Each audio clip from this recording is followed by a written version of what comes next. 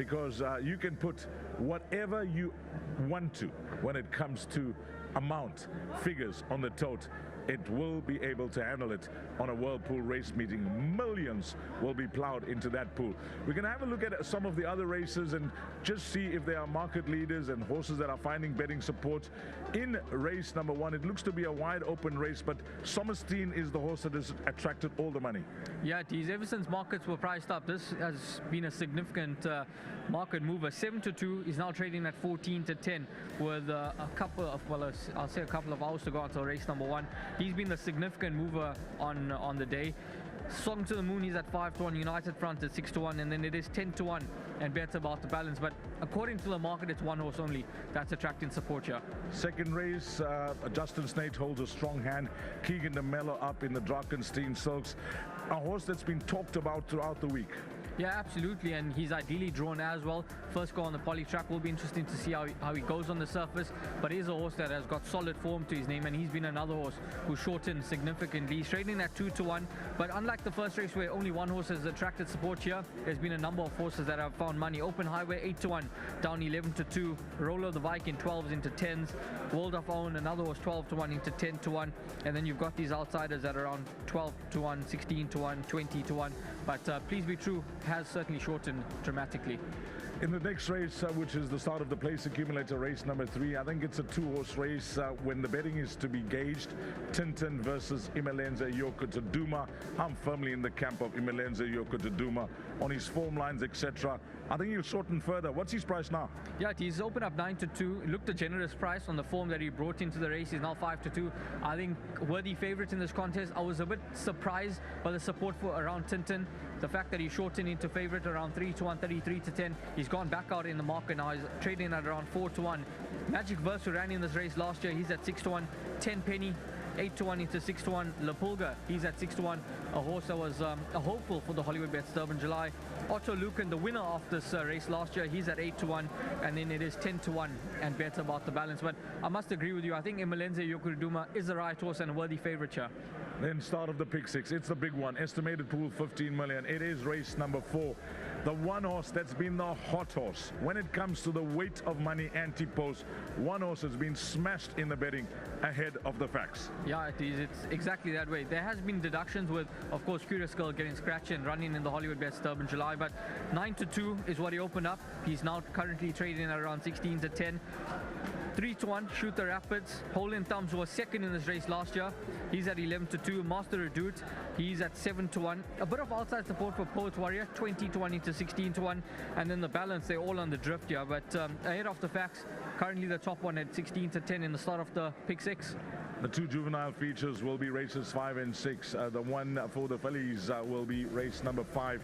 Now, this is a race where Alice B. Talkless is the talking horse, the way she won the feature last time out. But I will tell you, and Ryan, you're not going to surprise me. What's the price of Royal Tiara?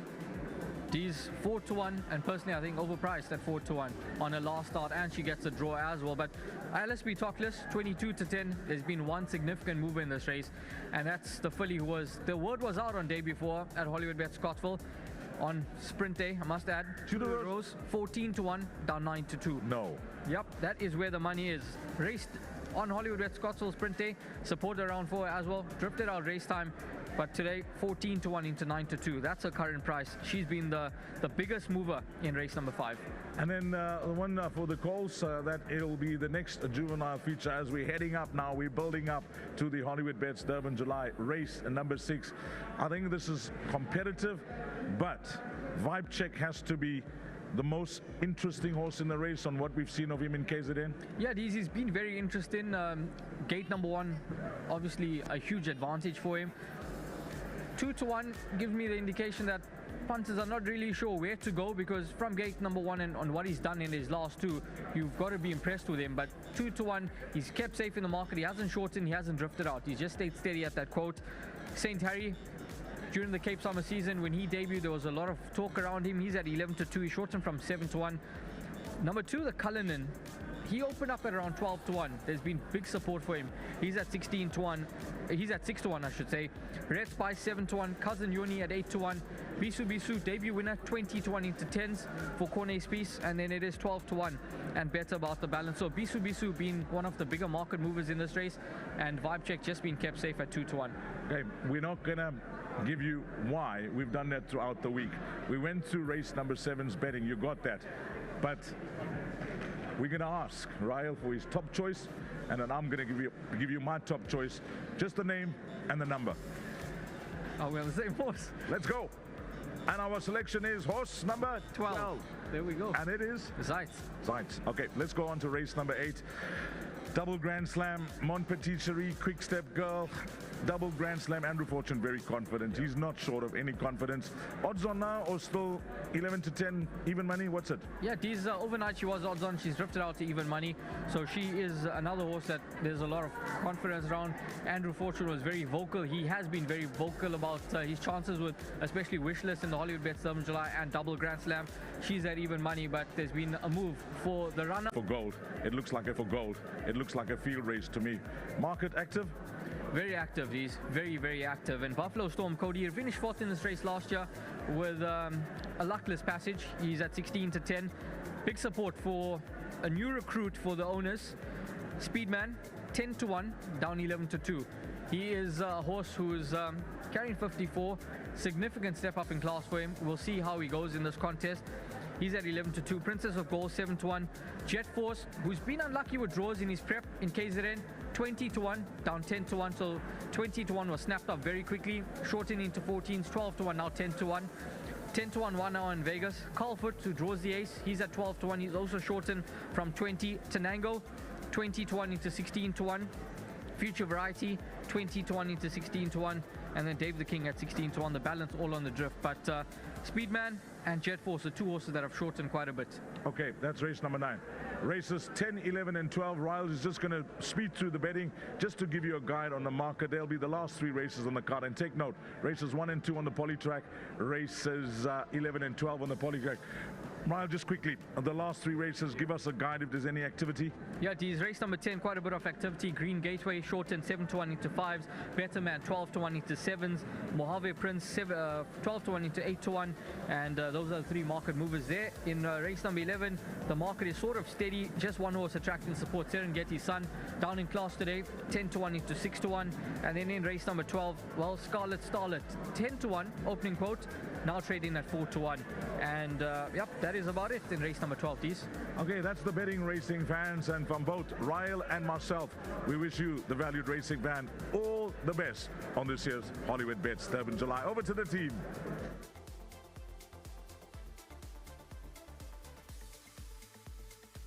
Well, Dr. Matt Borden is with me now, and Dr. Borden is the Chief Veterinary Officer at the National Horse Racing Authority. Dr. Borden, first of all, just tell us where horse welfare sits in terms of being a central plank of how you as a body regulate the sport. Horse welfare is fundamental to the core of the NHA. From medication control to injury surveillance, race day veterinary examinations, laboratory testing, it all forms part of our central objective to protect horse health and horse welfare and ultimately maintain the integrity of horse racing. And in your time as a vet and in your time at the NHA, to what extent have you seen significant progress in that area? How much have we moved forward in that time? We've definitely taken huge strides in progressing and prioritizing horse welfare, particularly through our international involvement. So with us, we rely a lot on stakeholder engagement as well as international regulatory expertise through visiting various conferences and being a part of various executive committees where we share knowledge and examine the most recent scientific evidence and veterinary advice on how best to manage horse welfare. Once a year viewers will obviously be scrutinising today's events in a slightly different way to people like you and me who come racing every day. For example, use of the crop, that's always going to be a key talking point. Where do you stand on that now, and how do you best regulate that? So the NHA is constantly reviewing its guidelines in relation to the crop. Recently, we've made amendments where specifically we reduced the number of strikes permitted from 12 to 10 strikes in a race. And this is largely based on available scientific evidence, veterinary expertise, as well as stakeholder engagement and developments within the international landscape and aligning our rules internationally. And what about equipment? I know you're always looking at that closely. The use of headgear, blinkers, cheek pieces, tongue ties, for example, performing wind operations, that sort of thing. Yeah, equipment is very important. Once again, we try and align ourselves with international best practice. So we look at the scientific research that's being done in equipment, as well as the veterinary advice, and we implement rules and protocols tailored to racing. I think it's very important to be aware that different disciplines have different objectives and risks when it comes to equipment, and what may work for racing does not work for another discipline. So it's very important that when we evaluate equipment, that it's specific to the racing environment and that the implementation of it is actually practical and beneficial to the horse. Okay, well, I hope you have a safe and trouble-free Hollywoodbets Durban July Day. Thanks so much for talking to us. Thank you very much. Appreciate it. Well, so how are the rules created here in South Africa? You know, what informs regulatory decisions? Well, Mark Curry is the chair of the NHA. So we've heard the veterinary perspective, Mark. How do you and your team go about ensuring the safety and integrity of the sport and overall best practice? So, you know, we have a board, obviously, and then executive management. But on the board, we don't necessarily have the experts that are required to make the rules. So our constitution actually demands that we create a panel of people who are experts. We have jockeys, we have trainers, we have legally trained people who sit on that board, and they, or should I say committee rather than board, and they opine on all the recommendations that are made to the NHA. So if we as a board think that someone has an outlandish suggestion, we'll write back to those people and tell them we think it's crazy and it's not, it doesn't merit discussion.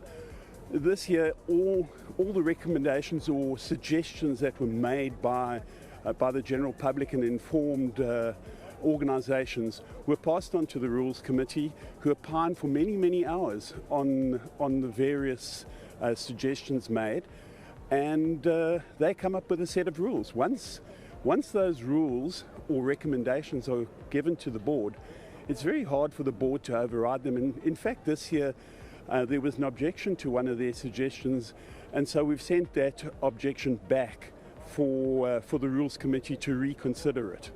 But that Rules Committee takes into account all the international affiliations that we have, provide feedback to the Rules Committee, and for that reason we feel that we have a really good set of rules that are then obviously the executive management need to uphold those rules and ensure that they're enforced. Okay, so that's the mechanics of it. As far as where South Africa sits on the international stage, to what extent is it important, as Dr. Borden was saying, to be in harmony with other major racing jurisdictions in order to drive South African racing forward?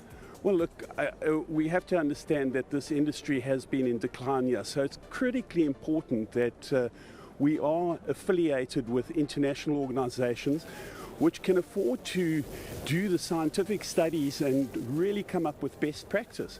And then that best practice is then applied here in South Africa, and we take into account our local, the local how can I say it, areas that and impacts that might affect South African racing as opposed to Hong Kong. You know, for instance, we race 2-year-olds like most people do all over the world. Hong Kong doesn't, just because it doesn't have the facility to break in horses and train 2-year-olds. But that doesn't mean that they think we're wrong because we do that. They just realize that certain rules are more appropriate to certain jurisdictions. Lovely to see you here. All the best for a very successful Hollywoodbets Durban July. Thanks so much, Mark. Thanks very much.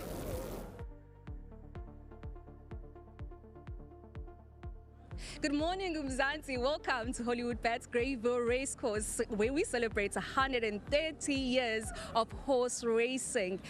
And I must remind you that the gates are officially open. People are starting to come in numbers. Now, when it comes to country allure, definitely a check for statement hats, silhouettes. But we cannot wait to see what people will be bringing throughout the day. Entertainment-wise, it's a lot.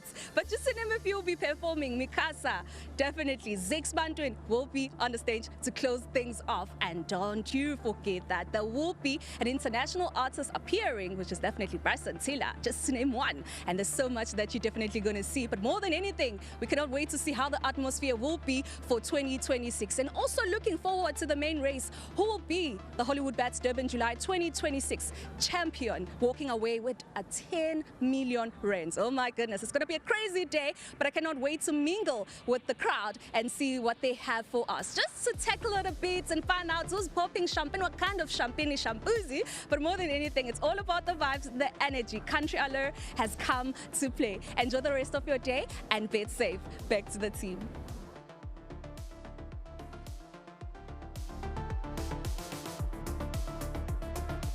So you are set, we are set, the stage is set. For Hollywoodbets Durban July 130, Nick Luck alongside Ali Cohen. A great pleasure to be guiding you through this wonderful afternoon of racing. Ali, welcome. Nick, welcome to you. I know that you've been here for a few days and you've seen some of the sights and sounds of South Africa, and I'm looking forward to getting to your mark at the end of the day, and I think that might be determined by the levels in your pocket. But as far as the week has been, it's been absolutely sensational. I think the build-up, even going back to the first entries back in April, that's really when the ball starts flowing. The announcement of 10 million rand for the Hollywoodbets Durban July, I think, also just pricked a few ears, and this is the day that really matters on the South African racing calendar. The first Saturday of July, there is nothing like it, and it's fantastic to have the world tuned in, to have all sorts of aspects, of themes, of plots and subplots that go around with Africa's greatest horse race this year. Bring on 4 o'clock, bring on all the action. Absolutely. We're expecting north of 50,000 people here at Hollywoodbets Greyville this afternoon. Perfect conditions, mid-20s Celsius. Glorious, gorgeous place to stage the sport of horse racing. And I think it's a mission of everybody here to make this once again the people's race. A race theoretically anybody can win, and I think that's what makes today so intriguing. There is not one firm, hard favourite. You could make a case for 2/3 of the field quite safely. Over the years, Nick, the Hollywoodbets Durban July has been tinkered as far as its conditions are concerned. There was always, well, a 3-year-old can't carry less than a certain weight, no matter what its rating was, and 3-year-old fillies and older horses, etc., etc.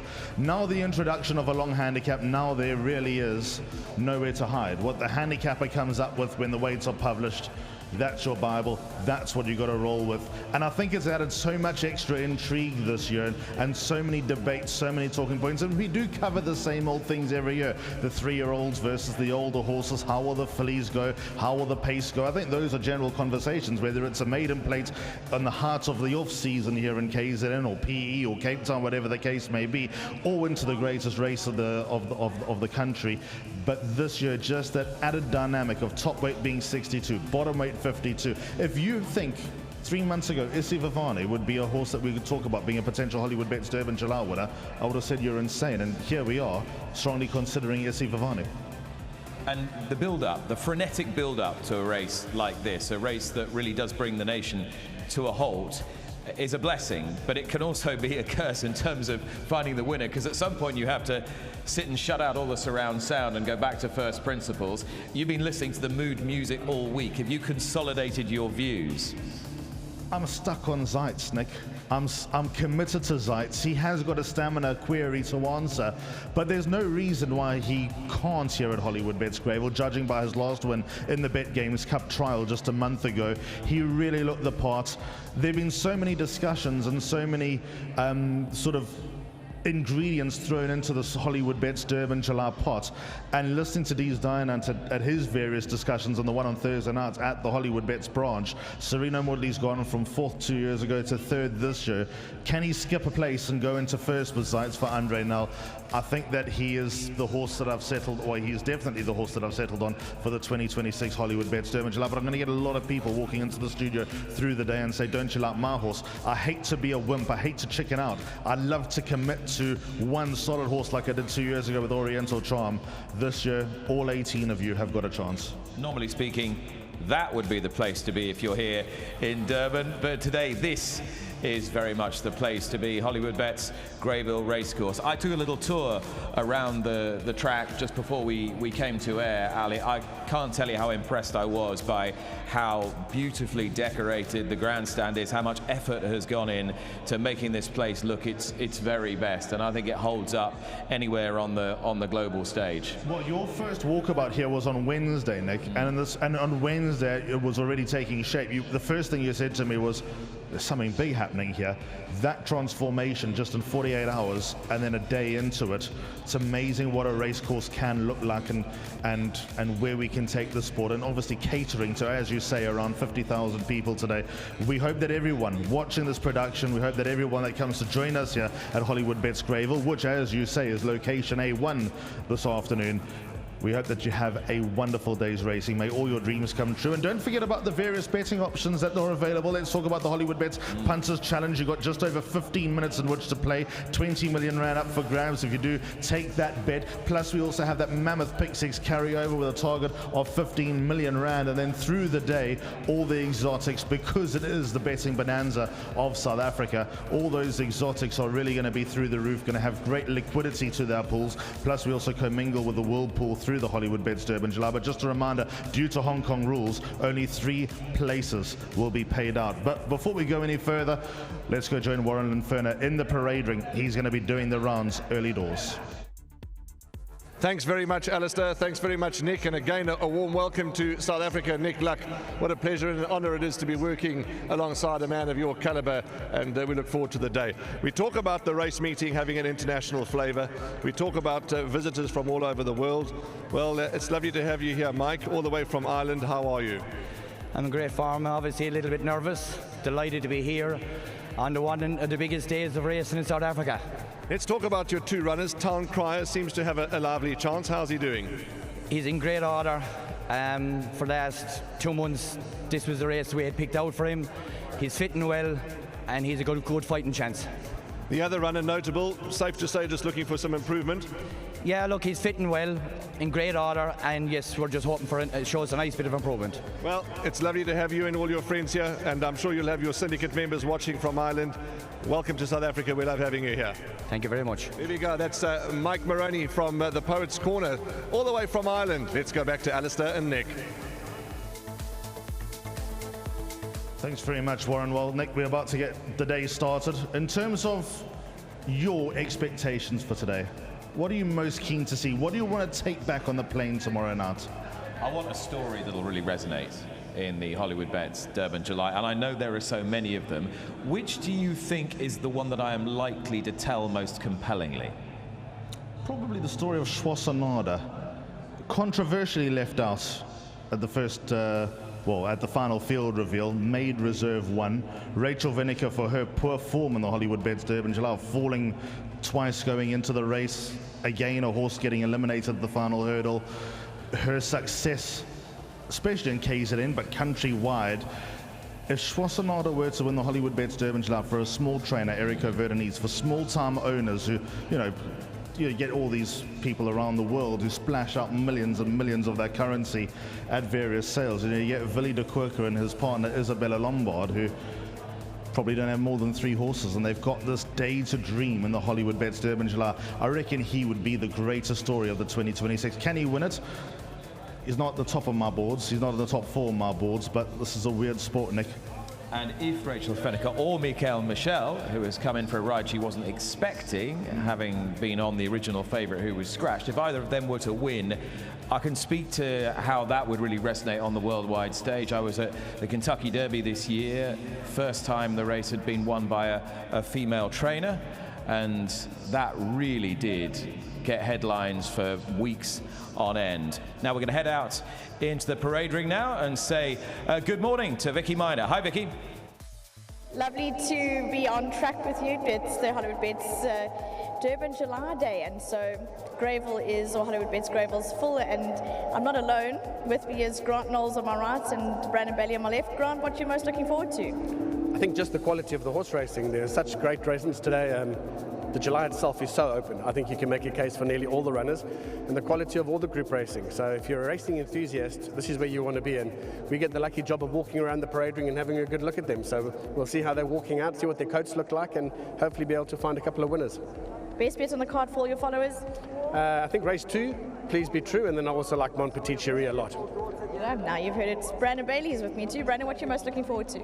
No, lots, Vicky. It's obviously been a super week. Obviously, thanks to Hollywoodbets, we spent a bit of time, first time for me, at Summerveld Training Centre during the week, so we got to catch up and see some of these Hollywoodbets Durban July contenders, and even on the undercard getting ready and getting their prep in.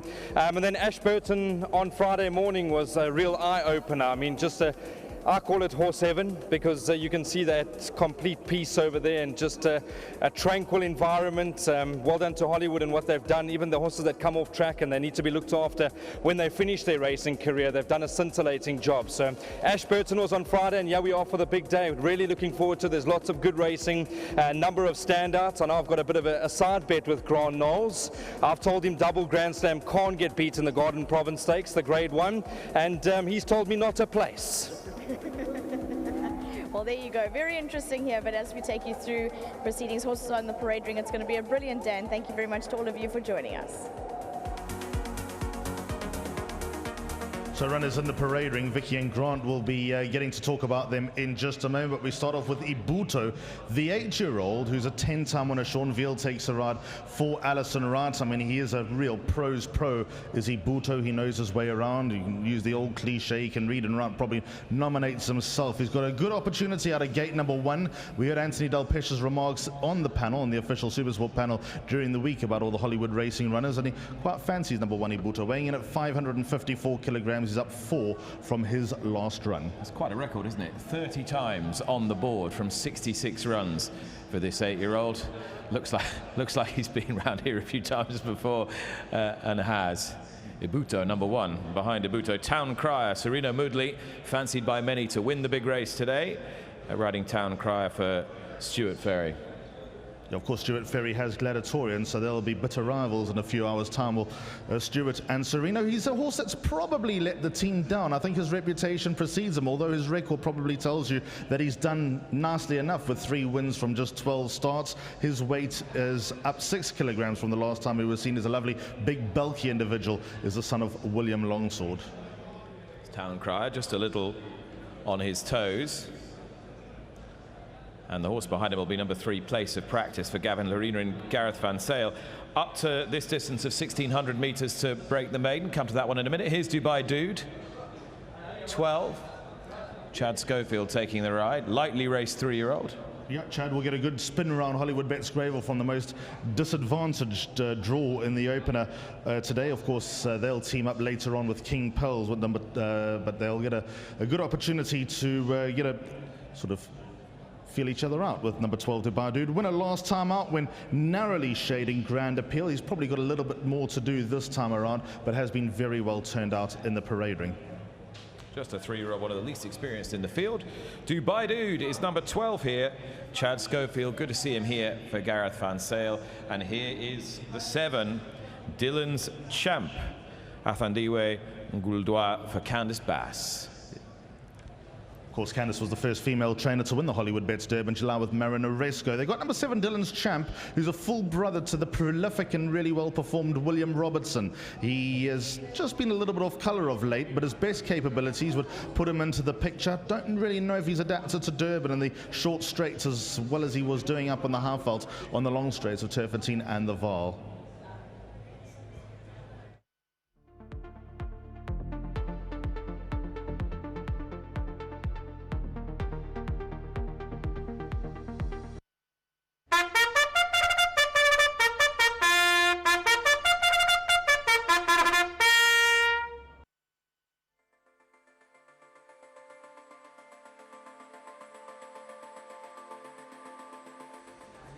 Let's go on to number 3. This is Place of Practice, also a winner of his maiden last time.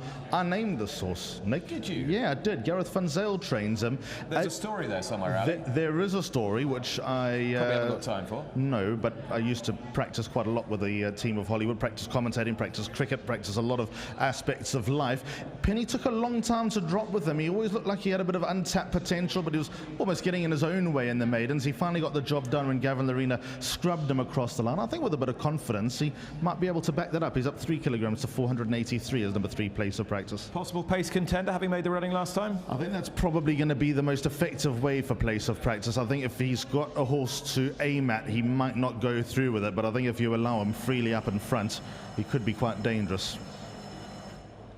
All right. Riders given the office to mount for race 1, Place of Practice for Gavin Larena and Gareth Van Zyl. There's 11 Magma Magic, who is just on his toes as he heads out onto the track. Yep, he can obviously be a bit quirky. He's seeking a hat-trick of wins. Tony Riverland has done a wonderful job with him of late, and Tony's yard is in fine form. If they're not winning, they're hitting the balls, and I think he very much covers that aspect. His good performances of late have been on the turf, so let's see how he goes on the synthetic. On the poly surface last time, he's got heart, he's got a bit of spunk as well. Showing himself to be a bit of above himself, a little bit of a sweat developing, but his form certainly wouldn't put too many off.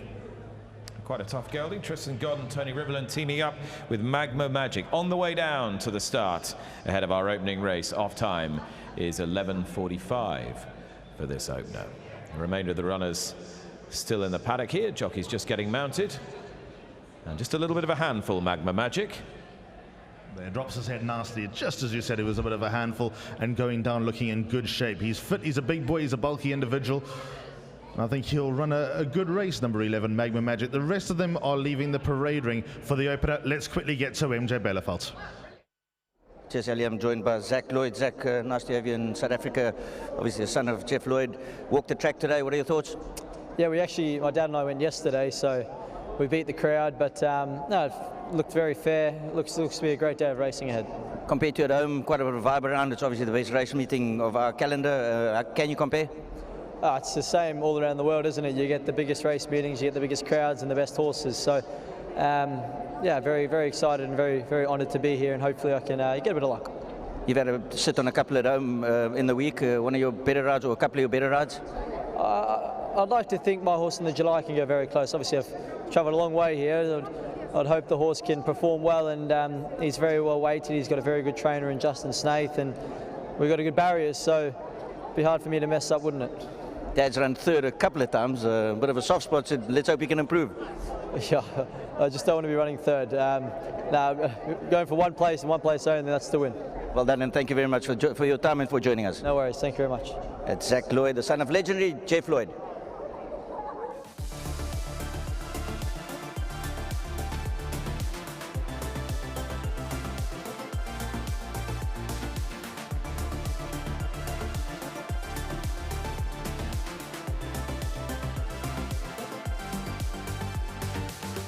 Horses on track for race 1, the green tube class 4 over the 1600 meters, and really great. The atmosphere is already building on the course, as it's just going to get better and better as the day goes on. So we'll have a look at how the horses move down to the start. They're obviously going to parade, being a 1600 meter race, and then turn and canter down to the start.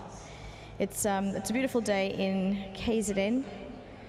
It's a beautiful day for champions to be winning too. I'm just seeing number 1 Mbuto, Sean Veal aboard, fitted with the cheek pieces. Is number 2 Town Crier, Stuart Ferry's runner with Serena Moodley aboard. Place of Practice, Gavin Larena, Gareth Van Zyl. Town Crier's turned, moving down very beautiful, elegant action, covering a lot of ground, great enthusiasm, and he's holding himself in a very nice tight frame. It's a good canter down. Number 3 Place of Practice. A little bit more of a loping, relaxed canter, to be fair. Almost the type of horse that would enjoy it a little bit further. Number 1 Mbuto is going down very well. Sean Veal, a sizable individual.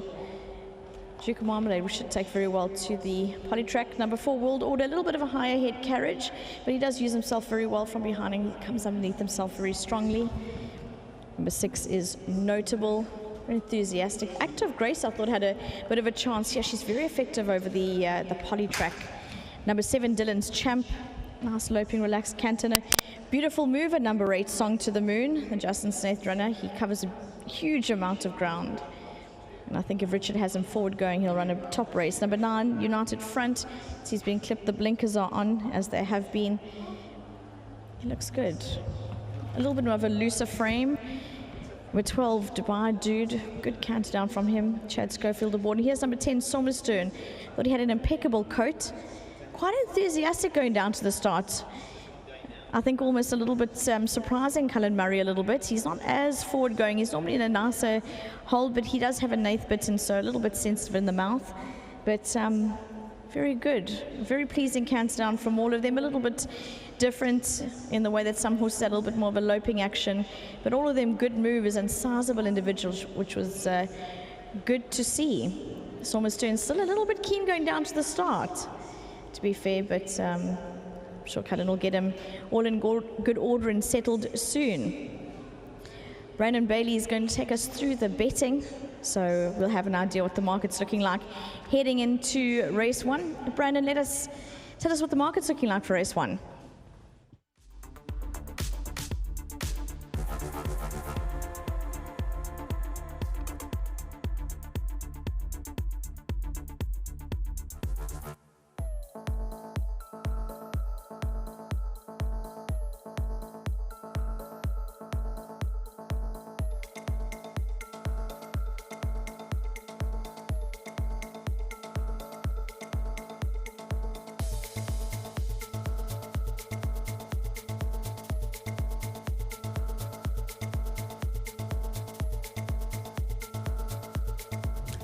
Very good day and welcome to each and every one of you joining us at a wonderful Hollywoodbets Greyville for the big race day, Africa's premier horse racing event and social event. From myself, Sheldon Peters, and the entire team.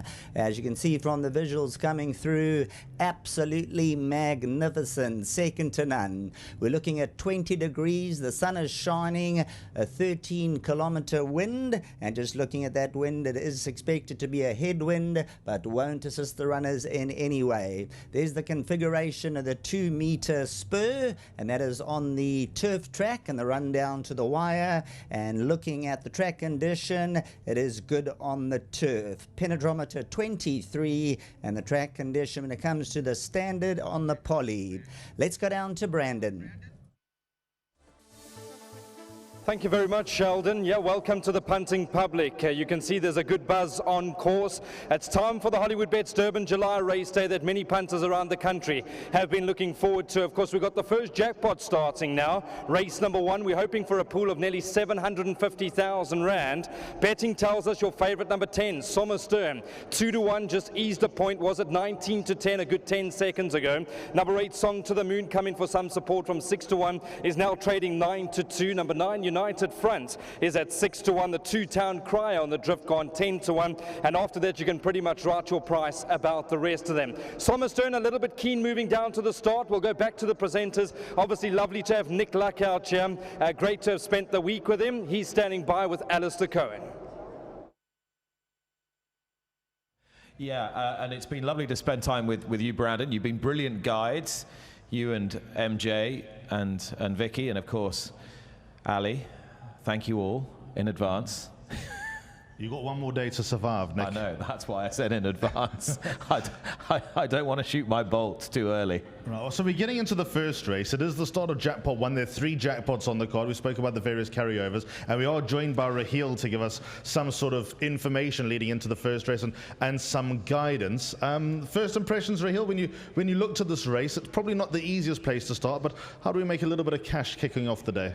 Yeah, it's one of those races where obviously we'll get a good guide of how the surface is running, the poly track, first 2 races and last 2 races, and I suspect that there will be quite a bit of speed on, and perhaps one of the horses from off them could be suited by that. Having a look at the horses in the ring, a horse that stood out to me and a horse that also stood out to me last week Thursday when the gallops took place, Dubai Dude.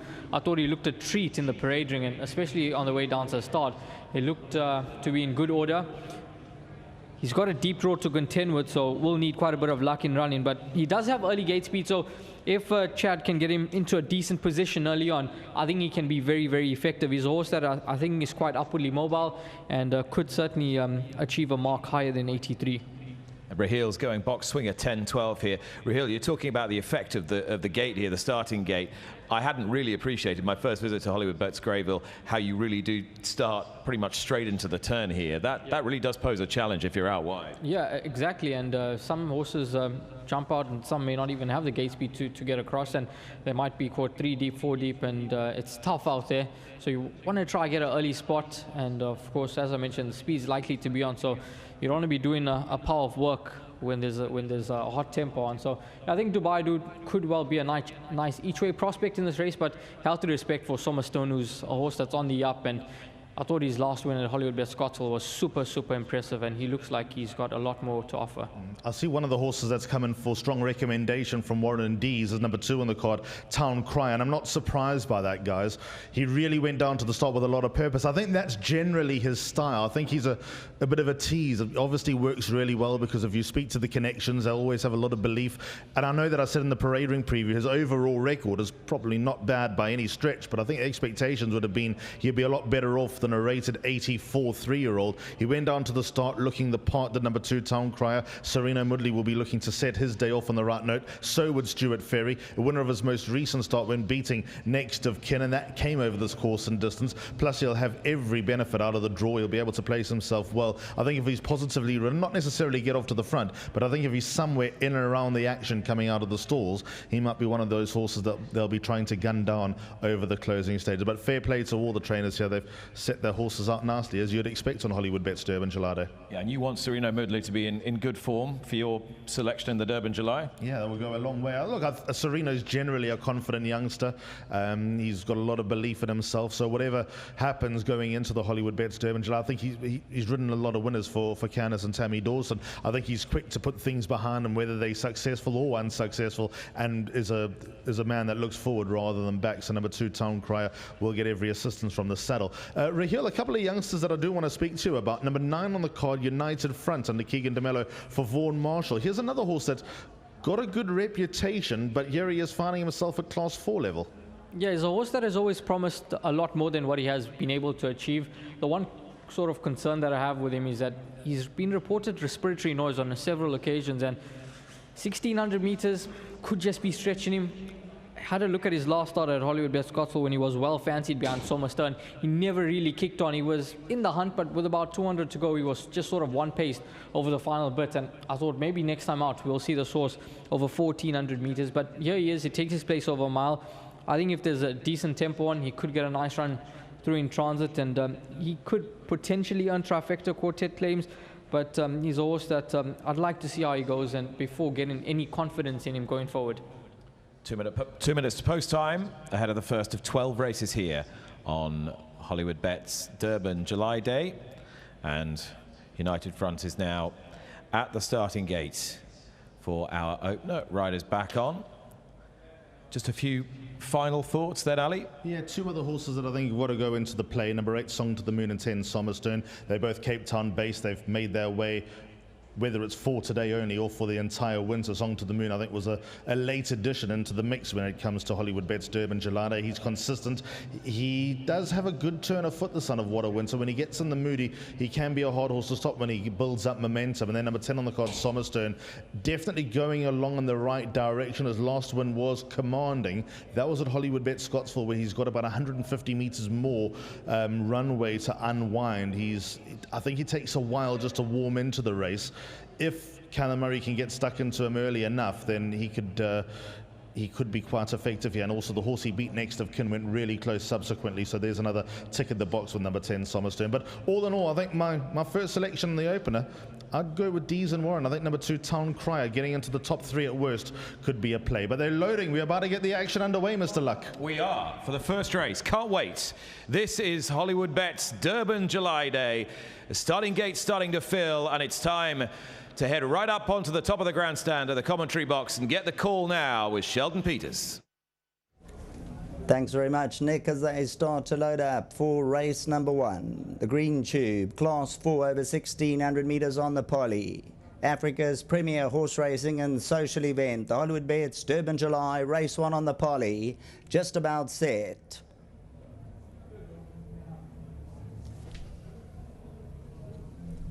Active Grace to settle. Gates are away and the roar from the crowd in race number 1 as we get the journey underway. Place of practice, fleet-footed out the machine. United Front wants to build around them.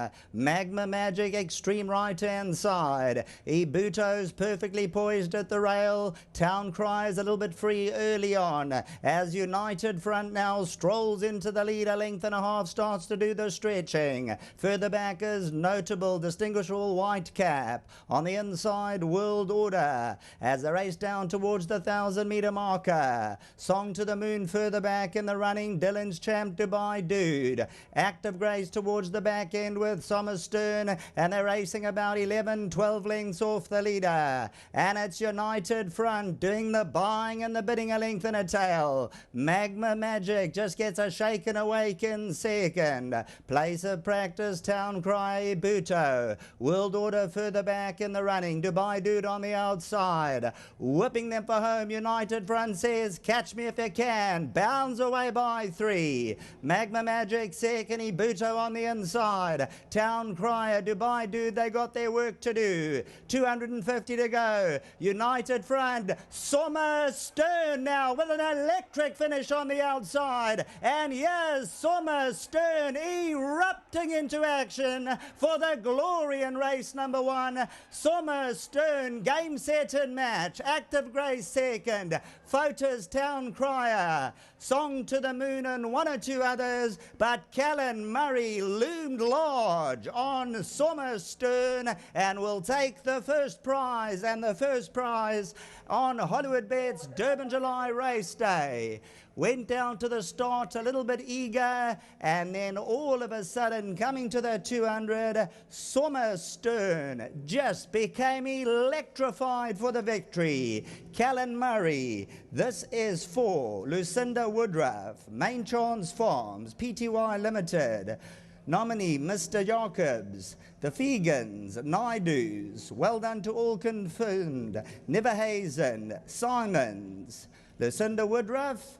Active Grace is further back in the running, but look right, yellow and black silks. Sommer Stern, give me the green light. Bred by the Main Chance Farms, will open proceedings as the strongly supported favourite at R2.90 and R1.50. In the blink of an eye, it all turned around. Sommer Stern picked them up, inhaled them, and that was it. Race over, ladies and gentlemen. Number 10 will take home the prize money. Well done, Lucinda Woodruff and the entire team. Callan Murray produces in race number 1 on the big race day. Hollywoodbets Durban July, race number 1.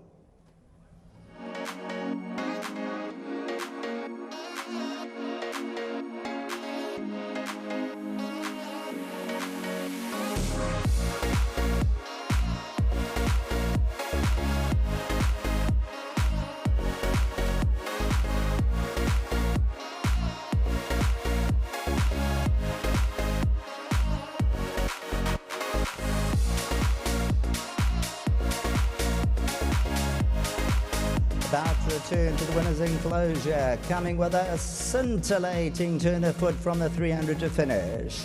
The strongly supported number 10, Sommer Stern. The 4-year-old bay-gelded son of Gimme the Green Light, Lucinda Woodruff, will open proceedings. Callan Murray, the winning pilot, jumps aboard Sommer Stern. The pace was on, and Sommer Stern picked them up inside the 300. Bred by the Main Chance Farms Pty Limited, who also owns Sommer Stern, along with the Fegans, Naidus,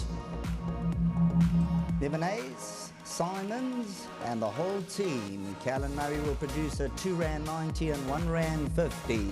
United Front decided to skip along, was a little bit eager the first few hundred meters, opened up a huge lead, and coming to the 250, Sommer Stern started to eat into the lead and takes home the glory in race number 1. This could set the trend for the rest of the day.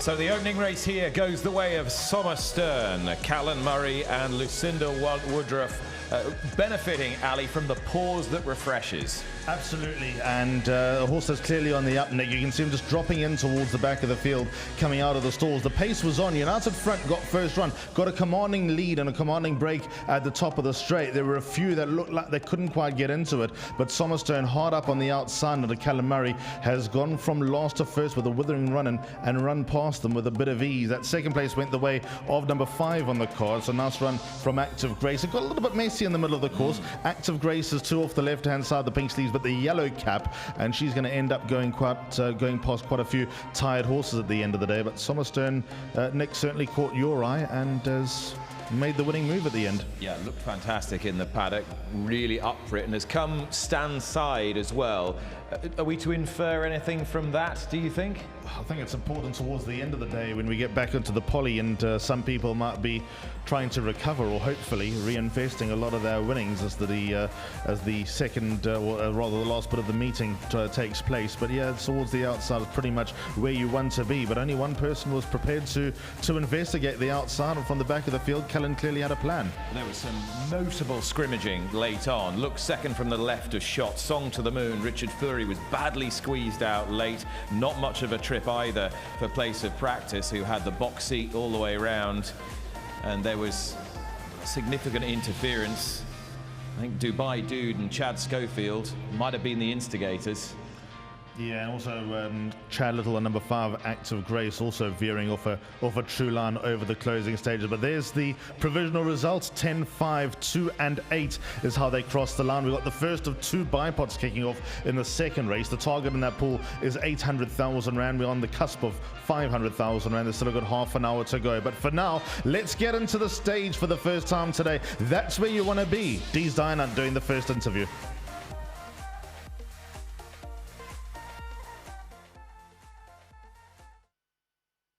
Well, thank you, Alistair, and thank you, Nick. And race number 1 on Hollywoodbets Durban July Day. It's a flying start for Lucinda Woodruff. But we're joined on the podium by the gentlemen that have sponsored race number 1, which is Green Tube. And we welcome to Hollywoodbets Greyville, Razvan Glodia, the Green Tube Sales and Key Account Manager. And alongside him is the MD of Green Tube, and he is Alexander Mervelt. Guys, thank you for your sponsorship. Thank you for your involvement in today's race day, and all the best for the rest of the afternoon for yourself and your clients from Green Tube. Thank you so much. Coming us down to assist us with the winning presentation. First up will be the winning groom, the gentleman that takes care of Somerstein. His name is Apiwe Mukane. Apiwe, congratulations to you, and Anthony Delpesh handing over the groom's incentive, which is 2,000 Rand to the winning groom, and that is Hollywoodbets and Race Coach. Congratulations to Apiwe Mkane, 2,000 Rand, Hollywoodbets and Race Coach. Thank you so much, Anthony. The winning jockey off to a flyer is Callan Murray. Wow.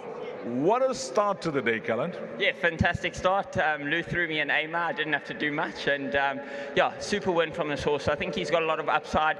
He obviously gets back by design, settles very well. And I thought I made a long, sustained run, which he carried out very professionally and very well. So all credit must go to Lucinda and her team. They're doing a fantastic job. The statistics speak for themselves. So well done to her. The confidence that you had in the horse from the position you came. Yeah, look, Lou didn't want to know, which is great. When you can be so confident on a horse and back it up in the run. Look, I didn't have too much to do with him leading into this, so her team's done a fantastic job, and I was able to ride him with that confidence. Okay, you've broken the ice early. The first winner belongs to you in the jockey room. Just for your racing fans out there, we don't want to go through your entire race card, but what's your best on the day? Yeah, look, I have a very good card, but I think my big standout one's Royal Tiara. Nice one. Good start. All the best for the rest of the afternoon. Well done, Callan. Thank you very much. Obviously to Lucinda and her whole team, to Main Chance Farm, and all the rest of the owners here. Lovely to have such a nice crowd on a big day. Well done to Hollywoodbets. The racecourse is looking fantastic, a fantastic day. And to my sponsors, Splash Out, thank you very much. Gee, so many people to thank, even Haval GWM in Durban for organising a car for me this weekend.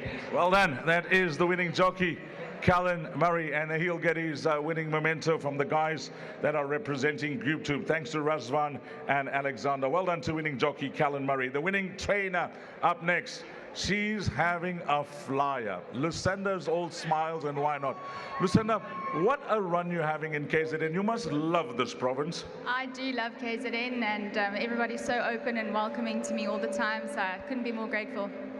What is it that your horses take to the climate, the conditions, the racetrack? Your horses are in a fine space. Yeah, Deez, I also think I always try and pick the right type of horses. Somerstone in particular, he started his racing career only as a 4-year-old, and I think this is his 4th win out of only 9 or 10 races, and he's never quite missed. He's always taken a very long time to come to hand, but well, he's really rewarded all the guys that have been a part of him from the beginning, and I just want to say to them, thank you for sticking with him. You know, it took a very long time to get him to the track, a lot of teamwork. To Danny out at Main Chance, this is all because of her. She put this together a long time ago. To Garth, who couldn't be here today, and Andreas, and I'm so grateful that everybody else came here today. We got Basil and Dio and Brendan and Quinton and Raksha. So it's wonderful. And Pooban, of course. It's just wonderful to have them all on such a big day. Teamwork is dream work. We know that. Your best for the afternoon?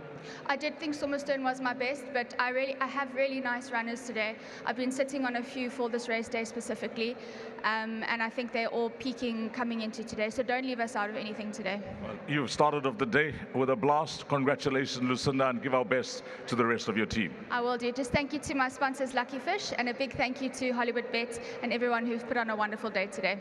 And she's sponsored by Lucky Fish. Well done to you, Lucinda. That's your winning memento. Congratulations to winning trainer, Lucinda. Now, there's a whole host of owners here. We congratulate the breeders as well, Main Chance Farms. Main Chance Farms, the owners.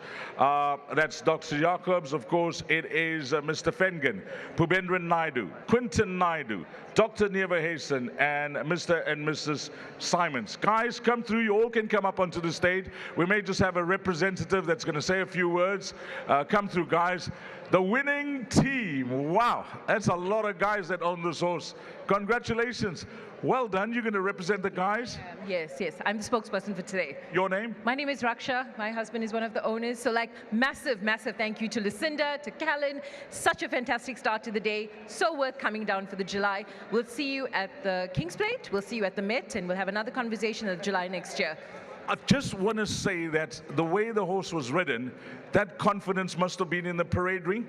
Parade ring, behind the scenes, at home, every day leading up to it, we were ready. We were here for the win.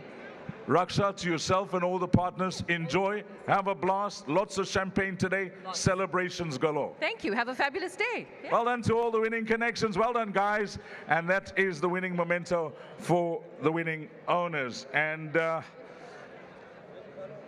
thank you, Anthony, for assisting us as well. And to close things off, Razvan, Glodia, and Alexander Mayworld representing Green Tube. We thank you guys as well. Race number 1, ladies and gentlemen, on Hollywoodbets Durban July days belongs to horse number 10, Sommerstein.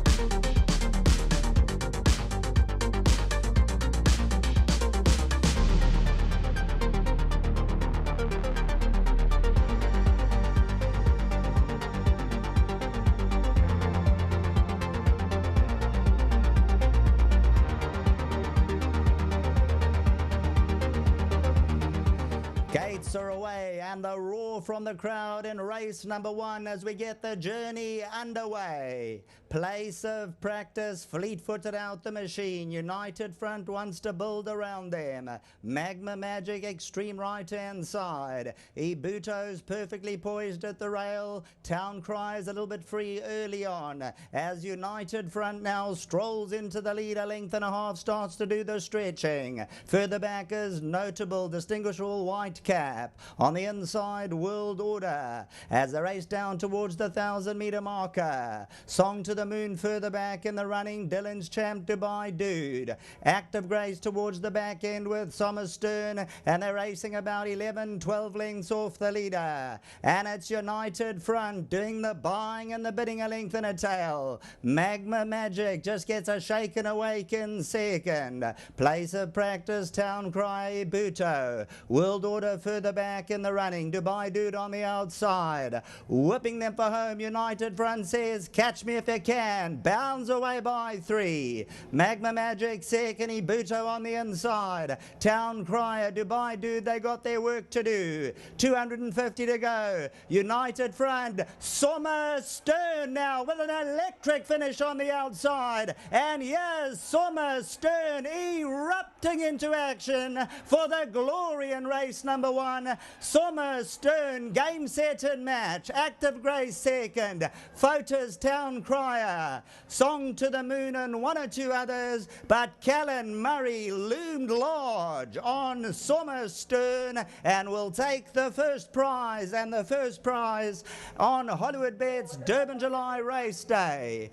Went down to the start a little bit eager, and then all of a sudden coming to the 200, Sommer Stern just became electrified for the victory. Callan Murray. This is for Lucinda Woodruff, Main Chance Farms, Pty Limited. Nominee Mr. Jacobs, the Fegans, Naidus, well done to all confirmed, Neverhazen, Simons, Lucinda Woodruff, Active Graces further back in the running, but look right, yellow and black silks, Sommerstern, now give me the green light, bred by the Main Chance Farms, will open proceedings as the strongly supported favourite at R2.90 and R1.50. In the blink of an eye, it all turned around. Sommerstern picked them up, inhaled them, and that was it. Race over, ladies and gentlemen. Number 10 will take home the prize money. Well done, Lucinda.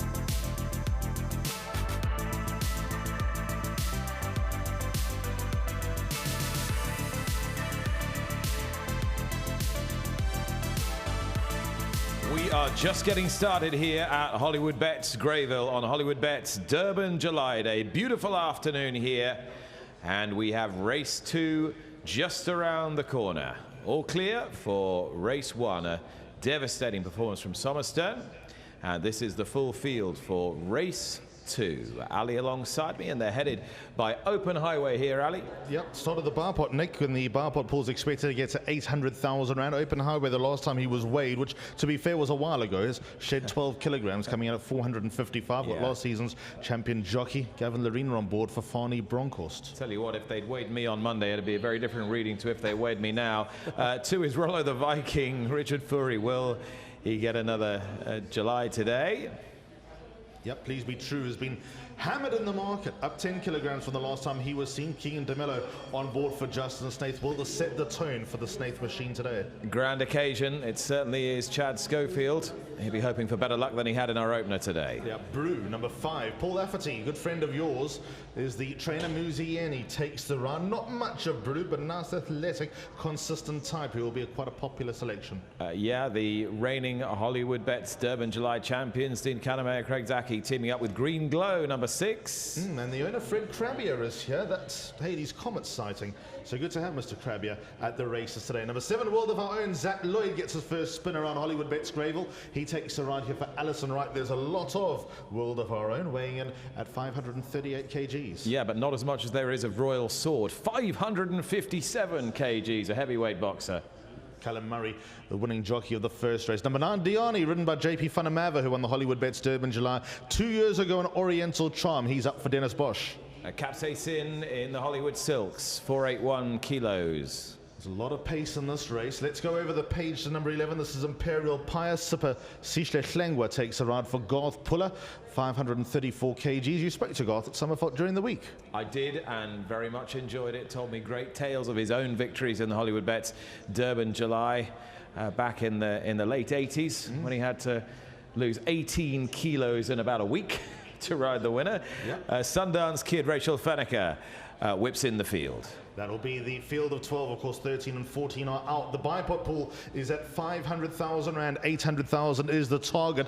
The latest tote odds show number 3 on the card. Please Be True is the favorite at 240, a win in R1.10 a place. As mentioned, he has been well supported in the market as we go into race number 2. This is the Tote B Stakes. They'll be coming into the parade ring for the second race in just a moment. Vicky and Grant will be doing the rounds, but before we get there, yeah, am I on the poly again? You're on the poly again, Mr. Luck. Anything we can really deduce from that opening race? I think the winner would have won wherever he'd come from, but the pace held up okay. The runner-up was on the bunny all the way. I think fair race, and what I do think a lot of guys must investigate is more middle outside coming into the home straight. I think you'd like to give yourself a few options, maybe sit one off the rail and be able to fire home from there. There's the Garth Puller team, or there's Garth Puller in all his glory and all his team standing around. Number 8 on the card, Royal Sword, the horse that we've just picked up, as we mentioned, going through the field, a lot of them. A really consistent son of William Longsword, who's lightly raced the rising 4-year-old. There is 6, Green Glow, Dean Kanemayer and Craig Zaki teaming up here. Just a 3-year-old, pretty lightly raced. reasonably consistent as well. Green Glow. And last time out was a heavy favorite. Didn't get the best of trips, to be honest. And I think we can readily put a line through that run and expect better today with a clearer passage. There is Dean Kaname and Fred Krabia,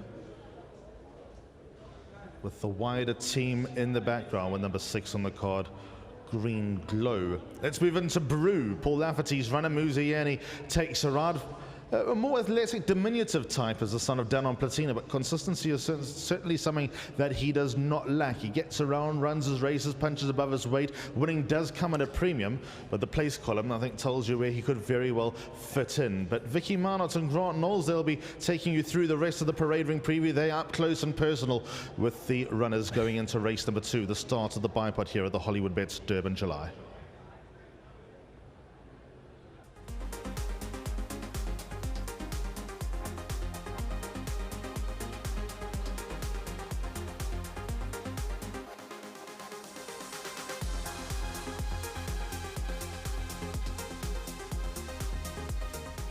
Here's a look at Open Highway. Fanny Broncos and Gavin Lorena taking the ride. It's been set a couple of pretty stiff tasks the last twice, but we feel much more comfortable in this grade. And a 7-time winner. And looks on pretty good terms with himself as well. Hasn't had much experience here at Hollywoodbets Greyville, but ran very well the only time he came here before, which would give you a little bit of encouragement. That is number 1, Open Highway. Here's 2, Rollo the Viking. Richard Fury for Nathan Kurtzen. And we're going to head out into the paddock because Vicky's got a close-up look at Rollo the Viking. Rollo the Viking, number 2, he looks superb. He's been clipped. At the moment, he's very much relaxed and looking really good. Really fit-looking horse, to be honest, and as I said, nice and relaxed, so he's looking great. Next is number 3, Please Be True. Who's your current favorite? He's the son of One World. Big, strong individual. He's walking out really well. He's got a good coat as well. Lots to like about his Cape Town form. Last time out he was second behind Chasing the Rainbow. That's a really strong form line, and Justin Snaith has presented him in really good order here today. Here's my idea of a massive runner in this contest.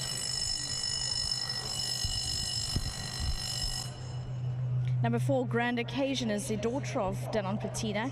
Chad Schofield rides for the Gareth Van Zyl yard. Looking at her in the ring, she's got a nice amount of pace, and you can see that about her. She's very athletic, and as such, she's really got a great coat on her. I think that's really nice to see. Probably a bit of an influence from a Damsai Visionaire, but yeah, very elegant and racy, I would say.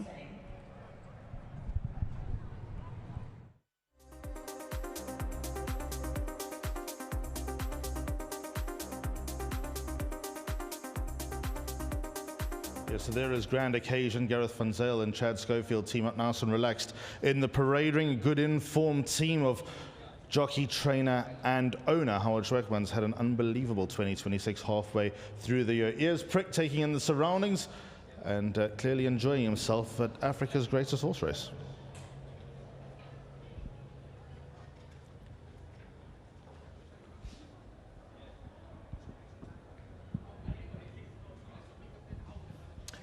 All right, runners just getting the leg up then as they're leaving the parade ring. 12 minutes to post to race 2 here at Hollywoodbets Greyville. Beautiful afternoon, and we're on the poly track again over a mile.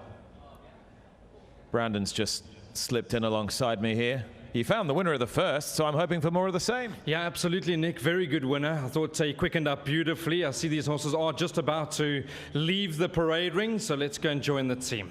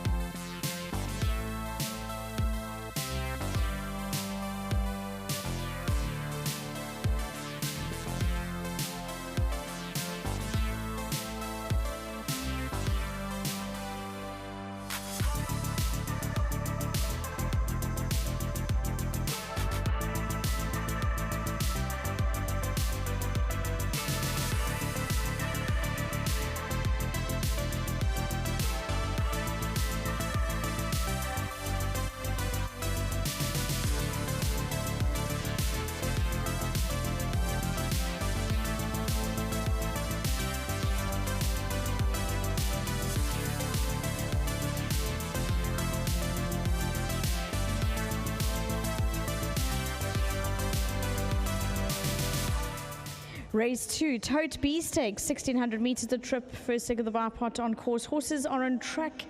As such, the 1600 meters, once again, they'll be on parade and then turn to canter down. Horses looked superb in the ring. Some really sizable horses, really strongly built, and that's really elegant and speedy. So going to be interesting to see. I think they'll get on really well here. There's a good amount of pace in the race, which normally bodes well to a great start. And as we saw in race 1, Somerstern came from the back of the field. So it definitely is possible to come from anywhere, to be honest.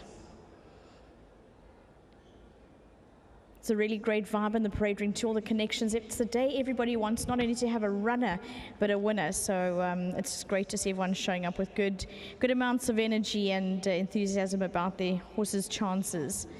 Number 10 is Capsicum, going straight down. But first have a look at number 1, Open Highway, the son of Var.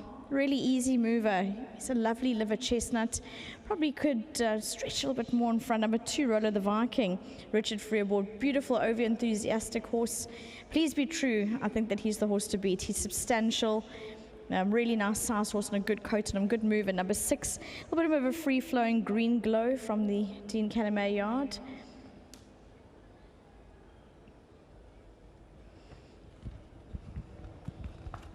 Really nice canter down from Royal Sword, the son of William Longsword from the Garth Pillar yard. Relaxed canter down, I think that's really good. He's got a great rhythm to his action.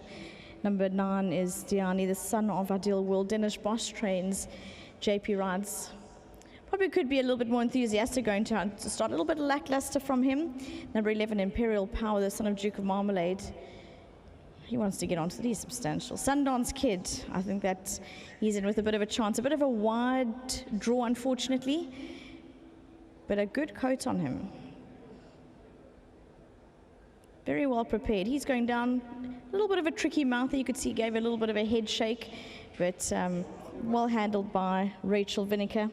So that all went down very well. I think Please Be True for me is the horse to beat, but you can also respect a whole bunch here like number 5 Brew and number 12 Sundance Kid. But Brandon Bailey will tell us about the betting. Over to you, Brandon.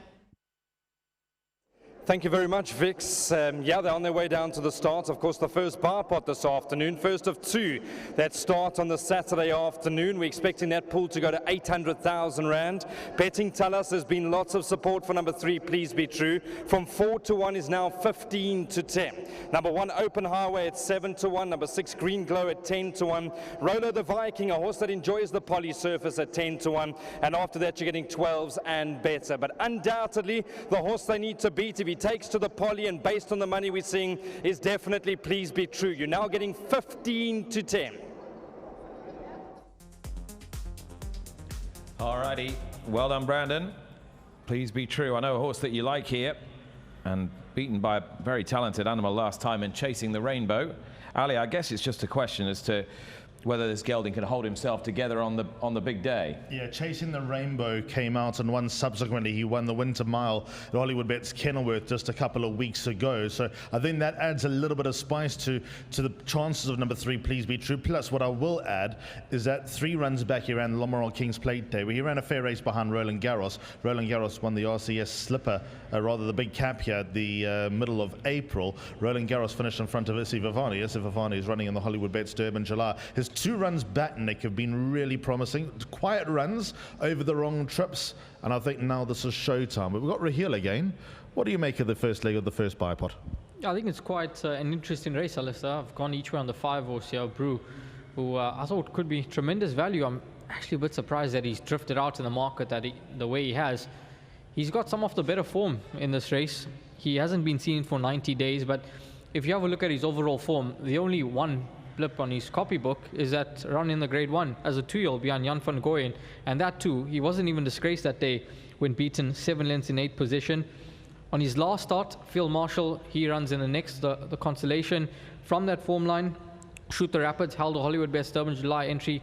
He runs in the Gold Vase. I Salute You, who finished behind Brew that day, he runs in the Hollywoodbets Durban July. So there's a lot of form to work with horse number 5, Brew, and if he doesn't just need the outing after this gelding and rest, I think he can equip himself really nicely in this contest. 12-10, 3 Rand 10 on the tote, 33 to 1 shot on the fixed odds front. I think he's a horse that will run a lot better than what his odds suggest. Well, you don't need too much on at that price, Rahil. Would you expect him to be ridden forward? I think he's going to be given a chance, given that he's returning off a 3-month layoff. I think just give him a chance and allow him to finish off his race. Had a word with trainer Paul Laft. He mentioned he would have liked a week more with the horse, but he's doing very well back at home, and he's expecting a decent performance from him. That's it then for Rahil.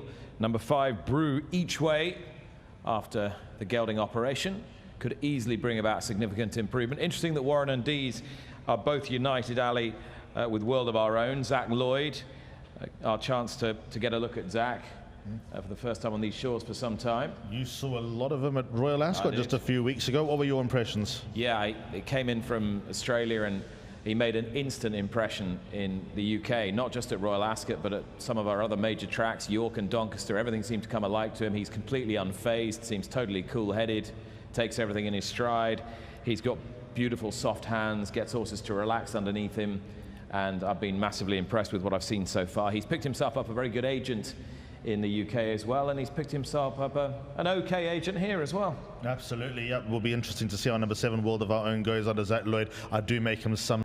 But he's well, and yeah, we're expecting a good run. Obviously, Zach, awesome to have Zach on him, and yeah, let's see how he goes.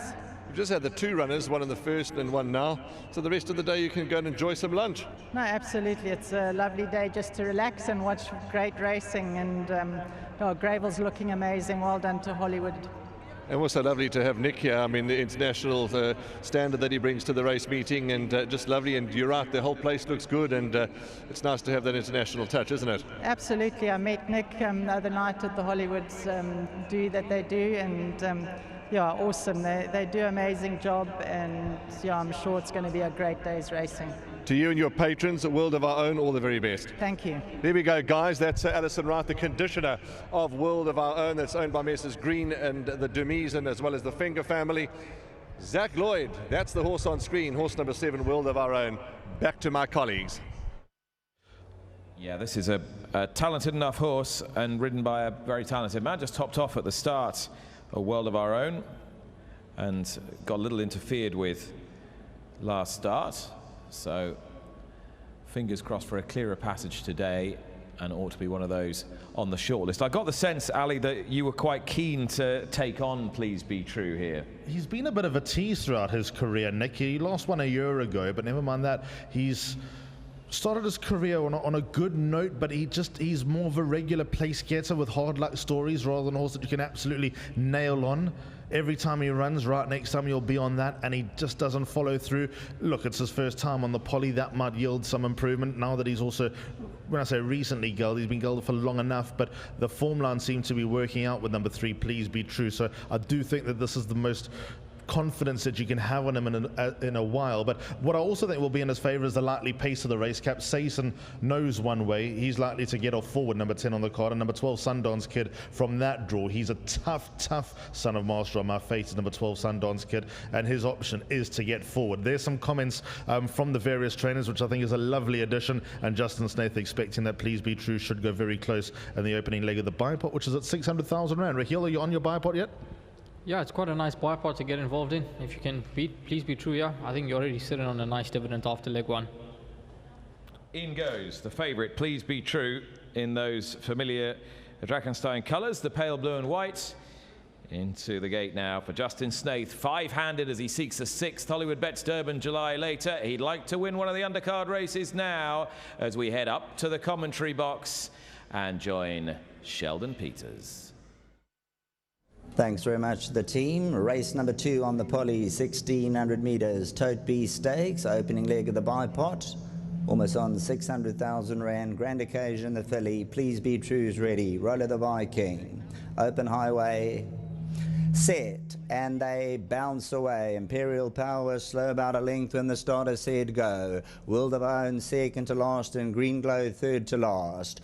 Royal Sword got a soft, uncontested lead the first 100, but you get the feel Sundance Kids wants to pressurise him for the lead. Around them goes Capsaicin, and number 10 Capsaicin and Seanville now attack Royal Sword. In behind these runners, open highway races, 4 lengths off the tempo.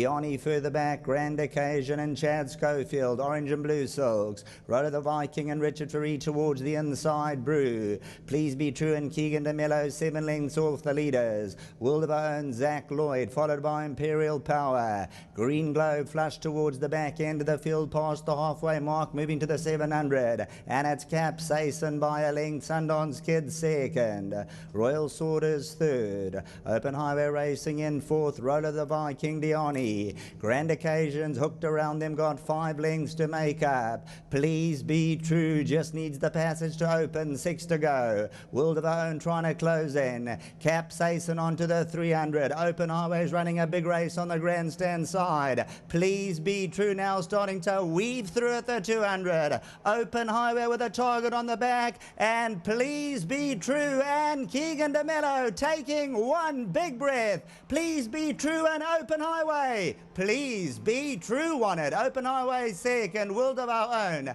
Sundance Kid and Imperial Power in photos. Once again, the favourite rises to the top, and Please Be True. Keegan DeMello with a 20% win strike rate will not let down the team. Well done to Justin Snaith. Bred by the Drakenstein stud. Nominee Mrs. Gaynor Rupert. They also own, along with Kalinga and Neville Isdell, Please Be True. Settled mid-division, started to weave through, and will win by a long neck. Open Highway moved up dangerously at the 300 second. World of Our Own in third, and Sundance Kid, Imperial Power. Sundance Kid, just from Imperial Power and Roller the Viking. Look at Keegan DeMello, all dressed for success, hands and heels down the middle, the passages open, and the one world for Justin Snaith, a 700,000 rand buy. First time on the poly, comes bounding through for glory. Keegan DeMello asks late on in the day, and Please Be True gives all the right answers. 2 rand a win, 1 rand 30 a place. The first 2 well-backed favourites oblige at Hollywoodbets Greyville. Back to the respective studios.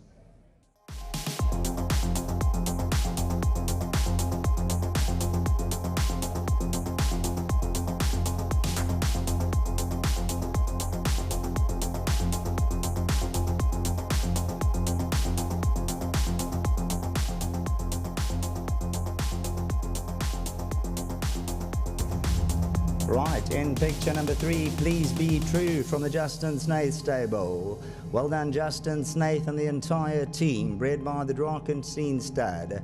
Mrs. Gaynor Rupert, a 700,000 rand buy. Also in partnership with Kalinga and Neville Isdell, Please Be True.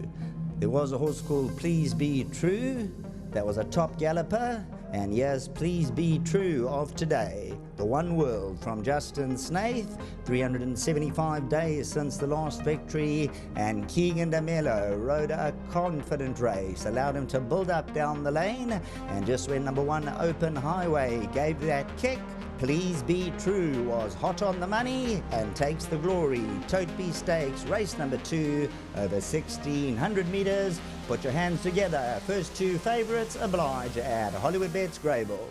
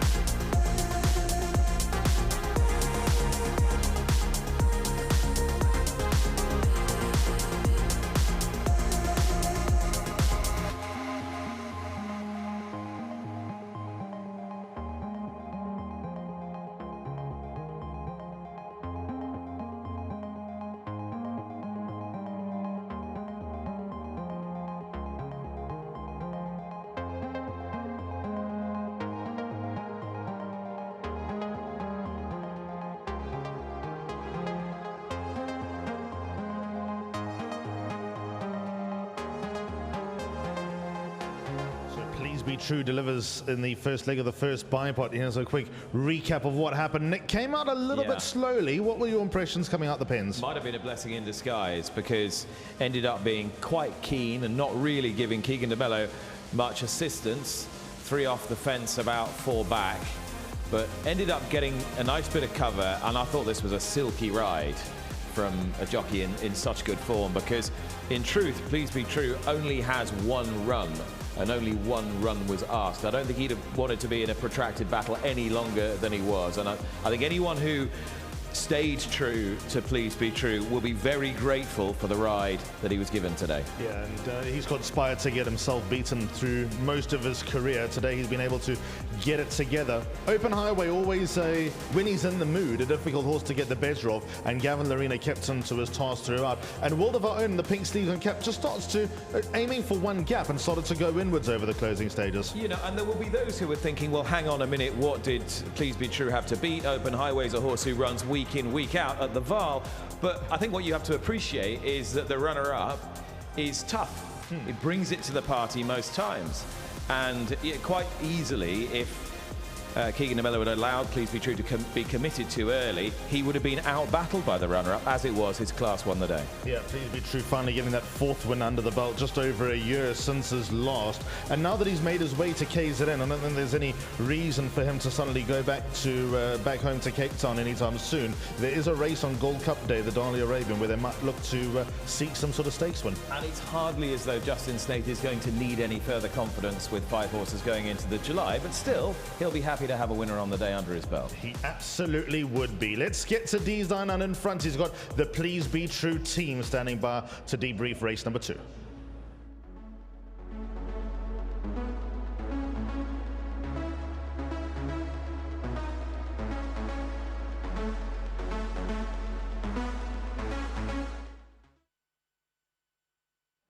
Race number 2, which is the Tote B Stakes for 170,000 Rand, and a good victory for a horse that was supported anti-post. But on the podium, we were supposed to be joined by the Indugani Twins that are Hollywoodbets brand ambassadors, but we know that it is Icona and Odwa. I'm going to give you 5 seconds to guess which one it is on the podium. 1, 2, 3, 4, 5. Have you guessed? It's Icona. Icona, thank you. Odwa sends his apologies, but you're going to represent the Indugani Twins. Thank you for coming down and assisting us with the presentation. And that is going to be Odwa, who is missing, but Icona is here. First up, we'll have the winning groom, and that is Kola Shaya. Kola, congratulations to you. You've done an outstanding job. 2,000 Rand, Hollywoodbets and Racecourse. Well done to the gentleman that takes care of Please Be True, Kola Shaya. The winning jockey is Keegan DeMello. What a ride. What a ride. Well, we saw Callan Murray win the first, and guess who's this fella? He is the brother-in-law. Well done. It's a family affair. Family affair. You guys planned this? Not necessarily this way, but yeah, things could have gone horribly wrong once he missed the break, and I was just fortunate enough that I had a lot of momentum and a lot of horse to get the right gaps. Credit to you in the panel discussions that you were involved in. You made this one of your better rides. Yeah, just on pure form, and obviously his Cape form is very strong, and if he brought half of that, I thought he would have won today. Big day for all you guys in the jockey room, but you've got one on the board. Your next best? Tough day, these Red Spice. I thought galloped the house down here the other day. He should run a very big race. Obviously, Vibe Check. He hasn't run to strong horses yet, but he gave me a nice feel last time. So I'm going in there confidently. I'm going to ride him like he's the best horse in the race. A filly like Quick Step Girl, she always comes in these big days, and she seems to prove us right. And obviously, she's got nowhere to hide anymore. She's running in these big group ones, and she's got to prove she's up to that standard. And a horse in the back called Better Man, working superbly well back home, and I would expect him to run a big race as well. Well, you're absolutely flying. Long may the hits continue, and well done with this win. Thank you very much. Just big well done to Justin. Obviously, when this ride was open, I was very happy to get the ride, and for a big day to start off like this, it's always a big pleasure. And thank you very much to him and his team, Frank, everyone involved, and to Mrs. Rupert, Kevin Somerville, and their whole team. Just big well done. Nice winning memento that you're going to receive now from Icona. Well done to the winning jockey, who is Keegan DeMello. Next up, we're going to have the winning trainer. a man who saves his best for these big days. Justin Snaith, come through. What it is about these big days that brings out the best in Snaith? Well, look, we put a big effort into this day, and I was so worried after the first race. Richard never saw daylight whatsoever on Song to the Moon, and I thought, oh, don't let this be the start of the day, and just very fortunate here. I don't think he's that great on Polly. I think it's just the right race, and he'll come on so much from this. I think there's more to come from him, but just over the moon. And it's not often I'm on a stage with somebody faster than me. It very rarely happens, but here I must concede. Big day for you. All systems go with all your runners? Yeah, look, we're all good to go, and I've been waiting for this day for a long time, and for the first time we've actually brought up a mixture. We've supported this day from the Western Cape as well, so I've brought up like this horse here. This was the last minute when the nominations went in. He drew well. We put him on the float and brought him up here, which is fantastic. So it shows that we can do it either way. To all the owners, to Ravi, shame he's had all the best. Thank you very much, appreciate that. That is the winning trainer. Akona is going to hand over the winning memento. Well done to winning trainer, Justin Snaith. And then the winning owners, Drakenstein stud Kalinga, who is none other than Ravi Naidu and Neville Isdell. Come through, guys. Ravi, come through, Kevin. You can also come through. Ravi, Justin briefly touched on it. If you don't know, racing fans, Star Major was the ruling favorite of the 2026 Hollywoodbets Durban July, and the gentleman on my right, Ravi, representing Kalinga, was part of that horse. Commiserations, firstly, but that's racing. That is racing, and you know, I'm back here and you get back on the horse, but at least this win here was a bit of a sell for the cuts and bruises, and thanks to Justin and Keegan and Frank and Zola, and most importantly my partners. Neville didn't take the scratching of Star Major too well. He was going to come out, and I'm afraid, you know, he's out in France and it's a long haul, so he cancelled his trip. But Neville, this one's for you. And of course, to gain our partner, and well represented always by Kevin Somerville. Kevin, also the breeders, well played. Oh, thanks, thanks, Tees. Yeah, obviously a huge congratulations to Gaynor, but yeah, to the owners, Ravi, Neville, I think fantastic. Nice to have you here, though, Ravi. A gentleman of the game. Well played. Thank you, Tees. Okay, that's the winning owners, and the presentation done by Akona. Congratulations to the winning owners, Drakenstein stud, Neville Isdell, and Kalinga, represented here by Ravi Naidu. And that is it, racing fans. Race number 2 is done. Up next is race number 3, the start of the place accumulator.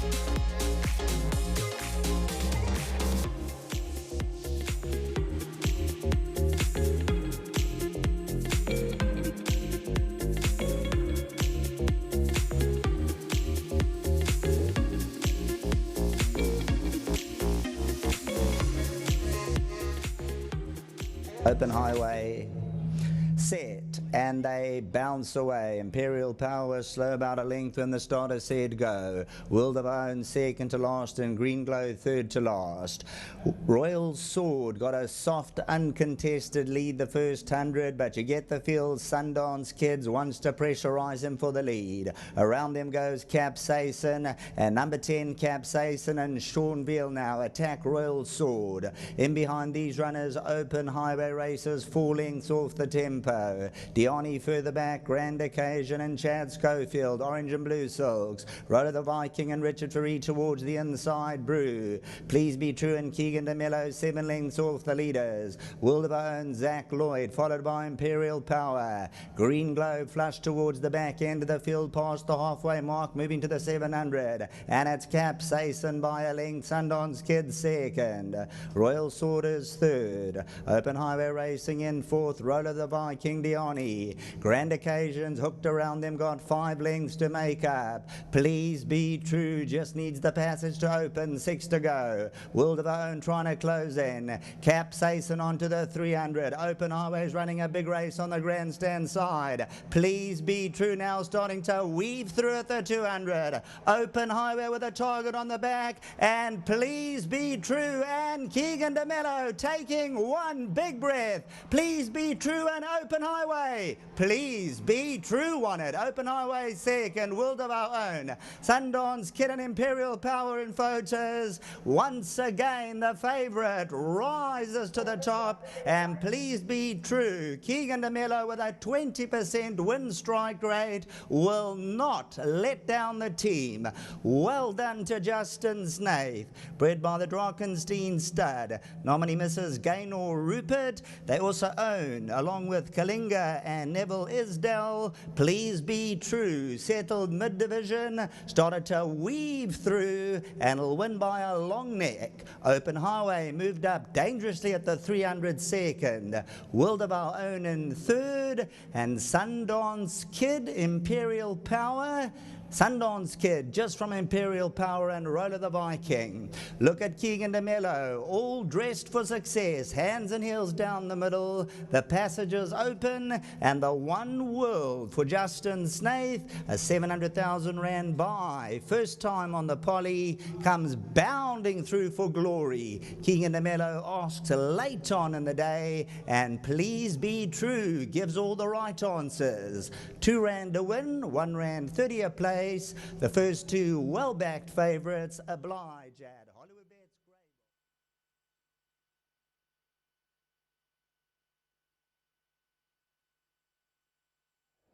Greyville. We're about to go into race number 3 on the card, the first leg of the place accumulator at the Hollywoodbets Durban, July. And speaking about Durban, we have Reverend Musa Zondi, who's here to have a little chat to us. He's the KZN MEC for Economic Development, Tourism and Environmental Affairs. Enjoying your day so far? Super good. The day is beautiful. Let's talk a little bit about why an event of this nature is so important to tourism and KZN.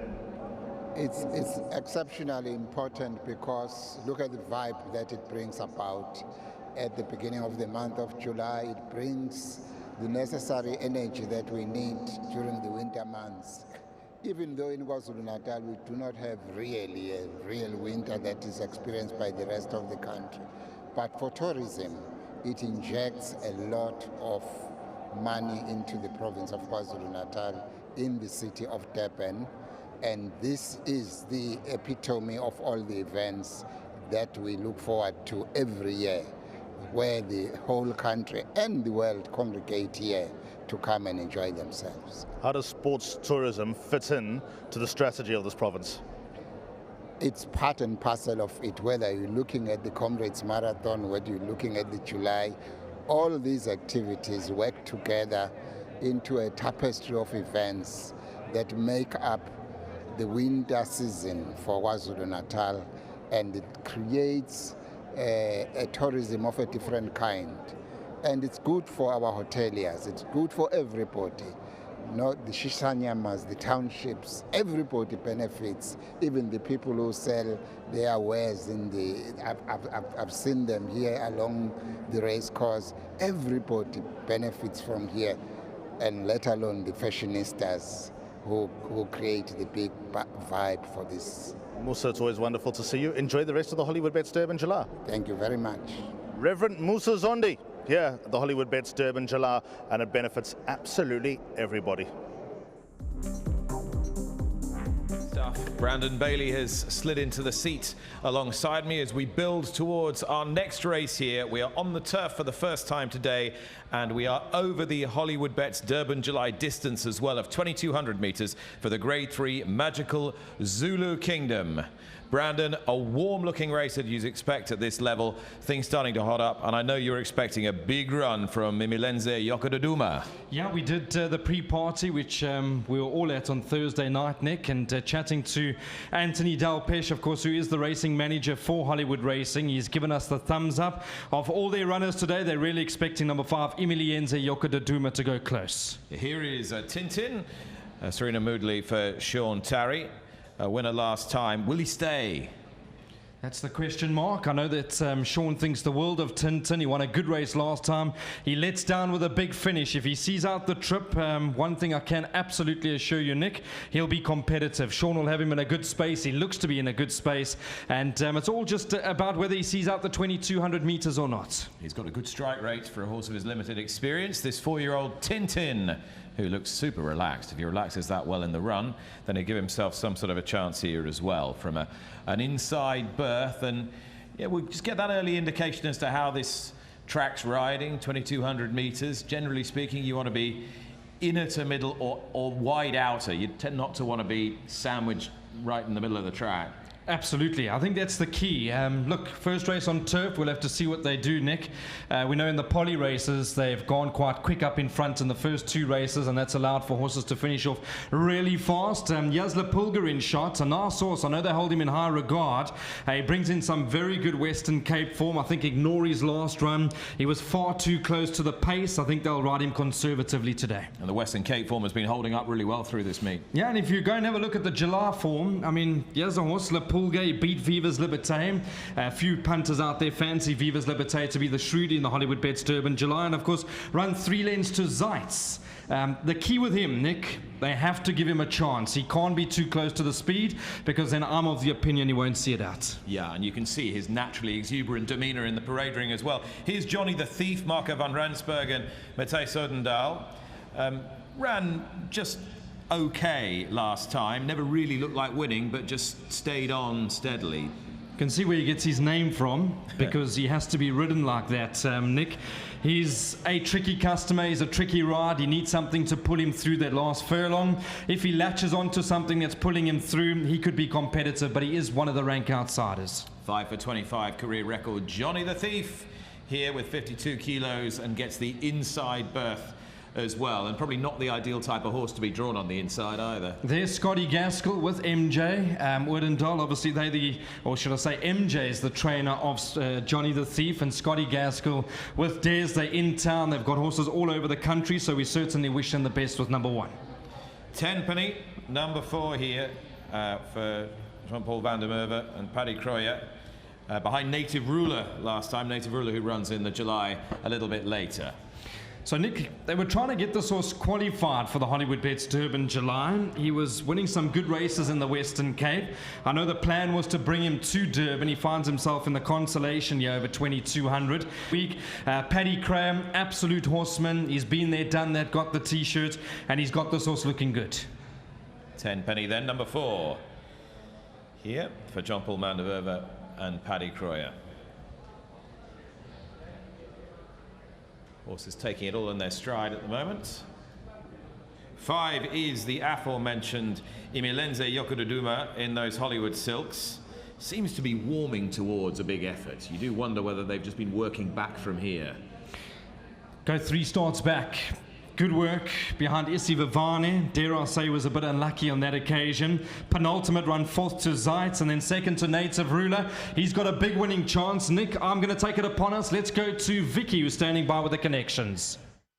Yeah, indeed. I'm having a look at Imilenze Yokododuma. He's a beautifully made horse. He's very strong, and he's got a great coat on him. I thought he's got 2 guys leading him, so one would assume that he's normally a little bit uptight. And to be fair, just behind him is actually number 6, World of Alice.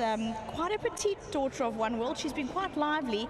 If she's done a little bit of landscaping, but got a pony with her to lead her down to the start. Very capable on a day, but she's a racy little filly, so both look incredibly well.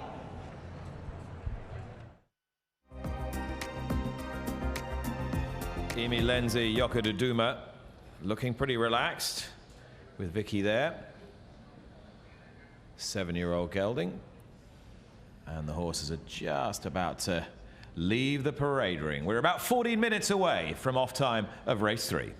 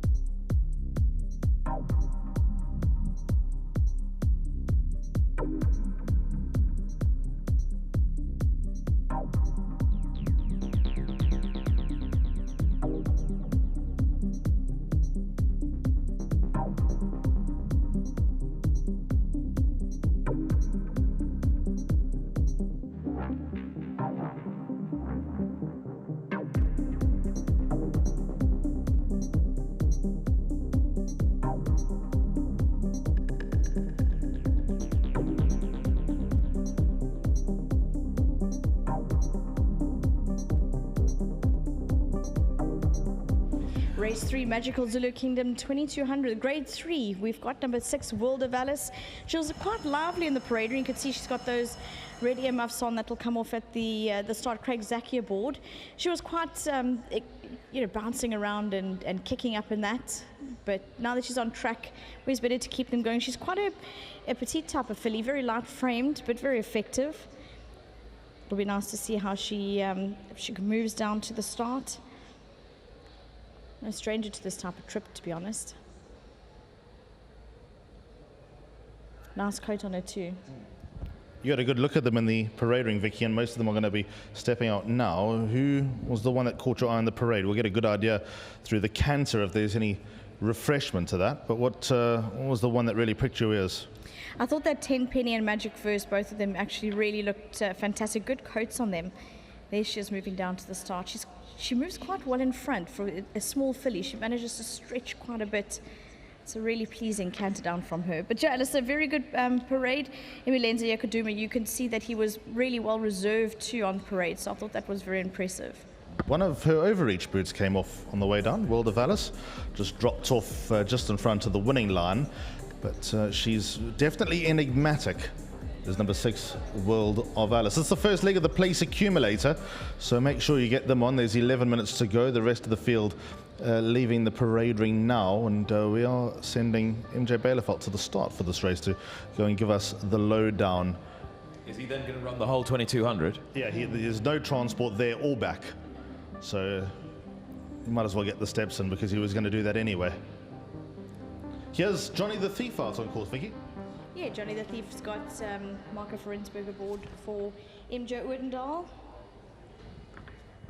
Leading the pack per se in his order. Lovely colours too. Nice coat on this horse, the son of Time Thief. A dashing horse, handsome horse, the son of Time Thief. He's got a lot of positive attributes about him. MJ Oudendal trains, as you mentioned. Marco van Rensburg takes a ride. Getting a little bit overawed by the occasion, by the crowd. I think it's more just that he wants to be left alone just to get on with it. You could see as soon as Marco sort of touched his mouth, he shook his head and just said, give me the reins, I'm the expert. I know what to do. But really pleasing canter down. Number 2, Tintin, son of Rafif's on track. Sean Terry. Trains was a winner last time out, which is encouraging. Lovely neck on this horse. Out of a Captain L mare. Interesting, very rangy horse. Normally, the Captain L blood comes through and gives him quite a bit of substance.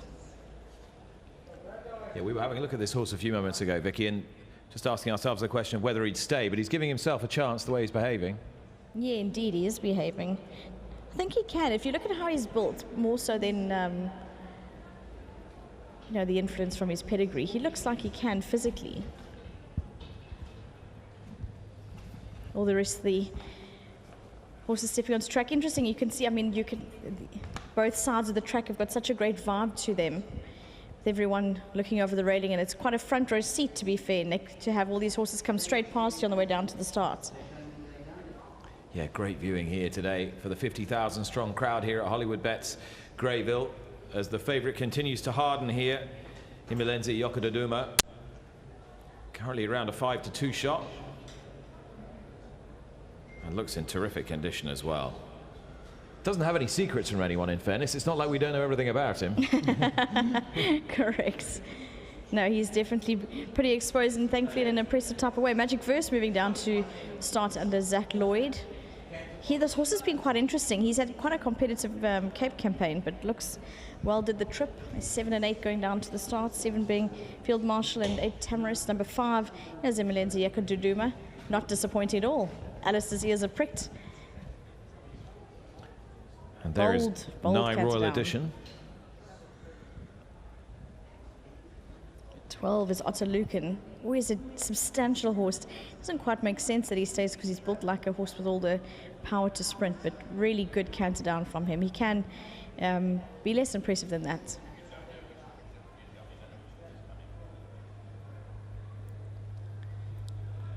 And 10 La Pulga enthusiastically to post in the hands of Gavin Lorena for Candice Bass.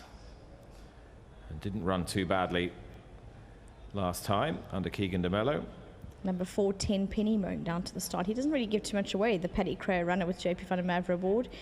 I think the concern with him is he'll still be fast asleep when they come into the straight, because he does take a little bit of, so laid back in that. I was quite impressed by number 10, Lapulga, to be honest. Him and Emilenzi Yokuduma, with 10 penny would probably be my pick of the canter down. Well, 7 minutes to post here, ahead of our third race and the first pattern race of the day, and the first time we've seen the turf as well, and the first time we've seen the 2200, the Grade 3 Magical Zulu Kingdom. And favorite here is Emilenzi Yokuduma as we head out and join D's. Yes, Nick, Emilenzi Yokuduma. I love the pronunciation, by the way, Nick. Well done with that. And, of course, Hollywood Racing are the owners of the horse, and the man we know that's behind Hollywood Racing is none other than Anthony Del Pesh. The first 2 races on the card, bang, bang. Money horses have arrived. There's some pressure on your horse now, Anthony, because big talk for him. Well, he's doing well. His form, his last 3 runs has been really good. But saying that, the race is very competitive, and he's getting on with age. But I think if he brings his last 2 runs to the race today, he must have a bigger chance. Those horses that have beaten him, they're in the Hollywoodbets Durban July. You're exactly right. That's why today things go right in the race. I think if there's a good pace in the race, he does like the speed to be on because he's got a good turn of foot. The guys are standing in the queue. They want to have a punt. What are you telling them? I think he's got a good each-way chance, Dees. Thank you so much. Thank you. Okay, Anthony Del Pesh representing Emilenzi Yokuduma. This is the betting, guys. Horse number 1, Johnny the Thief, 33 to 1 is no more. The horse is trading at 10 to 1. Number 2, Tintin from the Sean Terry stable is at 9 to 2, the mount of Sereno Moodley. Horse number 3, Magic Verse. The best price was 8 to 1, which is the current price. The lowest price was 5 to 1. Number 4, 10 Penny is at 10 to 1. Emilenzi Yokuduma has been smashed throughout the week. Opened up at 9 to 2, would look too generous, now trading at 22 to 10. Other horses to consider will be horse number 10, Lapulga. There is some race time money, real money I call it, from 7 to 1. That's no more. 6 to 1, 5 to 1, now trading at 9 to 2, and Otaluka number 12 at 12 to 1. But guys, the first 2 races, the money horses have hit the bullseye. Could it be 3 in a row for the punters with the favorite, Emilenzi Yokuduma?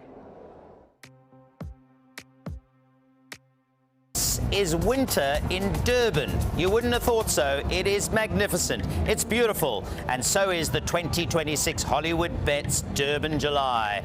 Greyville is looking splendid, and it's all down to the purple of Hollywood. What a day. Here are the conditions. They are perfect for horse racing. 22 degrees, humidity of just 60%, 10 to 20 kilometer northeasterly, which is really nothing to trouble the horses. And most importantly for the horses, the going is good. How are things looking as the country allure? Well, I want to share with you, look at my country allure today. I don't know, I'm country, I don't know whether I'm alluring, but certainly the horses and today's racing will be. We have an extended broadcast for you today, and here are the races. Literally in a couple of moments, we're going to start with the 3rd race. That's important for punters because it is the opening leg of the place accumulator. There is a massive pick 6 to chase today, and that commences in race 4. So 13:40 is the start of the pick 6. That'll be the Durban Gold Vase. Then we've got a couple of 2-year-old feature races. First the fillies, then the colts. And then if you're just interested in the Hollywoodbets Durban July, then don't forget that we start our build-up at 3:20. We've got splendid guests lined up. We'll have Nick Luck from the UK, and we'll also have Michael Owen joining me. I'm sure that Michael and I will chat a little bit about the World Cup as well, with England just still hanging on. But later on, we'll have races 8 and 9. There's live entertainment. There's all sorts of things going on. Well, what about our special guest? And the world wait with bated breath for the biggest horse race on the continent. Now today we finally get to say welcome to the 2026 Hollywoodbets Durban July, where it's not just about the racing, no. There's also fashion, there's lifestyle, oh of course there is the entertainment, but there's those pockets of glamour on every purple carpet. and follow those purple carpets that way, you're in a world-class sporting arena. Follow them this way, you're on a world-class fashion runway. And today, those two beautiful worlds combine at the Hollywoodbets Durban July. I'm going to be taking you behind the scenes for all the fashion for an exclusive peek at Africa's biggest fashion celebration. Oh, come on. And Mzansi, we want to hear what you have to say. So hit us up on social media, #HDJ2026, and let's have this conversation, okay? Don't miss me too much. Oh, I'm out. I won't. See you later. I will. Listen, usazoba mnandi apha eThekwini. Stick around. Celebration. Thanks, Jonathan. Thanks, Zanelli. They are going to be busy today because there are beautiful people. And as always, some avant-garde looks. If you think I look a bit weird in my country allure, wait until you see some other people that are dressed. But the beautiful people are all here today. Speaking of beautiful people, Raheel is with me. Raheel, great to have you on board. I know we loved our experience last year. Great to have you back. I know you always dress very well, but your mind and eyes are very much on the fashion, sorry, on the horses, and it's hard to describe how big this day is for horse racing punters. Yeah, it's massive, massive, Neil. I mean, it's the biggest race meeting on the South African calendar year in, year out. We wait for this meeting. Every trainer, every jockey's dream, and every owner's dream is to win the Hollywoodbets Durban July, and this year, 1 of 18 is going to be victorious. So looking forward to the action. It started off well. Punters have got off to a winning start, but can't wait for the rest of the action to get underway. You know what? In today's fast-moving world, things move very quickly, one calendar year to the next. And this race is completely different to when Raheel and I were broadcasting from it last year, because now first place is massive, because this race carries 10 million rand in stake. And also on top of that, for racing folks, is that the weights are different. So last year we had a spread of weights between 60 and 54. Now the top weight is 62, the bottom 52. So I was talking to Owen Heffer during the week, and he said he wants to make it that anybody, any horse can come to the Durban July and win it off bottom weight. It's more open. Yeah, it is. It's a 10 kg spread from top to bottom, and you've got the best horses taking on horses that have sort of snuck in under the radar, and we'll see how whether their ratings are true today. And it's going to be a good test for the top weights to see whether they can concede that much weight. Well, we're going straight to the third race. Sheldon's our caller. Sheldon and Craig will be sharing duties today. This is the third race of the day, folks. We're live, and it's the first leg of the place accumulator. We'll catch you up after the running. Same starting distance as the Hollywoodbets Durban July, and they fired on their way. World of Alice a step or two slow to go, and Otto Lucan is lonely on the right-hand side with the pink cap. Towards the inside, Johnny the Thief is right there. Royal Edition, the orange cap, is pressing forward. Magic versus a little bit eager. There's no speed on the first 300 meters. They absolutely crawling along. Johnny the Thief towards the inside, Tintin further back. Then comes Field Marshal mid-division. Emalenze Yokadaduma wants them to hasten up. He doesn't want the slow tempo. He's racing fourth to last. Then World of Alice, that's in the brown and white silk. She's along the rail. Tamiris at her quarters, a length and a half. La Pulga out in front. Royal Edition sets camp in front, and a slow tempo by 3 parts of a length. Otto Lucan's got up to race in second. Johnny the Thief just in behind. Then we have Magic versus Tintin's further back in the running. On the outside of runners, 10 Penny's trying to get a little bit closer. Field Marshal as they concertina up. Emalenze Yokadaduma in the yellow and purple silks, only 5 lengths off as they move down towards the 1100 meter zone. World of Alice further back in the running. They way outside standard. Then comes Tamiris as we go to the drone, and you'll see Royal Edition in the grade 3. Magical Zulu Kingdom has the lead by 3 parts of a length. Otto Lucan's racing in second. Johnny the Thief is third. Magic first trying to inch a little bit closer. La Pulga's made a move around them. Then we have further back in the running Tintin. Emalenze Yokadaduma's waiting for a rails run. 10 Penny the white cap. Field Marshal homeward bound with just on 450 to go. Otto Lucan now takes it up. Otto Lucan onto the 300 meter marker, goes for home. Magic versus now becomes a runner. Towards the inside, Tintin's trying to close in. 150 to go, and here's Magic Verse putting in a scintillating run. And Zach Lloyd and Magic Verse pick it up. Johnny the Thief's on the inside, but it's 3 Magic Verse for the win. Johnny the Thief second. Then came Otto Lucan in behind these, and Tintin in a very slow run race. Magic Verse and Zach Lloyd will rise to the occasion on the big race day. Race number 3. There you can see Zach Lloyd smiling to the crowd and enjoying KwaZulu-Natal sun on the back. Magic Verse. Greg and Gina Bortz, Mr. Leon Elman. This was bred by Drakenstein Stud. Mrs. Gaynor Rupert, a 400,000 buy. Johnny the Thief, Otto Lucan. Tintin, Tamiras, 10 Penny, La Pulga in a very slow run race. But Magic Verse, the Vercingetorix, will pick it up. Zach Lloyd galvanized them into action early, and that was it. He gets to pose for the photographers as they go down to the line. The Vercingetorix, and this is out of the Jetmaster mare. Little Miss Magic gets victory number 5. Well, what a fabulous start to the day for Team Lloyd. Let me just give you a bit of a background for those that don't know. So Zach Lloyd, who just rode that winner, is the son of Jeffrey Lloyd, who rode all over the globe with great success, relocated to Australia where Zach plies his trade. Last week, he rode a winner at Royal Ascot. He's now ridden a winner on Hollywoodbets Durban July Day. But the fascinating story, I'll bring Raheel in here because you'll know this. Jeff Lloyd, his dad, never won the Durban July. I spoke to Jeff this morning and I said, remind me how many times you ran third. Do you know how many times he ran third?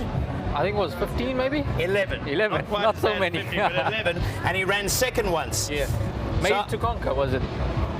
Probably. You've got a better memory than me. Yes. But what I did say to him, you know how life works? You couldn't ride the winner, and the first time of trying, your son's going to come and probably do it. So it's a good start for Zach Lloyd. Terrific ride. Yeah. Of interest, last year's running of this race, the first 3 past the post were all on the premises last year. They ran in the quartet. Yeah, absolutely. Otto Lucan, who finished third this year, was the winner last year. Johnny the Thief back in fourth last year, second this year, and then Magic Verse was third last year, has got the job done this year. So it just goes to show that these horses that have been around the block, they've held their form throughout the last year. And yeah, Magic Verse was terribly unlucky last year, if memory serves me correct. He had a deep road to contend with. They went very slow today, and that played into his hands. He was able to quicken off them, and he's won a nice race. And yeah, Team Snake, they've hit the board running. Winner in race 2, winner in race 3. And that's a reference. I'm glad Raheel mentioned that, because we're in a situation now as we confirm the unofficial result. I'm sure it'll be confirmed. Didn't see too much trouble there. Magic Verse, the winner. Johnny the Thief second, and Otto Lucan the third. Those third place. So the numbers for the PA, you need 1, 3 and 12, any of those numbers to safely come through. But Raheel, punters always on a big card like this observe what happens in the early races, because they need to know what form the yards are in, and you are spot on. So Mr. Snaith, Justin, has a number of runners in the Hollywoodbets Durban July itself. Punters will be delighted the way he started. That's 2 winners in 3 races. And of course in race 1 he had a place in as well with that horse Song to the Moon. So the yard is in great form. That's how you want to start a big day. You want your horses on the undercard to perform well, to run well, and that just will get the spirits in a much better place for the Hollywoodbets Durban July.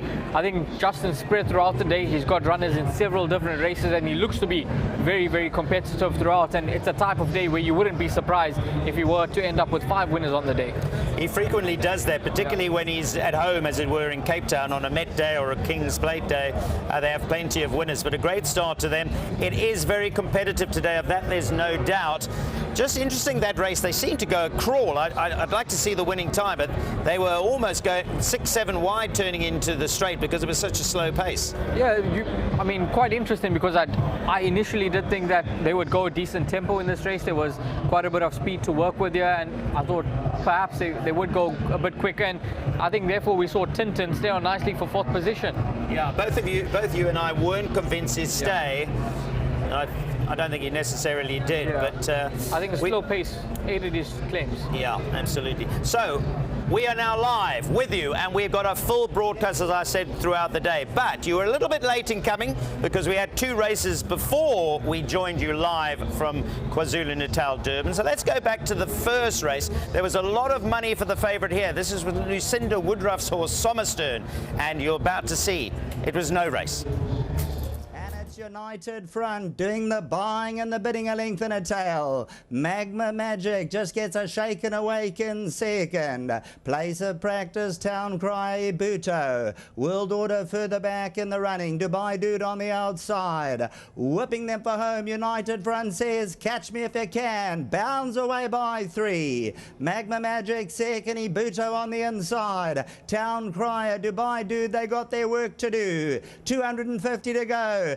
United Front, Somerstern now with an electric finish on the outside. And here's Somerstern erupting into action for the glory in race number 1. Somerstern, game, set and match. Active Grace second. Photos, Town Crier.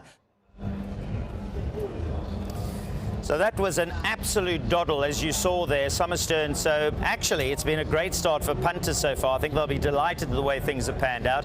That was a good start for Lucinda Woodruff, who is, I suppose we know her very well, but she's still relatively up and coming in the training ranks. Daughter, of course, of the great Jeff Woodruff. The apple doesn't fall far from the tree because she's getting winners and her yard has been in good form. So perhaps no surprise to see that win well. And there was a lot of support for the horse as well. I mean, he opened up around 7-2. He just continued to shorten all the while. And I mean, punters after a winning start there with Somerstern, who won with quite a bit in hand, which was quite encouraging to see him win in the manner in which he did. So yeah, but Lucinda's flying at the moment, both down in the Western Cape and here in Natal. And that was ridden by Callum Murray, who could also have a nice day. He's got some nice rides. So 10-5-2-8. 10-5-2-8 if you're looking for the numbers from the first race. But what about the second race? Well, here, Please Be True was the horse to attract all the support. Once again, we mentioned Justin Snaith has many runners today. Did this disappoint? No, sir. Let's have a look at Please Be True. Came with a late run to win well. And it's Capsaicin by a length. Sundance Kid second. Royal Sword is third. Open Highway Racing in fourth. Roller the Viking Dioni. Grand Occasions hooked around them, got 5 lengths to make up. Please Be True just needs the passage to open. 6 to go. World of Our Own trying to close in.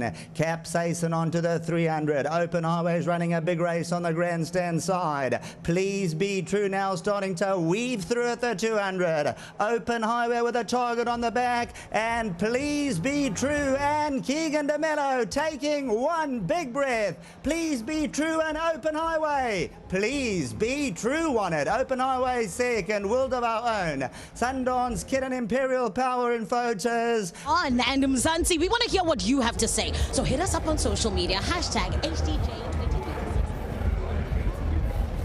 So that was the second race on the day, and it's amazing how the cream rises to the top on a day like the Hollywoodbets Durban July, because that was a winner we mentioned for Justin Snaith, but also, Raheel, for Drakenstein Stud, who are the Rupert's, Gaynor Rupert, and the team have a lot of backing behind them and a lot of class and quality.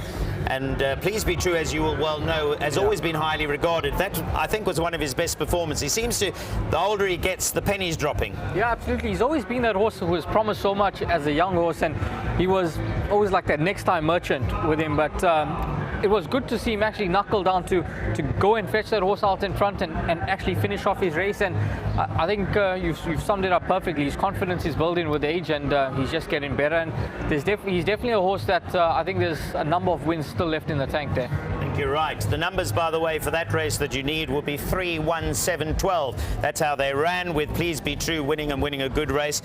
Open Highway number 1 was second. Certainly gave as good as he got. Was just nabbed very late.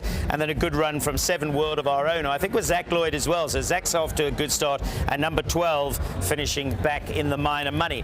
But it's not just about horse racing, is it? People come here to look good and to have a great time. There's excellent entertainment, but you do want to be right up there with the fashion moguls. So what does fashion mean on a day like Hollywoodbets Durban July? So Nele, I'm loving this original interpretation of the theme. What was the inspiration behind it? Yeah, I'm inspired by the bold culture, as we are giving the theme country Alu this year. So to me, I think it's a bold texture and a natural tone, you know, to bring the confidence and the pride of being South Africans. This outfit was designed by Sihle Shezwe from the Gateway School of Fashion. It's really, really cool to see young designers coming up with such awesome outfits. Yes, it is. I'm Connor from Connor Sayers from Irene's Models in Peter Maritzburg, and yeah, Sihle really put in a lot of work towards this outfit, really fitting in the country allure for the Durban July this year. There's so much detail going on here. How does it feel to wear something like this? It's actually pretty heavy, I won't lie. But you know what? Surprisingly, as much as there are so many embroidery and all the tags and stuff, it's very comfortable. We've got Mike and Win here. They've been coming to the July for 30 years, real veterans. What keeps you coming back? Just a total joy of competing every year and sharing our joy of fashion with others. And I've got 3 daughters, all makeup artists, all in the industry. So I'm a lucky fella. Well, you both look amazing. This material is literally making you both glow in the sun. Thank you so much. The gold and the black are to represent the liberty of this country. The dusk brown is to represent the sand as the sun sets and the dust settles after the leopard is hunted. And so does the leopard print. If you look at the nails closely, you will see that there's an intricate design of a leopard and leopard prints to show. Because the leopard is one of the most beautiful animals in our country that is also very underrated. Yeah. It makes me so happy to be African. It warms your heart when you see something like this. Did you also do your nails? No, you didn't do your nails. I didn't do any nails. I thought the nails will suit her better, and I would just go without no ring. She has a ring as well. And I thought I'd be best if I can bring my confidence just to support everything she's wearing. I just love how the sun's come out for us today because everyone here is literally glowing. They're sparkling. You're sparkling like a diamond right now. Thank you so much. I'm Lonel Maddox and this is Pablo Shabane. Today we're wearing designs by Brenda Waring.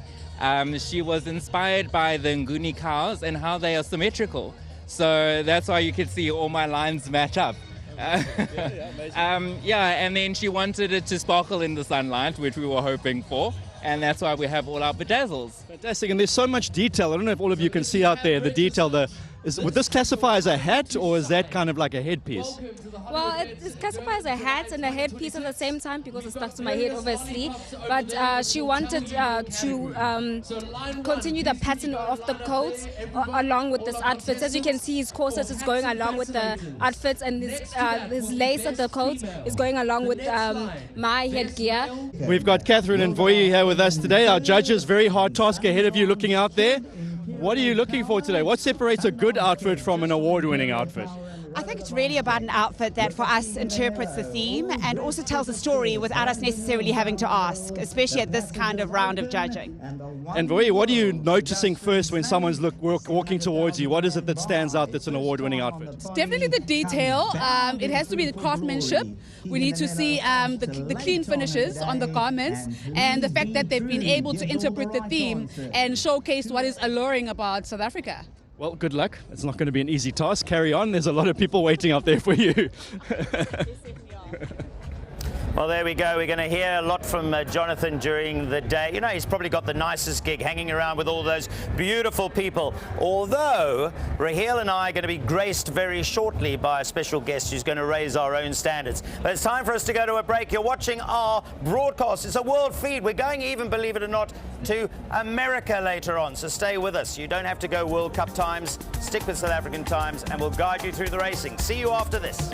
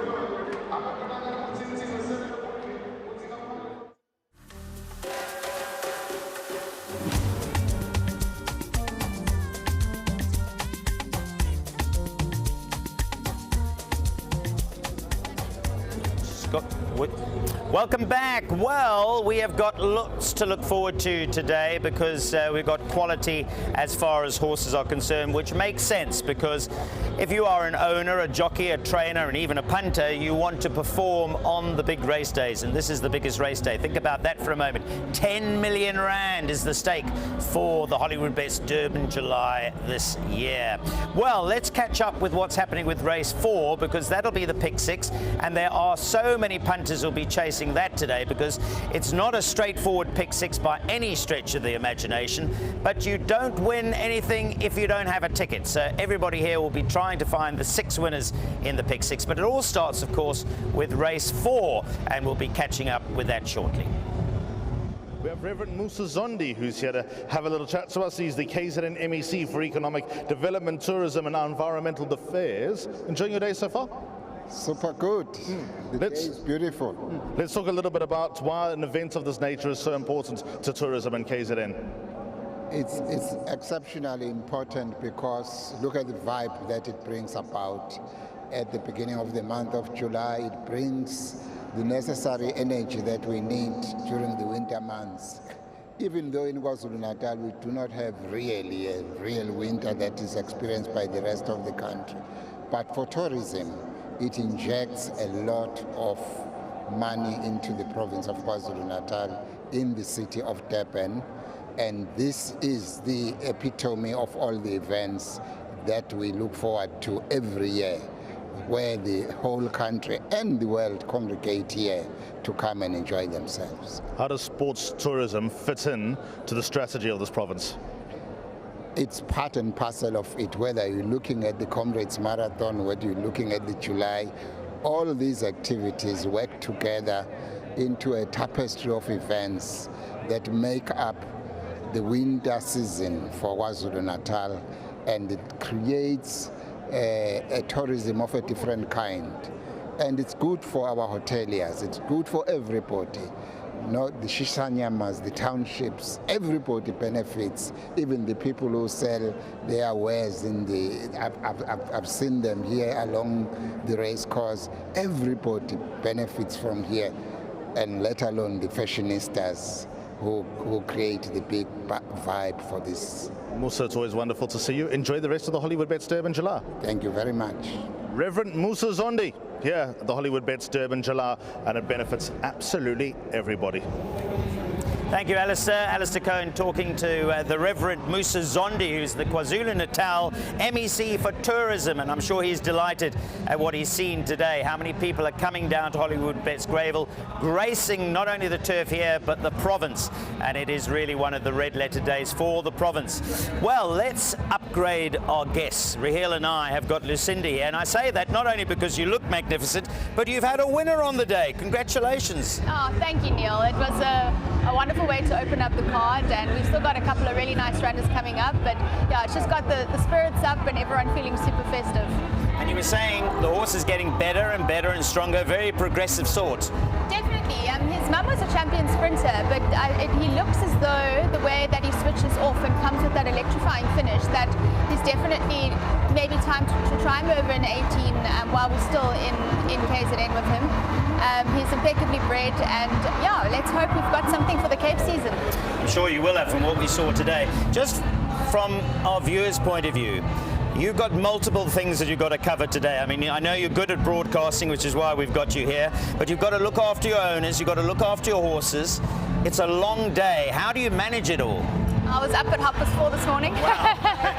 No, but it's I've got a massive team behind me, and you know, you can't do this without the people in your team, and I am so grateful to them. They came up again with us this year, and they really held my hand through all of this. It's definitely a team effort.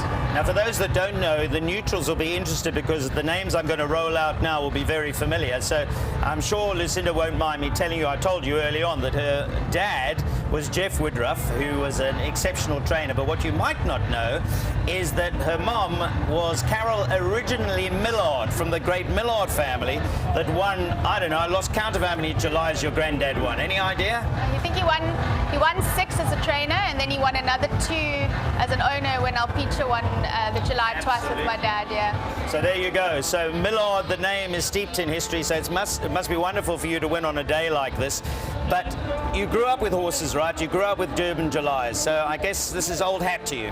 Well, as a trainer in my own right, it also is a very special day for me. I had my first ever feature race winner, and yeah, it's just an electrifying day, and I really enjoy the vibe, and it's a world stage, and you know, we're just very lucky to be able to showcase our horses on a stage like this. Well, we're privileged to have you here. Stay with us, and now time for us to roll it back, because we rock up here, folks come, but of course there's a whole process and build-up.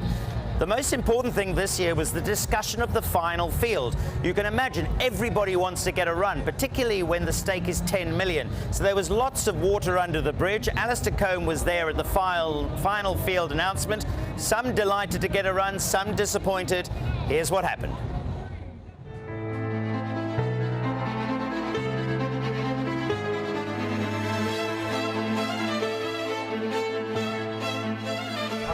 Round of applause must go to Hollywoodbets and the entire team. Facility looks out of the top draw. Mocha Blaine. This is the first opinion that you'll get in an official form for the Hollywoodbets Durban July on the back of the gallops that we've just seen for the 130th running of Africa's greatest horse race for a gross stake this year of 10 million rand. The class of 2026 has been revealed. We've seen them go through their paces, and yet another milestone is ticked, yet another tick in the box as we make our way here to Hollywoodbets Greyville on the 4th of July. What did you think? I thought he galloped really, really well, and Sean really let him go a little bit at the end, and he stretched very well, and he has got a temperament problem, and on the day with the big crowd, that's my only concern. I think he's a top rider. He's following his father's footstep. I think he's one of the jockeys you're going to hear a lot about. All the horses that went wrong were the ones that Zach was going to ride, and funny enough, he's ended up on my brother's biggest sneaker in the race, Regulation. Just having a look at wish list, you must be very happy with that draw. Yeah, look, Brandon, absolutely. If you said to me this morning that all 5 of my runners would be less than 11, I'd say I'd take that. So half a decent draw, especially with my horses, I can be honest. If they get beat, we haven't done our job. I just want to quickly chat to you about a horse like Native Ruler, Justin. It's uncomplicated. Like, he's by the right stallion. He looks the part. He's in good form. He gets the distance. He's now actually not badly weighted off that weight. If you think that a horse like Legal Counsel's got 62. Tea leaves say about Wishlist, and what did you think of her this morning? I actually really like her for the July. I think because she's got a bit of a better draw this time. Gladiatorian, Muziani takes her out on this iron horse. Since he's come back to KZN, his last 2 runs, he's at 2. great prep and 2 very good runs. The biggest question mark has got to be, does he get the trip? And for me, I don't think he really gets the trip. Viva's Liberté and Note to Self, who we'll get to, could well be the dominant 4-year-olds. Is he ready yet? He is a bit of an aggressive horse, and the way the race looks, he could be the horse in front, but being left alone in front could be very dangerous. Could come in with a chance. Now, what about Notes to Self? Number 11, Richard Ferree on board for Justin Snade. The horse has an incredible action, and I can see why Justin booms it all the time. My pick for the day today, I thought he's a really, really smart horse. She's got a lovely draw, and she's going to have the run of the race. I can't see her winning the race. On Saturday, the 4th of July, Serena Woodley, Andre Nell, Platinum Racing, Byron Foster are standing here in front of the winning line with a sash draped around them. Would you be surprised? No, not with the conditions of the Hollywoodbets Durban July this year, I wouldn't be surprised. You thought that this was one of the gallops of the morning. How does he show up for you? He's a lovely animal. This is going to be a big race for him, and obviously getting an opportunity to come and ride in a race like that. He's taken it with both hands and turned up, and yeah, he's a good rider. She was the last gallop this morning. I thought it was a very good gallop. Schwarzenegger going through his paces. He deserved his play in the race. He's moving really, really well at home. He looks in a good space. Is the trip a little bit too short for him? That's a question mark, but saying that this is a very good horse. I think he's had a superb preparation coming into this race, and he's not out of it. Told me 2 months ago that Aladdin's Lamp was going to be running in the July. I wouldn't have believed you. Again, I go back to the conditions of the July this year. It brings every horse into the play. And he's only starting to drop. She's only starting to mature now. She's still a big baby. She still needs to grow into herself. She'll be a much better filly next year. And that, I think, is the Hollywoodbets Durban July in a nutshell. Well, of course, that was a couple of weeks ago, but the drama has certainly unfolded in those hours and days leading up to today, because Star Major, who was the popular first choice, is now a non-runner. We also had another late scratching as well in the form of Ultimate King, but that's been good news for those 2 reserve runners that now come in. And it's amazing, sometimes things are meant to be in horse racing, and I wouldn't rule out either of those 2 reserve runners, which interestingly, from all of the ladies that might be watching, both those reserve runners are going to be ridden by lady riders, more than capable. Rachel Vernica picks up the ride on Choice Sonata, and Curious Girl will be picked up by Michaela Michelle. So if you like a flutter on the girls, those are your 2 options. We're going to take you to a break. You're live down here at Hollywoodbets Durban July Day at Hollywoodbets Greyville. Don't go too far away.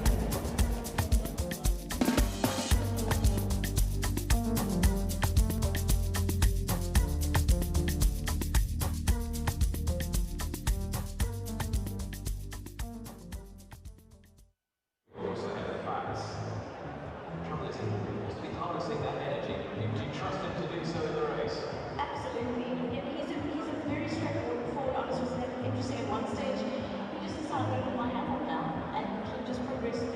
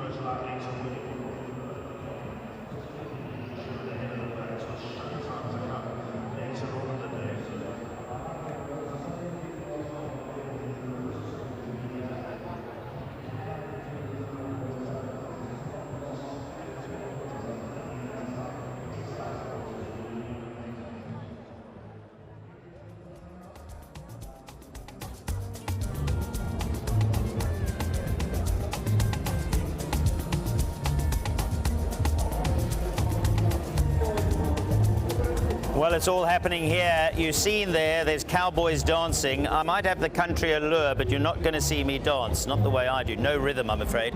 But it's been happening here all day. Folks are arriving. And you know, when you arrive at somewhere glamorous, you arrive on a red carpet. And Zanele has been tracking who's who and what they're wearing.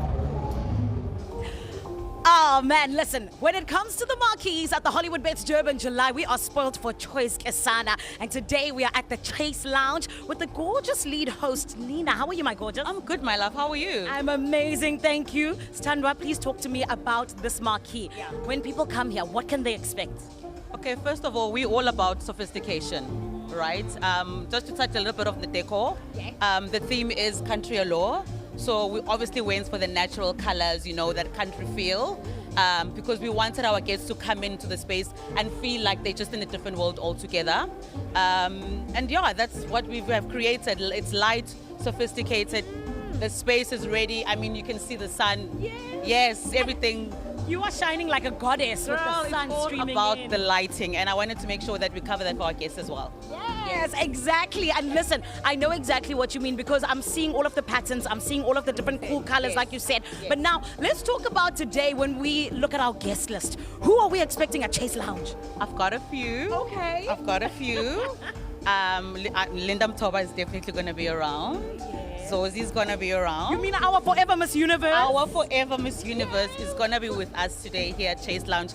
I can't wait for them to be here. I can't wait for them to enjoy the space. I can't wait for the content. I can't wait for you to just showcase the best of the best to the whole of Africa and beyond. But I know as well, I've been told by little birdie that Chase Lounge is cooking up a little something in the kitchen. We are cooking a little something. Ooh, can I maybe? I'd love to taste. Let me take you to it. Okay, Zanti, let's go do it. Come on.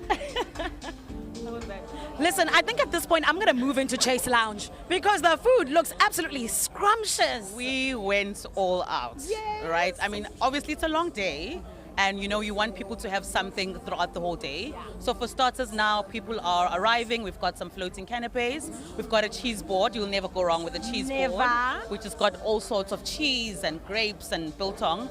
And then a little bit later, we go into the dinner. We're going to serve a plate at dinner for our guests. And after that, when people are getting down, have had a drink or two, we've got some snacks. Okay. So yeah, my waiters are going to be going around serving some biltong. So it's just food galore for my guests throughout the whole day. Nina, essentially this is like an 8-course meal. 100%. I don't want anyone to starve. I love that. Yes. But when it comes to entertainment at the Hollywoodbets Durban July, we never do starve. Who are you going to be having on stage while everyone's just enjoying all of this delicious food? So later on, I've got the likes of DJ Fresh. Oh, with a nice old school set. We've also got the likes of Kabza. What do you mean? So I mean, we've got piano covered, we've got some house covered, and a little bit of a nice R&B set, a sing-along, you know, for Easter, for my people. So I've touched all the points for the entertainment that we went for this year. Look, I think you guys touched all the points when it comes to a marquee in general. We appreciate you guys. And on that note, you know, it's getting closer and closer to lunchtime. Do you think I can have a little bit of a nibble here and there? We'll come all the way through. Ooh. I'm going to enjoy Chase Lounge. You keep on keeping it through on social media. Hashtag ACJ2026. I'll see you in a bit. Bye. Let's go. Let's have a look at the betting scrolling, but I think they're going to race. This is the first leg of the pick 6. It's race 4 on Hollywoodbets Durban July Day. Let's join our commentary. 12 stayers are sent on their journey in the Durban Gold Bars from the 3,000-meter marker. Holding thumbs, Shoot the Rapids, first two to react. Right there, Douglas Dragon, as the Who's thunder past the winning post on the first time. Master Redoute on a double rein to the inside. There's no speed on the first 400 meters. In behind these Titans of War. On the outside of runners, Vion's Bomb, and they're racing about 7 or 8 lengths off the leaders as they go from the poly back to the turf and around the tote board towards the 2,400-meter marker. And as they come back into view, Shoot the Rapids with the black cap, a reluctant leader with Holding Thumbs. These are the two. On the right-hand side, Poet's Warrior. The Mikado's making a move around them, deciding the pace is far too sedate. And there goes the Mikado. He's now going to challenge on the right-hand side. Just in behind these is Douglas Dragon, Master Redoute.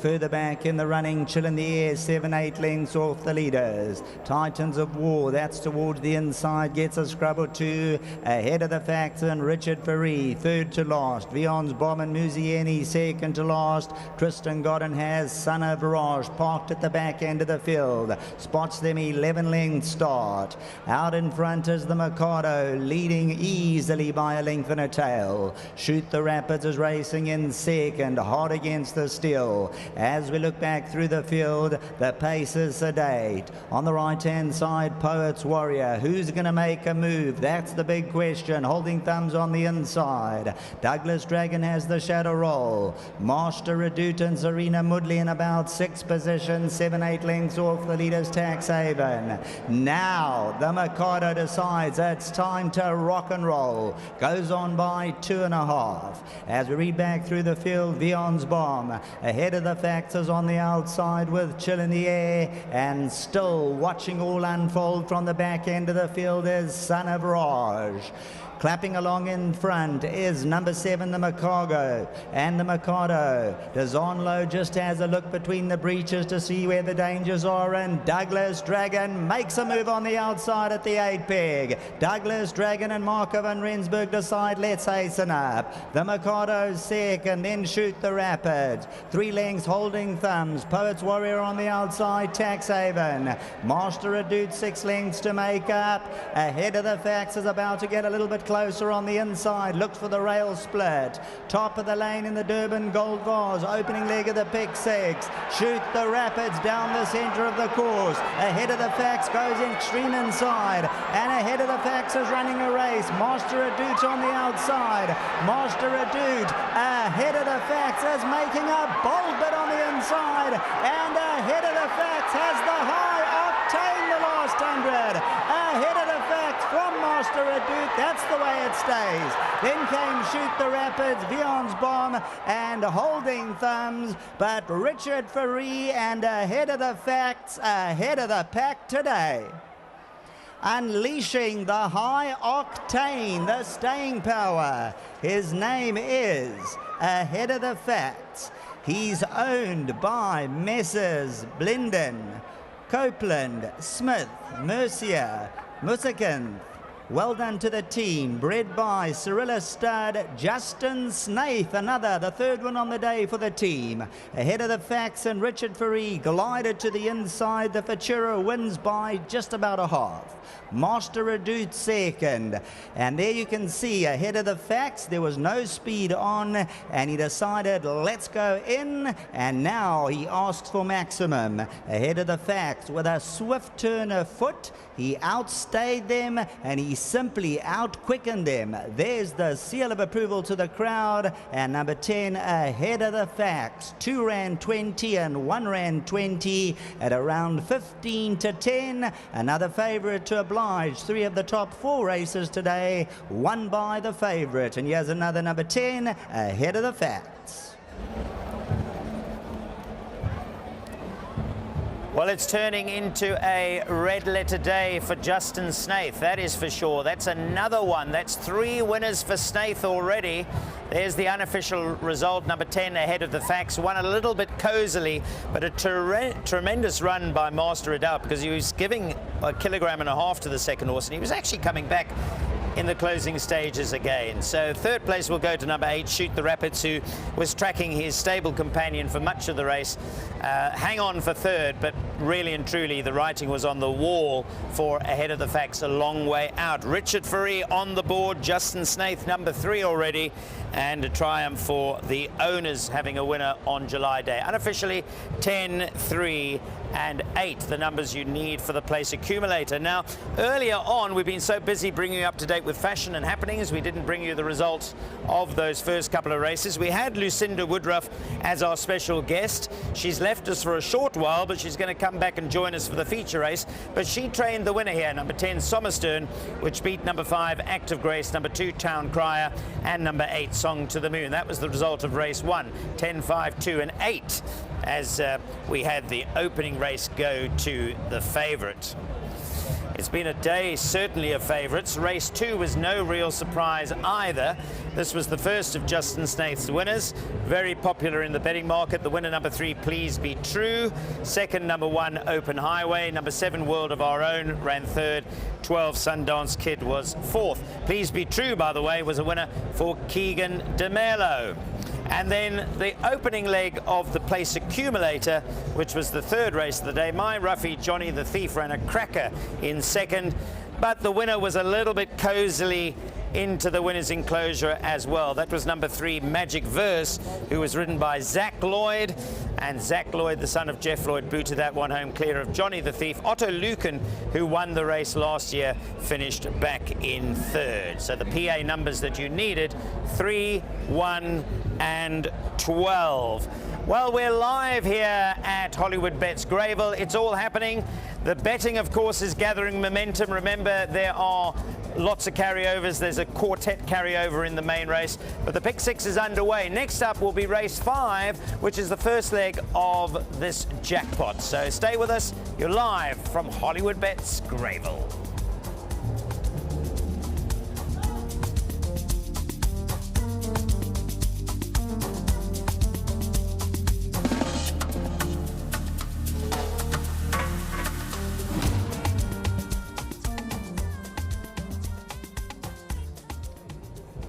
I don't know why Mark...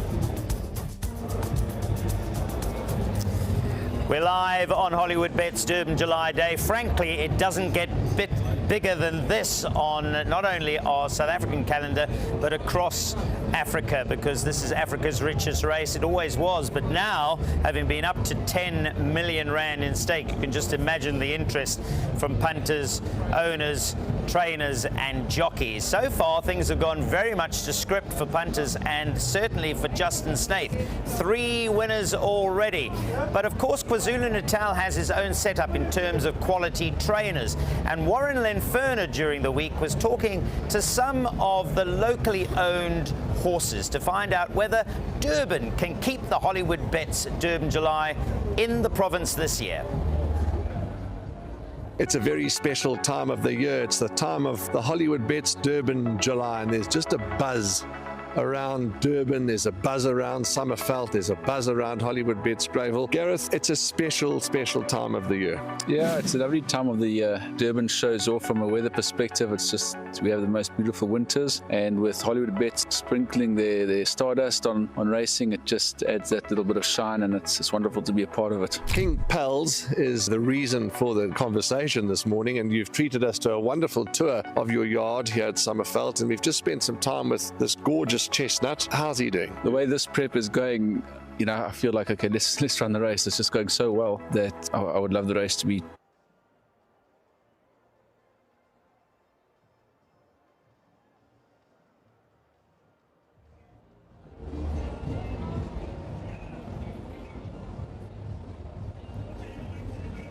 Well, there it is. It's all purple here, and plenty happening as far as the Hollywood purple is concerned. You know, there's a famous saying, when you go out at night, you're having a good time, you paint the town red. Well, when you come to the Hollywoodbets Durban July these days, you're going to paint the scene purple for sure. We had a brief problem there with our insert, but I think we're sorted out now. So let's go back to Warren and the team to find out what it is like for those that are in Durban with interest, trying to fight off the out-of-town visitors. Did he find you, or did you find him? The agents of Chad, Chris Toffa Santos, approached us. We jumped at the opportunity to secure Chad's services. His experience in the race is valuable. His experience in Hong Kong, Australia, at the top level, son of Lynn Schofield. It's just, as far as we can see, it's a godsend. Stuart Ferry's come to join me. Of course, Mutiyeni will be riding Gladiatorian on the big day, come the first Saturday of July here at Hollywoodbets Greyville. We've just come fresh out of the draws in the live field. Stu, chat to me. I know last year, if we go back and wind the clock 12 months, he ran a fair race. I think he ran 7th, only a couple of lengths off him at the finish, and then the 1800 at the end of the month, he went on to win a good race. Yeah, that's what I said. It didn't do him any harm running in the July last year, so we take our chance again. Hopefully we can be a few lengths closer turning for him this time. His last run, let's go back to that. I think it was the Hollywoodbets Gold Challenge. And the Canna sprint, and if you think as a prep, it was a perfect prep. Let's chat about his well-being at home. I mean, he's an older horse now, but you look at his form, you'd swear he's just drives and gone 3. I'm a Durban boy like him. We like it on our home turf. He loves it here. His prep runs really well, so yeah, he's flying at home. Woozy sat on this morning, said he felt good, so yeah, so far so good. Nice value priced horse. 13 is the draw for Mocha Blend for Frank Robinson. Thank you very much for coming to chat to me, Tristan. Obviously things are going so well at the moment. Yes, thanks, Brandon. It's important going into these big ones. You've got to have that momentum, and right now my confidence is at an all-time high. I'm taking all the chances that I can at the moment, and I'm just grateful for all the chances. And yeah, I think the main thing is to utilize those chances and get the most out of it. Let's talk about Mocha Blend, because we know that she is the winner of the Betway Summer Cup, the Grade 1 event. I mean, going back to watch the replays, you were absolutely cantering. I mean, going through the 500, I think you latched onto the equator that was just in front of you, but it was just a matter of if you got the split and how far you'd win by. I definitely think that race was not a fluke. She was prepped for that race, and everything went smoothly until I couldn't find a gap. And thank God I managed to get a gap, and look, once she got that split, she won a convincing race. I think what Mr. Robinson's done with her building up into this race has been very important. We started her like basically from the beginning again. We started in a 14 and then into a mile. I think she's had the perfect prep. Things going well going into the race. I think she's a big runner. I'm very confident of a big run from her. The July is not a typical race. It's like an all-out war, and that first 400 meters is essential and where all the drama happens. So I think if I'm out of that and get my filly into a good rhythm and get her breathing well underneath me, she's going to have that turn of foot that everybody knows her to have, and she'll be finishing and then she'll be flying. Brandon Bailey talking to Tristan Godden, who I must say, in my race book, is one of the most improved riders in the country. He's got a nice ride, and I wouldn't leave him out of your Hollywoodbets Durban July calculations. Well, let's get back to a little bit of fashion, shall we? Because that red carpet is getting busier and busier. It's purely red hot right now, and that's because some of the famous, beautiful people of Mzansi are arriving. Let's check in with Zanele. My friend, there's a new sheriff in town. His name is Fresh by Caddy. Howdy. How How are you, Caddy? I'm good. How are you, gorgeous? I'm amazing. You look absolutely alluring, if I say so myself. No, you're alluring yourself. Look at how beautiful and gorgeous you are. Where's the waist? Oh, get out of here. Look, if it goes missing, like I said, I'm going to call the sheriff. But I have to speak to you. Why did you specifically go for this today? Shining, but with the cowboy hat. Yeah, so I decided to stick with the purple theme of Durban July. You know how it is. Everywhere it's purple. I was like, no, I'm going to be purple. And I'm going to be sparkly. And I'm going to bring my toy gun to the party because, you know, I'm a cowboy today. I'm the sheriff, okay? Oh, goodness. and you've got some rules for us, as always, because I need to know what is something you've got to make sure you do today at the Durban July. No, you got to experience everything. Try and be at every marquee because it's different tastes for everybody, you know, different crowds, different culture. Get to see the horses as well. And just take a walk, man, and enjoy the atmosphere of Durban July. You have to do everything when you're here. Don't sit in one place, okay? Now, it's not every day that you get to just bump into the creation along with the creator. And today, we get to do so with our Forever Miss Universe, Zozibini Tunzi. Zozi, how are you? I'm good. How are you? You look fabulous, darling. Thank you. You look absolutely stunning. Mamsu, how are you? I'm okay. I'm good. How are you? I'm amazing. Thank you, Mr. Imprint ZA. Now, I have to ask, Country Allure, talk to us about this beautiful creation on our Miss Universe. So, for this one, we wanted to do something different. You know, I always play, I'm rooted in culture. I'm rooted in tradition. So this was a beautiful collaboration between Zozi and I, and a very classic, well-known household brand. So everything just came together, and the concept itself, it's more of your country from a different angle. And it's not something that's so in your face, and that's what we love. It's basically what we wanted to do. I love that. I've got to get myself one of those hats to complete my own ensemble. It really is something special. But speaking of hats and fascinators, which is all part of looking good when you come racing, Jonathan Boynton-Lee has been doing the judging, I think, because you had a lot of, well, to be honest, a lot of material to judge. So let's find out what happened for all those people who came looking the business with a hat or a fascinator. Ladies and gentlemen, put your hands together for contestants. Number 1, Kish Ramaduo. Congrats. The show is about to start. Everybody line up. All right, congratulations. How are we feeling? Where do I even start? Design or wear it? I'm so excited. I could see on that walk, with that walk, she knew she won on that walk. Eh? Yes. Zandile, you're the designer. I can see by your hat. Yes, for the 7th time now. We're so happy, Shem. We're so happy. We worked very hard. But I can't say I'm surprised. Look at my work. But yeah, but you must tell us about it. There's so much going on here. Where's the inspiration for this come from? I'm a vintage girl, ne? I'm a vintage girl. I wanted to go vintage, and I did not plan to use a lot of money. I spent less than 200 rands to create this outfit. 200 rand? A dress. This is a curtain that I thrifted for 50 rands. And that bag that I thrifted for 20 rands, and I came up with an outfit. That's incredible because people want to know that fashion is accessible. It doesn't have to be fancy and unaffordable. Yes, it's all about creativity, man, and passion. You can create anything out of anything. Absolutely. And how does it feel wearing the award-winning hat? I can see your strut. I'm excited. I'm so happy. Okay, well, amazing work. 7-time winner. I think there's something to be celebrated, hey? We really need to celebrate today. Actually, I think the organizers of the competition really need to consider something for me, man. This is record-breaking. It is record-breaking. No one but me. It's like winning 7 Oscars in the hat industry. Amazing. Well done. Go and enjoy it. Enjoy the moment. Well, those hats are magnificent, and no wonder they call them fascinators, because some of them are fascinating for sure. Well, it gives me great pleasure now to welcome our next guest, and he's a friend of our broadcasting for a couple of years together now. The great Michael Owen is back. Michael, great to have you in the country. The first question I asked him, are you getting enough sleep? And you said no. I never have done when I've come to South Africa. There's too much going on. There's always a party around here, especially this time of the year. So I've been easily led this week, let's say. Well, the question I have to ask you first of all, because this is horse racing and there's lots of fashion, but we've got a FIFA World Cup on the go. I still reminisce that great goal you scored, of course, and one of the great stories of that, I'm going to ask you to tell it, is that, well, you can tell it, but you scored and you ran away to the crowd, and who did you see in the crowd? Yeah, incredible.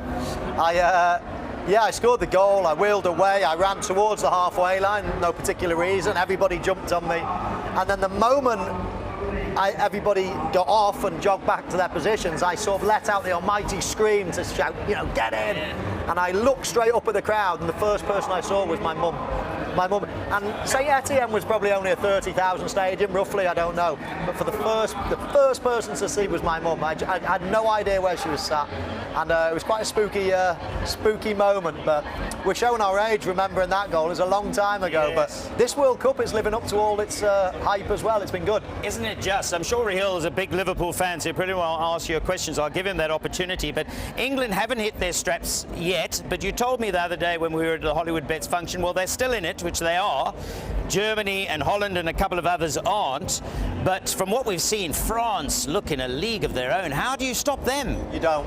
No. You don't. They're different class. If they play like they played against Sweden, there is no stopping them. They're just too good for anybody else. Before the tournament started, anybody that was asking me, I was saying France ought to win it. When you looked at the squads, then France are a total standout to the rest. It's just whether they played well as a collective. Well, they answered that question against Sweden. As I say, if they play like that for the rest of the tournament, I can't see anybody beating them. I think you're 100% right. Frequently in the past, and in fact there's a documentary about it now, is that they can implode because of the personalities and the arguments they have. But this seems like a real unit, and they look hard to beat. But we'll chat a little bit about it more often. What's it like sitting next to one of your Liverpool heroes? Is this happening? Is this real? It is, mate. Surely you can't remember me playing.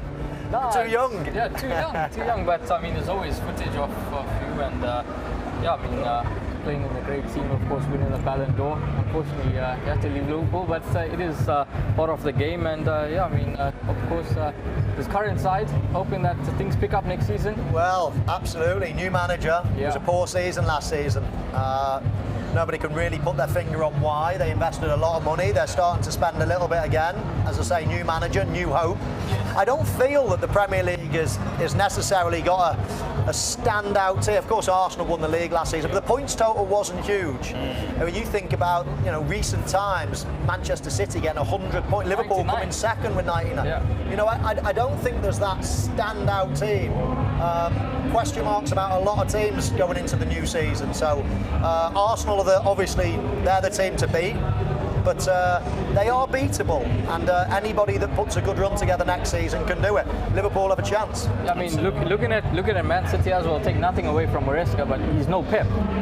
New manager, different players, different team. It's an evolving team. They could only, you know, obviously come second, but only got early 80 points last season. It's a step down for Manchester City. So, as I say, it's not like any team are looking at it thinking, wow. Back in the day, you'd think, how are we going to beat Manchester City next season? They're getting 100 points. It's virtually, but at the moment, there's an opportunity. And Liverpool are one of those teams, as are Manchester United. There's a few teams that got a chance. And Tottenham have bought well. You even said to me the other night, we might finish top 8. I told my sister, she said, what's he on about? She supports Nottingham Forest, by the way. But they have bought well, Spurs. New manager, did well towards the end of last season. We all know about, you know, their facilities, their stadium, their fan base. You know, it's a huge team. And they underperformed, no question about it, last season. They've already got a lot of good players in their squad. They're investing heavily. I mean, Manchester United went from 16th to 3rd. Yeah, can happen. Tottenham can go from 17th to 6th or 7th, no question. So I think they could have a good season. Nicely put. I want to just move it back, if you don't mind. You're going to have your private Liverpool photos later on, Rio. I want to bring it back to horse racing, because what viewers won't know, and I think I'm right this, you're a bit like me. We love our football, but we're passionate about our horse racing. And just tell our viewers what operation you now run in the UK, because you've put so much time, effort and passion into it. Tell us a bit about your operation that you're running there now. Yeah, well, when I was 23, of course, halfway through my career in many ways, I decided, I'd had a huge passion for horse racing, owned a lot of horses at the time, but I decided this was the life for me when I retired. So I bought an old farm, an arable farm, converted it into a racing stable slowly, started off with 10 horses, and 23 years on to this day, we're training about 140 horses. Quite a big business now. 140 horses. Yeah. That's Hugo Palmer in yourself. Hugo Palmer's our trainer. We employ about 50 people. So yeah, we're one of the the bigger yards nowadays, but it doesn't stop. We're still chasing that top spot, but you know, we've been to a lot of different countries racing our horses. Of course, England is the mainstay, but we've been to the Melbourne Cup, we've had runners in the Breeders' Cup, but looking around here, it'd be a great ambition to have a horse over here one day. Wonderful stuff. Well, actually, over the years, we've had a few. I know Lee Westwood owned racehorses and raced here a lot. And that's something that maybe viewers probably don't appreciate. There's a sense sometimes with horse racing, they think it's just a game of punting. But, of course, there's so much behind it and the love of the horse. And I know you love the actual physical specimen, the horses. That's what brought me into the game in the first place. Of course, we all get sucked in by something, and you'd be foolish to say that punting isn't, you know, a huge aspect. The buzz of trying to find a winner to solve that puzzle is a fascination. So having a bet certainly was one of the draws to me in terms of early on in the game. But then that's opened all horizons, whether it's the breeding, whether it's the medical science behind it all, the training, the sports science, whether it's the social. You know, you come here and you see the fashion. There's so many different aspects to racing that you could latch onto and love.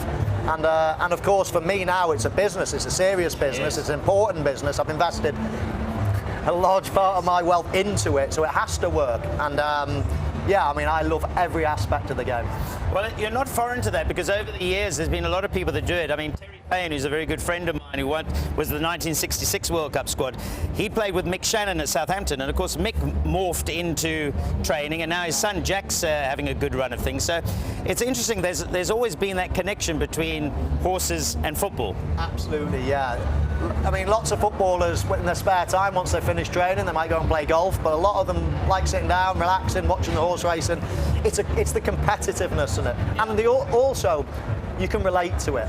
You know, I know what it feels like going into a big game. I know what it feels like taking part and, you know, being in the thick of the action. The feeling afterwards, the tiredness, the stiffness in your legs. How do you recover quickly? How do you train for the next race or the next game? So I just feel as if you can relate to that and how they. And of course, the only difference is a horse can't talk. Yeah. So as humans and whatever science you use, you've got to be able to, you know, spot those signs. Are they in good health? Their eye, their skin, their well-being. So it's fascinating, and as you can tell, I'm really passionate about it. Wonderful. I'm going to let you and Riel have a chat now, because we're going to catch up with fashion. You know, we've got Zanelli here. She's looking $1 million, but so is everybody else rolling in. You know, we get here early because we don't want to miss race 1, but some of the big guys and the attraction is the Hollywoodbets Durban July. So that red carpet's getting busier and busier, and if I say so, even more beautiful. Here's Zanelli on the red carpet.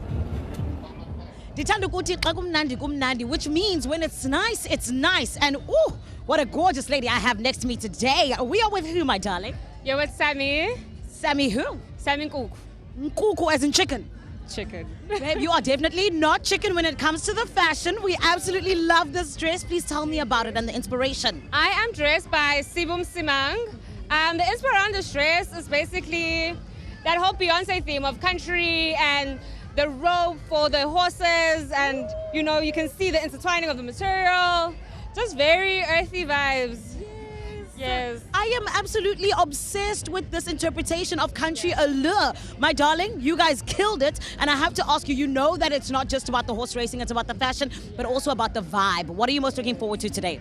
I am just looking forward to having a good time, seeing some horses win. Okay. You know, I placed a few bets, so I am hoping I win something. But yeah, all in all, just having an amazing experience.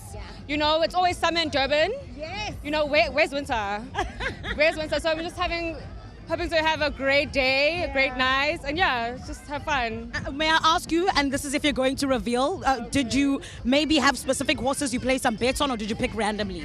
Girl, that is a secret. Oh, sorry. Next thing I win, and then people check. No, that's a secret. That's all for you, my Sammy. All for me. Okay. If I win, I win. You'll never know. Just know I place the bets. Oh my goodness. Sammy's the kind of person where there will be signs of the richness, huh? There will be signs. Ooh, and there are signs. My love, before I let you go, what is one song that's going to get you moving today as we enjoy the Hollywoodbets Durban July? One song that is going to get me moving. Oh my God. I don't know. It could be anything. I'm honestly thinking Drake, Shebang. Okay. You know, we'll take a little bit of okay. And I like that.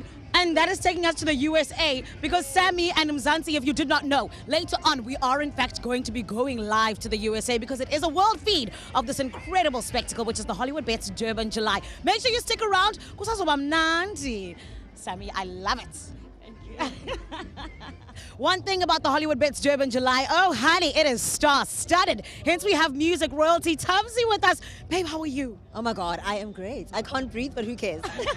As long as you look stunning. Beyonce said pretty hurts, right? It does. Yes. It's painful. But you look absolutely perfect. Talk to us about the inspiration. Country allure, yes, we understand, but why this? I think denim is like the fabric of country. If you think country, you think denim. Yeah. And so I just wanted to kind of like elevate denim and take something that's like an everyday thing that we take for granted as a fabric and make it couture, you know, and make it, you know, zha zha zha, ba ba ba. I love that. Sha-la-la. Oh, baby, you added all the zha zha zha, do re mi, all of it.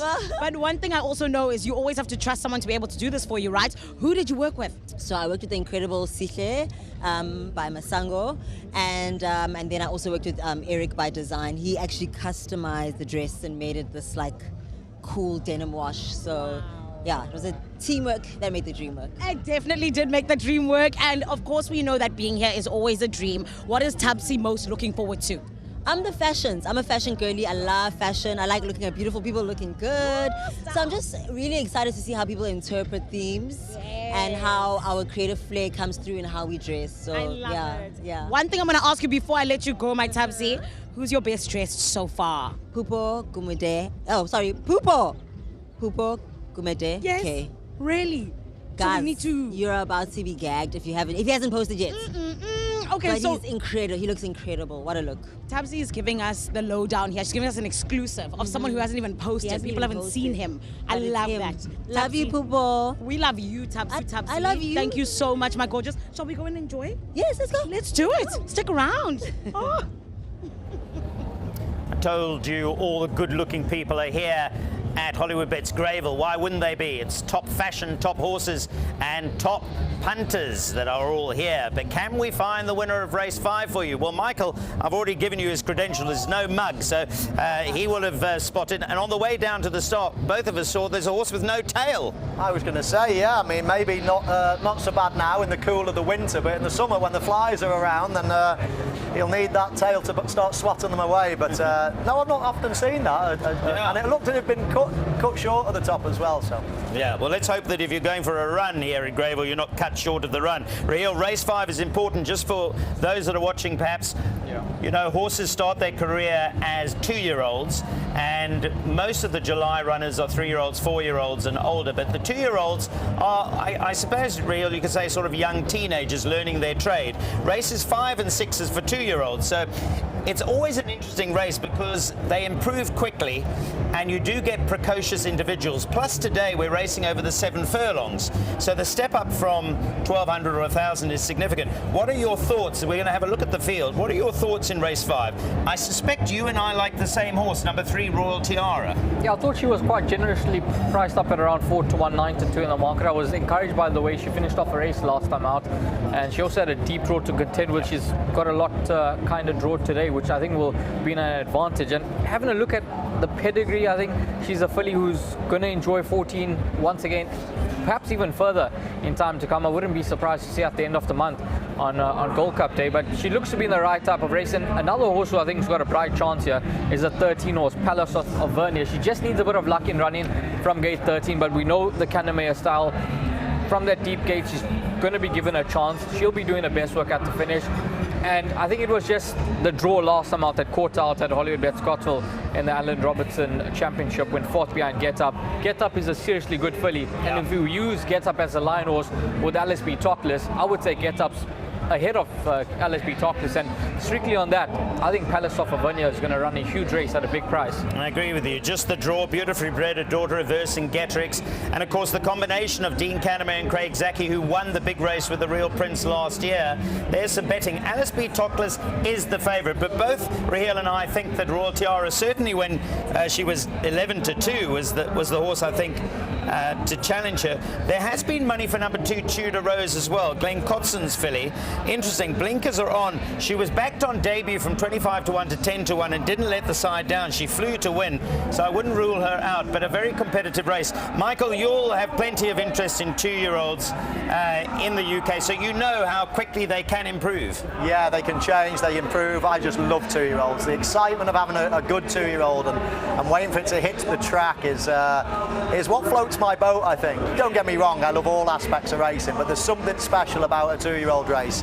And yeah, I've obviously don't know the South African form like our expert here, but interested to see a 2-year-old race. Interesting though, I mean, you've got so many race courses. For people who don't know the UK, it's almost impossible to track the race courses, never mind the race horses. But the reason I mentioned this Greyville track is specific. It's a short run, although it's the other way around. It's a little bit like Chester back home, isn't it? Yeah. That you've got to get a good posse and get a run early. Yeah, well, Chester's our local. It's quite a draw bias track, but it's fantastic. I mean, when it's a circular track like Chester is, you seem to get more of a football crowd type of atmosphere. Right. It's a bowl, whereas these long, 2-mile tracks are a long straight.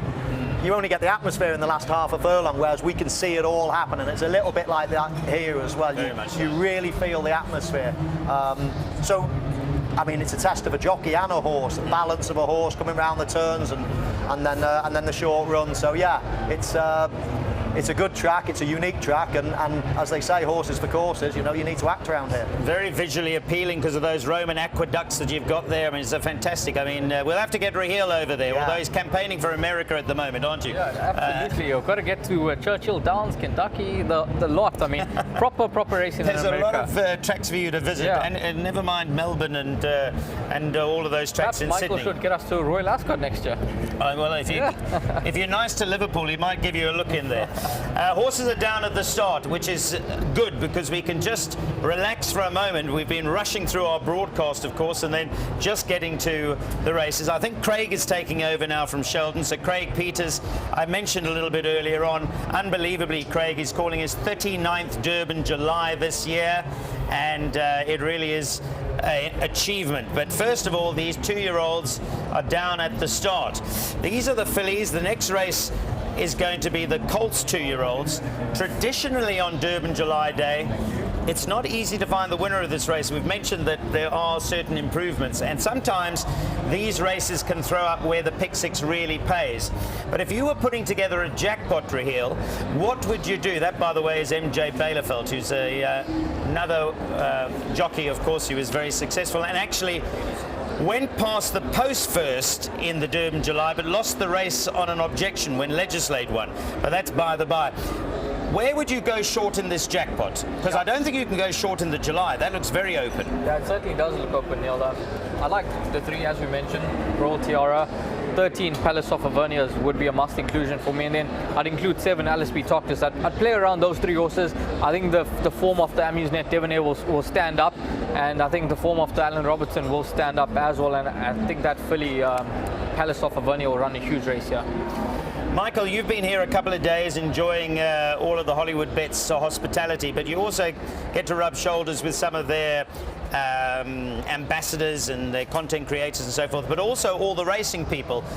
What's the whisper around? I mean, we were together.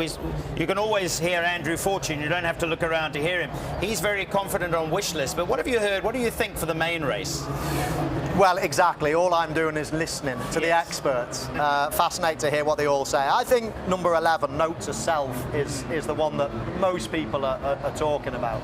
And of course, Justin Snaith has had a great start to the day already. And you always need to, well, 1, follow the top trainers, but 2, yards in form is a huge thing. So I think the stable's in form. He's obviously got more than 1 runner in the race, but apparently that looks like his best. Yeah, I think you're right. He's got 5 runners. The marker would suggest that during the week wish list has eased out a bit, and Note to Self is the favourite. Richard Faree's had a winner for the yard on head of the facts. earlier on today, so all the signs are there. But we know that it's not easy to win a Hollywoodbets Durban July at the best of times. And this year's race is probably more competitive than most. Well, the stall gates are closed. Runners are going in, so this won't take very long, folks. The 2-year-olds don't hang around. It's over 1,400 metres. They'll be speeding into that first turn quickly. Raheel and I like a little bit of Royal Tiara to be competitive against the favourite Alice B. Toklas. He also likes a bit of the 13, but it's an open 2-year-old race. Let's join Craig Peters for the first time today. Come in, Craig. 1,500 metre marker. Lady Harlequin goes to an outside gate. Belt set. Waiting for the flag and the dispatch from the 1,400 metre marker. Not a bad beginning, this one. Volcanic Heat is right there at the rail. Royal Tiara, Ferrari Flair has a good position. No dramas on the outside. Rushing Chimes near the rail, the yellow sleeves. On the outside of that, Too Fast to Fiesta. Lady Harlequin's only 2.5 lengths off them. Then comes Tudor Rose. Behind that one on the outside, Palace of Avernia. That's got about 5 or 6 lengths to make up. Further back is Gild the Lily. Alice B. Toklas is back, third to last, about 9 lengths off the leader. Then comes Ocean Mistress as Volcanic Heat takes them along. That leads them by 2 lengths. No drama is second. At the rail is Royal Tiara. Then comes Lady Harlequin. Ferrari Flares between runners. Rushing Chimes is at the rail. Too Fast to Fiesta's on the outside. Then AMC's Roy's Fantasy. Palace of Avernia on the outside. The Homeward Bound and Volcanic Heat with the lead. On the inside, Royal Tiara. No drama. Rushing Chimes. Behind that one, Palace of Avernia is running a big race. Alice B. Toklas is going to come out for a run. Coming to the last 200. It's no drama, but Palace of Avernia. Ocean Mistress running on the inside, Royal Tiara. But it is Palace of Avernia. And Palace of Avernia has won it. Alice B. Toklas second. Tudor Rose third. Maybe no drama, ran fourth. That's the running of race 5 and Palace of Avernia, number 13.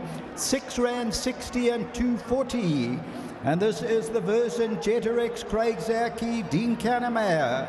This one for Mr. Irvin and Moore. They win a length and a quarter. Second, number 7, Alice B. Toklas. That's the tote favourite. Third, number 2, Tudor Rose. The fourth position, I thought number 12, No Drama. Let's see when they get to the line. And then came number 10, Ocean Mistress. Further back in the run was number 11, Viking Lass, and they were followed by Ferrari Flair and AMC's Roy's Fantasy. As we look at this, Palace of Avernia, this is its third run, second victory, and picked them up to win convincingly at the business end of the Grade 2 Amisnet Golden Slipper for the 2-year-olds, and is victorious. So looking at the side view, and here's number 13, Palace of Avernia, coming home strongly and wins going away under South Africa's champion-elect, and that is Craig Zaki. We'll go back to the various studios. Well, Michael and I are thinking, why didn't Raheel arrive a bit earlier? He's found us a 16-to-1 winner there. I was backed in, I think, a little bit of late support, but from a 13 draw, terrific performance from trainer, horse, and jockey, Craig Zaki. And I said the combination that won the Durban July last year, they've arrived here with Palace of Avernia. I'll let Raheel take you through it because that was super impressive from the daughter of Vercingetorix. She cost 575,000 Rand as a yearling, and, well, it's got a Zimbabwean connection. I see that the owners Irvin and Moore, so they'll be delighted, although they won't be in Zim. I'm sure they're down here. Well done. Yeah, I thought nice ride from Zaki. I mean, she was 3 deep, but she had cover as well, and at the top of the lane he sort of peeled off the backs, and this filly had a lot in hand, and she sort of moved to middle to the inside, but she was always going well. And I look forward to seeing her on Gold Cup Day in the mile. I think the mile's going to suit her even better, and super impressive performance today. And I mean, as we mentioned, using Get Up as a line horse with Alice B. Toklas, I mean, it just shows that Alice B. Toklas has run second to Palace of Avernia, who's mighty impressive. And of course, the yard hit their straps last week at Hollywoodbets Scottsville with a number of winners, and good to see them in the number 1 enclosure. He's some trainer, Dean Cannemeyer, isn't he? Last year's winner of the Hollywoodbets Durban July. And many before. I'm sure Michael knows this, but we're talking about earlier on, we had Lucinda Woodruff here, who was Jeff Woodruff's daughter, and Carol Millard from the famous Millard, who won how many races, July's? Did he win 6? 6, and 2 as an owner. 8 in total. But this fellow, Dean Canamare's father, was Peter Canamare, who was an excellent trainer and trained winners before him. It's interesting that, isn't it, that many racing families it stays in the blood. You're probably starting a dynasty of your own. I'm not sure about that. No, you're absolutely right. We've got lots of people like that. You mentioned earlier Mick Shannon and now Jack Shannon taken over. We've got the Hills family, Charlie Hill's taken over from his dad Barry. Richard Hannon. The Hannons, the Fahys, the same up north. The Johnsons winning most yard in the history, I think. And now we are dating ourselves. What about the Baldings, of course? Andrew Balding's dad who trained Mill Reef, so it's all there. And Toby who trained the jumps. And the Gosdens as well, you know. Yes. I mean, it virtually runs in every family, and it's nice to see. So hopefully my son or one of my daughters will take over my place in a few years. But we'll send them a copy of this to put them under a little bit under pressure. I've got 6 kids. I'm trying to keep them away. I've got to feed them. Yeah. Can only have one punter in the family, that's for sure. But that was terrific. Excellent performance from all concerned. Michael, thank you so much for joining us. I know you've got a busy afternoon and so forth, and great to catch up. Yeah. Final question before you go. England, they've just got to beat France maybe to bring it home, right? They've just got to be for just that small task. Yeah, listen, my heart says England, but my head says France, absolutely. Good man. Michael Owen, wonderful to have him here. A real coup for Hollywood Bets. And you know, the whole idea of Hollywood Bets, to get the likes of Michael Owen here and Nick Luck, who's going to be a guest of ours, is to make this international, because South African racing, you've seen it, it's an unbelievable product. We want to export our broadcasting, our racing. We already exported our jockeys. Just look at Dougie White, for example. But we want to do more with the Hollywood Bets, and it's great having Michael and his team here. Right, coming up is 3 o'clock, and that's going to be our next build-up for the race. We've got the second. The fillies have run it, the 2-year-olds. The colts are coming up, so stay tuned.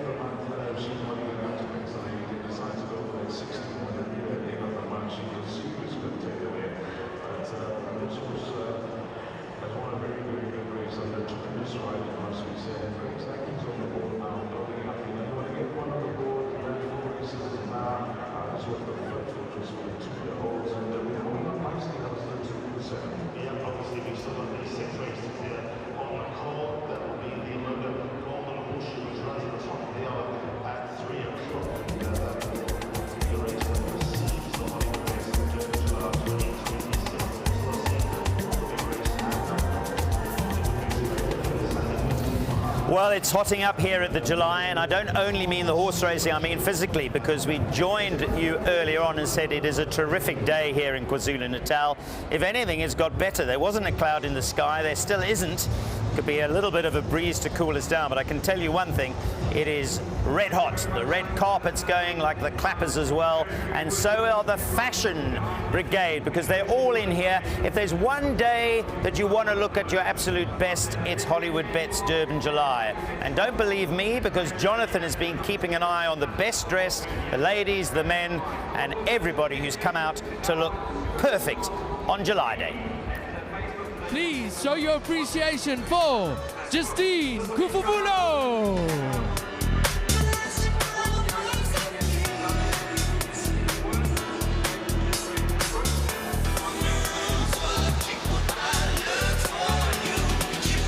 Congratulations, ladies. How are we feeling? Have you come down off the high yet? Yes, I am. Thank you so much. Well, my name is Justina Kifubula, and I'm one of Irene's models. And today I'm here with Mobile, and that was my Mobisa, and that was my designer.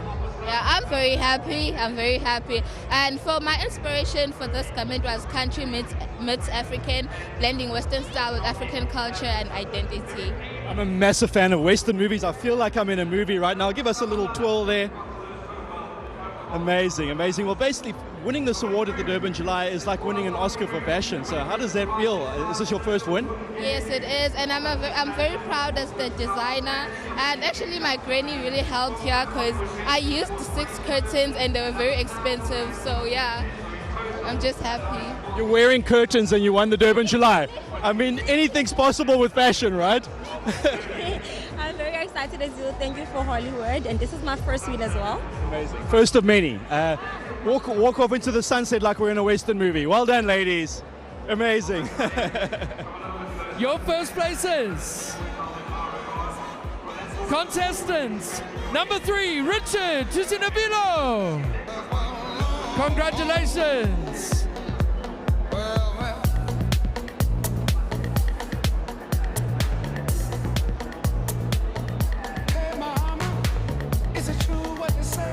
Congratulations, gents. Has it sunk in yet? You've just won Best Dressed Male at the Durban July. Yeah, it's unbelievable because I've been doing this since a very long time, but I'm still pushing. I'm very consistent and I'm winning since 2013. Oh, wow. Yeah, I'm always winning, always pushing in top 10, sometimes number 2, number 1, number 2, number 1, number 2, number 3. I think I came number 1, when was it? 2024, yes. And like now I'm back, I'm very happy. Incredible. And every great outfit tells an amazing story. What story is this outfit telling us? This outfit, it's showing us the fashion trend that is coming. As you see, he's wearing a crop top coat and he's wearing a baggy pants because now we're going to wear white legs, not skin anymore. Yes. Yeah, like fashion, it's rotating. Okay, awesome. And how do you feel wearing the winning outfit? I'm so happy to come the first one, the best for men. It's the first time I come this type and winning. I'm so happy. I appreciate my design for everything. Congratulations. Where's gentlemen's fashion going now? It's come so far over the years. In your opinion, where do we stand internationally? Like, I think now, because you go everywhere, you see baggy pants. You go everywhere, you see baggy clothes. It's big. So we are going very far. Awesome. Well, congratulations. Thank you. Enjoy the moment. Awesome. Good job. Cheers. Yeah, fashion is ever moving. It's a little bit like horse racing because every year you get the new 2-year-olds, you get the new 3-year-olds, you get the new champion.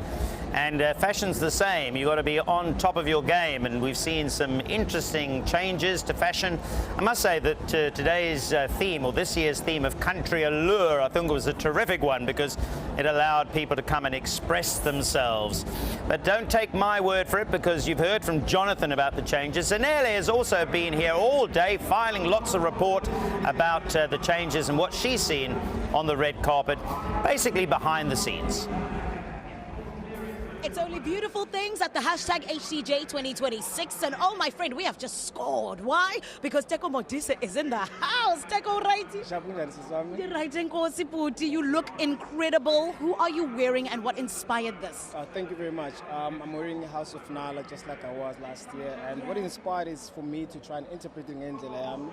And as a team, we actually sat down and said, guys, I need to just take it a little bit of a left and take America. So that this is what we came up with. you gave fashion a shibobo namhlanje Butwam because you have absolutely won. I also know that, you know, you're someone who likes to take risks, like you just said. How do you deal with it when people aren't about those risks? First of all, because I'm kind to myself and I like myself very much. As to what people say, what they think of me, I can get in down. But also, there's no rules in fashion for me. So as much as there's no rules, we can, you know, and enjoy it. For me, it's my way of expressing myself, and I'm really, really enjoying it. I love it. Well, look, I've been enjoying all the looks that you've been bringing, Teko. From, you know, football star to fashion star. We love to see it. One last thing. What are you most looking forward to today? I'm looking forward to race 7. Oh, okay. The big one. I'm just crossing my fingers that this year at least in win and go Siam. So yeah, I'm looking forward to that. Well, I wish you all the best, Buti, and please go and enjoy Siabonga. Thank you very much. Thank you. It is hashtag HDJ 2026 all over social media. It's only a good time here at this beautiful space.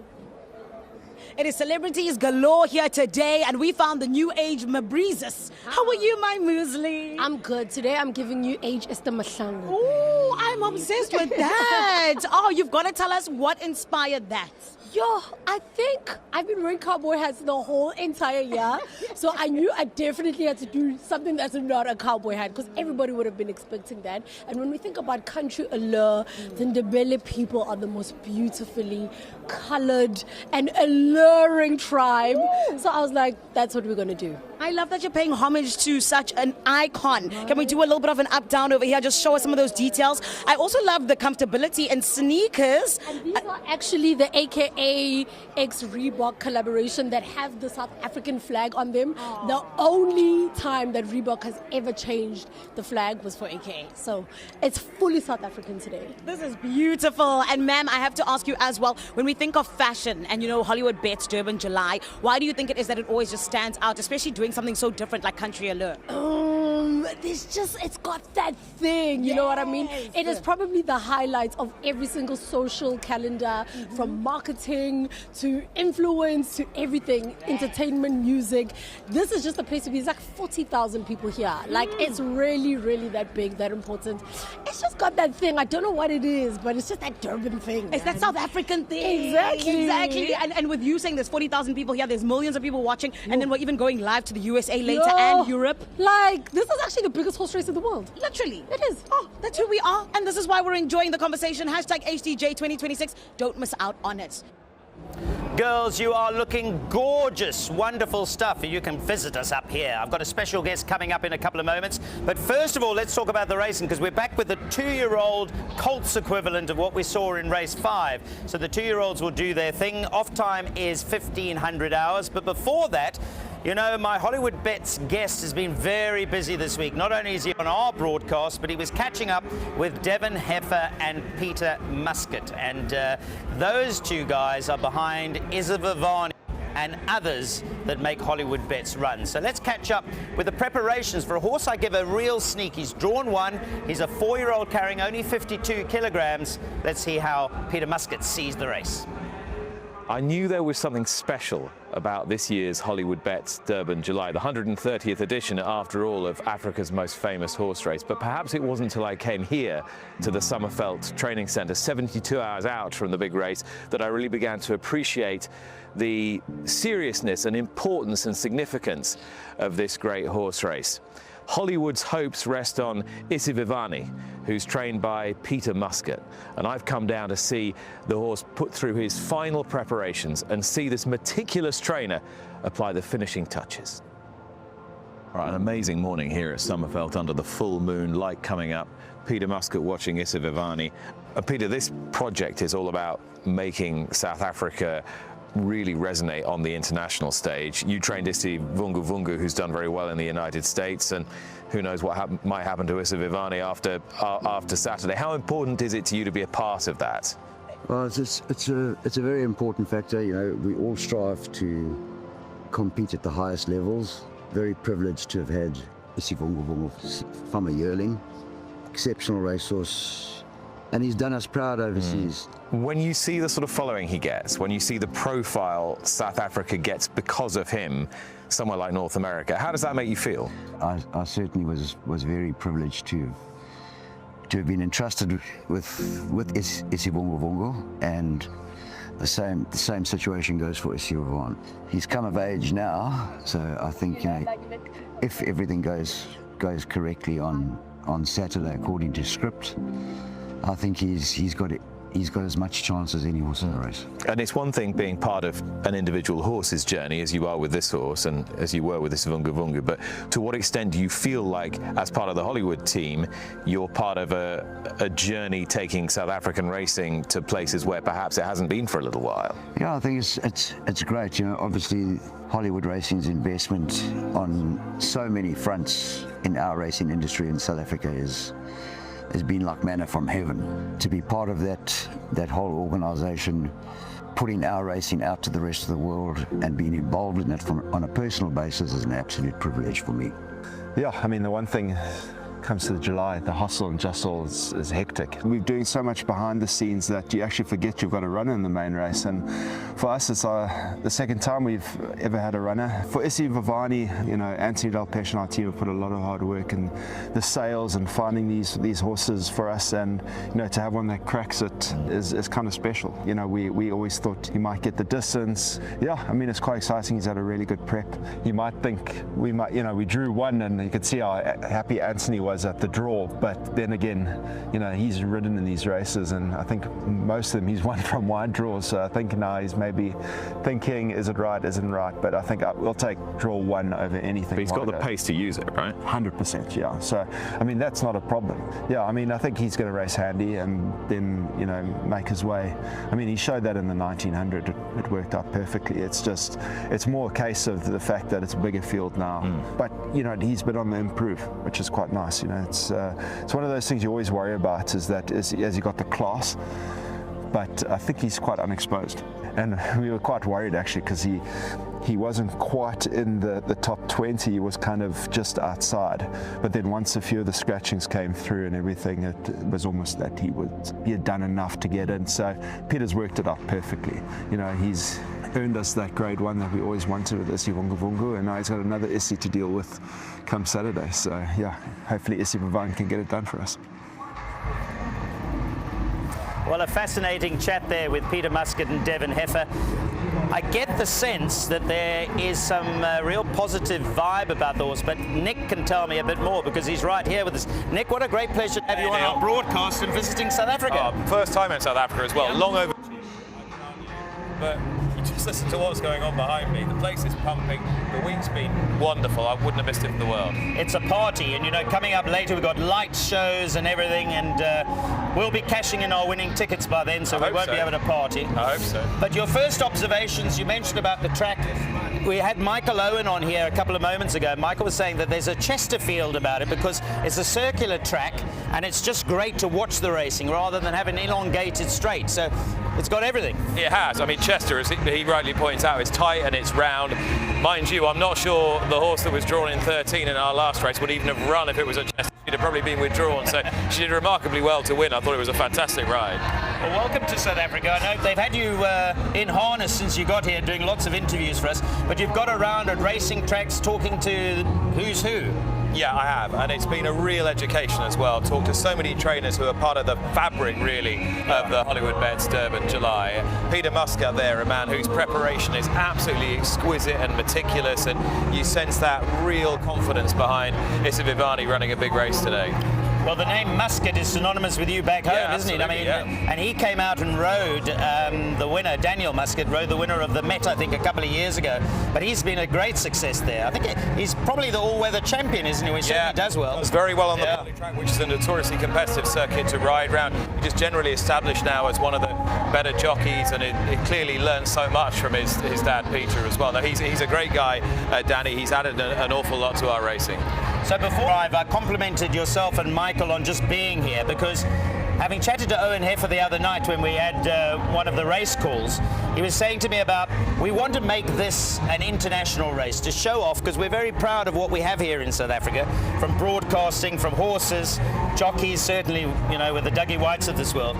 So part of that is a gateway to get out there, because we believe we've got a good product. Well, I think you've got a good product as well. I'm not saying I've been pleasantly surprised, but I think that what you're putting on here and the effort that has been clearly made is a rival of any major racing jurisdiction. I've been to the Kentucky Derby this year, I've been to the Melbourne Cup within the last year, the Derby, Royal Ascot we've just come off the back of, and I think what you see in that grandstand and the engagement of the fans, I think that's the most striking thing. The engagement of the fans here is a rival for anywhere in the world. So if South African racing can really push out and push beyond its borders, and obviously transport regulations being eased will help with that in due course, then that can only be a good thing for all of us. Yeah, and it's amazing because there's no doubt the globalization of racing, the globalization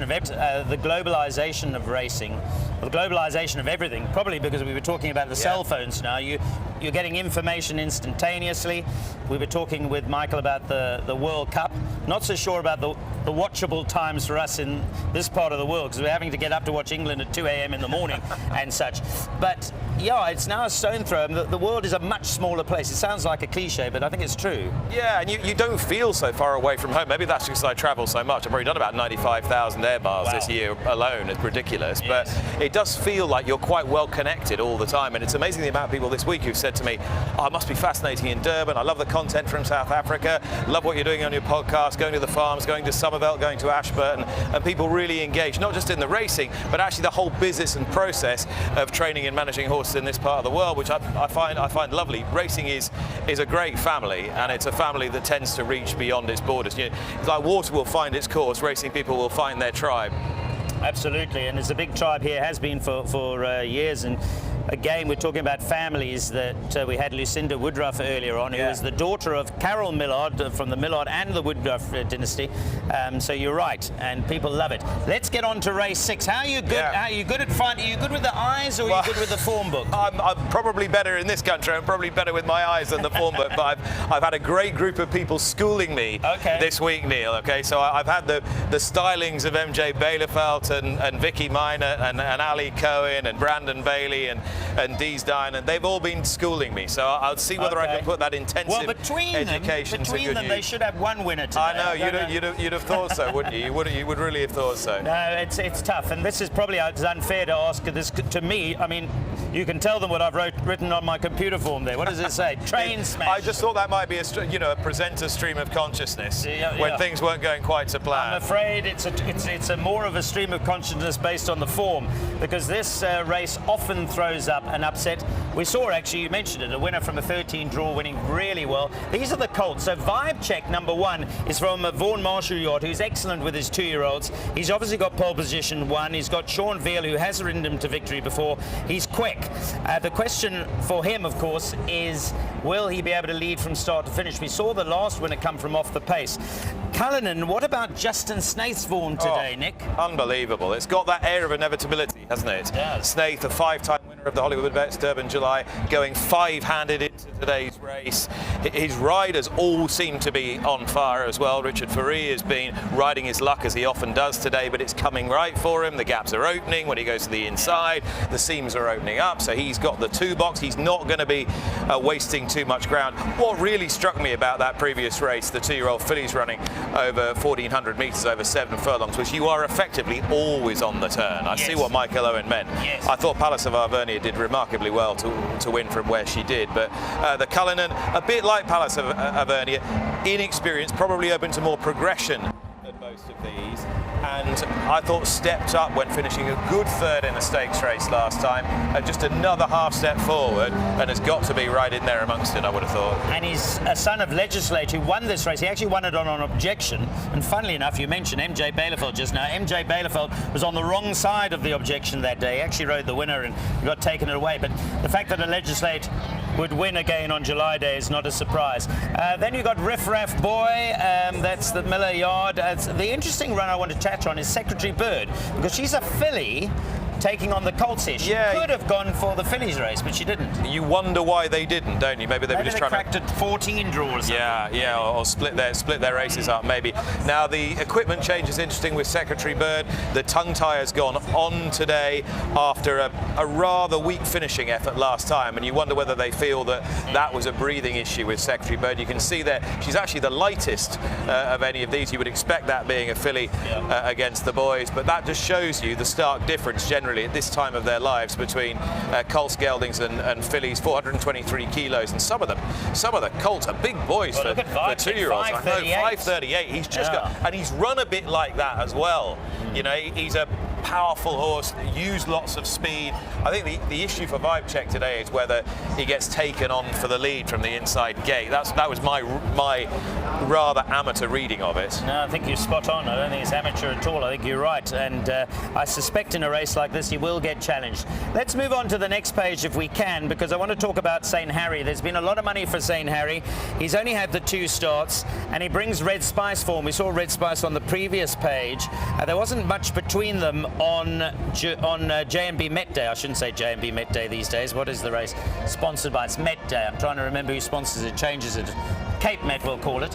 I think it's the WSB Met, actually, these days. But anyway, it was on Met Day, precocious race, and there's your man Muscat again. Very shrewd trainer, and Gavin Lorena rides, who, as you know, has been campaigning riding One World in America for us. Yeah, and One World has done Hollywood proud in America, Hollywoodbets proud in America, running some wonderful races in Grade 1 company. He's surely going to drop on one. Graham Motion, I've got a huge amount of time for the way he trains and conditions horses. He's done well with Zivunga Vunga as well, so fingers crossed for One Stripe can strike for the Hollywood team soon in the States. Yeah, I think he might do, although, you know, those tracks we're talking about, the tight tracks, probably don't suit him in America, whereas, you know... Well, he's always having to tip out, isn't he? He's trying to save ground and tip out and then slingshot them for home, and one day he'll sit and suffer, and it'll open up for him, and he'll just dart up the rail. From your lips to God's ears. Interesting you're talking about the weight, because look at the size of Eric Dubois, 5'68". He's a monster. He's the son of Eric the Red out of a Count Dubois mare. Obviously that's where he gets half his name. The other one, they mustn't have taken too long to come up with Eric Dubois. His dad's Eric the Red and his mum's Countess Dubois. But Aldo de May, his problem will be the 14 draw. I think you've got to take your medicine there, drop out, haven't you? I'm not sure I want to have a 568 kilo colt trying to navigate 7 furlongs round here from gate 14, Neil. Yeah, you're right. And those horses are going to need luck in running. Let's have a look if there's any market manoeuvres, because earlier on there was a lot of money for Glenn Cotson in the previous race, and that ran a nice race. That was in the previous race. Tudor Rose ran well. Let's have a look. Vibe Check is still favourite, slightly easing in the market. If there is a money horse, it looks like it might be Red Spice, who's at 7-2. He's quite well exposed though, isn't he? He's been busy as a 2-year-old. Yeah, he's had 6 runs already, this colt by Eric the Red, another one by Eric the Red. Does seem to get on particularly well with Keegan de Mello. He's ridden the horse twice and won both times. So maybe that is something to cling to as he gets back on today. I'm looking there. There's Eric Dubois, 100 to 1.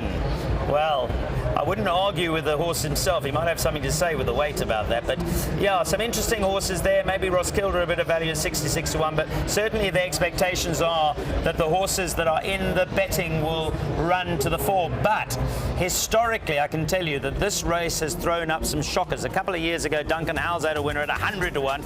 And I think there was a Cornet Spies winner at 66 to 1 in the last decade. So let's hope the form holds up. It is a dangerous race. We shall see. We're off to a brief break. When you come back, you're staying with Nick Luck, myself, Neil Andrews, and we're live from Hollywoodbets Durban, July, here at Greyville.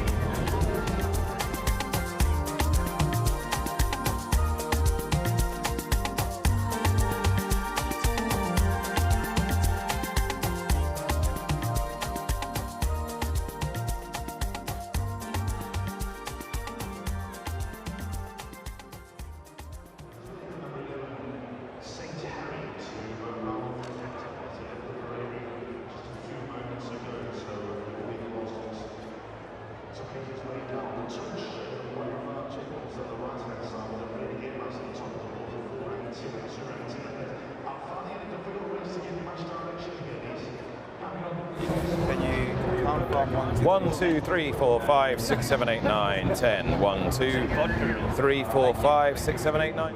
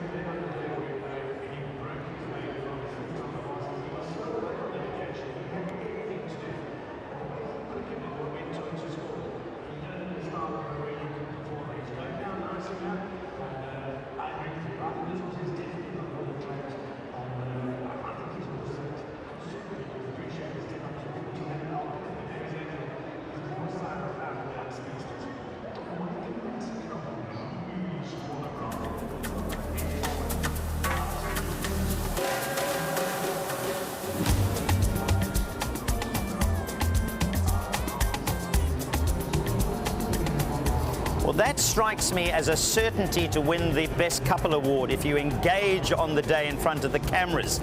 I suspect if they were dressed like vagabonds, they'd probably win it. But that's lovely to see. I don't know who the individuals are, but we wish them the best. And of course, most of us believe that, you know, if you've happy in life, happy wife, happy life, they say. But let's find out from Jonathan who looked the best couples today, because he was judging the best couple. And good luck to the couple we saw there.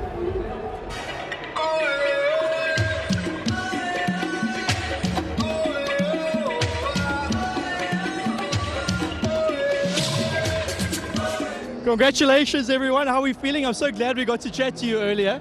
Very, very happy and excited and tired. Yeah, no, we're very tired, but we absolutely had an amazing time. And we got Brenda, the designer. We didn't have you earlier, so we're lucky to have you now. You can tell us in your own words why you think your outfit won today. I think it's the favor of God. That's it. You think it's, sorry? God's favor. Yeah, but you got to take us through the details. I mean, you're very modest for someone who's just won one of the biggest fashion awards in the country. I think I'm just shy. Yeah.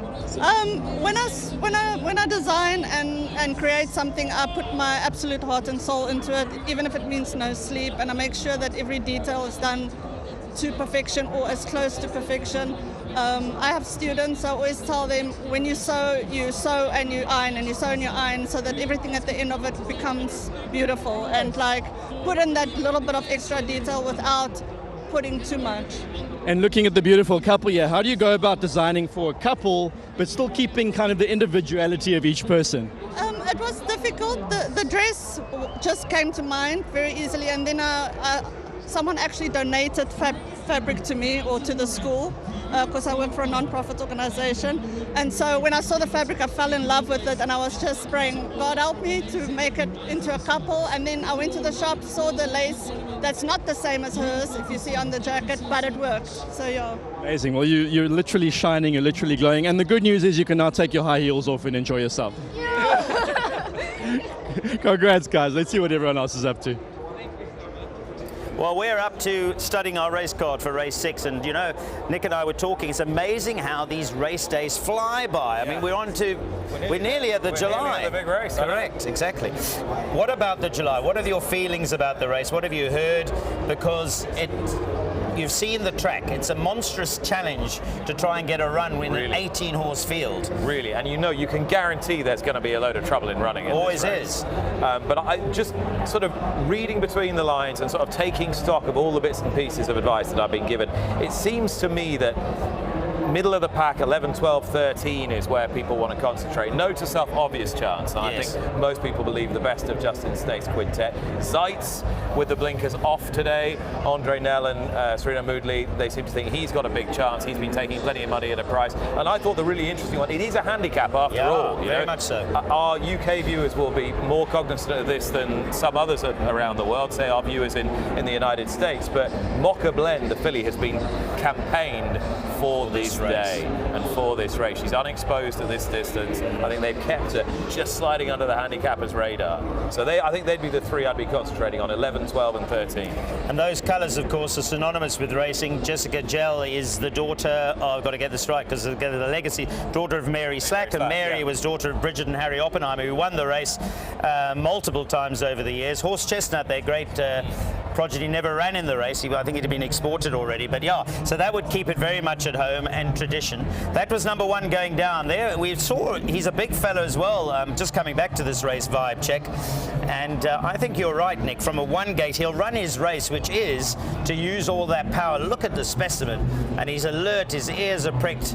Sean Veal knows a lot about him, so he'll run his race. If there's one at a huge price, you'd be half interested in it. It's surely 8 Green Energy, isn't it? Zach Lloyd, we've seen a bit of Lloyd magic. His first visit, obviously not to this country, but his first ride here, or second ride here, was a winner earlier on today. He is such a talent. I've seen him at Royal Ascot winning there, seen him in Australia winning there, seems to be able to do it anywhere. All you have to do is be of a forgiving disposition, which I'm sure you are, Neil, and strike out that last run, which was simply too bad to be true. On the previous form, and at 1,400 metres, at 7 furlongs, you give him a bit of a chance, and he was a huge price when we last looked. I think he was about 40-1, 8 Green Energy. In truth, I wouldn't put a line through anything in this race because of the history of the race. And again, we were chatting with Michael, who knows, of course, with all the horses he's got with Hugo Palmer. He concurred with what I said, that these 2-year-olds can improve quickly. They're precocious. Some can go backwards because they're too precocious, especially when you start to go a bit of a trip. So the 7 furlongs today, if you're too quick here, you're going to get run off your feet late on. So it is a fascinating race, not an easy race for sure. I was talking to Michael earlier in the week about some of the 2-year-olds they had that ran at Ascot. He had several run extremely well, and I was saying how well his horse Today of Scarlet had run in the Coventry Stakes, just beaten at 40-1. And he said, you know, we've got a lot better than that horse, who will improve more toward the back end of the season, you know. And if that's a marker, they should have some fun later on in the year. He was such a great guest to have here, Nick, because we first started talking, as we would, FIFA World Cup, which is currently on the go, and asked him, you know, will England bring it home, which is unlikely, but which he has to be careful what he says. But why I mention this is because there's so much interest between sportsmen and horse racing. So you mentioned there with Michael, there's a whole history, we touched on it with Michael, of footballers who are involved, but also cricketers love to get involved. And I like that because frequently people sometimes don't consider horse racing a sport. Well, it's not quite a sport because of the betting aspect, but in truth it captures the imagination of everybody who loves sport. Completely. And you see top class elite sports people from almost every field getting involved in horse racing. You know, whether it be, you know, golf or cricket or rugby union or soccer. Yeah. Well, Gary Player, of course, who absolutely loves things. I mean, if you speak to Gary now, I've interviewed him millions of times over the years, but he always maintains his favourite sportsman of all time was Secretariat. He said, never mind the humours. He said, I think he tells the story that he made Jack Nicklaus stop and wait while the Kentucky Derby was run. There are not many sports people of any generation of any type who make it onto the front cover of Time magazine, and Secretariat did. Yeah, person of 1973. Interesting. I know you were involved very much so with the Race to the Crown, which a lot of people have watched that series, but it strikes me that there were a lot of also characters in that, weren't there? Sports. There was a sports. Was he? I don't know. It was an NFL. Yes. Jason Worth. Absolutely. Yeah. So it captures everybody's imagination. It's the same here. We've got lots of things. And what folks at home might not know is a lot of the Hollywoodbets horses are named by some of their celebrities and ambassadors. So the Ndungani twins named Zivungu Vungu, who's done so well. That's about the only one I can pronounce correctly. There's obviously the names that sort of lean into that the local culture here, Absolutely. like Isivungu and Isivivani, and they've got some kind of humorous names that nod to their associations with Brentford Football Club. Up to Absolutely. Bus Stop in Hounslow was my favourite after the chant that the opposing team sing at them. You're just a bus stop in Hounslow. Brilliant stuff. Nick, thanks for that. We're going to get to our commentator. This is the second of the 2-year-old features. It's the Amoda Golden Horseshoe Grade 2 over the 7 furlongs. They're going to go like the clappers. Craig, come in. It's his big day, Craig. He's going to be calling his 39th Hollywoodbets Durban July. Heaven knows how many Golden Horseshoes he's called, but here he is.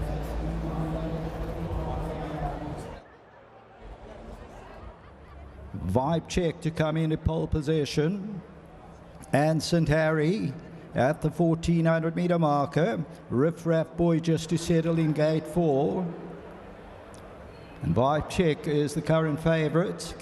That will be in pole position. We await 3 runners. Red Spice is in. Red Spice is fitted with the hood. They're busy with St. Harry. St. Harry coming up. Gate 1 is vacant. That's Vibe Check. Gate 8, Green Energy coming forward. Gate 11, St. Harry.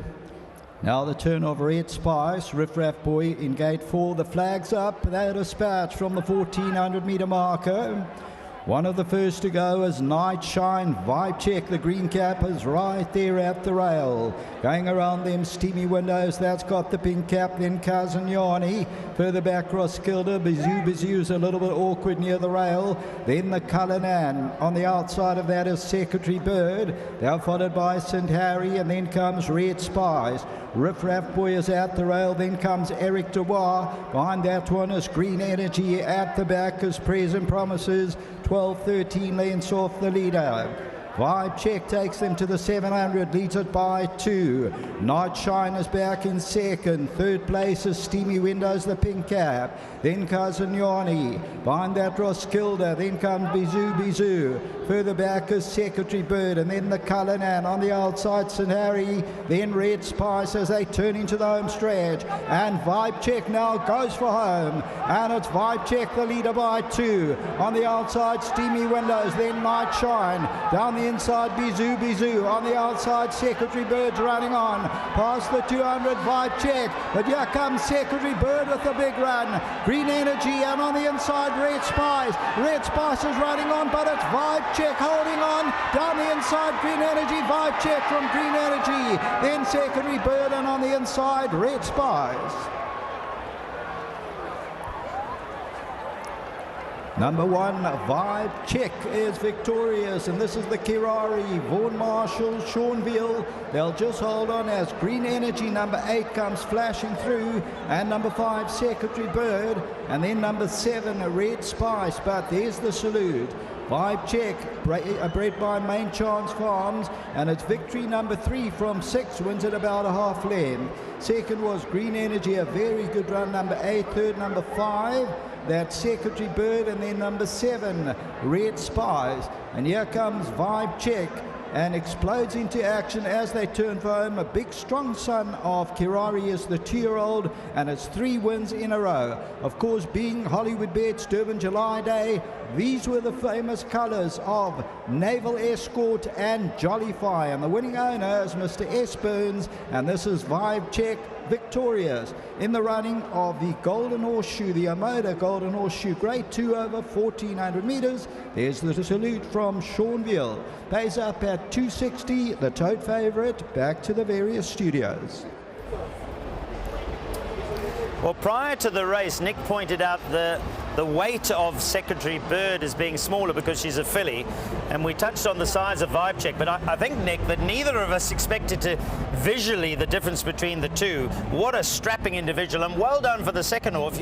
You spotted that at a big price. He was coming a couple more strides, he was right alongside. Yeah, back to his best. Green Energy under Zach Lloyd today, but Vibe Check all power, and the key to the victory, Neil, I think, was that he was allowed to just ease into his rhythm, and it wasn't so much that he got an uncontested lead, but that nothing else could contest him for the lead. And this is absolutely as far as he wants to go. At 1,200 metres, he'd have absolutely monstered these, and 1,400, he was just running on vapours at the end, allowing Green Energy to finish off.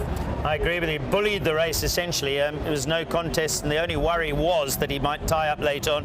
Very good run from the second horse. Good, well produced by Zach Lloyd. Wonderful to see Larry Nestat Silks with Chiuki and McLean, and the man we were speaking about, Gary Player, who's got a share in that horse. They'll be delighted with that run. Yeah, and the filly, a game effort, because trying to catch something who's twice the size of you is not easy. Yeah, she did have a little bit of experience. She had the tongue strap back on today, which will have helped her as well. But yeah, trying to outmuscle Vibe Check, probably trying to attempt the impossible.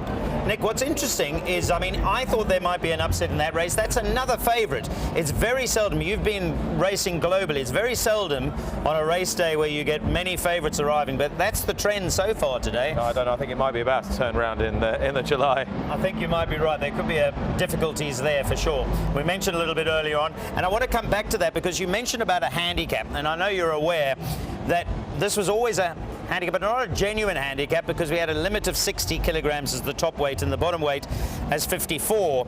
Expanding it to 62, 52 is a completely different kettle of fish. Yeah, it's a proper old-fashioned long handicap. Yeah. I guess it makes it more democratic. It makes it more of a people's race. It'll enfranchise more owners moving forward, which I think is what the team here would like. The idea that you can go to the sales and maybe you too could buy the winner of the Hollywoodbets Durban July. You know, that is going to get more people into racehorse ownership in this country, and I think that's quite important. Now, the purists will probably say, well, is it really going to produce the cleanest, best winner each and every year? But is any race going to do that with 18 runners around a track that's quite turning like this? Yeah, I think you're right. Traditionally, even when the weights were 60 to 54, the best horse never really won because it was carrying probably too much weight.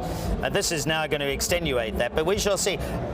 As a thrill of the July and giving everybody a chance, I think it's a good move. We shall see. It's a good betting race. That's the point. We've got enough weight for age races, you know, the other races, the King's Plate and so forth, which you will be back for, I'm sure. Time for us to go to a brief break. When you return, we start to turn our attention to the big one, the 2026 Hollywoodbets Durban July. Whoa, 10 million open race.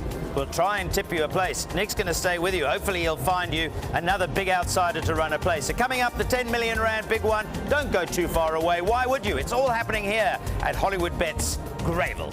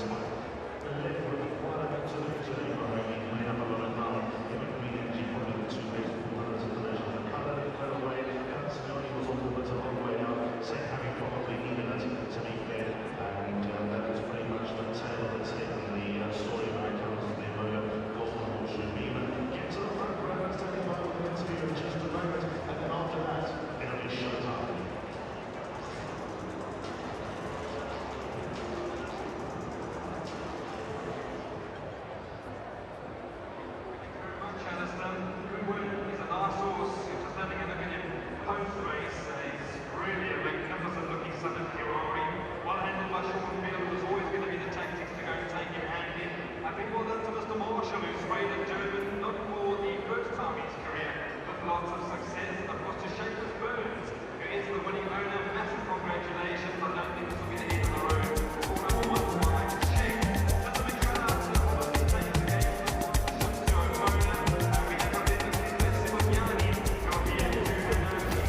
Well, it's that time of the day where you've got to take a deep breath and think that we've got lots of racing still to come. We've had quality racing.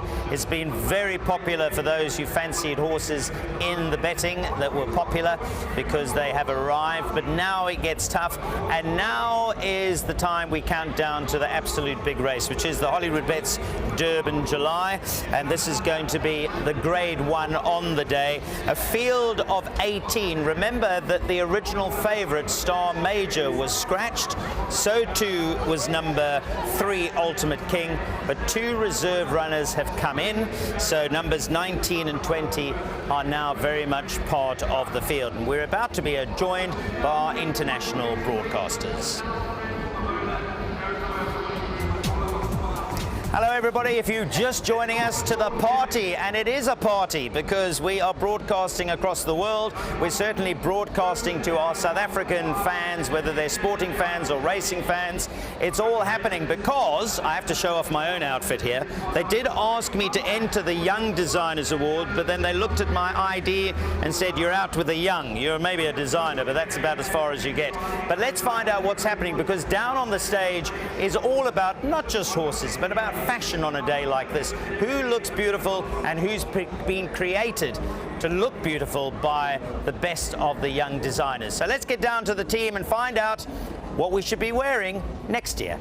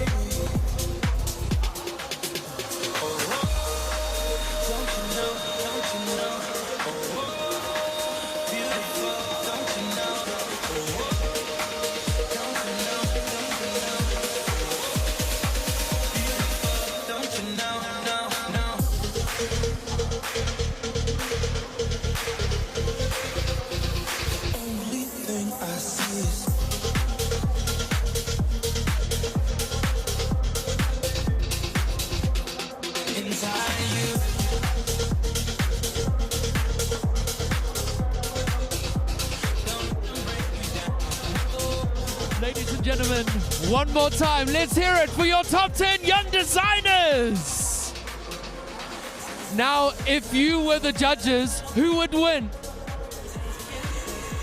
Who? We are about to find out. Come a little bit closer if you don't mind. There's space for everyone. Before we get there though, we would love to bring onto stage Vuyi Ngubese from Hollywood Foundation. Vuyi, please join us and give her a huge round of applause, ladies and gentlemen. She looks unbelievable. Before we get to the top 3, every single designer will receive an envelope from Vuyi.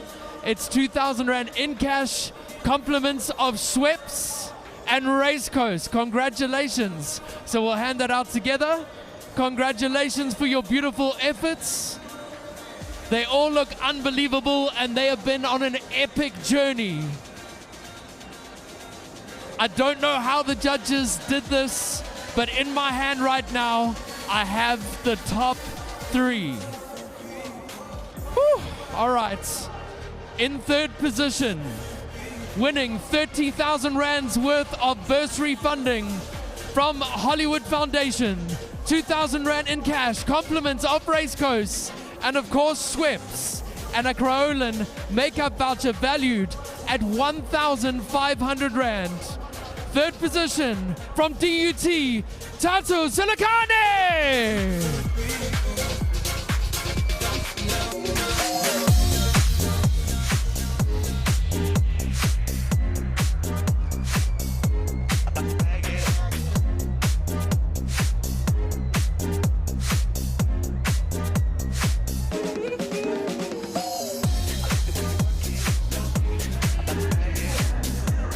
If I can kindly ask you to go right to the front, we would really appreciate it. You got a whole bunch of paparazzi ready to snap that photo.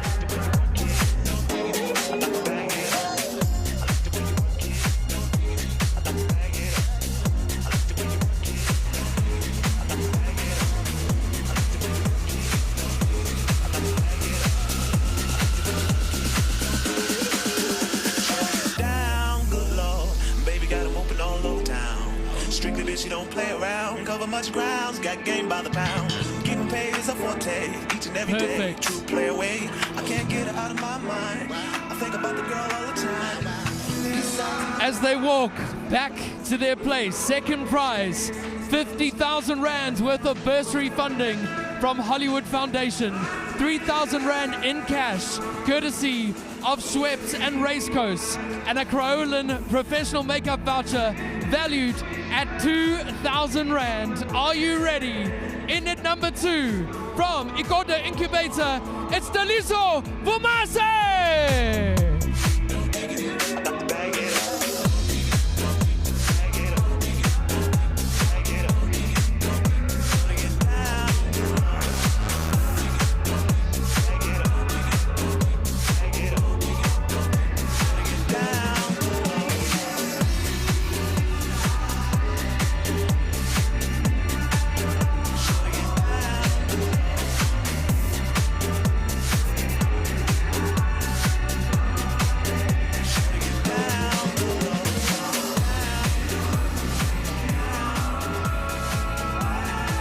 Congratulations. Third and second place, done and dusted. Before we hand over the first prize, please can we bring onto stage Dr. Kina Ntlengetwa, Business Manager of Metro FM, to help us give away the first prize with Vuyi. A round of applause for Dr. Kina Ntlengetwa, everybody, ladies and gentlemen, from Metro FM.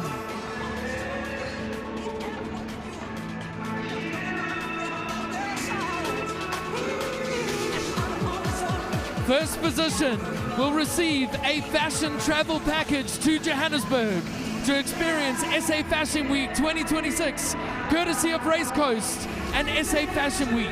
70,000 Rand, courtesy of Hollywood Foundation to go towards funding. 10,000 Rand in cash, compliments of Racecoast and Schweppes. A Krolan professional makeup voucher valued at 2,500 Rand. Ladies and gentlemen, are you ready for your winner? It is not loud enough. Can you feel it?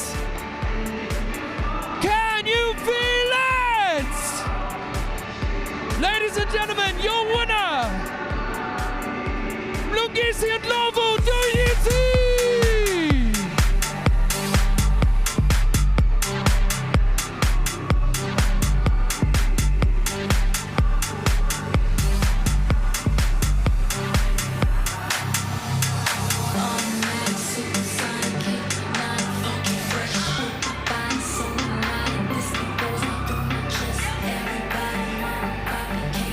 Let's get them to the front.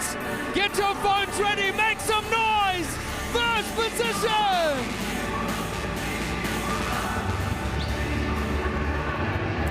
There we go. Congratulations to the Young Designer Award winner for the 2026 Hollywoodbets Durban July. We know to phone next year. We don't know what the theme's going to be. Will it be country allure? Maybe even an upgrade on that. Lucinda Woodruff has joined me, very quickly welcoming her back. Thanks for coming back. And we're just in time now to go to the jockeys. And I know you've got plenty of jockeys that you work with back home. It's a huge day for them, isn't it? Absolutely, and I think definitely a lot goes into a day like today with their weights and wasting. So it's as big a stage for all of us. And I don't know how they're going to deal with all this noise because it is absolutely rocking here at the moment for sure. Let's go over to Alistair Cohen for the jockeys.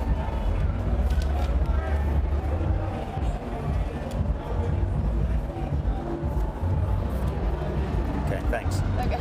Just very quick.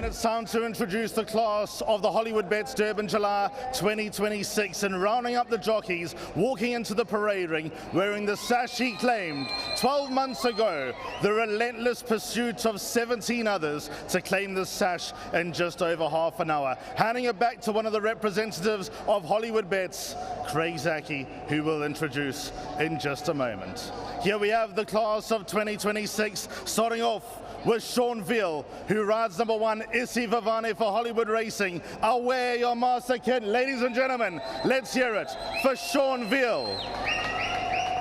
He's turned heads all over the world, and he's turned heads at the Hollywoodbets Durban July. His first appearance in Africa's greatest horse race, son of Jeff Lloyd. Ladies and gentlemen, here is Zach Lloyd.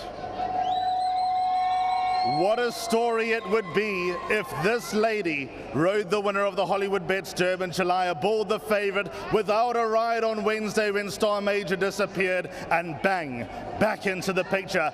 From France, Lele Bleu, Michael Michel. Could we have girl power in the form of a local lass?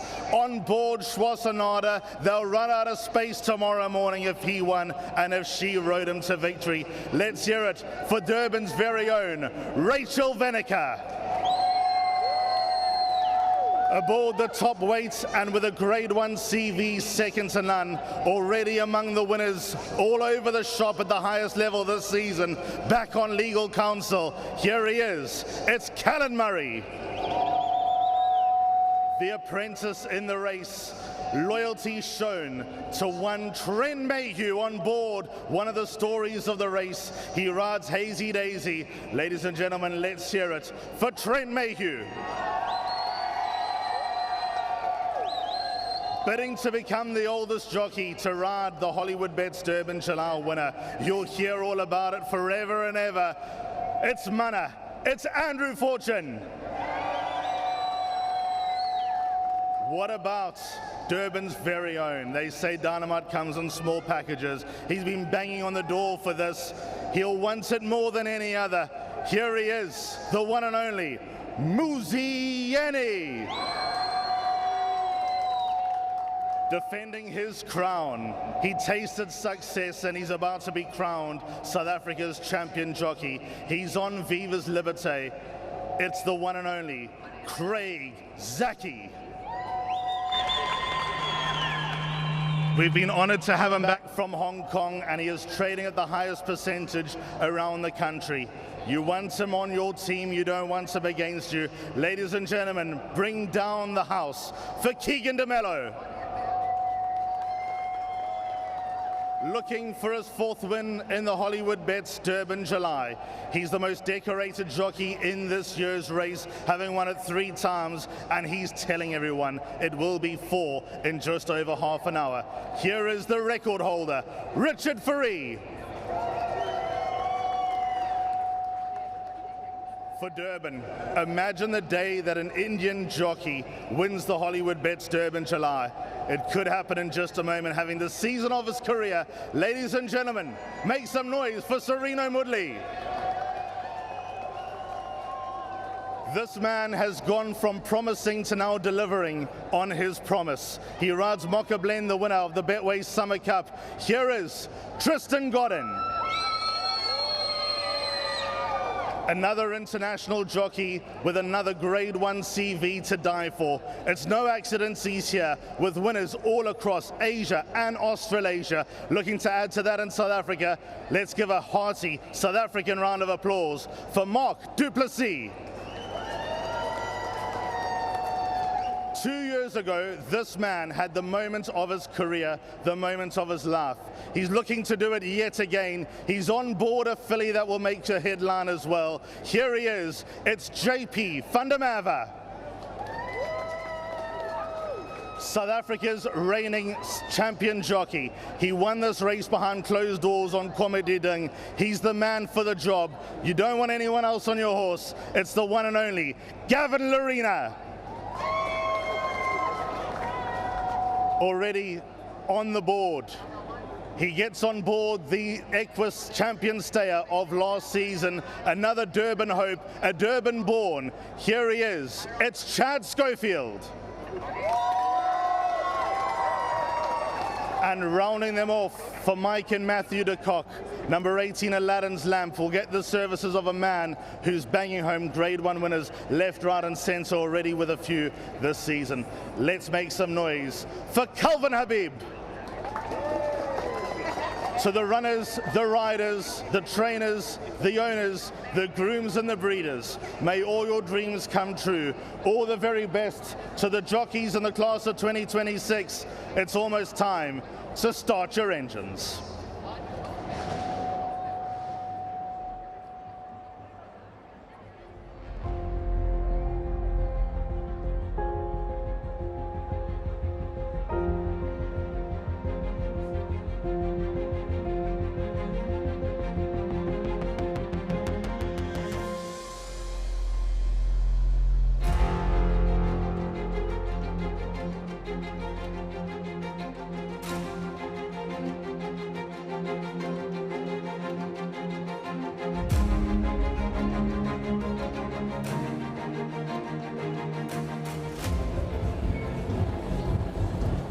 There it is, the class, as they say, of 2026, and we're not short of class these days in the riding ranks, but great to see them all doing battle. Of course, they're all friendly now, but when they're out on the track, there will be no quarter asked, no quarter given. Lucinda's with me. We're going to go to a brief break in a moment and then come back to dissecting this field.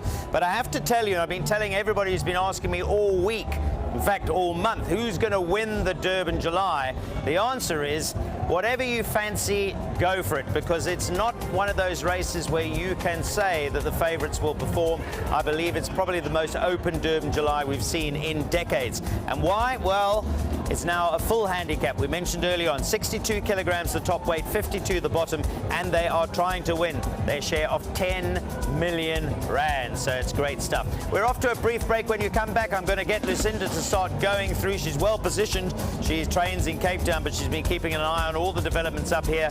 She'll have her strong opinions for this year's Durban July.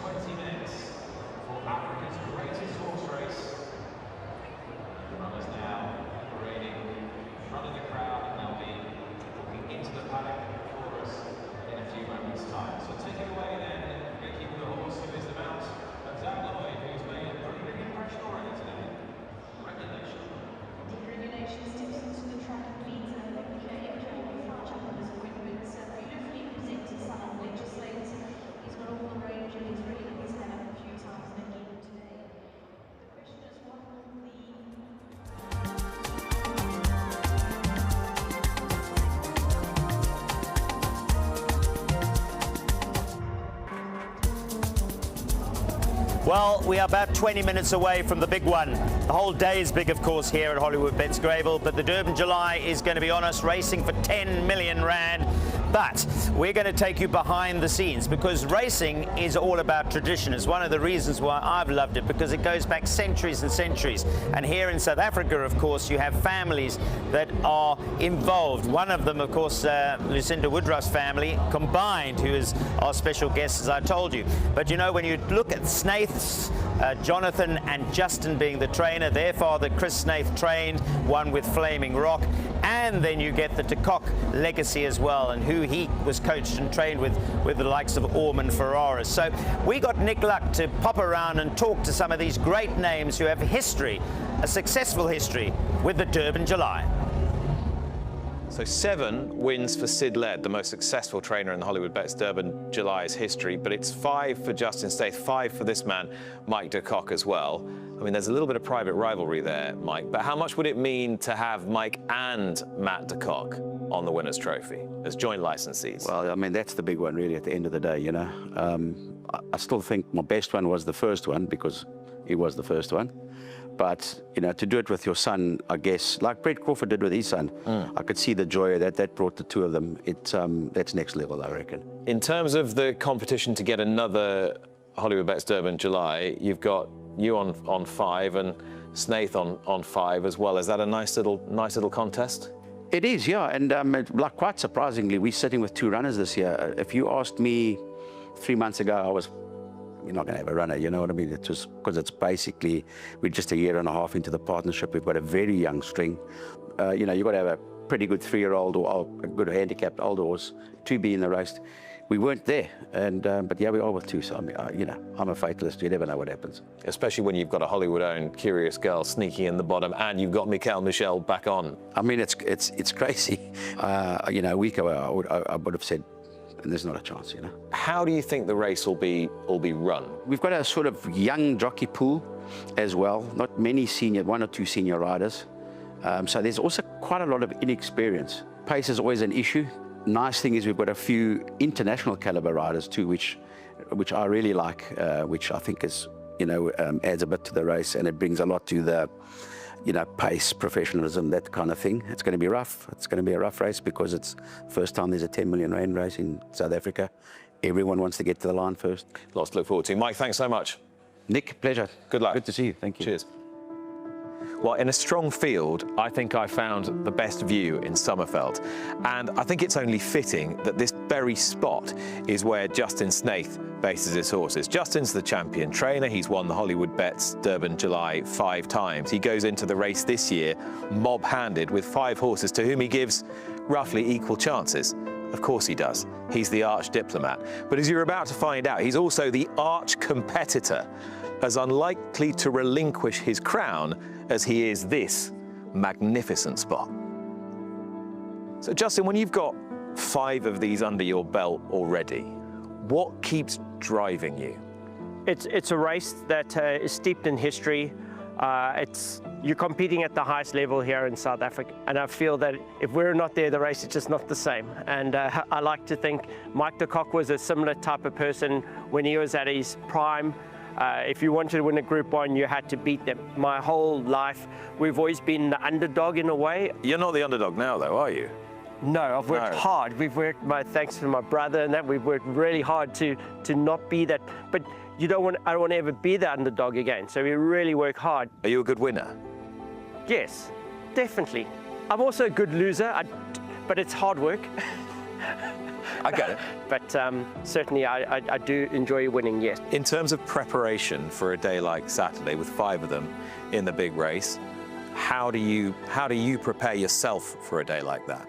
Look, you don't make silly mistakes, but that part you're sort of ironed out. It's those things that come along that you're not expecting that you have to deal with. It's just when things are thrown at you that you do it correctly, and at the end of the day, the most important thing is that horses come first. I wish you all the best. Thank this weekend. Appreciate that. Good luck. Lovely having you. I hope you have a fantastic time in this beautiful country. All going well so far. Thank you, Justin. Thank you. Oh, lovely chat there from Nick Luck with Justin Snaith on his best behaviour, welcoming Nick Luck to South Africa and saying have a great time in our country. When we've spoken to Nick, he certainly has. Lucinda's with me, the horses are coming out. There's Isivavanu, what a lovely strapping looking individual, and with only 52 kilograms and a 4-year-old, he's got his chance. Absolutely. I've actually been stabled with Peter Muscat for the season. I always stay there. They always host me, and he's had an absolutely faultless preparation into this race, and he's a lovely little horse. Now here's an interesting horse, Gavin Lorena, who's won this race with Comedy Dung. The reason I say it's interesting is that Lucinda, my guest here, gives her more than just an outsider's chance. She's your roughie. Absolutely, my roughie of the race. I just think off the collateral form from the Willabington with Wishlist. If you like Wishlist, you have to like Minogue. She's older than Wishlist, and she comes in much better weighted. Absolutely, and actually that form has replicated itself 3 times actually with Wishlist. Every time she's met Wishlist, she's better off in the weight. So exactly as Lucinda says, if you fancy Wishlist, as many do, you cannot rule out Minogue. I just saw Hazy Daisy breaking away there. She's another 3-year-old filly, the champion in Joburg. she didn't really reproduce her best form in the Daily News. We'll talk about her in a moment because we're now looking at legal counsel. His challenge is he's got to carry 62. He's deserved the weight, but it's a lot of weight. A lot of weight, over 2.2. That was my biggest issue with him, but he is the class horse of the race. This horse has done nothing wrong the entire season. And yeah, definitely, I think if he'd come in with 60, I would have probably fancied him a bit more.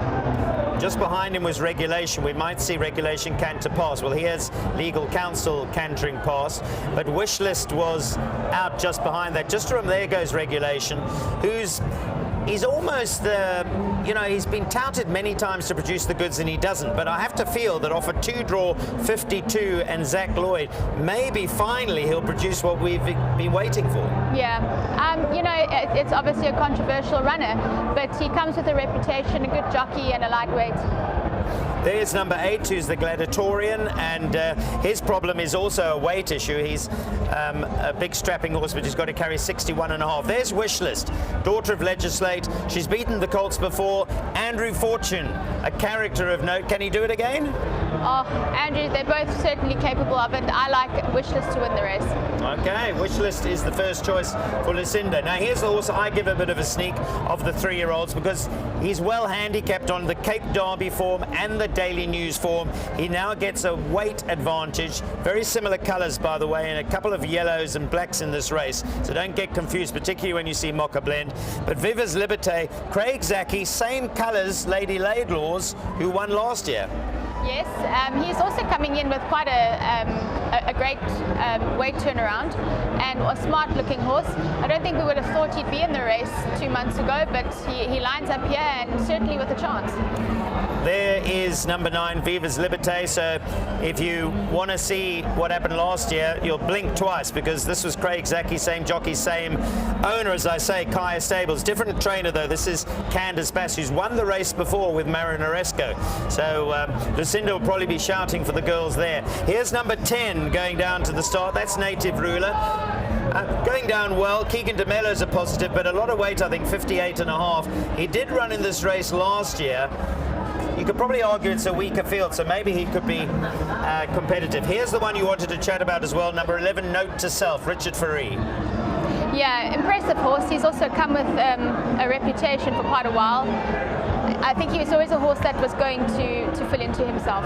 They're going down thick and fast. There's number 13, Mocha Blend, which, by the way, Nick Luck, when he left, he tipped us that horse to run second in the previous race. He said that's his roughie, Mocha Blend, and I wouldn't put him off. She won the Summer Cup. She's come into this race under the radar with two good prep runs. There's number 18, Aladdin's Lamp, going down with a companion. Here's the horse, Choice Sander. Choice Sonata, thank you. Who's ridden by Rachel Venica, who gets on well with her. And then another filly that's come into the race, the 3-year-old filly, Michaela Michelle rides, Curious Girl. Girl power, eh? You're taking the swinger with the girls there. I've had a sneaky all-girls swinger, and including the fillies and girl trainers and jockeys. Well, you wouldn't be far off the mark for sure. Well, there is a look at the horses arriving down at the start. We're going to try and manage the next 5-10 minutes because we are expecting to hear the national anthem. That is not the national anthem, even I can recognize that, but we will join because, of course, we've got a celebrity singing that as well and a Hollywood ambassador, so we'll keep an eye open to that. So we saw the horses go down. From a race perspective, the nerves for all concerned, because that first 300, 400 meters to get yourself a position in the race is often where the race is won or lost. Yeah, and I think that's just so vital. We've got a lot of international jockeys this year in the race, and I really think the standard of jockeys is quite exceptional this year, so it's really exciting. Yeah, we're blessed, I think, to have Chad Schofield, and it's amazing how much connection they have with their dads, because Glenn Schofield rode in South Africa and then went to Australia. Chad's his son, and of course Jeffrey finished, what did he tell me, 11 times he finished third? Third, yeah. He was always the banker to finish third, apparently. I wonder if we shouldn't be bankering Zach to run third. Maybe go your fillies in front and then Zach to run third. Who knows? But yeah, an important start to the race. And they might, as I said earlier, they might be friendly there on the podium. But the moment the race runs, you're not giving space to anybody. No, it's all bet. You know, they get out those starting gates and there's no friendship at all. You hear them on the GoPro. Yes. They are screaming at each other. Yeah, maybe also put a language warning up if it gets that bad, I think. Yeah, I know. So we're a couple of moments away. We've got the national anthem coming. The horses are on the way down to the start. From a horsewoman's perspective, as a trainer, with a day like this, big crowds, a lot of music, you don't want your horse losing any of his composure, but it can be quite difficult, particularly if you've got a natural extrovert of a horse who's picking up all of this information. How do you make sure that they stay relaxed? We go through so many steps at the back. It's quite quiet where the horses are, luckily, so we try and keep them as calm as possible. You would have noticed a couple of horses going to the start with red earmuffs on. Okay. Those are noise-cancelling earmuffs, and they also work on the horse's facial nerves, so just to calm them. There's some of the horses had lead ponies, you know, the temperamental ones. And then you get the horses that love this. They come alive with this energy. And those are the horses you see on the canter down to keep an eye on always. Wonderful, interesting, yeah, because we forget actually that every single horse is an individual with his own personality or her own personality. I think we're going to join for the national anthem. Let's see if they're going to be ready for us. I think we'll carry on until we actually hear. We'll know the opening. So here we go. We can chat a little bit, Lucinda, until we cross. But there is a national anthem aboard. And what would the national anthem be without the South African flag? I mentioned earlier on in the broadcast that the man behind Hollywoodbets, Owen Heffer, his vision is to make this an international race in terms that the rest of the world want to watch it. Same as we will watch the Melbourne Cup, we watch the English Derby. And I think getting all these international riders here and broadcasters, that's part of it, because we shouldn't shy away from the fact this is one of the great races of the world. Yeah, and so it deserves to be, Neil. You know, I remember growing up with this being the whole of Durban stood still for this race. And, you know, back in the, I know before pre-casinos and that, this was the elite of the elite. So to showcase this to the world, and I think Hollywoodbets have done a phenomenal job. Perfectly timed. We've unfurled the flag. Proud to be a South African today, wherever you are. If you're watching internationally, now you know why we support Bafana Bafana, why we support the Springboks and our South African horses, our trainers and our jockeys. We now quieten for our national anthem.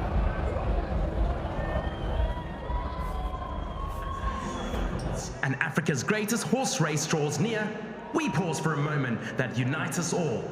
A celebration of heritage, pride, and the enduring spirit of South Africa. Together, let us embrace the beauty, diversity, and heartbeat of our nation. Please rise as we honor our country and its people with the singing of our national anthem performed by the exceptional Anlia Etzebeth.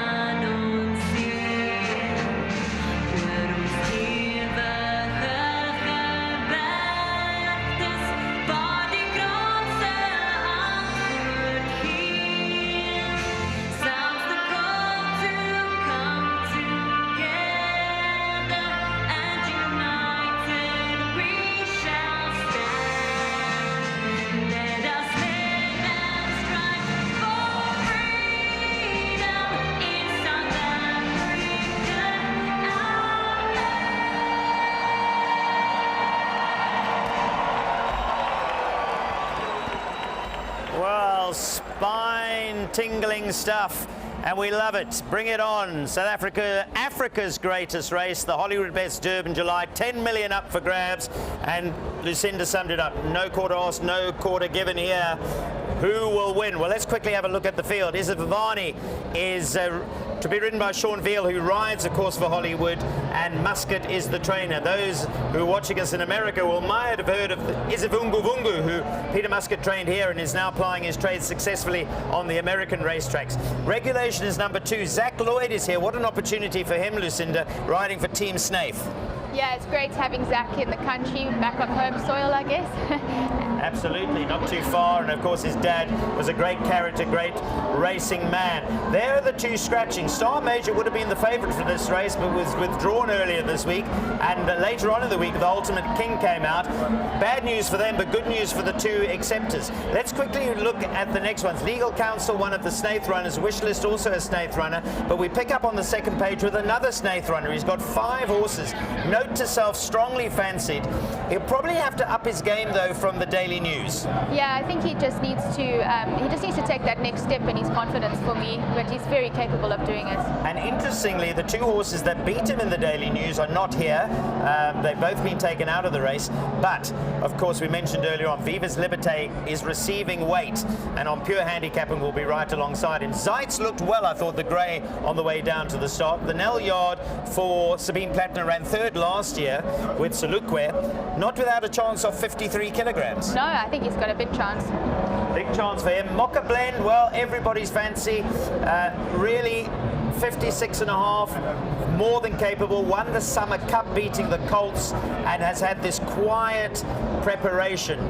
Tristan Godden, one of the most improved riders, big race riders in the country. Frank Robinson has done it in the Summer Cup. Be an unbelievable story if those Oppenheimer Silks were to win again. They are down at the start. We're going to be joining Craig in a moment. They are actually going in. So let's cross over to Craig Peters calling his 39th Durban July. This is it, folks. This is the big one of the day. The 10 million rand Hollywoodbets Durban July for 2026.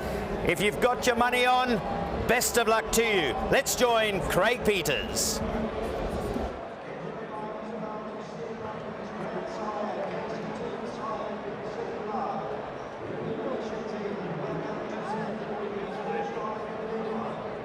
Curious Girl, Michael Michel, a first ride, and of course attempting along with Rachel Venica to become the first female riders to win the Hollywoodbets Durban July. Schwarzenegger, first runner for Erika Verdenese, and of course for Rachel Venica to win it for the first time. Legal Counsel steps up, and this is by Legislate, who won the race himself. Hazy Daisy, Trent Mayu attempts to become the first apprentice since 1969 when Snowy Reed won it, and that was on Naval Escort. Wishlist about to step up. The grandsire Silvano, his progeny, has won the Hollywoodbets Durban July on 5 occasions. I Salute You, first ride for international rider Mark Duplessis. They're just about all set. It's time to rise and roar in the 10 million rand Hollywoodbets Durban July, and there they go to the roar of the crowd, and they're about to answer the call of the country in the Hollywoodbets Durban July. And it's Izzy Vavani at the rail. Schwarzenegger's got the black cap right there. Legal Counsel's on the outside. Hazy Daisy's well placed, and Wishlist the white cap. Near the rail along the inside and perfectly placed is Gladiatorian. Then comes King Pills. Behind that, Viva's Liberté. On the outside of that one, Aladdin's Lamp. Then Regulation near the rail. We drop back to Native Ruler. That's got the red cap. Behind that one, Note to Self's got about 12-13 lengths to make up. Then I Salute You, Mocha Blend, Olivia's Way, and Minogue trails them in the Hollywoodbets Durban July. It's Legal Counsel makes the running.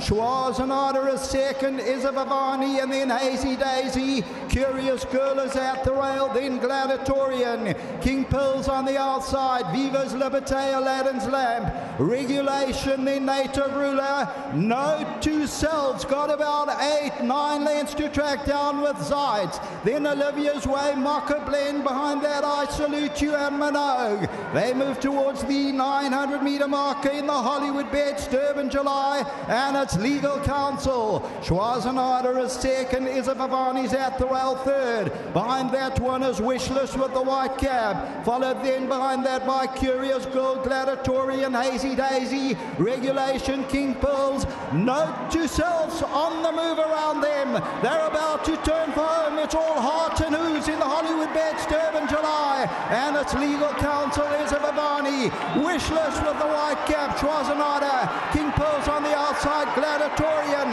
Note to Self's running on. It's Wishless past the 200. Note to Self with the black cap, King Pearls between them, Viva's Liberté on the inside, Wishless just the leader. Note to Self's coming home strongly on the outside. It's going to go to Note to Self.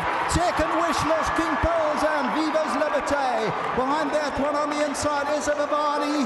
Note to Self fights on courageously and is going to claim them in the closing stages. So it goes to number 10, Note to Self, and that is the winner. Richard Fourie, Justin Snaith, and they just claim Wishless. A 1-2 for Justin Snaith. Well done. The winning owners, it's a 1-2, and the winning owners of Note to Self is Mr. Jonathan Block, Jonathan Snaith, Nancy Asak, and Nancy Asak. They win it by a head. Wishless second, a great run from King Pearls back in third position. Viva's Liberté runs into fourth. Isa Vavani runs into fifth. At the business end of the Hollywoodbets Durban July, further run is Native Ruler. Here's the head on, and Wishless hit the front at the right time, but here comes Note to Self, and Note to Self explodes into action in the closing stages. This the Futura, bred by Fastfontein Stud, and gets up in the very last jump. There you see the congratulations from Richard Fourie and Andrew Fortune in the running of the Hollywoodbets Durban July of 10 million rand. What a finish to Africa's greatest race. They fought it out. Wishless made the first move, and on the outside, Note to Self came and claimed them in the closing stages to win it by a neck or so and pick up that first purse of 5,750,000 rand. And here comes the victor, about to return to the winners' enclosure. There's the congratulations from Craig Zaki to Richard Fourie. Of course, Richard Fourie, that's his fourth victory in the big one, and he's returning to the winners' enclosure on number 11, Note to Self, who paid up 570 and 190.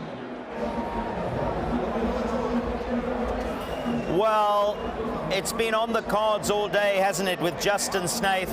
We said he had the early winners. The signs were good. He's run first and second here, but shifting to the colours, because what a race for Nancy Hossack and Jonathan Block. Jonathan Snaith, by the way, Jono, the brother of Justin the trainer, has a share of the winner, Note to Self, with the second horse is the same colours. The black cap, though, belongs to Richard Fourie on Note to Self. The 3-year-old son of Futura, the gelding, has beaten his stable companion, the 3-year-old filly Wishless. They were going down to the wire together, Lucinda. What a thrilling finish. Well, I said he needed to rise up to the occasion, and he certainly did.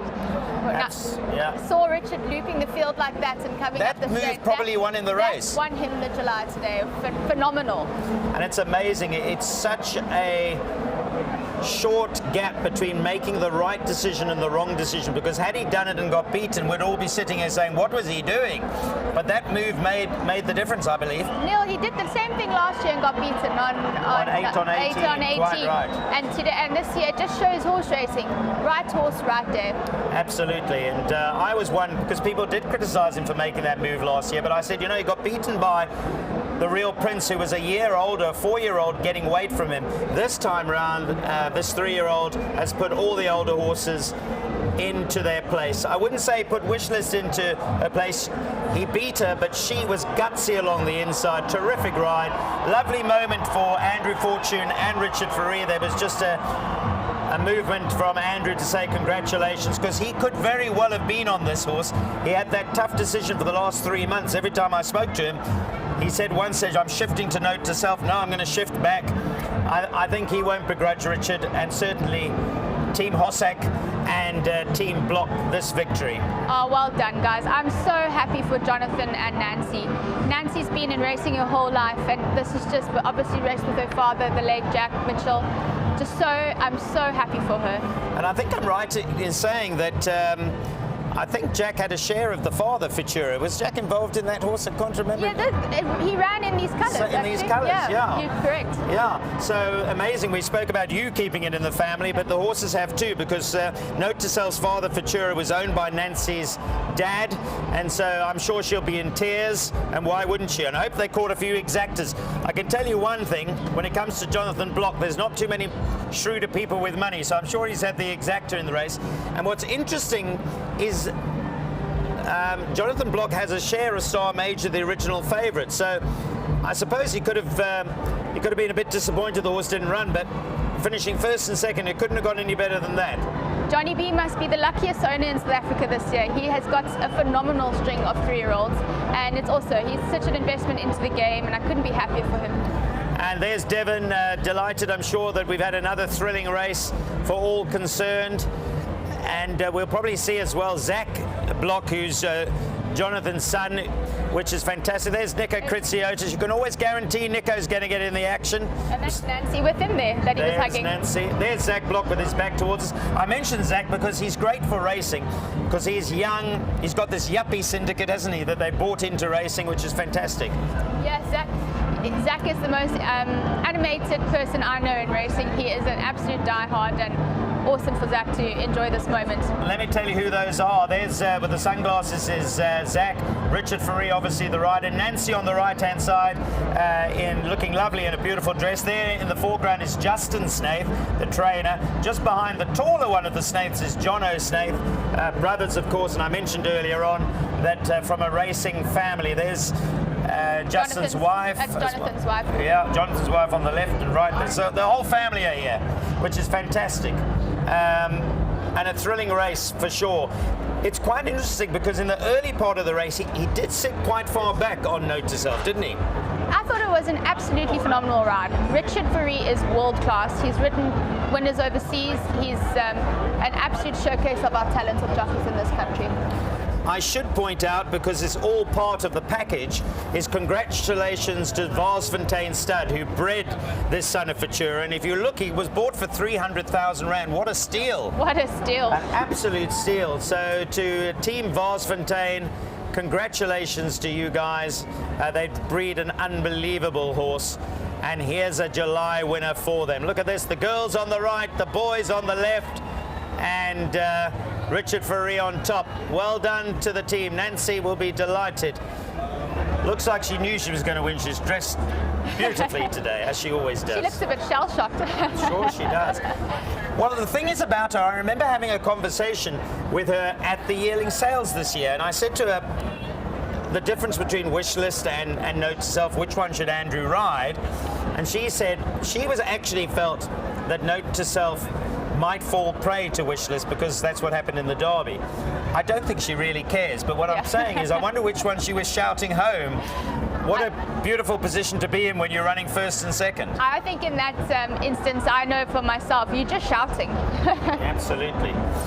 We've been joined by Stephen Marshall. We'll get him on camera in a moment, but I want to bring him in. Stephen, you're the guy, you're the brains, you're the marketing behind this race, and you've taken it to another level. Thanks for joining us, but you've got smiles on your face because what a race. And this race every year is getting bigger, better, more exciting. Yeah, Neil, thank you. Thank you for having me. And yeah, it did look like a year for the 3-year-olds this year.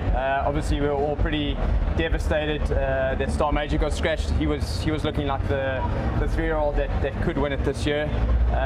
But Note to Self, I mean, he's just come along the right way. A little bit of an immature horse, I think, and he's just come along the right way and strengthened up. And I think one of the panel discussions earlier in the week, someone asked Richard, you know, is he still a bit behind? Is he still going to take? Maybe it's the Met, and he said no. He's ready. He's ready. And with the confidence that he rode that to make his move around the turn, yeah, an absolutely amazing ride from one of the best jockeys that I've ever seen.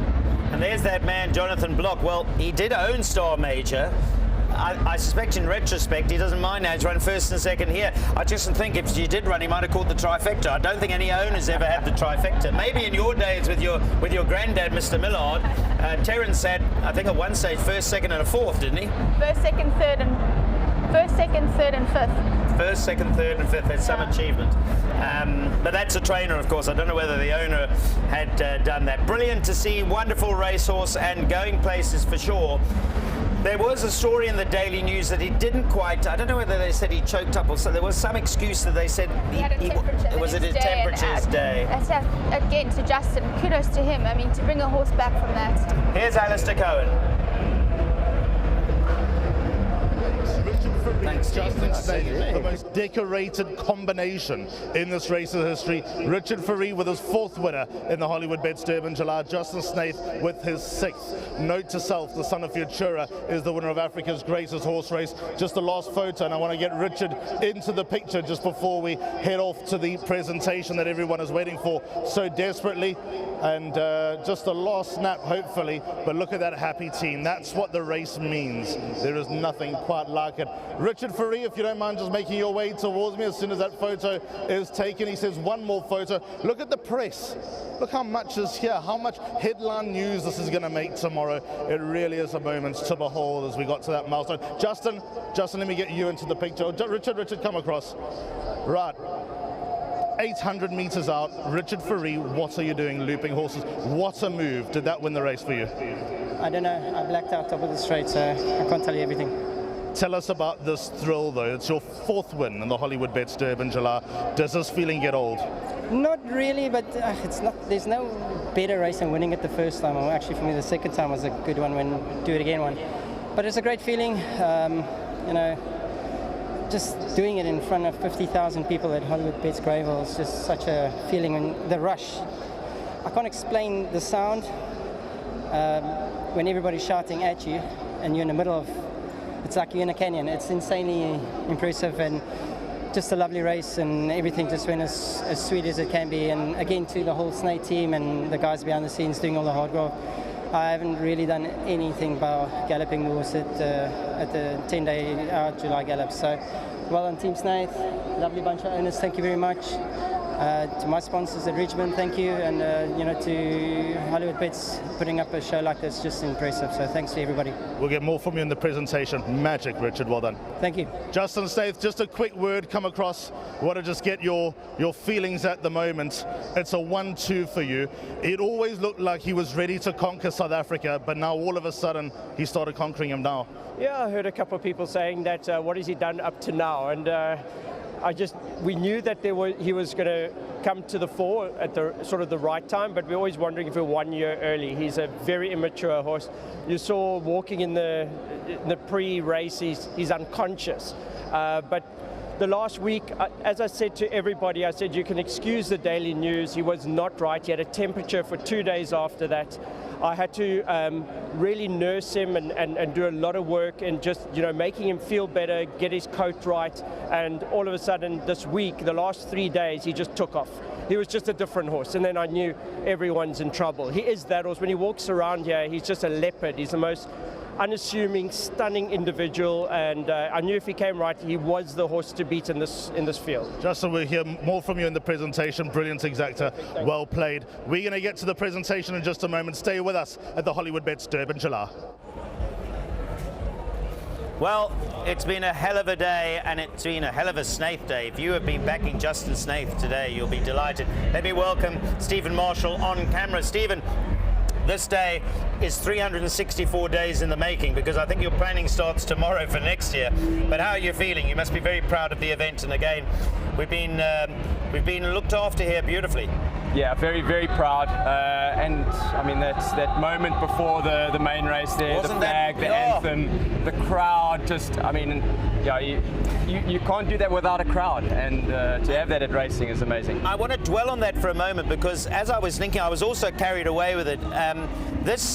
a part of Owen's vision and your vision and Hollywood's vision is to make this an international event. And I couldn't help but saying that bring on the Springboks, bring on Bafana, because horse racing is right up there. South Africans love their horse racing, and we're a very proud nation. This broadcast is going globally, not only to South Africans, but we're very proud of what we have here in terms of a racing product and trainers, jockeys, and clearly quality horses. Yeah, I think also what Hollywoodbets has done, not only here in racing, but what they've done for sport in all forms, whether it's rugby, whether it's cricket, you know, they've looked to get the picture to everyone. Yeah, some amazing deals there for the country to actually get behind our sporting teams. And for a lot of people, I think they don't recognize horse racing as a sport, but it is. The sport of horse racing is something which a lot of people are really, really passionate about, and Owen is one of those people.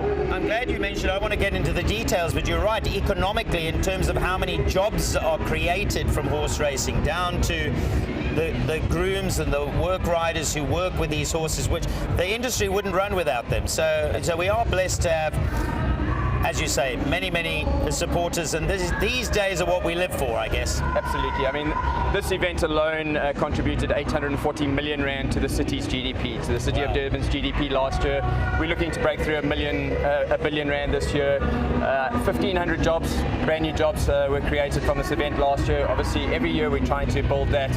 We've got 20 independent VIP marquees at the event this year. You know, that is a massive part of this event as well. It's the biggest VIP event in South Africa as well. So there's the horse racing, there's the hospitality, and then the fashion and the entertainment just goes with that as well. If you don't mind me saying, because I've had a theme here with all my guests today, saying that, you know, it's a family affair often, and Stephen is the son of Vaughan Marshall, so you, like Lucinda, grew up with racing, and so you more than anybody else knows the behind the scenes and how important it is, but also how this race has stopped a nation over the years, and it's coming back to its great years. It has. I mean, obviously we talk about 130th year, uninterrupted, so it ran through the two world wars, it ran through the pandemic, those 2 years where we had to run behind closed doors.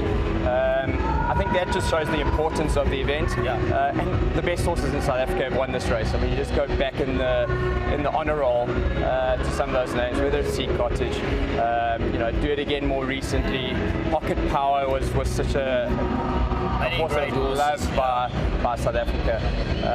So this event it's not only the biggest horse race in South Africa, it's one of the biggest events.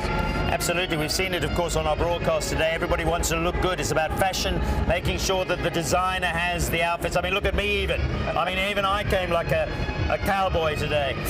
Let's have a look at some of these moments in the race, because Stephen will understand as well when we're talking about the mid-race move that Richard made. I must say, I said to Lucinda, we were watching the race together, it was actually one of the cleanest starts. There were no problems here at all. Legal counsel, in retrospect, I wonder, because he is trained by Snaith, it's almost that he went to the front. It would have been an impossible task carrying 62, but he might have set it up for the likes of Wishlist and further back to the winner, note to self, who's actually 6th last at the moment, but he's made his move towards the outside. A brave move, Stephen. Very brave move. I mean, Richard Fourie is one of the best we've ever seen in this country. This is, I think, his 4th win in the race, so he knows what to do, he knows when to push. He's run 2nd or 3rd a couple of times in the last few years, and so is Justin Snaith. And Justin Snaith, 6th win in the Hollywoodbets Durban July. He runs 1-2 here. Just a great touch there, the two jockeys, because I was saying to our audience, our listeners, that Andrew Fortune would have had choice, and he had that tough decision to make the last 3 months. He stuck with the filly, almost out of loyalty, I guess, but I think he'll be delighted that it's a 1-2. If he was going to get beaten, I think he's glad he got beaten by Richard Fourie. I think the owners feel the same way as well. They do. I'm saying they caught a few exactas. You'll appreciate what I'm about to say, because if it rolls on, there's the first 4. But just behind them, I want to give a shout out to Gladiatorian. You know, Gladiatorian finished 7th, and he carried 61.5 kilograms. I spoke to Stuart Ferry earlier on today, and I said, you know, it's a tough task, but he'll run his race, and he did. 61.5. Great run from him, Gladiatorian. Yeah, look, he was one of the stalwart Group 1 performers in the race, along with legal counsel who's done really well. He ran second in the Met, he ran second in the Hollywoodbets Gold Challenge not so long ago.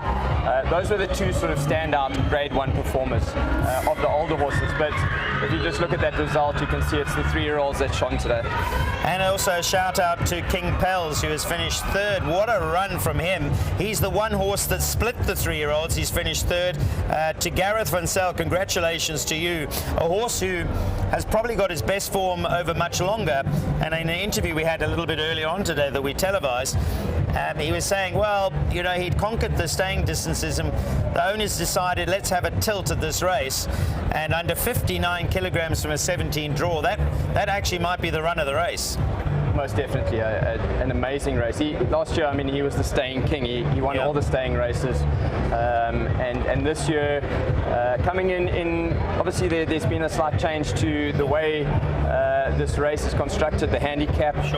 10 kg spread brought back to this race. And I think whilst that might not have suited him with still 59 to shoulder, I think it probably made the decision for Gareth Van Zyl to take a crack at it. 10 million rand at stake to take a crack this year, and he well, ran a fantastic let's see race. how much it's paid off, because they've run third. They've won 750,000. I think they'll be happy with that. Anyway, the hits keep coming. We've got the presentation. There are the blocks. Let's find out what's happening down on the winners' enclosure podium. Well, we're going to stay with us because we've got some pictures coming in. These, by the way, these drone shots are wonderful. It just shows you the hospitality that you've put together. Have you had any sleep this week? Not much. Not much last night, but it's taken some planning.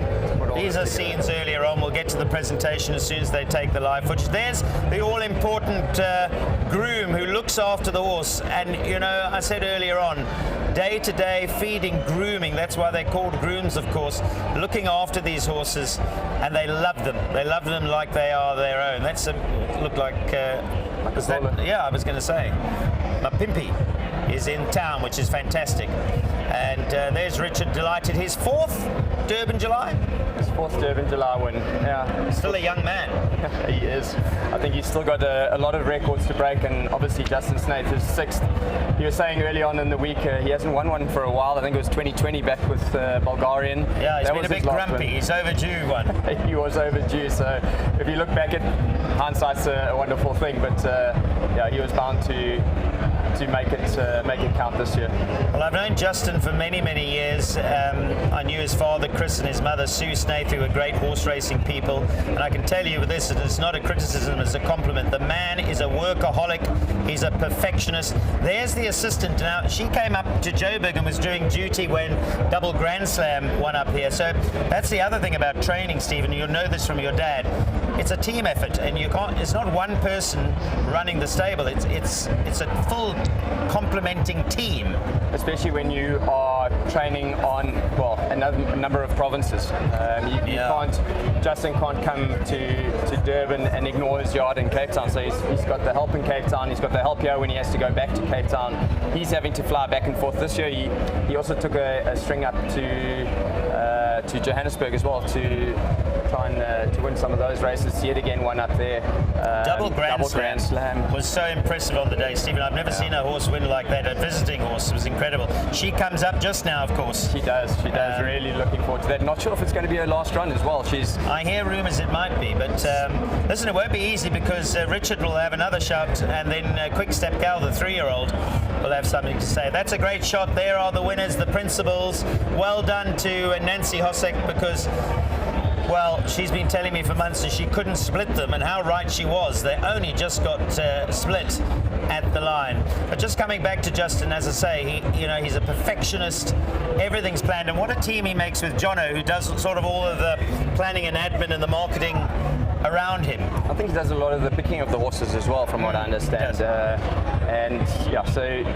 you can't make a good horse, I mean a bad horse a champion. So yeah, a lot of credit has to go to the team that actually picks these horses for the Snaith Yard, because yeah, to run 1-2 there with 3-year-olds, I have no doubt that he's got a whole lot back in the stable waiting for the Cape Town season as well that haven't even stepped out yet. Well, that's the thing. It's a conveyor belt of horses because, as you say, you go to the sales, you've got to buy the next generation. That's the great thing about horse racing, is every year it changes.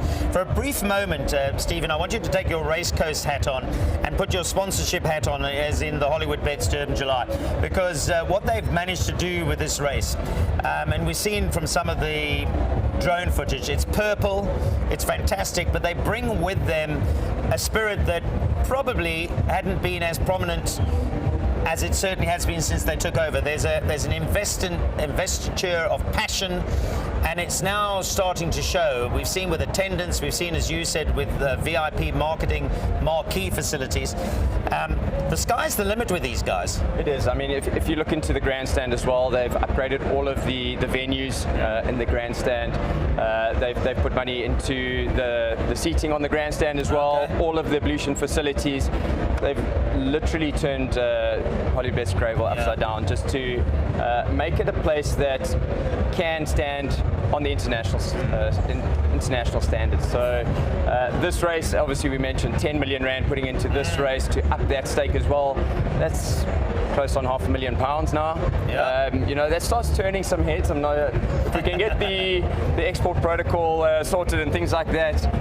Well, I can tell you that Michael Owen, as you know, has got a lot of horses. Hugo Palmer in England, he said it would be a dream of his to get a horse to run in the Hollywoodbets Durban July. So there you go. You got an international superstar and a guy who knows racing. He's no mug at all when it comes to racing, saying he'd love to have a runner. So that's something to work on for sure. Absolutely, and yeah, we can just hope that our horses can compete on the international stage and not have to sort of give up their career here one day. That would be the ideal. So yeah, One Stripe's obviously close to my heart. My father trained him when he was a young horse here in South Africa. He's gone and done amazing things. We're obviously hoping that he will crack that international Group 1 very soon. He's run a few places over there. But it's just showing that the quality of our South African thoroughbred can make it on the international stage. And I think that possibly, hopefully, some of the internationals are thinking, well, maybe they can have a crack at South African racing as well. Well, one thing's for sure, you might come here and not win, but you're going to come here and have a rip-roaring time because you'll be looked after. And we've heard that from Nick Luck, his first visit to South Africa. He's absolutely loving the hospitality. And we're pretty good. If you didn't come here for our World Cup in 2010, then you'll have to come and visit us here. And on that subject, I mean, it's amazing what's going on at the moment. Sports broadcasting across the globe. We've got Wimbledon on the go, the FIFA World Cup. Unfortunately, South Africa are out. The Springboks are playing, but lots of hits going. Who's your thought process on the World Cup, Stephen? I was a Dutch fan. After Bafana, I'm a Liverpool fan, so we've got a few Dutch players there. Virgil van Dijk and others. Yeah, Cody Gakpo and a few. But yes, unfortunately, this World Cup there's been a few surprising results, especially those going to penalties. It can be anyone's game at that point. You need to put the game to bed. But looking now, France is very strong. They look like the team to beat. Kylian Mbappe is on amazing form. Hitting the back of the net very easy. I hope somewhere somebody beats them. I don't know, but they're certainly worthwhile winners. Stephen, thanks very much for your time. We're off to a brief break now, and it's time for us to say don't go anywhere because we've still got lots of quality racing to come. We've got light shows, we've got entertainment. It's all happening. Coming up, there it is, the 1.5 million Ridgemont Garden Province, and that's where Double Grand Slam will be in action. Can she pull it off? Stay with us. We're live here on Hollywoodbets Durban July Day for the Durban season, and this is where it has all come down to 10 million rand. We've seen the winner. It's a triumph again for Justin Snaith, who trains Double Grand Slam. Let's see if they can win the next race as well.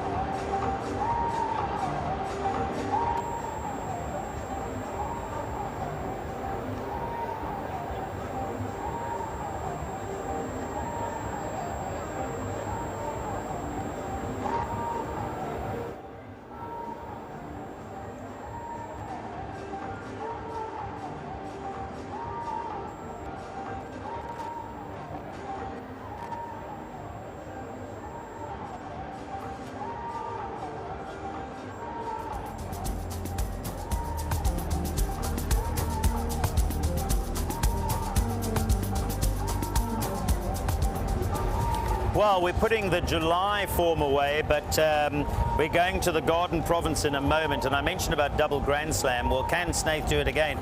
The way he's going, I mean, who's going to back against him? But I think there will be stiff opposition with the likes of Mon Petit Cherie, who was only just beaten by Quick Step Gal from a 13 out of 13 draw last time. That might be able to reverse the placings. But the way Snaith is going, well, you wouldn't back against him, would you?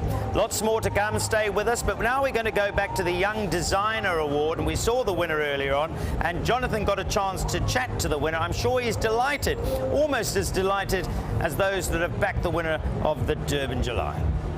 Ladies and gentlemen, your winner, Mlungisi and Lovo, do you see?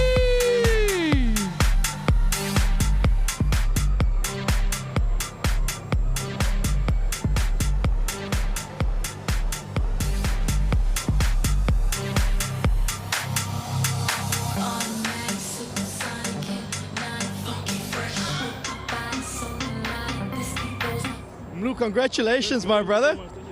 Super proud of you. How are you feeling? Is it sunk in yet? It hasn't sunk in yet, man. It feels unbelievable. You know, I didn't really think this design would go this far. You know, so it's really, I'm very much happy.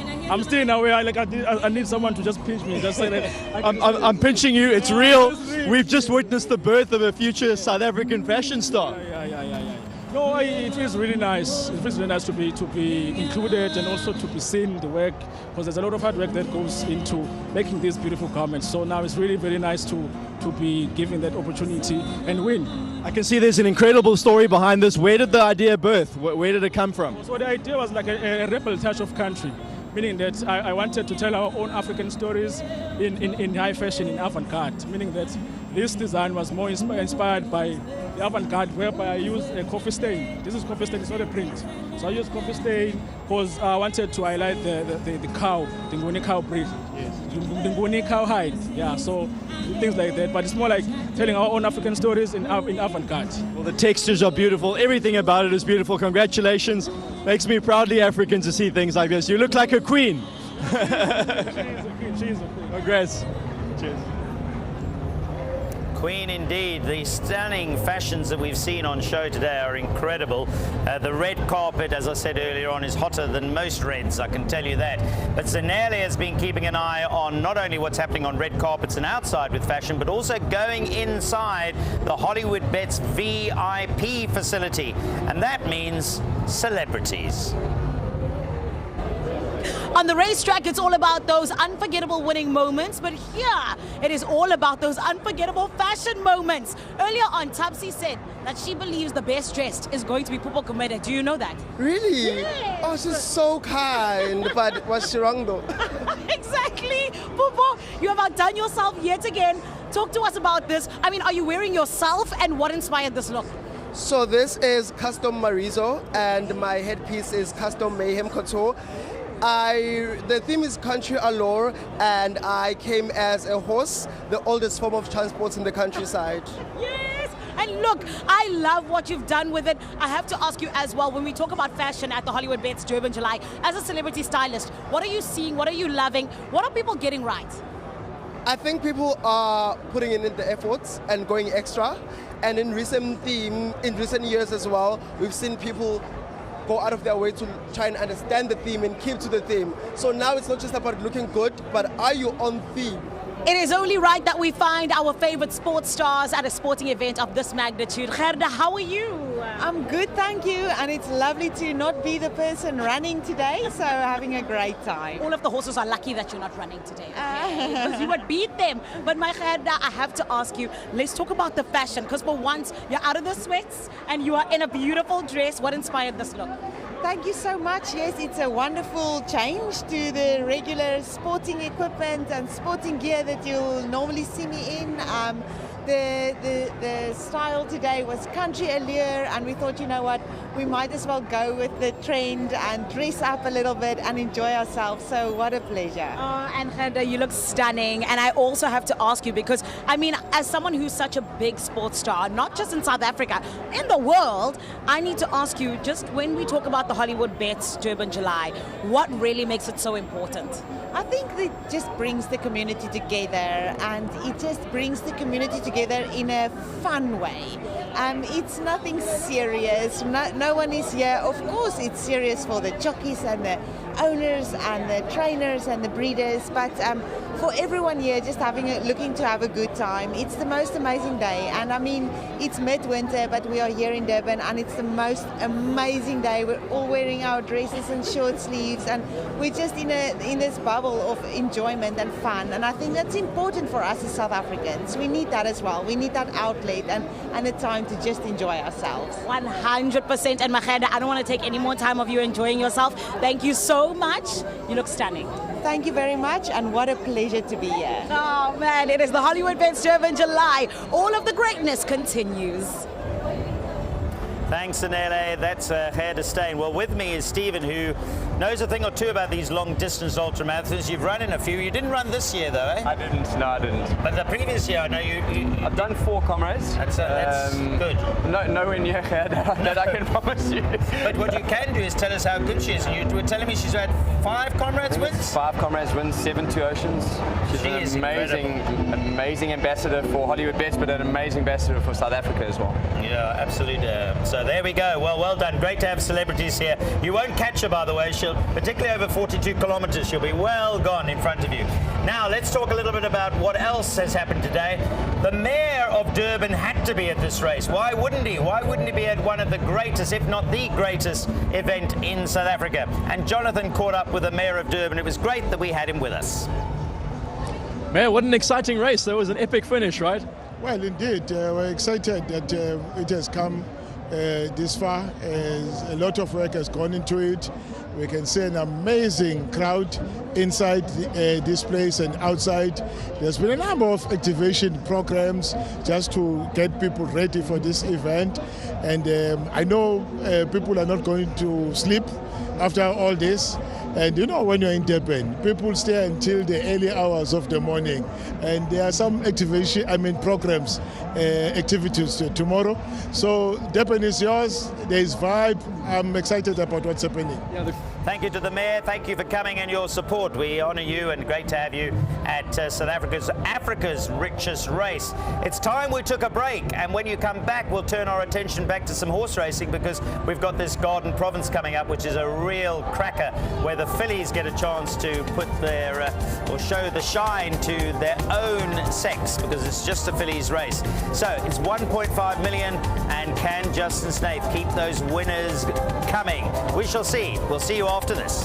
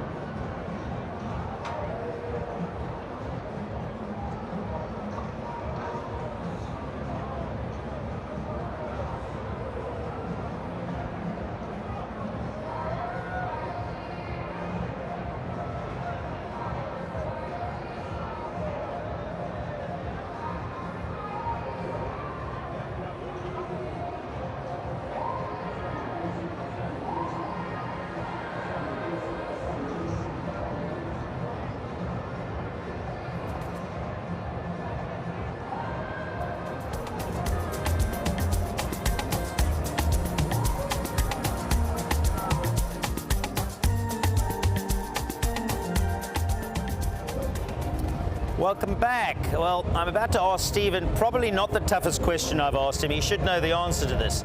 That is, what time does it get dark here in Durban now? Because I'm looking around at some of our shots there. The sun's going down now. It is very, very soon, about 5 p.m. But we've got the big grandstand here as well, so it drops behind there as well quite early. So there's a bit of light, because the other thing is, and our viewers should stay tuned, we've got a light show, which I guess you might have seen some dummy runs. It's worth watching, I believe.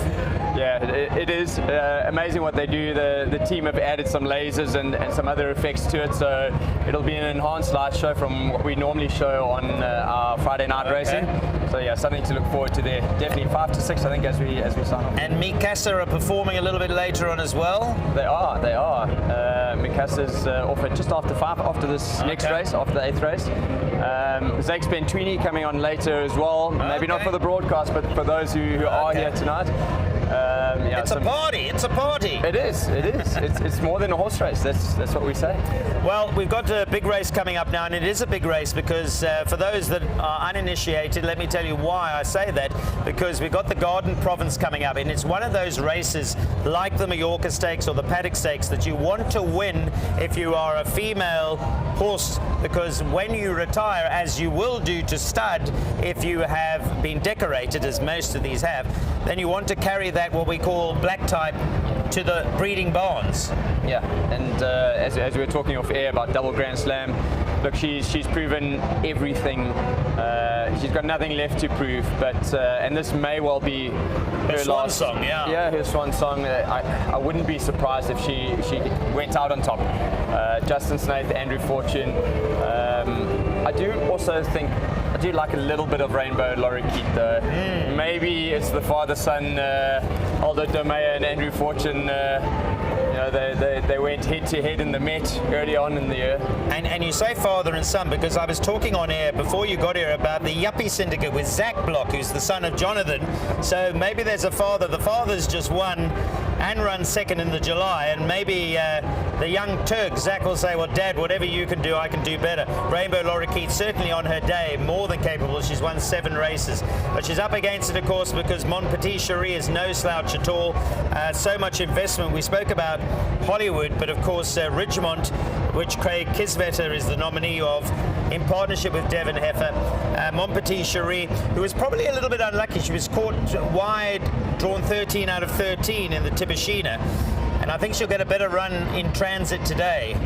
She most definitely will. I think that's probably what stands her in favour, probably from Double Grand Slam, because Double Grand Slam will likely have to try and find somewhere probably 3/4 of the way back. Yeah. And if Monty Cherie can jump well and possibly steal a march at the top of the straight, she might be very, very hard to beat. And tell me, Stephen, would you read much into we've seen the 3-year-olds dominate now in the July, but Quickstep Gal is a year younger, of course, than Mon Petit Cherie. She's a couple of years, she's 2 years younger than Double Grand Slam. So I suppose if you equate the 3-year-olds, she's certainly got more than her fair share of chances. She might make another statement for 3-year-olds. She's a very gutsy filly. I mean, she won the Cape Fillies Guineas, the WSB Cape Fillies Guineas, and you don't get bad fillies winning those races. She beat the best of her generation in that race. And then came out and beat Mon Petit Cherie last time. There was a race review after that race. There was some bumping in the closing stages. Some felt that Mon Petit Cherie maybe was a little bit unlucky, but take nothing away from Quickstep Shell. She's a very, very good filly with a lot of heart. So if she's in a finish, she'll be running all the way to the line.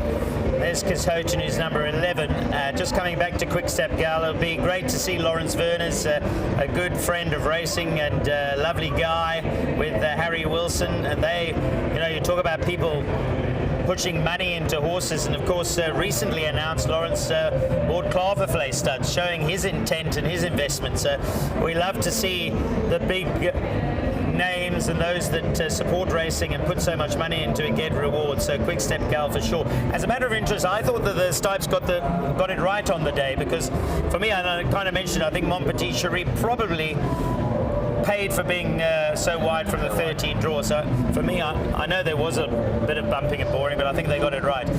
Might be a different story today, though, folks. Here's the betting. Double Grand Slam, even money. That's a lot of money for Mon Petit Cherie. I think she's shortened all week. And Richard is confident. So, but can you stop this Nath avalanche? I mean, they've had 4 winners. And they've run first and second. So 4 winners, which includes the first and second in the July. Hard to bet against her. And I'm sure, Stephen, you would have seen when she won at Turffontein, it was a 10 out of 10 performance from Double Grand Slam. I haven't seen turn a foot like that for a long time. It was, and even in the race at Scottsville, the SA Filly Sprint, also a great run with a distance shorter than she'd prefer. So yeah, she's literally royalty when it comes to the fillies and mares. Justin has placed her so well and kept her going, because you don't see that many fillies or mares winning as many Group 1s as she has, still racing, at the end of their 5-year-old career. So she's obviously still very keen. She's obviously enjoying her racing, and yeah, Justin's a top horseman. He's not only a great trainer. If you see him with his horses, he really gets to understand his horses. So with a mare like this, to keep her going, yeah, he obviously knows her very well. Masterful. And Gaynor Rupert owns Drakenstein Stud. Now Gaynor, if she's watching, won't mind me saying she doesn't have too many headaches in the world, but she's got a headache with this one because she's got to go to the barns now. They have options in terms of who they breed her with. So I think Gaynor's going to have lots of fun deciding where they, Charles Dickens maybe? What do you think? Charles Dickens, One World. Yeah, I mean, they've got an embarrassment of riches when it comes to One World. I knew you'd say that. There's a slide there because his dad trained One World. Wonderful stuff. Time for us to go to a break. When you come back, it'll be the turn of the fillies and mares in the Garden Province. It's always a great race, and this year it will be no different. Don't go too far away. We're live. We're broadcasting from Hollywoodbets Greyville on Hollywoodbets Durban July Race Day.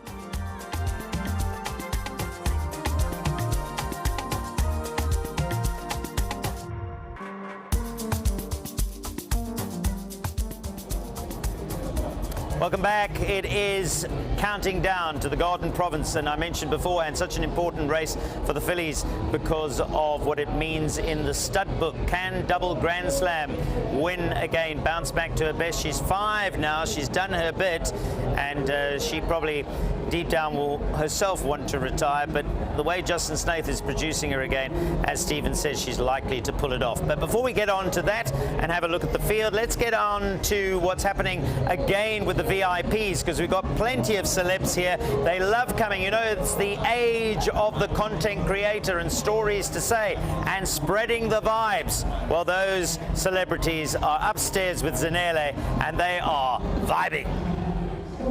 Kumnandi when you bump into the nation's favorite couple. I'm talking about Jay Something and Coco. My Coco, talk to us about these two outfits here today, please. Okay, so this is my first ever real Durban July, and I had no idea what to do. So we got a stylist, honest. I feel like leave it to the professionals if you're not one.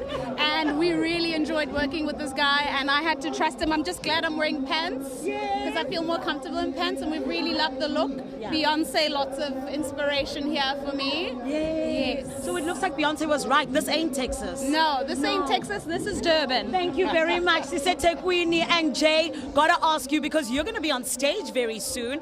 What do you bring to the Hollywoodbets Durban July in terms of performance? Because it's something so different to other events that you do.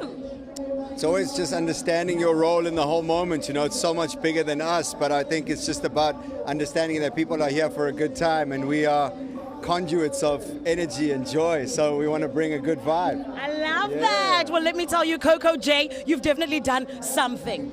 Thank you very much. Listen, you got to make sure you stay tuned. We're still finding more of your faves here at the Hollywoodbets Durban July. Catch us on social media, #HDJ2026. There's been a few Jay Somethings here today. Jay Something will perform later on with Mikasa.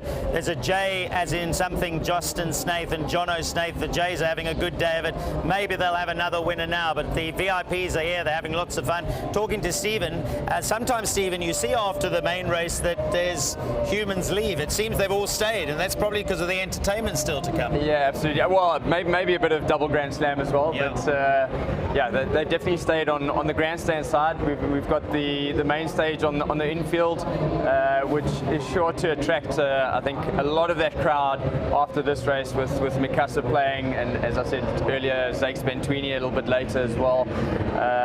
Yeah, so lots to look forward to there. There it is, on cue, thanks to my team of producers, directors. Whoosh, that's where they showed us the Pulse stage. If you're wondering why it's called Pulse, just go there. There's a accelerated pulse, I can tell you. But Jay Something's a wonderful broadcaster, a wonderful talent actually. You know, he cooks, he does everything. He's got multiple skills, but you'll see him with Team Mikasa a little bit later on, and you won't want to miss that. And if you are still with us, we will be staying on to show that a little bit later on. We've had an interesting day's broadcasting. It can be a very long day. My heart goes out to Stephen because I'm going to find out now. What time did you roll out of bed this morning? 4:30. Yeah, exactly. You like training racehorses? Yeah. Is that early? Look, it's a lot of hard work from the whole team to make sure that this event runs smoothly, that everyone enjoys the experience here, from the time that whether they're parking or getting dropped off, coming through the gates, you know, where they're finding their hospitality, whether it's public access or going to one of the marquees or on the grandstand facilities, what they're eating, what they're drinking, and then also enjoying the day, watching the entertainment and getting home safely. Absolutely. Yeah, which is all part of it, of course. I want to just say as well that for those who are watching for the first time and thinking, wow, this is fantastic, we want to see more of it, this is the winter season that you're in, and there's a whole rollout. So it's not just about the Hollywoodbets Durban July. I mean, you start off with feature races that build up to the race. We've obviously had the Guineas already, and we had the Daily News. But you've got another culmination, the season-ending Champions Cup, it's called these days, eh? Yeah, it's the Whirlpool Gold Cup race meeting. Gold Cup meeting. Yeah, but we do have the Hong Kong Jockey Club Champions Cup, which is going to be a cracker this year. Yeah, absolutely. Likely Star Major, see it again. The Real Prince. Yeah, I think we're going to really have an amazing race to look forward to. Well, it's interesting you say that, because Star Major on the sidelines today will be sitting and saying, right, I beat you in the Daily News, you've won the July, let me show you. So I'm sure James Crawford will have a few words to say. But my point being that it's going to be a big race day. And just now that you brought it up, we had World Pools playing into today's Durban July. I mean, it's almost impossible actually for South Africans to appreciate, unless you know it, how much money goes into those World Pool commingling. Yeah, Hong Kong, the Hong Kong Jockey Club is the pinnacle of tote betting hub around the world. So yeah, for them to take the Hollywoodbets Durban July as one of their World Pool races, as I said, later on in the month we're looking forward to the World Pool Gold Cup, which they take. So they're sponsoring the Gold Cup now as well? Yes, they are. That's fantastic, unbelievable. Well, if there's anybody out there, they might still be listening in Hong Kong. I know our American audience, I think, have vacated. Maybe they've got a USA game coming up, which I think they have actually in the World Cup this weekend. But yeah, we appreciate all of the support. It is part of this process of getting South African racing recognised, which it deserves to. You've seen the quality of horse, jockey, trainer, and dare I say broadcasting here today. There's Double Grand Slam on the left-hand side with the orange silks and the yellow, they're bright lime actually, I think is the way they're described. Day Glow Green is the right pronunciation. There goes number 2 down to the start. Call Me Getrix, who is no mug on her day either. She's won 8 races. She's drawn 2, Muzieni. She's likely not to be hanging around. She could be certainly I would imagine in the front 2 or 3 as they turn for home. She's definitely a roughie. Sean Terry's an absolute master as well. Does very well here in the KZN season, so yeah, definitely wouldn't write her off. She might be the one to sneak into quartets that could make a quartet pay. Absolutely, she's certainly going to make her opposition pick up their hooves and run. There's a nice head-on. Ridgemont, of course, are the sponsors of this race. Ridgemont Garden Province Stakes. They have a great relationship with Hollywood from a breeding perspective, and they will recognise the correct and honourable winner of this race. Craig is still with us, I believe, and he's going to be our caller for the 2026 renewal of the Ridgemont Garden Province Stakes, Grade 1. Whistle the tune. Scarlet McCall. Runner's Dispatch from the 1600 meter marker. Not a bad beginning. Rainbow Lorikeet. Lulu's clipped the rail on the inside. Whistle the tune, the first one to go. At the rail is Rainbow Lorikeet. Then comes Quick Step Girl. Mon Petit Cherries on the outside of Call Me Getrix.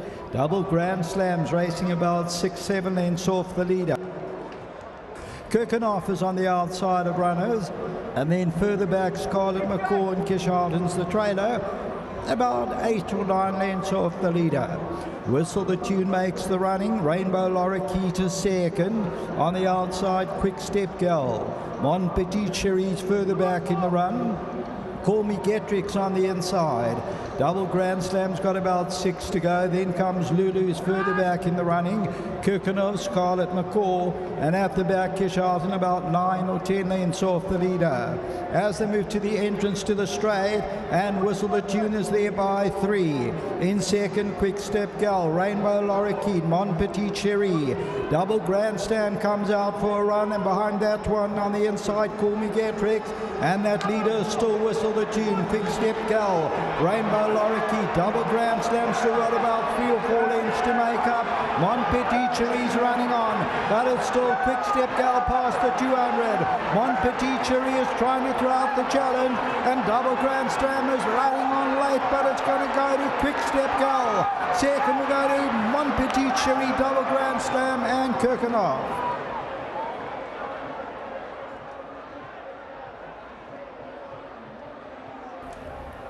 So what a victory in the Ridgemont Garden Province Stakes for number 7, and that's Quick Step Girl, Tini Prinsloo, Keegan de Mello, the Vercingetorix. They win it a length and a quarter. That second placing is mighty close between Mon Petit Cherry and Double Grand Slam, and it goes to Mon Petit Cherry run second, then Double Grand Slam, behind that Kirchhoff, and then came Rainbow Lorikeet. Tote favourite was number 10, Double Grand Slam. Further back was Kisharton, and then came Whistle the Tune. So as we look at this, and Quick Step Girl. The Green Acres Trust for the Vernus family and H. Wilson. Tini Prinsloo, number 7, pays 480 and 2 rand and is victorious in the running of the Richmond Garden Province Stakes. Until the lead-in, let's go back to the various studios. It's 2 Group 1s now, yeah. Well, that was another statement for the 3-year-olds. This time a statement for the 3-year-old fillies. We saw a statement for the 3-year-old colts in the Hollywoodbets Durban July itself. But here, Quick Step Gal has said, I'm better than you, older generation. And the older horse, Mon Petit Cherie, was beaten fair and square in second. And the 2-year-old, 2 years older, Double Grand Slam, was also had her chance, but she was just too quick for them. Good name, Quick Step Gal. She was quick stepped out and got first run there. She did. Keegan made his move at the top of the straight. It just looked as if Mon Petit Cherie and Double Grand Slam took a little bit of time to get going, and yeah, he wasn't hanging around. And yeah, another great ride from a top jockey. It's not for us to pontificate what they're going to do with Double Grand Slam, but you know, from a racing perspective, she's been brilliant. And as I said earlier, I'm sure Gaynor is itching to get her back at Drakenstein and decide what they're going to do with her, because she's going to make a terrific broodmare, not only in terms of her conformation and ability, but just in terms of her own pedigree. So it'll be exciting. Yeah, absolutely. I think I don't think anyone can argue that she's done enough. I would think. I'd be very surprised to see her in the Cape Summer season. I think now is the right time to retire her, but look, that'll be their decision to make. She's been an absolutely amazing filly in her younger career, and actually matured. I think she's got better as she's got older. I know Justin always thought a lot of her as a 3-year-old, but she didn't quite hit the heights that she did then in her 4 and 5-year-old career. So yeah, absolutely amazing mare. She's not disgraced there either. Those were 3 very, very good fillies. Mon Petit Cherie as well put in another great performance, but yeah, today Quick Step Girl, too good for them. I don't want to talk too specific about racing, but it would be remiss of me not to mention Vercingetorix. We saw earlier on the Canamere filly is another one out of Vercingetorix. This is a daughter of Vercingetorix. Earlier on it was I think a 2-year-old coming from off the pace, but this, I mean, he is something else, isn't he? Yeah, and obviously, as we said, you know, he's been champion sire. He's one of the best that we've had. He was a very good racehorse of himself, and it's great to see local horses who perform well and then they go to stud and continue to perform, continue to create, you know, to create fantastic champions. Okay, so Vercingetorix has been a good day. I'd say it's been a good day. To be fair, it's always a good day for Vercingetorix. He's never too far. And a shout out, I shouted out before the race to Lawrence Verners in partnership here with Harry Wilson. Brilliant for them, and a rising star. He deserves everything he gets, the amount of support. He loves a bit of a punt as well, but he's taken a punt on Carverflay Stud. We wish him the best. Wish the best for John Coster, he bought it from, because you're buying a legacy there. You are buying a legacy. I remember back to 1986 where my dad trained a horse called Sea Warrior. He was my Complete Warrior, which he was the first season sire that John Coster had. So very close relationship with the family. And yeah, sad to see John sort of hanging it up. I know he is going to be hanging around there to make sure that the transition goes well. But yeah, he's been a very successful breeder for many years. A lot of great horses. Captain Al being one of those as well. That is close to my family's heart. So yeah, it's that whole Dos Santos, the guy with the pink and black silks, the dots, right, brilliant.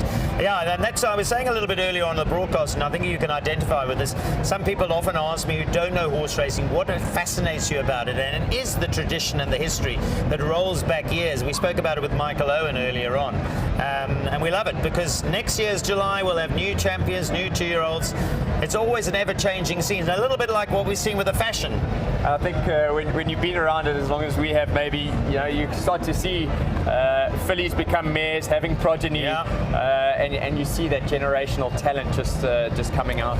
I've got a friend of mine who loves saying, remember the mother, because when they're talking about pedigrees, he's old. He's older than me. And he'll just say, you remember that? And you say, yes, I remember. And in fact, Lucinda was here earlier on saying, oh, I remembered Mom and Dad training these horses. Brilliant stuff. Anyway, we are very nearly ready to say farewell to one of our broadcasters who's going to leave us. But if you are staying on, by all means do, because we've got a 9th race still to come. And we've got that live performance from Jay Something and the Macassar Band. Steve, I don't know if he's going to hang around. He's going to try and leave. I'm probably going to try and keep him here because he was tipping his winners there. We said that trifecta looked like a box 3 horses, and it was. So, but now, very quickly before we say farewell, the next race is tough. It is a tough race. It is a tough race. The sprints, look, Buffalo Storm Cody, I think he's a proven champion. Yeah, he won it last year, the Merchants. I think he did. I don't quite. I think he did. Yeah. But he's a Group 1 performer. Princess of Gaul, though, is a filly that also taking some time to mature. I think she's in with a shout in this race. She's very good. Jet Force is another one. Normally running over a mile, but he's no slouch when it comes to sprinting as well.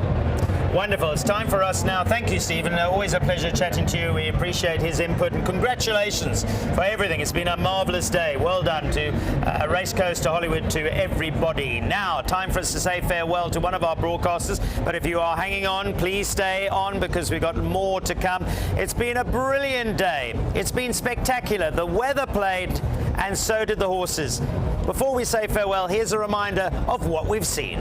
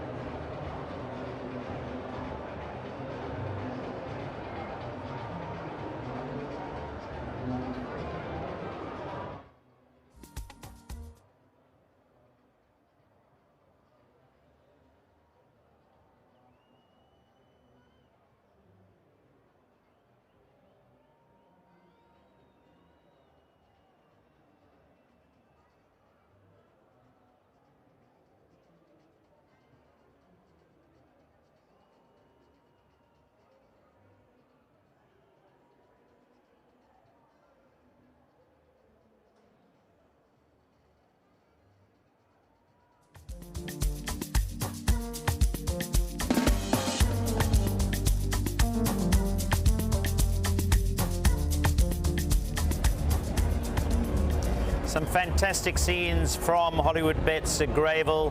Must say, I didn't see initially that beautiful South African flag hanging on the grandstand as well. Not maybe as big as the beautiful big one that they unfold on the turf, but nevertheless, proud to be a South African today on, no question, our biggest race meeting of the year, Africa's biggest race. 10 million rand today was up for grabs in the Hollywoodbets Durban July. That's behind us.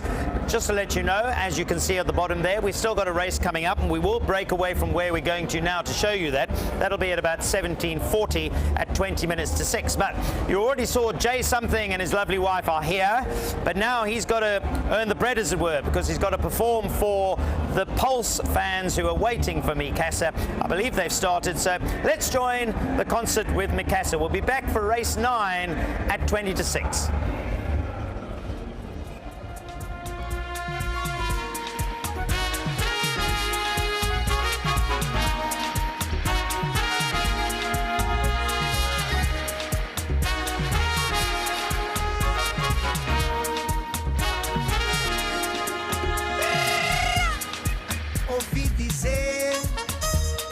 Coisas, festas, pessoal a dançar, mas eu não sei como é que eu vou explicar, como é que eu sinto. Ouvi dizer que hoje é o dia, o nosso dia, um dia feliz. Eu só sei que ao pé de ti quero estar, agora e pra minha vida inteira.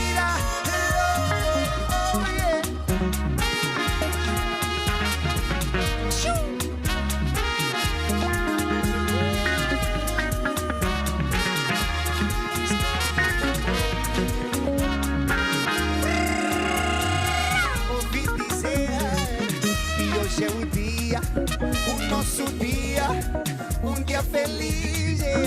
Eu só sei que ao pé de ti quero estar, agora ir pra minha vida. And if you know it, say la la la la la. Say, come on now. A nossa vida é tão linda, faz chorar. La la la la la. La vida, a nossa vida é tão linda, faz chorar.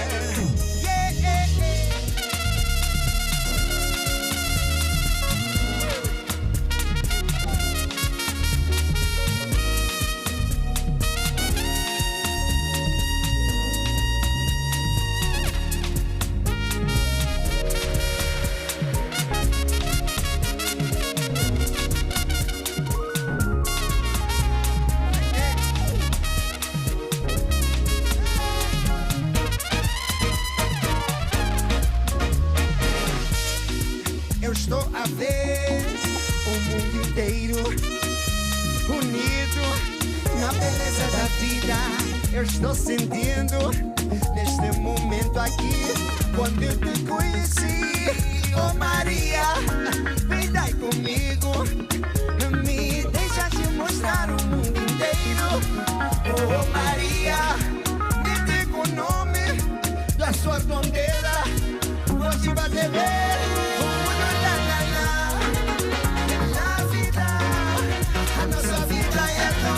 Faz chorar.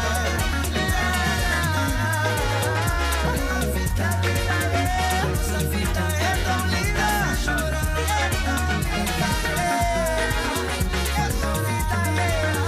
Essa vida é tão linda, faz chorar.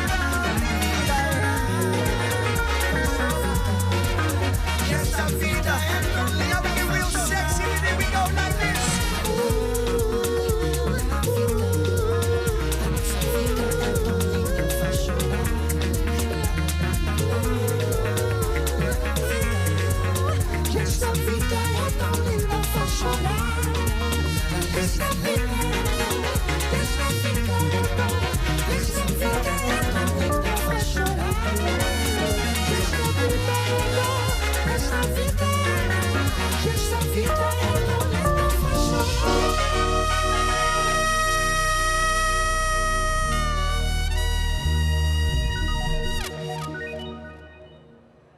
Siyabonga, thank you so much. What's going on? You happy? Oh, I don't know if this is how you imagined your life to turn out, that you'd be in pretty dresses and cowboy hats on a beautiful day like this in Durban, but I didn't think my life would be like this. What? Sometimes we are so blessed that we don't even see it. Woo! Oh man, here we go. Getting to know you, girl, getting to know your world. Yeah. Exploring your every curve, learning the lines you serve. Oh, can you let me into your space? You know what, baby? Well, I promise that I won't touch, I won't taste. For now, respecting your every move, choosing what not to do. Yes, yes, 'cause I know your real worth, girl, and truly value you. Yes, and then go, I just wanna. Said I just wanna turn you on. Yes, I do. Yes, I do. All right, Durban July, say I just wanna turn you on. I just wanna turn you on. You say I just wanna. I just wanna turn you on, baby.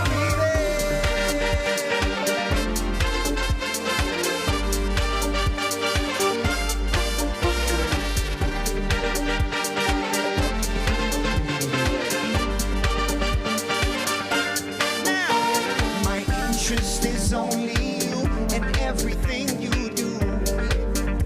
Yes, it is. I wanna give it a shot and see what we could do.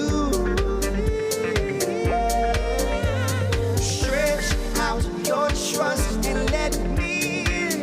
And my favorite line in this whole song, very selfishly so, let me prove to you, baby, that a real man still exists.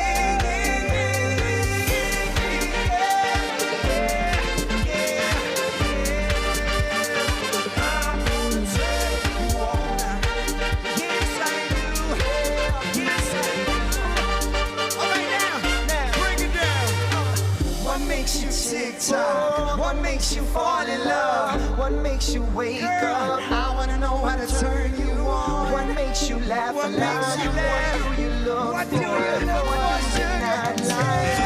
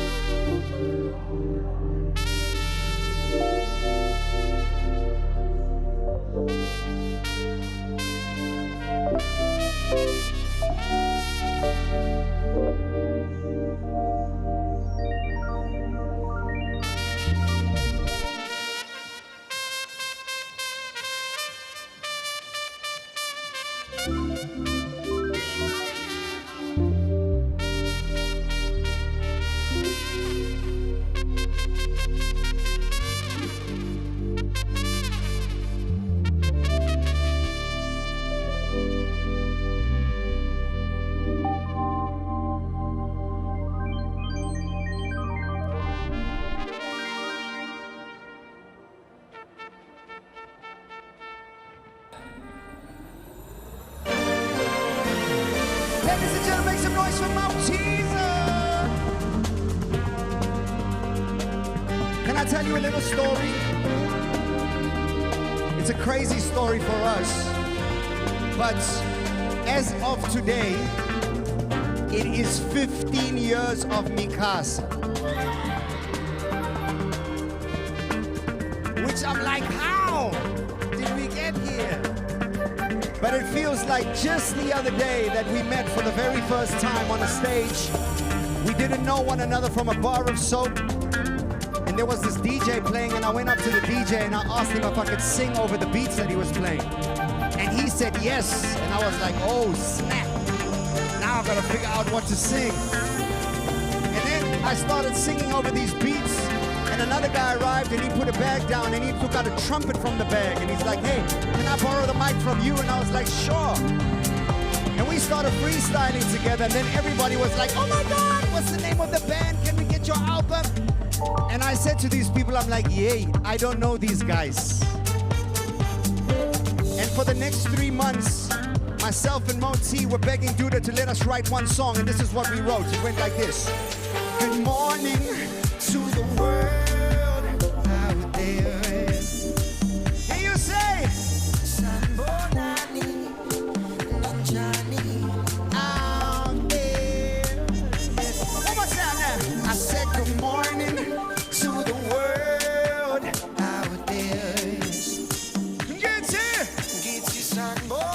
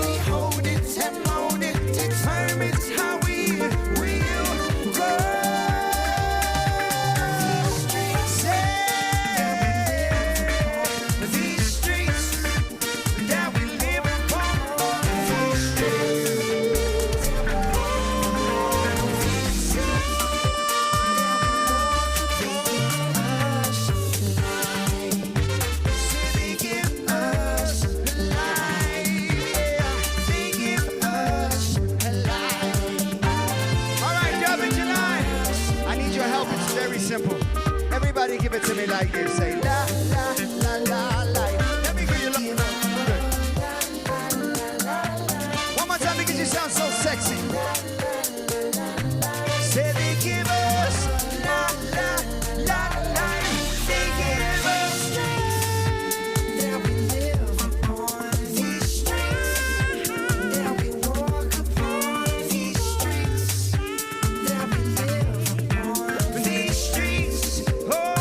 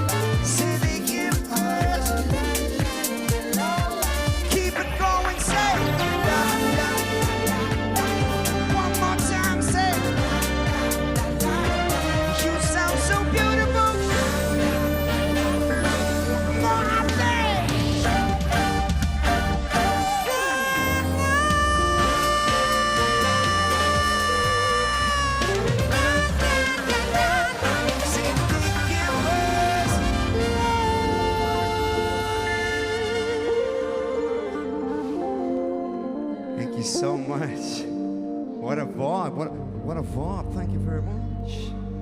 It's not every day you can do this, man.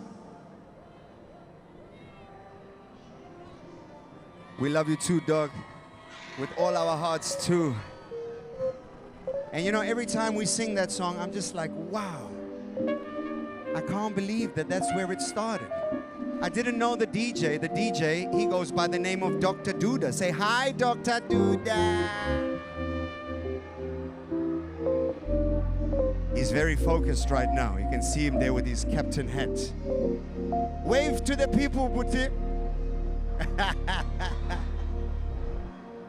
And this guy that arrived to the party with the trumpet, I mean, I don't know how many of you are walking around here with a trumpet, but he is, ladies and gentlemen, Mo T.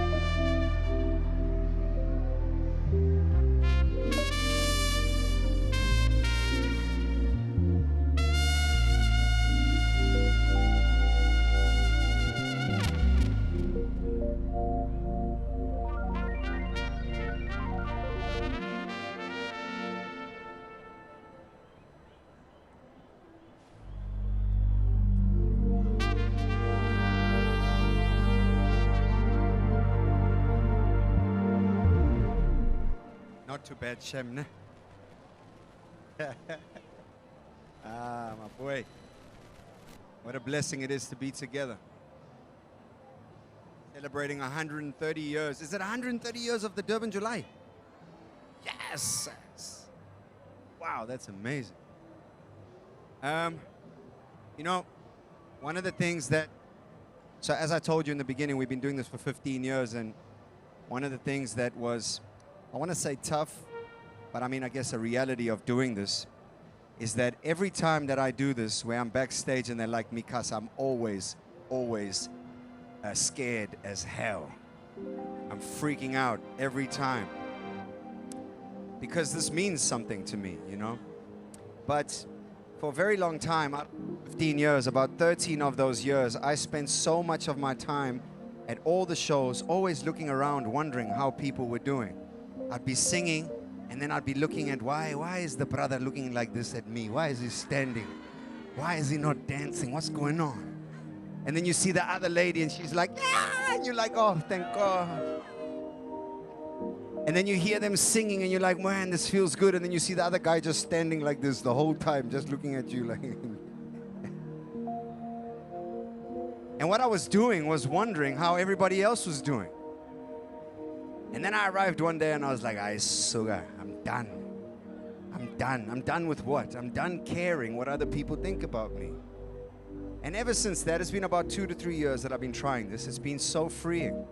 Because I think that one of the weird things about growing up is that we tend to care so much more what other people think about us.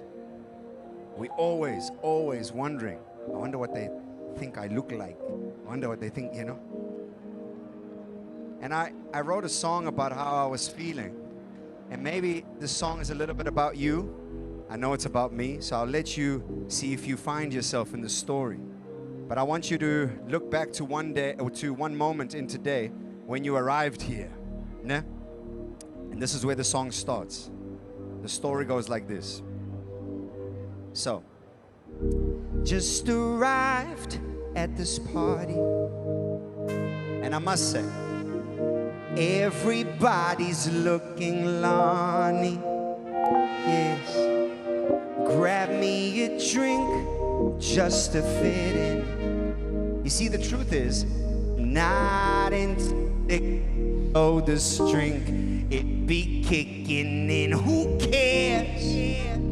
'Cause I'm not here for them. Feel the awakening, I can feel it rushing in. Who cares? I see I'm troubling, 'cause they see freedom. I hate feeling boxed in, I do. Now I don't know why on earth you came here today, but I came here to dance. Dance. I may look like a fool, but I don't care. I came here to dance. Dance. I may look like a fool, but I don't care.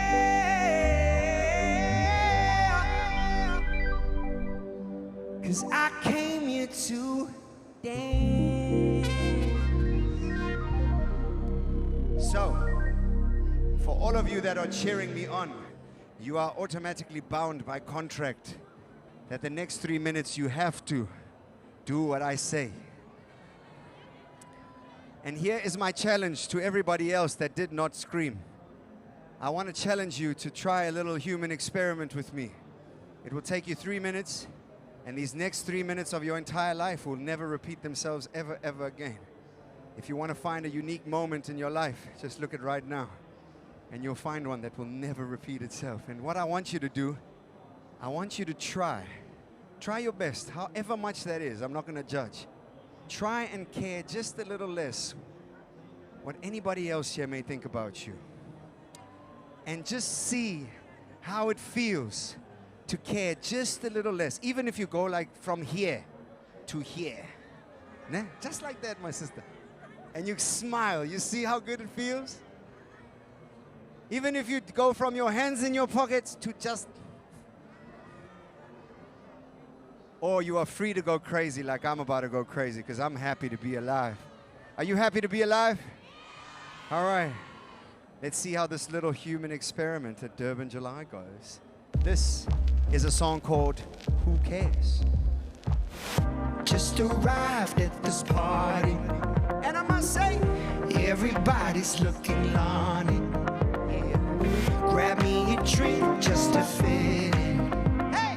Not into liquor, so this drink. Sing it with me, say! Who cares? 'Cause I'm not here for them. Feel the awakening, and I can feel it rushing in. Who cares? I see I'm trolling, 'cause they see freedom. I hate feeling the boxing, I do. Hey! I came here to dance, dance. I may look like a fool, but I don't care. I came here to dance, dance. I may look like a fool, but I don't care. I came here to dance.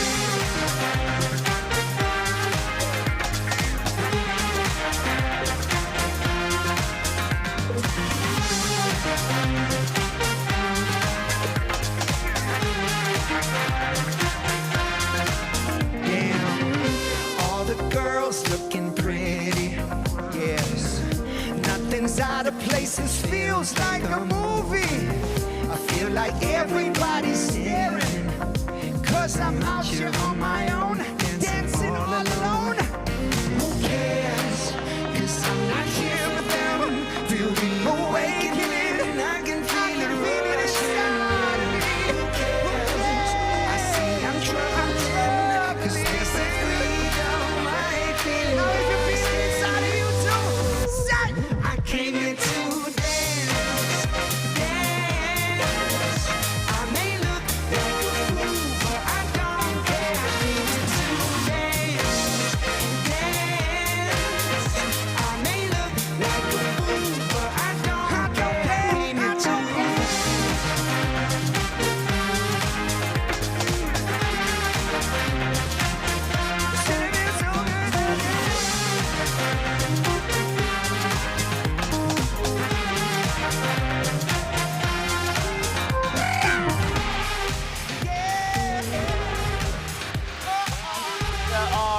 rocking the joint, and they are lighting up the screen, and you can see them. There they are in the middle of the Greyville racecourse, entertaining their fans, and why wouldn't they? But we have to break away because I know there are horse racing fans who'll say, isn't race 9 coming up? Well, the answer is, of course it is. So let's have a look at the field for race 9, and it's not a straightforward field at all. It's one of the more competitive races on the day. There was somebody in the Macassar audience without any shoes on, so maybe they'll be backing number 1 Carlfoot, because that is number 1 Carlfoot. Number 2 is Outlaw King from the Canamay Yard. 3 Princess of Gaul, also from the Canamay Yard. Stable jockey Craig Zaki rides that one.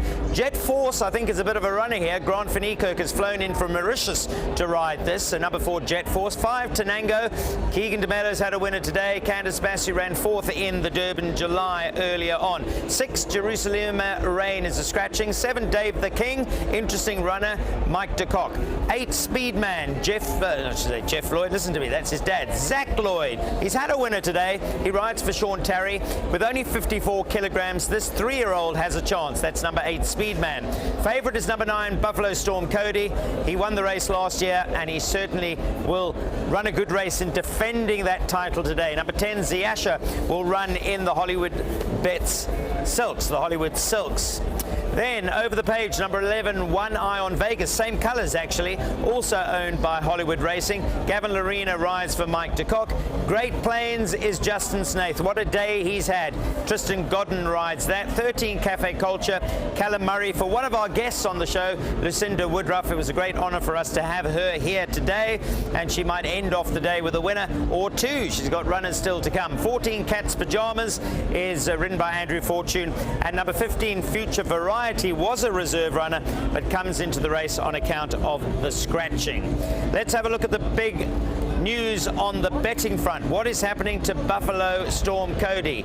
The answer is he is easing in the betting market. He's now as big as 4-1. You can see he drifted out from 3-1. Speedman has been supported a little bit. He's into 4-1. Princess of Gaul is 7-1. Jet Force has leapfrogged them all. Look at that. Jet Force into 5-1. And also money for number 11, One Eye on Vegas at 5-1. So money for those 2 horses for 2. Tenango's eased out a bit. Carlfoot 16-1.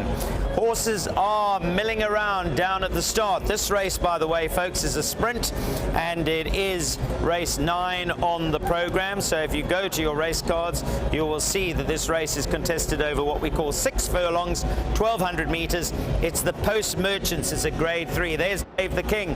What a wonderful runner and racehorse he has been for the owners, Larry Nested, Gary Player, and Ralph's Racing. That has been a stalwart campaigner for many years, and he is a 9-time winner. He's earned 6 million rand, so he knows where the winner's enclosure is. This race, normally you would say, was a bit short, but I'm sure that Mike has prepared him to show a bit of pace and get himself in the race. But wherever he is, he'll be doing his best work at the finish. Buffalo Storm Cody, as I say, won this race last year.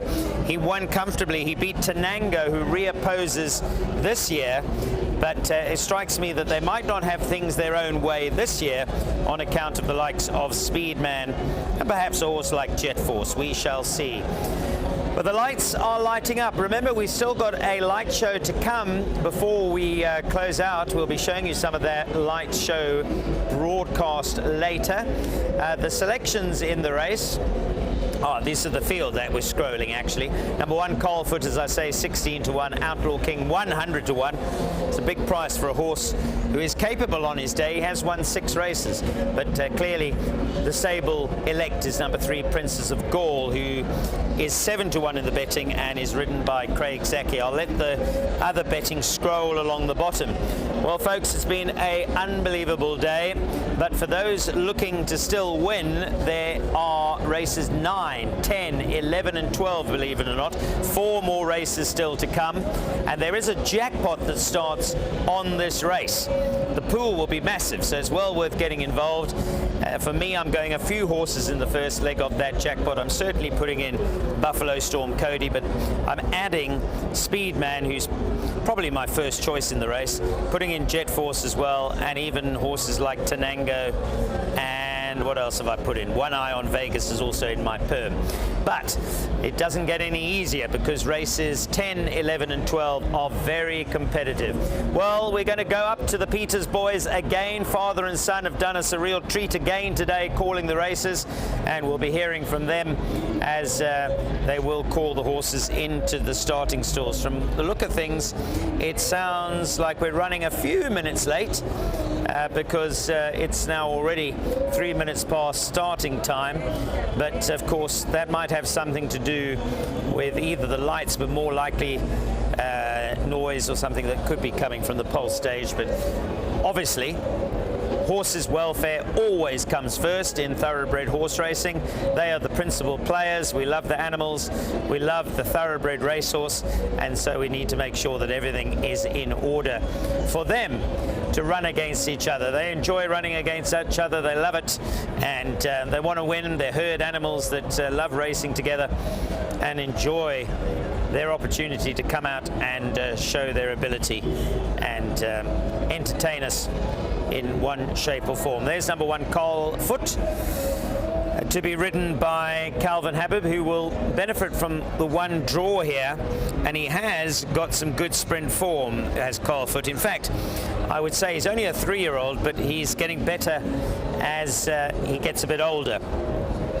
On the last day of August, sorry, let me correct that, on the last day of July, the first day of August, all racehorses have their birthday. So the horse like Carl Foot, who's 3, come the 1st of August, he will be 4. And the winner of the Durban July this year, likewise, note to self, will turn 4 on the 1st of August. Obviously, by definition, if you are a 4-year-old, you'll turn 5. So their birthdays, all racehorses' birthdays, coming up at the end of the month. But for now, the 3-year-olds who have really held sway today, they ran 1st and 2nd in the Durban July, and then Quickstep Gal, who represents the 3-year-old filly brigade, she beat her older counterparts as well. So perhaps Carl Foot might have something to say to his elders today. He is a 3-year-old carrying 56 from a 1 draw. And as I mentioned that, I better put him in the jackpot, because just now he'll win and prove me correct, and we'll go out the jackpot, so we need to put him in. There's number 8, that is Speedman, who is now, I'm just looking, has obviously gone under ownership change, because he traditionally races in the Kun silks, but those look like the Sugalam silks, the same that adorned One Stripe, who's now plying his trade in America. So interesting color change there on number 8 Speedman. Look for those blue and orange silks. Let's get up to Craig. He'll call them in for race 9, the Post Merchants Grade 3.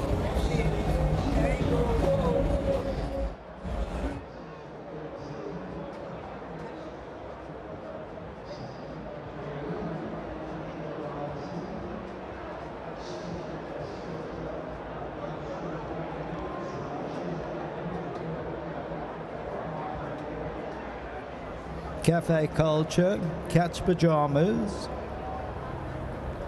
Great Plains, they sent on their way in the Grade 3 Post Merchants from the 1200 meter marker.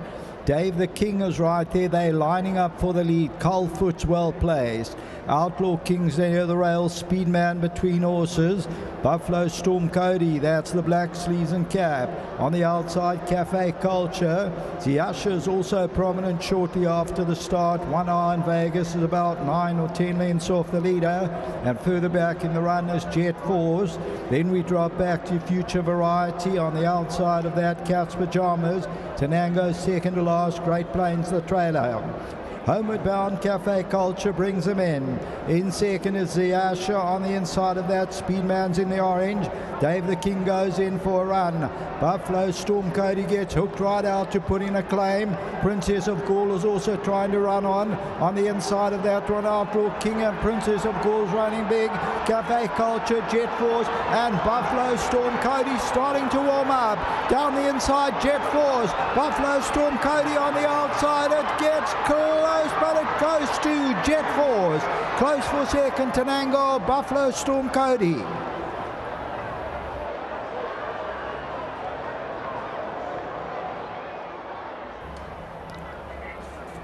Number 4, Jet Force, Grand Finikak, Des McLaughlin, the 4-year-old son of Master of My Fate, Bowman Stud. Win number 7 from 13 is number 4, which pays 610 and 250, and it's very close for second.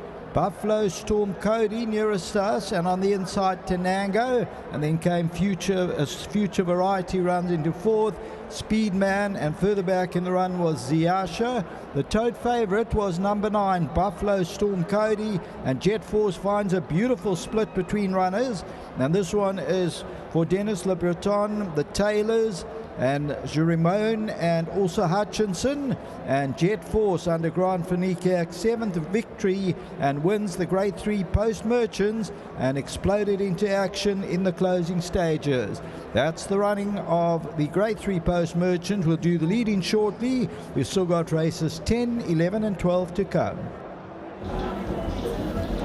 Thank you to Craig Peters, great job, and of course him and his son Sheldon, well, I think their job continues. They've still got races, as he told you, 10, 11 and 12 to come. But race 9, well, we said Jet Force would be a big runner. Grant van Niekerk, who's plying his trade in Mauritius as we speak, has flown in especially to ride this today. He only had one ride on the whole day, and he's booted home Jet Force. Good name, because he certainly cut through the field with a Jet Force to hit the front at the right time and beat Buffalo Storm Cody, who certainly was not running a poor race at all. He made a good effort of trying to defend his crown, but he found one too good for him today in the form of Jet Force. Third place went to number 5, Tenango. Good performance from him. That's something like back to his best, and that's why we make the unofficial result 4:9:5:15. But the race all about Jet Force. Quick shout out to Des McLaughlin, the trainer. I mentioned Grant van Niekerk, but also the owners. Nothing like having a winner on Durban July Day. We've got a break coming up. When you come back, there's still more action. Macassar, I think, are still performing. We've got a light show, so don't go too far away. We're live from Greyville. The sun's gone down, but the night is still to be enormous. See you just now.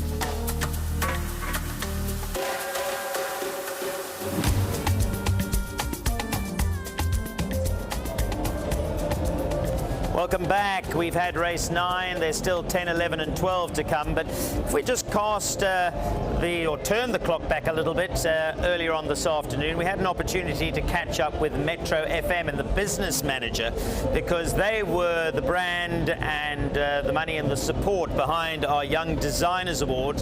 And Jonathan got a chance to catch up with the business manager of Metro FM. Dr. Kina, Metro FM has always been a champion of South African culture. Why is it so important to sponsor awards like the Young Designers Award? Good afternoon to you and all the viewers at home. Metro FM being a lifestyle brand, it was very important for us to be involved like this year. And really the main purpose is just to uplift young upcoming designers in this country. We were watching now. I was blown away by the talent. I mean, all the colors and the textures and the vibrancy, it gave me goosebumps. It was made me so proudly African and proudly South African. South African fashion is in very good hands. Amazing. You know, when I was on that stage, I looked at those designers. I'm like, my goodness, is this our country? You know, we have such an amazing talent here, and I'm really so happy that we got involved as a station this year. Well, there we go. We're going back to Macassar, and it's still hot down on the stage. Lots of entertainment. Still live. Let's go catch the rest of their performance. And then we're going to sing a little more. We're going to say, ba-da-da-da, ska-da-da-da. Let's try that together. Okay, one more time.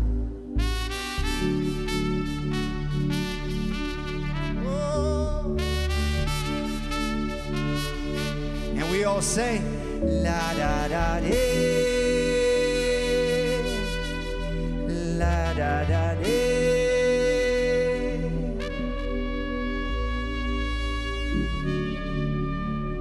All right. So, like I said, it's not finished yet, but it sounds something like this.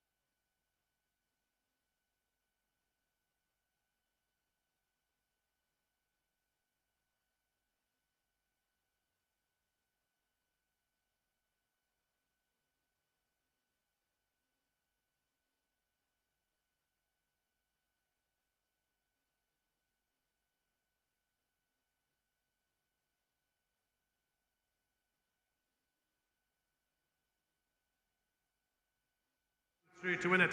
The winning groom, well, what a great job he did. Jet Force looked absolutely amazing in the parade ring, and that is Konzapi Matezi. Konzapi Matezi, congratulations, you're getting your 2,000 Rand, courtesy of Yogas there, and we've also got Pepsi Buthelezi, the Hollywoodbets ambassador. Well done, Konzapi, congratulations.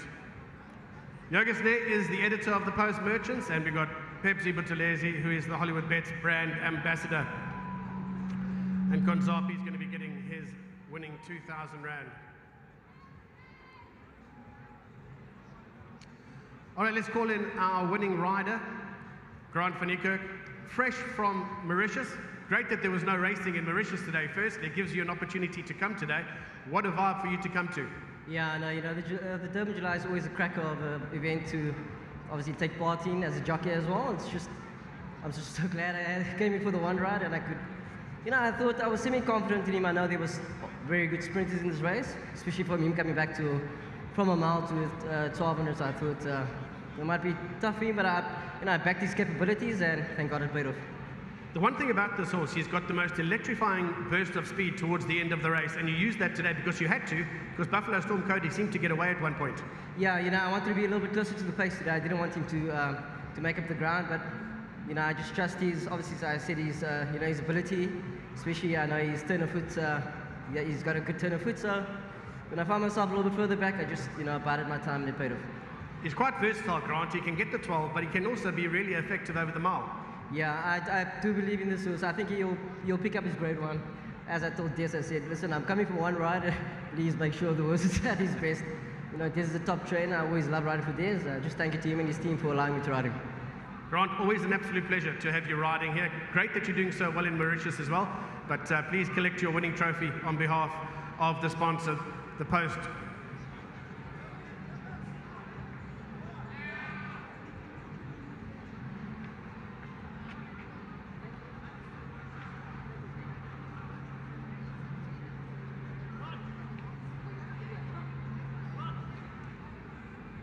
All right, let's call in the winning trainer, Des McLaughlin, all the way from the Western Cape.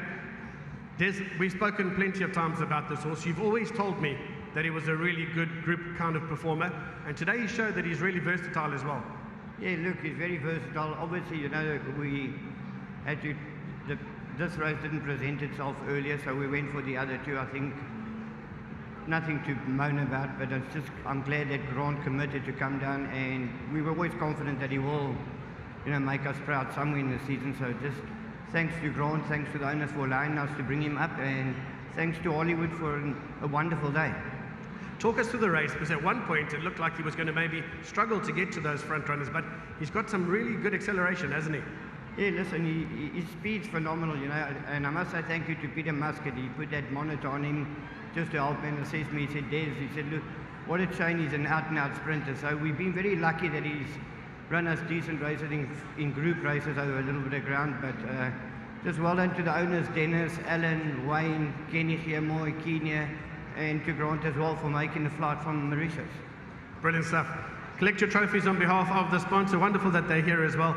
Great stuff, Des McLaughlin, your winning trainer.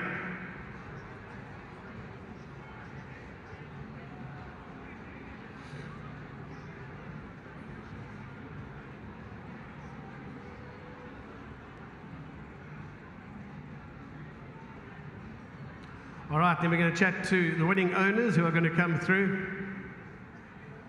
Dennis LeBreton, the Taylors, the Germoys, as well as the Hutchinson. You're going to be the sole representative. Well done. That must have been exciting. It was honestly so exciting, but I had a feeling that we were going to win in my gut. That's why we came to Durban. So, yeah. Well, it's made the trip worthwhile, hasn't it? It has. So much more exciting, and it's also been just a lovely day here. It's not going to finish here. We've still got 3 races to go, and there's still a lot of partying to be had. Definitely. Now all the more reason to party. Absolutely. Please collect on behalf of the winning owners the floating trophy as well as your winning mementos, and obviously a wonderful bottle of JC Leroux.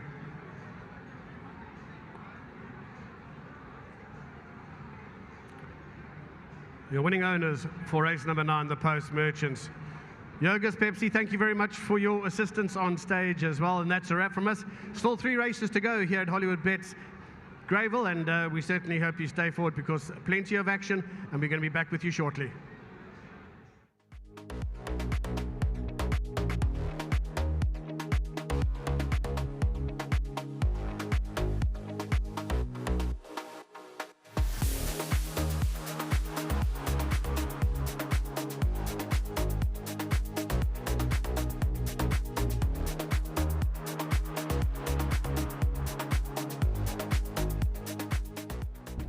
Great Plains, they sent on their way in the Grade 3 post merchants from the 1200 meter marker. Dave the King is right there. They're lining up for the lead. Colfoot's well placed. Outlaw King's near the rail. Speedman between horses. Buffalo Storm Cody, that's the black sleeves and cap. On the outside, Cafe Culture. The Ushers also prominent shortly after the start. 1 Hour in Vegas is about 9 or 10 lengths off the leader. And further back in the run is Jet Force. Then we drop back to Future Variety. On the outside of that, Cat's Pajamas. Tanango second to last. Great Plains the trailer. Homeward Bound Cafe Culture brings them in. In second is the Asher. On the inside of that, Speedman's in the orange. Dave the King goes in for a run. Buffalo Storm Cody gets hooked right out to put in a claim. Princess of Gaul is also trying to run on. On the inside of that one, Outlaw King and Princess of Gaul's running big. Cafe Culture, Jet Force, and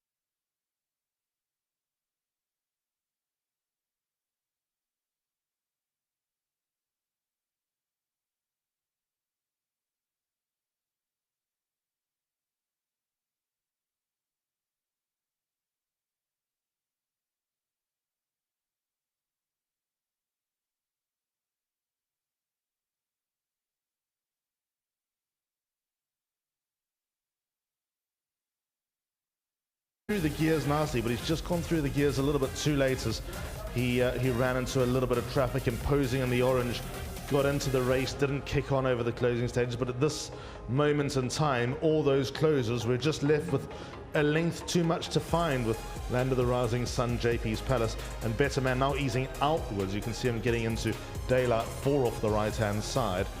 And like I said, his 400 to finish would be quite revealing. I think that he's made up his best work over the closing stage, with the best work in the race. Captain West, again, flattering to deceive. He wasn't persevered with in the closing stages.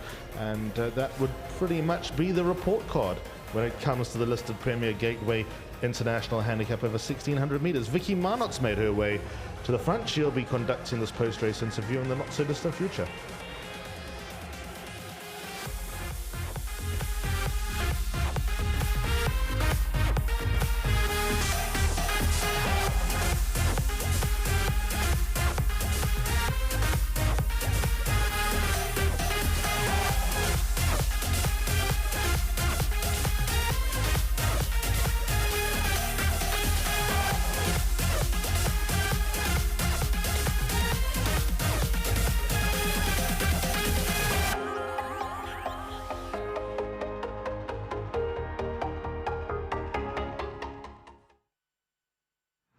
Race 10, the Premier Gateway International Handicap. It was won by Talk to the Master. This is a horse who came within 3 lengths of 8 on 18, previously over 1,500 meters, and is victorious today under Sereno Moodley. So congratulations to jockey Sereno Moodley. But first of all, let's mention him. He's at the back with Talk to the Master. The winning groom is Sibusiso Mdlala. Congratulations to him. He receives 2,000 Rand from Hollywoodbets and Racecoast, plus an extra 1,000 Rand from Premier Gateway International. So thank you very much to all the role players for making a huge difference in Sibusiso's life, and due to all his hard work and diligence looking after Talk to the Master. We're going to now go across to Sereno Moodley, who was a jockey aboard, and he's been knocking on the door all day, has Sereno. So it's really fantastic. He's got this horse home to victory. Sereno, well done for the win. Thank you so much. You know, it's just unfortunate, as we all know, it's been well documented. So must just thank Dom. You know, he's done a lot of hard work with the horse, and he moved over to Fricks, who sticked him over. You know, we had him in superb order back at home, and I was really gutted when we never knew if we were going to run or not. And you know, we had to be fair to the owners, and they moved the horse over to Frick.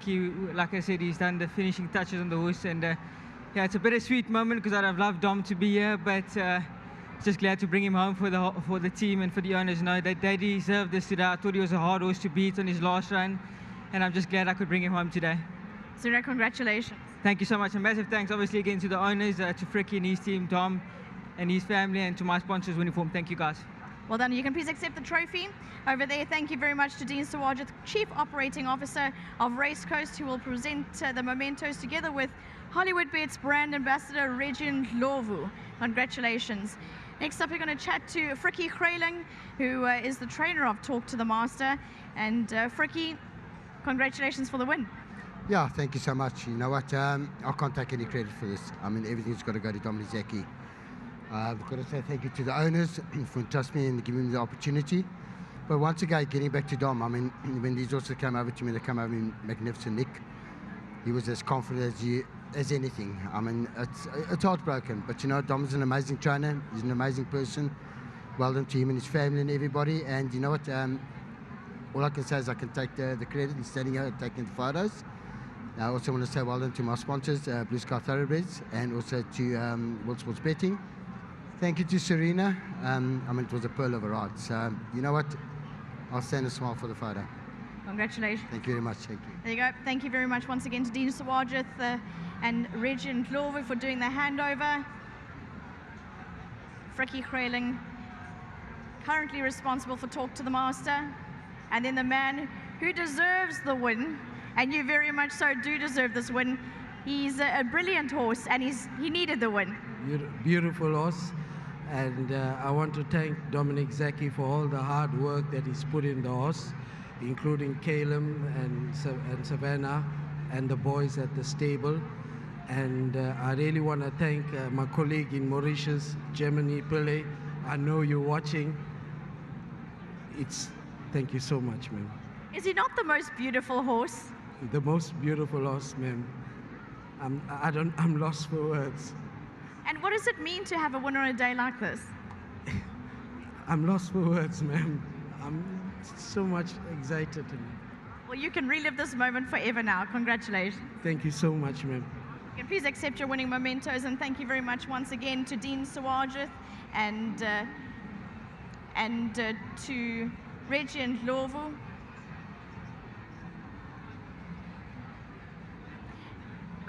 Yes, very good, as you must celebrate. Lastly, we're just going to have a chat to Frikkie Greyling once again. Frikkie, come across. Last word. Yeah, while I'm on the line, I just want to say thank you to my friends, family, Sava, Herbie, and once again to my staff. Thanks a lot. Well done. There you go. That's Frikkie Greyling, and he is responsible for Talk to the Master, who came home victorious. Well done to Fastfontein Stud for breeding, and the host of owners who weren't on course. That's number 4, Talk to the Master, Summer Master of My Fates.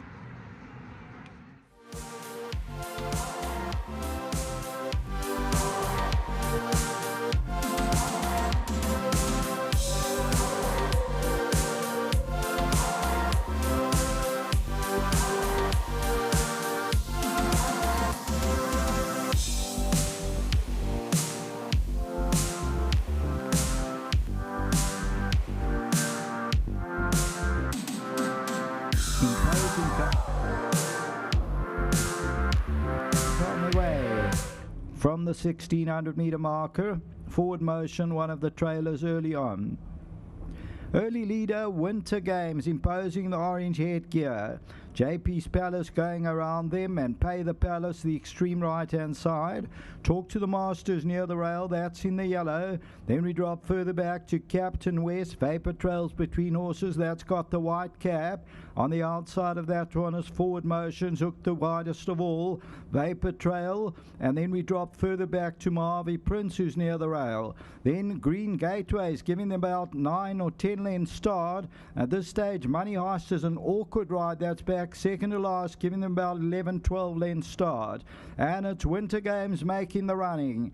JP's Palace is second, Talk to the Master, yellow third. Then Pay the Palace, behind that imposing in the orange. Captain West is on the outside, Land of the Rising Sun, Vapor Trail between them with the white cap. Then Mojave Prince, Better Man's further back in the running. Green Gateway's got about 9, 10 lengths to make up. Top of the lane, and Winter Games brings them in. Talk to the Master in the yellow. JP's Palace imposing is on the outside, Mojave Prince, and then comes Vapor Trail on the outside, Pay the Palace. Green Gateways on the inside, Land of the Rising Sun. Talk to the Master, JP Palace is fighting back. Land of the Rising Sun, Better Man's running on late. Talk to the Master's clinging to the lead, and Talk to the Master won it. There's a wall of them involved for second. Better Man's involved, Land of the Rising Sun's right there. We'll go back to that in the closing stages. But number 4, Talk to the Master, is going to win it, and win it by about a half length. Land of the Rising Sun, JP's Palace, and Better Man all darting for those minor placings. Then Green Gateway, but it's number 4, and number 4 is Talk to the Master. It's now in the care of Frikkie Greyling, and this is for Amalasim, Chinia and Smith, and they win it. We'll wait for the minor placing, leaving that to the judges. Talk to the Master, my fate. Serena Moodley continue to fight on courageously and win. They pay $8.20 and $2.70 at the business end of the running of race number 10. We'll do the leading shortly. Back to the various studios.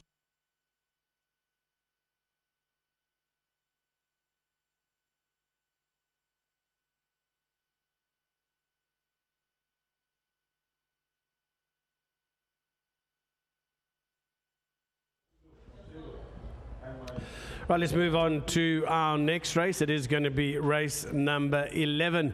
Just 2 to go here at Greyville tonight, Hollywoodbets Greyville, and we've got some great action coming forward as well. All the money, Brandon, came for Better Man in that previous race. He was given quite a bit to do, though, but he was running on strongly. Yeah, listen, Grant, I'm quite surprised to see that Talk to the Master drifted the way he did, because he had a wonderful run, I thought, prep run in his last start. If punters went back and watched that replay, he got caught awkwardly on the fence. There was a horse that fell away quite quickly, And the more they came for Better Man, the more this horse Talk to the Master just went out. So well done to the entire team, and of course to everybody that's played part. He's always been a nice horse, hasn't he, Grant? We remember when he was trained by Vaughan Marshall, of course, in the Western Cape.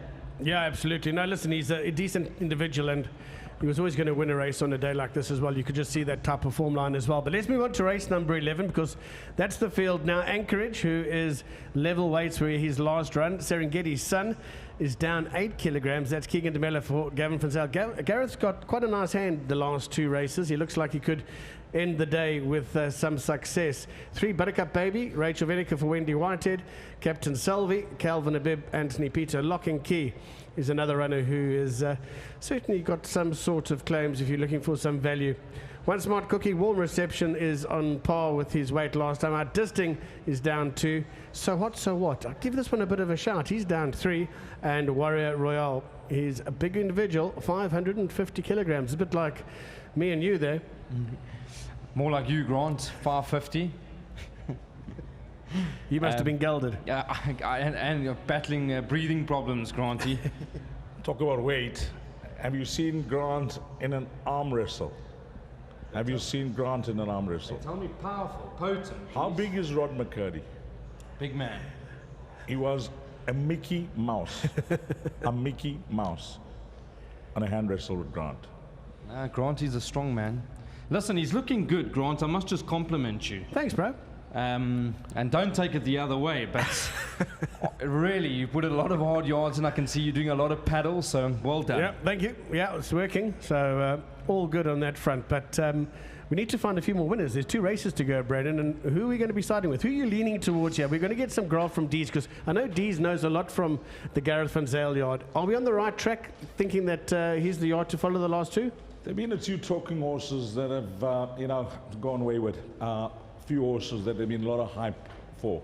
But this horse called Serengeti's Son, I know that Gareth, he's had a good day. Well done with King Pearls, running an absolute blinder with that type of weight, showing that he's such a good horse. And I'm sure that we're going to see him at the end of the month. He is the reigning Equus champion stayer of all. So maybe he'll take his place in the Gold Cup. But coming back to this horse, Serengeti's Son, the one big thing, and it's clearly noticeable, I mean, you guys study the form, and the racing fans out there that are listening in, we've got a form book next to them, will see that it's a massive draw swing around for him. Huge. From where he was drawn last time out to where he came from. And if you watch that replay, you can see that he was making up a ton of ground. And I personally think that he's best when he races up handy. And he will from that draw, surely. Yeah, I think that will be the plan. You can't waste that draw, Grant.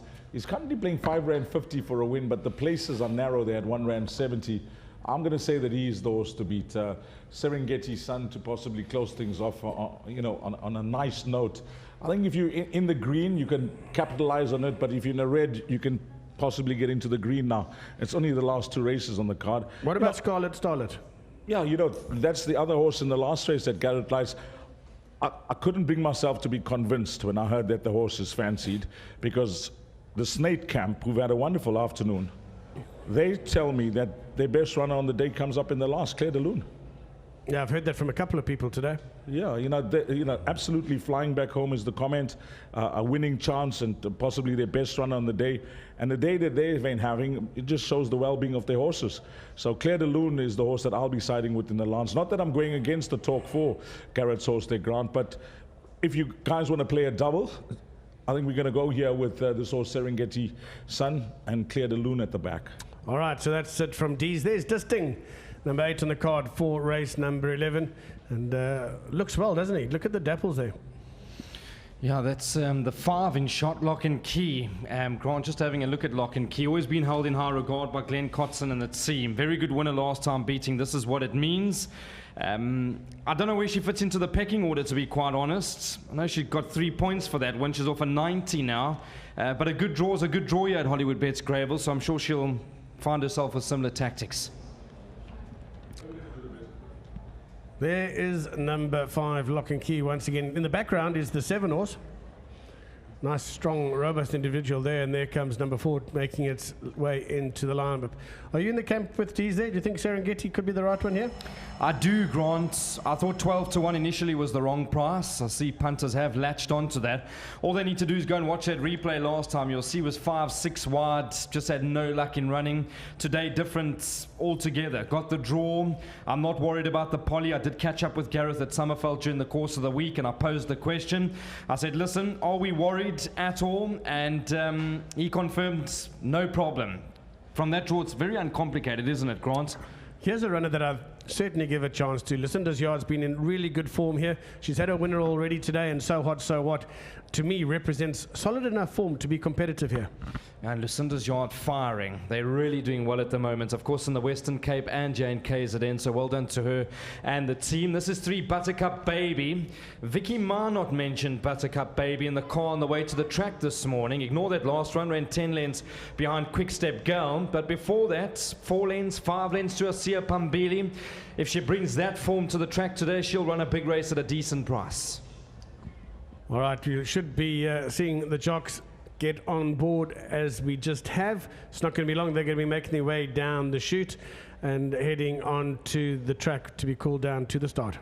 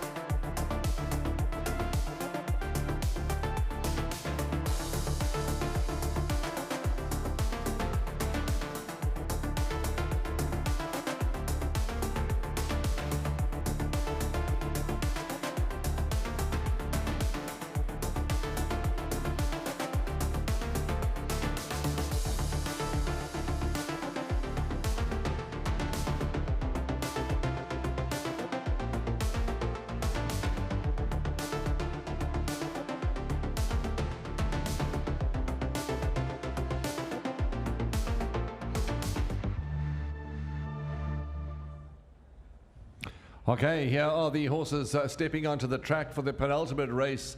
It is the 11th race, the Race Coast Middle Stakes for fillies and mares. And here goes by number 6. That's One Smart Cookie for Tinny Prinsloo and Mr. Zaki, Michaela Michelle. And yeah, there goes One Smart Cookie. 5, Lock and Key moves to gate, moves good. She's a beautiful, robust daughter of Master of My Fate. 8 is Disting, Brandon. Yeah, I do think she's a better horse up the straights, but nothing wrong with that canter pass. This looks good, very nice from number 9, So Hot, So What, the ride of Gavin Larena. Sure, that does look good and went down a treat. Here's 10, Warrior Royale from the Mike Miller barn. 13 goes by. This is a dark horse here, Dark Matter. Include that into your quartets. 12 is Sweetie Darling. Anchorage from that draw, massive run on the far side is your favourite. That's another look at Anchorage going down nice and quietly. Captain Selvi did open up as your favourite, just on the ease now, 33-10. If you ask nicely, I'm sure you'll get 4-1 closer to race time. The horse that found support is this horse about to canter. Number 3, Buttercup Baby, and a certain Vicky Minot. Likes a bit of Buttercup Baby. She mentioned that in the car this morning, Warren. Okay, she's brought in a bit of Mocha Blend to the studio. Here's 7 Warm Reception. 3 goes by Buttercup Baby. Beautiful, beautiful, pretty filly by What a Winter for the Arundels. Rachel Vennick 2. Serengeti Sun, Legislate filly. And yeah, Keegan DeMiller from a cozy draw. That looks tuned to the minute. 12-1, down 5-2. So all the money for Serengeti Sun. The last time I looked, you were getting 5-2. I'm not sure if that's changed in the last minute or so. But there's been a big push in the market for Serengeti Sun, Warren. Yeah, she is a filly that is lightly raced. Penultimate start for Links off Asia Pambili in the point set here. Her last start at Hollywoodbets Greyville. The computer form says no threat, but 1.5 lengths off Rainbow Reward was a good effort, and surely they would have had this race as the target come Hollywoodbets Durban July day. So there has been the plunge, and why not? Lots in her favour. She's for Lawrence Verners, who's in good form as always. Keegan DeMiller gets the ride, cozy draw. And lots to like about Serengeti Sun. But there's a few that are shortening, and I'm sure one of the team members are going to go through the betting with us just now. But Buttercup Baby's one that's found a ton of support as well. Rachel Vennick, cozily drawn, and around behind Quickstep Girl, Asia Pambile. And the average rating 95, the average ratings have been 110, etc. But let's see what the market says. Dees Bayer Dynant is waiting patiently in the parade ring area. He's going to tell us in a moment who's hot and who's not. And that is the betting for race number 11. So without any further ado, we can go across to Dees Dynant, because there has been action in the market, and he's going to tell us exactly what's going on. Over to you, Dees. Yeah, thank you, Warren. It is an active betting market, but there's solid support for one horse. We'll go through it. So we'll begin with number 1, Anchorage, who has drifted out alarmingly. From 4-1, you can now get 20-1. There is propped up money, serious money here on Serengeti Sunrise. 10-1, 8-1, 7-1, 6-1, 5-1, 7-2, 33-10. They keep coming. Now trading at 3-1. That is Garrett Van Zale's runner, who is a draw strike of note this afternoon and this evening on the poly track. Number 2, Serengeti Sunrise. You want to follow the money, you follow one horse. 3, Buttercup Baby, also supported heavily in the betting market. At one stage, this horse was 33-1. And if you told me he's going to jump at 11-2, I would have said, how come? Well, punters have latched on to Wendy Whitehead's runner. 33-1 all the way down into 11-2. So numbers 2 and 3 are the big market movers. 4, Captain Salvi is at 3-1. 5, Lock and Key firm at 10-1. 6, One Smart Cookie at 20-1. So is number 7, Warm Reception at 20-1. Disting is a 16-1 shot. This horse number 9, So Hot, So What, from a very informed stable, remains firm, trading at around 11-2 and 6-1. 10, Warrior All is at 25-1, and 2 big prices about 12 and 13. But 2 serious market movers here. I'm actually surprised at this betting support, but now one is to stand up and take notice of number 3, Buttercup Baby, from 33-1 into 11-2. But personally, I think Buttercup Baby has got number 2, Serengeti Sun, to beat, and that's trading at 3-1. Draws 2 and 3, guys. That's where the money is.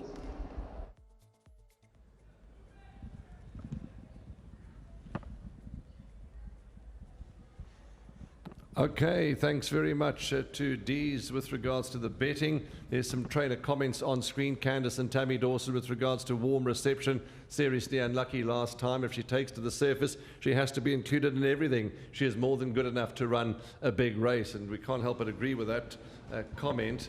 With regards to one Anchorage, and gets the plum draw, ultra consistent form, and I'm sure she'll take to the surface, Brandon, and you've got to include this in all bets. 1740 and 280 about Anchorage.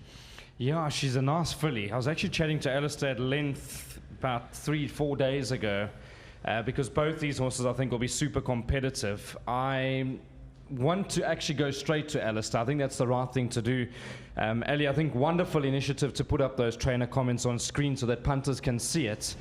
What is the word on the ground? What does Candice and Tammy say? I mean, very hard to split them from what I understand from the pre-party at the Hollywoodbets Durban July at Springfield Park on Thursday, that was. But both doing nicely? Yeah, both doing very nicely. We're hoping to turn the day around. It's fiercely competitive, and Candice prides herself on her record of the Hollywoodbets Durban July over previous years, that she invariably goes home with a winner.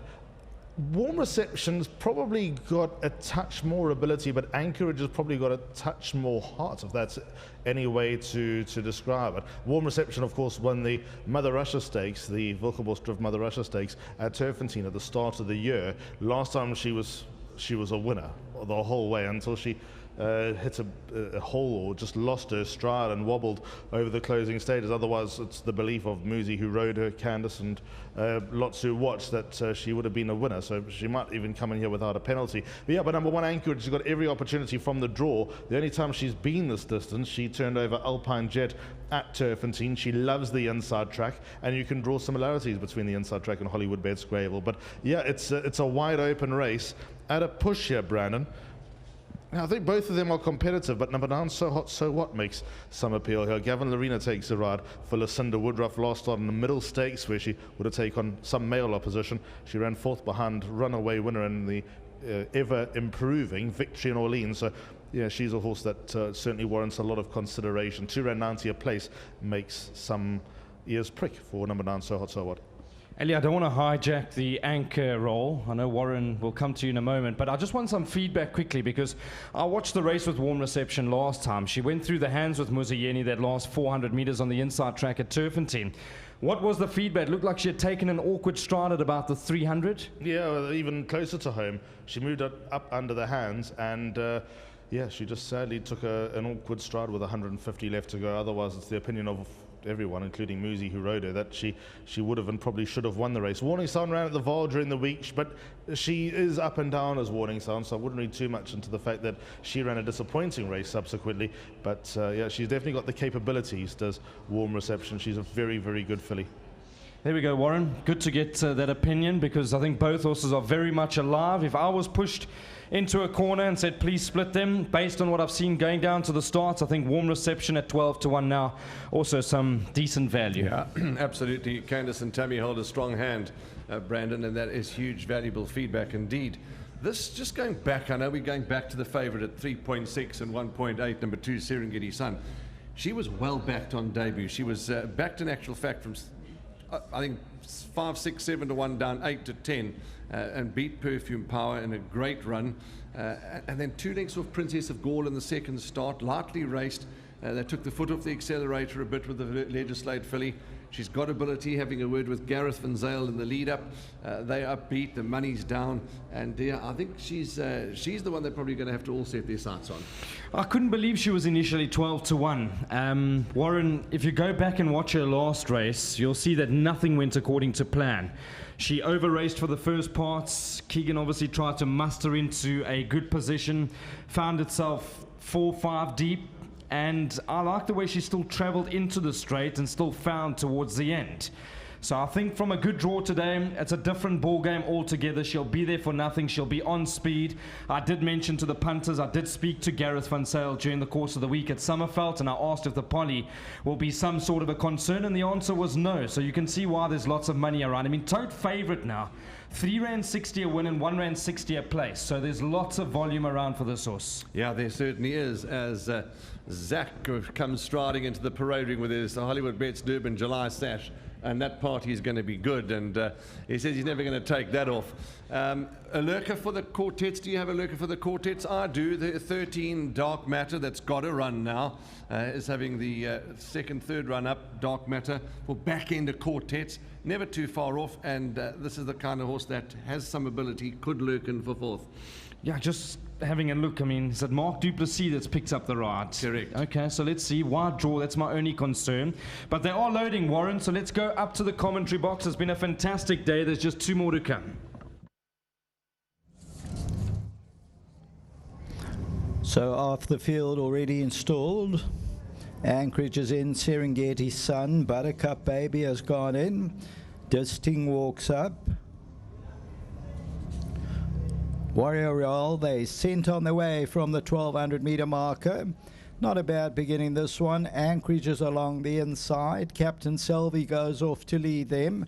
Right there is Lock and Key between runners. Buttercup Baby. Anchorage is near the rail as Serengeti Sun goes through on the inside. Outside is Sweetie Darling, followed by Dark Matter.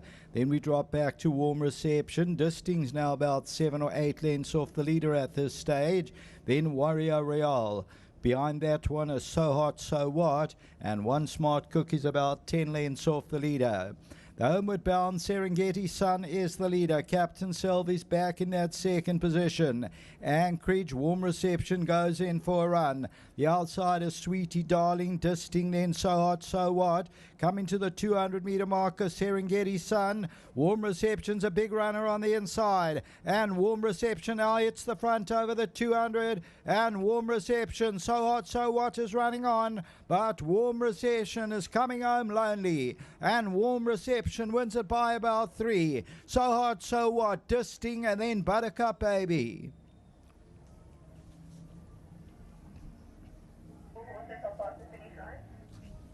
So number 7, Warm Reception, well done to Chad Schofield.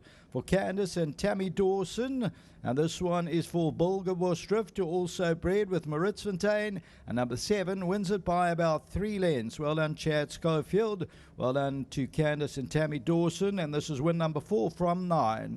They came home lonely and won it. It could be 3.5 to 4 lengths. Second, number 9, So Hot, So What. That third placing will go to number 8, Disting. And the fourth position, I think I went with Buttercup Baby. That's number 3, which runs into that fourth position. Then Anchorage, and followed by One Smart Cookie. Then Captain Selvey, and they were followed by Lock and Key. So as we look at this, and Warm Reception comes darting into the lead as Serengeti Sun led them. And then it was Race Over and Wins going away. That's the running of the 11th. There's still one to come. We'll do the leading shortly. Back to the various studios.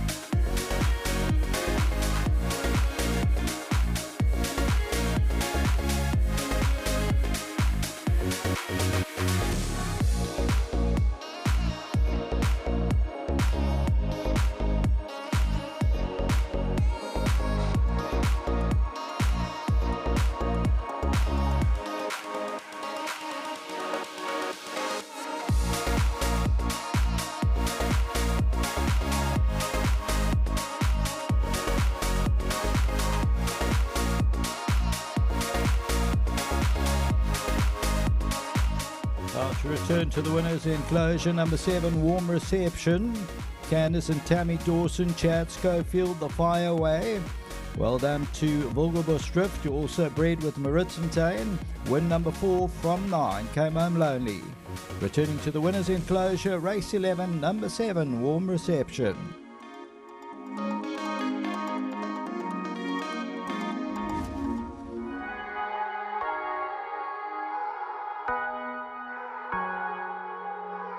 That was arguably the easiest winner on today's program. Absolutely trotted up.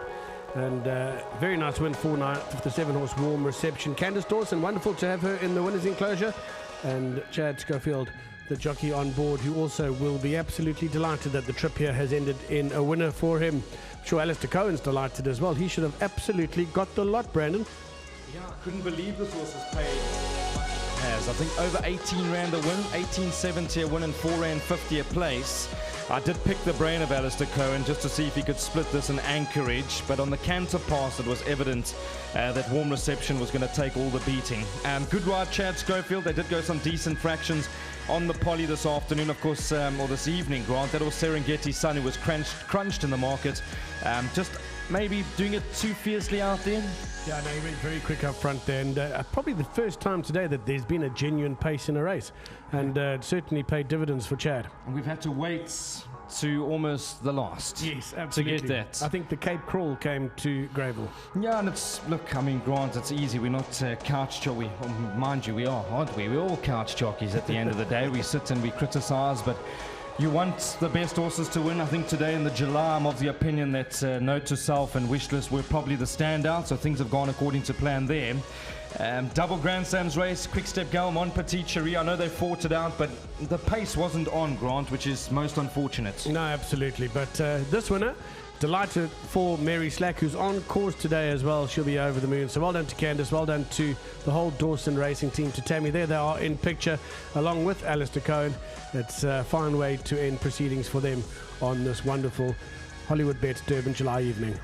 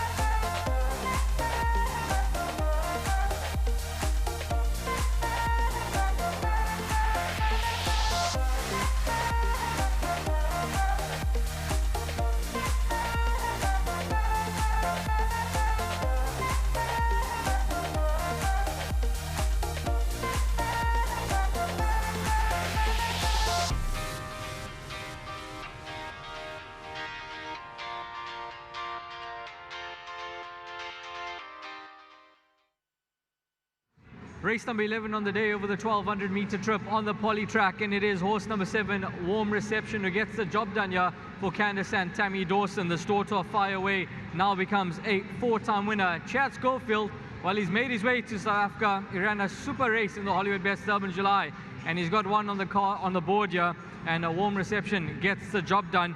We've got Brian Malloy, who will be handing over the winning checks and the winning memento, so Brian can come through. And Brian keeping a very close eye on the World Cup, the FIFA World Cup as things stand, so good to have him here with us. And yep, come through. We've got the winning groom. He receives 2,000 Rand, and that is on behalf of Hollywoodbets and Race Coast.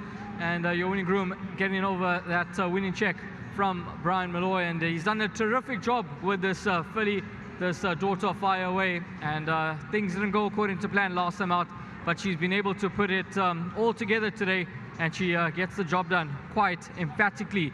We're going to have a chat to Candice, if not Chad first. We'll have a chat to Chad Schofield, the winning rider. Chad, you can come through. Yep, come through. Let's have a word with Chad, all the way from down under. And Chad, how's the trip been to South Africa? It's been great. I got here Thursday night, and I was very excited all week to come back to South Africa, and wasn't able to win the July, but my horse ran very well. We ran third, but it was nice to get a winner on the card. What was that experience like for you? It was really special for me. You know, it was a good thrill. The buzz around Durban has been so nice leading into today's meeting, and it was just nice to be here and be amongst it. This filly, I mean, you seem to get the dream run in transit, and when you showed her daylight, she quickened up smartly. She quickened very well. I think she's been a little bit keen in her races. It was nice to see her sort of come back to me and relax behind horses. And I think because she relaxed there, she conserved energy through the middle stages, and then she produced that very sharp turn of foot. Well, Zach got one on the board. You've got one. Well done. Thank you. Thank you. Well done there to Chad Schofield, receiving the winning memento from Brian Malloy. And yep, he's got a big supporting base here, and he's got the job done with warm reception. And he can go back home with a win under his belt and a third in the Hollywoodbets Durban July. Well done, Chad. Let's get Candice next, and Candice and Tammy Dawson, the winning trainers. And Candice, well done with this filly. Obviously, last time out things didn't go according to plan. Ignore that effort, and she's put the field to bed quite nicely today. No shame, and just a very big well done to Mary and to Shahan and Volkerbos and Maritz Ventine. You know, it was so nice for Stephen and Shahan to be here, also to lead her in. It was always a plan just to bring her to this race, hopefully have a good experience. She's come out and won really nicely. She settled beautifully, which is always what we want from her. And just a big well done to Chad for riding her so beautifully. And to the entire team back home, just well done. And thanks to our sponsors, Hollywoodbets. Well, it's been a long way to get a win on Hollywoodbets Durban July Day, but it's been well worth it. No, it has. And I must say, it's always been a good day for us. So it's been a bit sticky throughout the day, but it's so nice to end off with the winner. So thank you, and thanks to everybody concerned. Well done, Candice. Thank you. Well done to Candice, the winning trainer. Candice and Tammy Dawson, you can't go anywhere. Collect that winning memento, and that is from Brian Malloy. And yep, Candice has done a nice job with this filly, and she's brought her to KZN for the first time. First run on the poly track, and it is a winning one. And she has won quite nicely. Let's have a word with Jean Malherbe, and Jean representing Volkerbos Drift. And Jean, well done. Of course, it's been a good day. Of course, representing Kaya as well with Viva's Liberté in the Hollywoodbets Durban July. But Volkerbos Drift on this filly, and she's won nicely. Yeah, she won really well. So thanks to Candice, Tammy, and the team, and well done to Mary and the entire team at Volkerbos Drift. Good to have you in KZN. Nice one. Nice to be here. I would have loved to speak to you a bit earlier, but this will do. Well done, Jean. Thanks.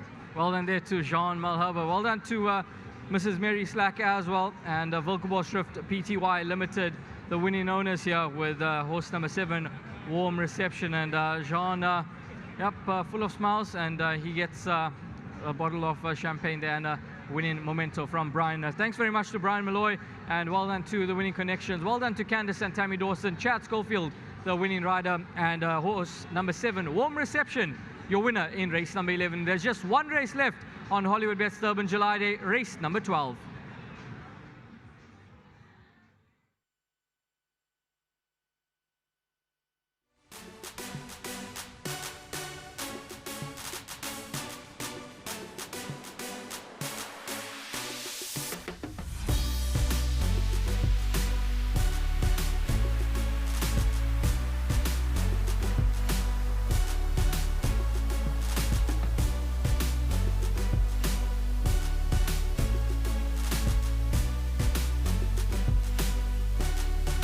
Warrior Roll, they sent on their way from the 1200 meter marker.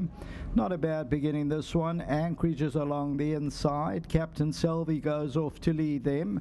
Right there is Lock and Key between runners. Buttercup Baby. Anchorage is near the rail as Serengeti Sun goes through on the inside. Outside is Sweetie Darling, followed by Dark Matter. Then we drop back to Warm Reception. Disting's now about 7 or 8 lengths off the leader at this stage. Then Warrior Royale. Behind that one is So Hot, So What, and One Smart Cook is about 10 lengths off the leader. The homeward bound Serengeti Sun is the leader. Captain Selvey's back in that second position. Anchorage, Warm Reception goes in for a run. The outside is Sweetie Darling, Disting, then So Hot, So What. Coming to the 200 meter marker, Serengeti Sun. Warm Reception's a big runner on the inside, and Warm Reception now hits the front over the 200, and Warm Reception, So Hot, So What is running on, but Warm Reception is coming home lonely, and Warm Reception wins it by about 3. So Hot, So What, Disting, and then Buttercup Baby.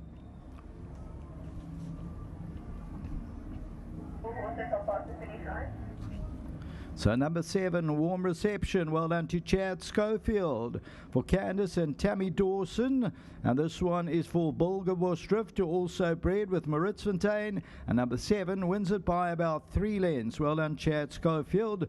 Well done to Candace and Tammy Dawson. And this is win number 4 from 9.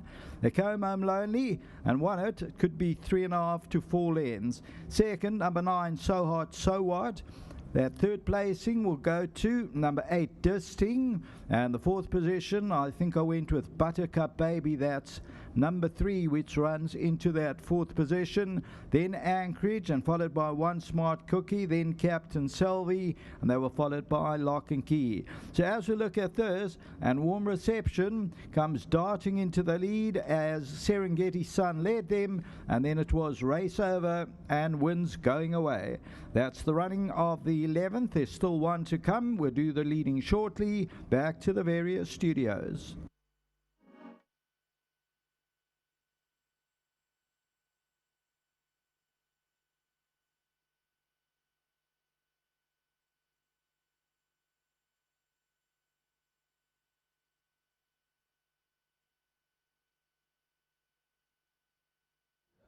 Well, here at Hollywoodbets Greyville on Hollywoodbets Durban July Day, you are always guaranteed a warm reception, and that's exactly what we got in our most recent race, with a filly of that name bolting up in those familiar black and scarlet colours of Mary Slack in the hands of Chad Schofield for Candace and Tammy Dawson. Finding that seam up the inside, but you've got to have the horse to get the seam, and the chestnut with the white blaze drew right away. Thumbs up from Chad Schofield. He's waited all day for the winner, but there wasn't much doubt about this one. And we got one race to bring you. To take the curtain down on Hollywoodbets Durban July Day, it's the Metro FM Class 4. 1,200 meters, the distance here, 6/8 of a mile. And it's the final leg of the last pick 3. Yes, yeah, that's right. Well, Nick, just having a look, I think that pick 3 dividend has gone in as 1,209.20. So 4, 4, and 7 are the numbers that you need for that combination. That was races 9, 10, 11. 4, 4, and 7. Correct, yeah. So we've got one more race to go, as you've rightly mentioned. And as I would say in the Western Cape, and I've been quickly reminded, the last is not always lucky.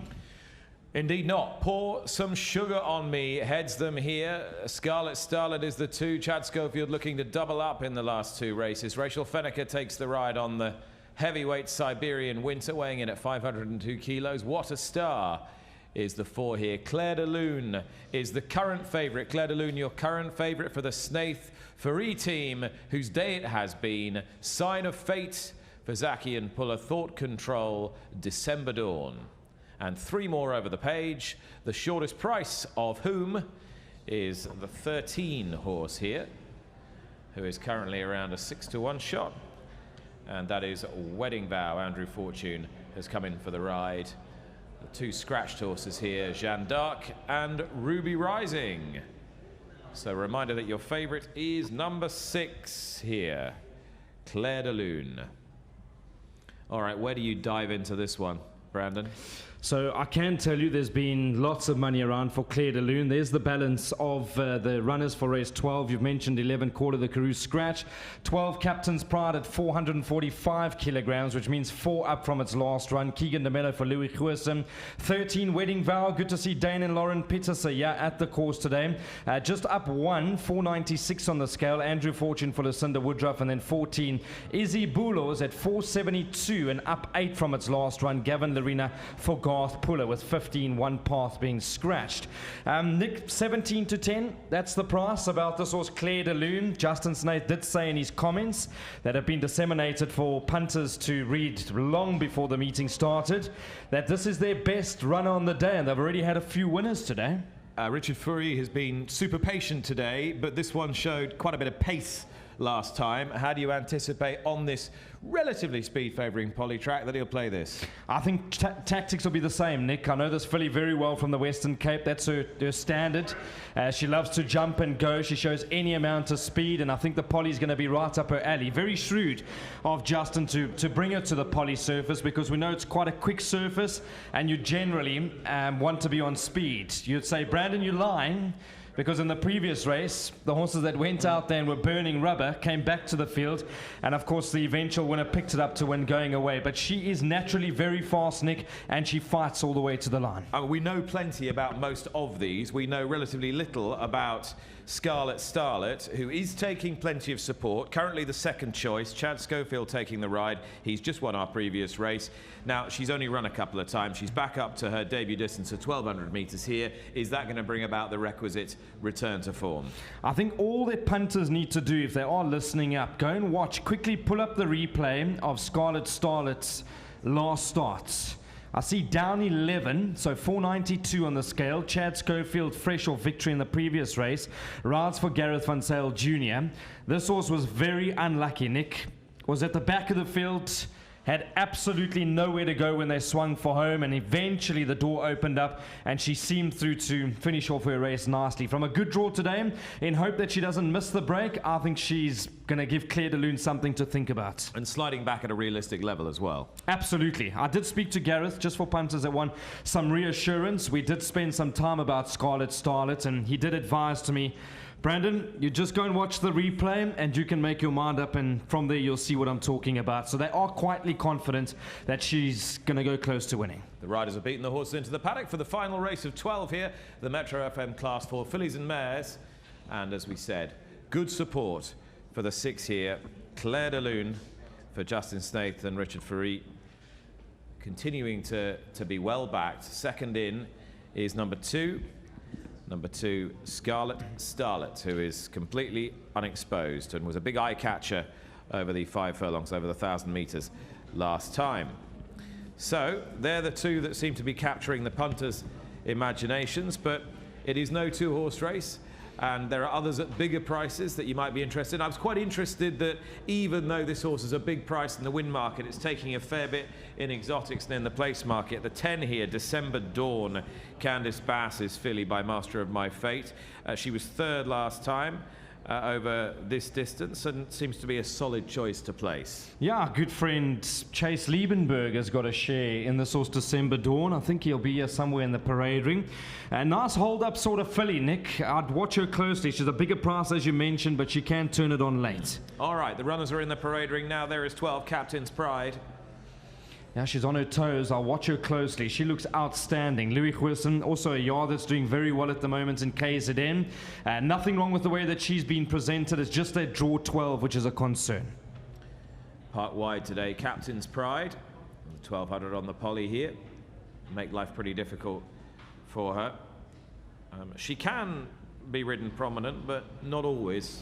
And I would imagine they'll just take back and ride for a bit of luck here. Yeah, and Keegan, I mean, he's one of our leading jockeys in South Africa. You'll know very well from Hong Kong, Nick.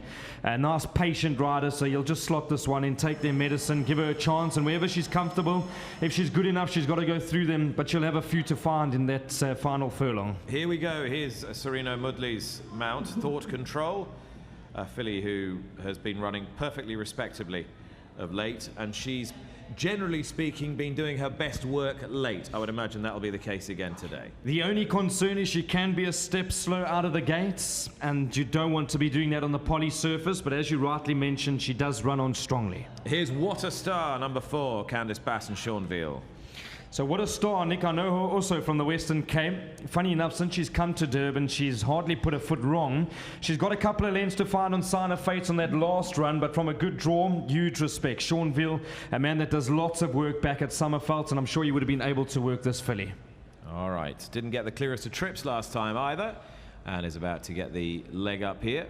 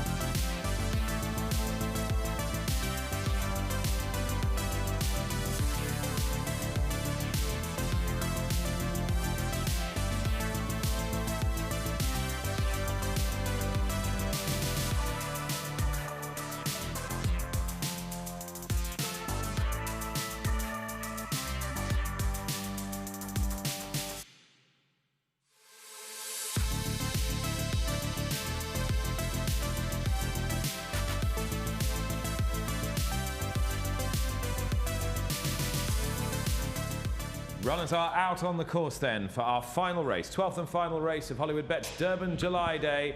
A heavy favourite continuing to be well backed, Claire de Lune, to round off what's been a memorable afternoon for Justin Snaith, winning his 6th Hollywoodbets Durban July. Richard Faree riding 4 of them now, and a beautifully judged ride earlier today, which I'm sure will get all the deserved plaudits. Brandon, I don't think that's overstating it, is it? Not at all, Nick. Well done to Justin and the whole team. I know you've been stressing for the last couple of weeks. That's always the mission, to take out these big ones. So well done to him. It's not a cheap exercise bringing horses from the Western Cape. So mission accomplished. Yeah, and you know, everybody's asked, well, you've got 5 in the race, which one do you like best? He was pretty unequivocal in the end that they were the 2 to concentrate on. Little keen, little fiery, little feisty to post. The favourite here, Claire de Lune, as we take a look now at 10, who's also come for a bit of support here. December Dawn. 3 in shot, Siberian Winter. Rachel Fenneker riding that one. Vicky's back with us. I'm sure with a few thoughts of her own on this finale. Vix? It's an exciting one. I think everyone's chomping at the bit. Had a good day and want to keep it going. That's Wedding Vow going down to the start. She's been quite effective here in KZN, followed by a real enthusiastic Scarlet Starlet, daughter of Eric the Red. She went down really well. Channel obviously hope to run off the day winning note. Lovely rider. I'm glad he's had some success today. Sign of Fate just moving rather gingerly to post for Craig Zaki, just wanting to keep a lid on her. Last gasp winner last time.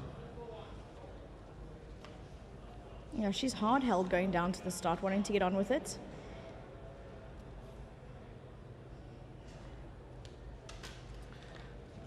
And there's 12, Captain's Pride, Keegan de Mello. Not getting the easiest of times. She's got a beautiful action though, very elegant.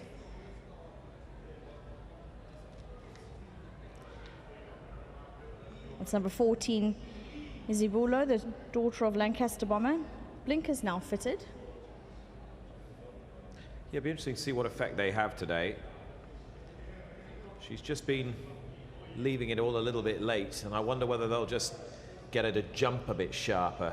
I think also down in trip, it's nice, you know, you can be on the pace and not really take too much away from the running. So perhaps she can repeat some of her form that she had earlier this year when she went through with the runs and ended up victorious. 14, Isabulo in those Hollywood silks. But Gavin Lorena taking the ride on this filly for Garth Puller.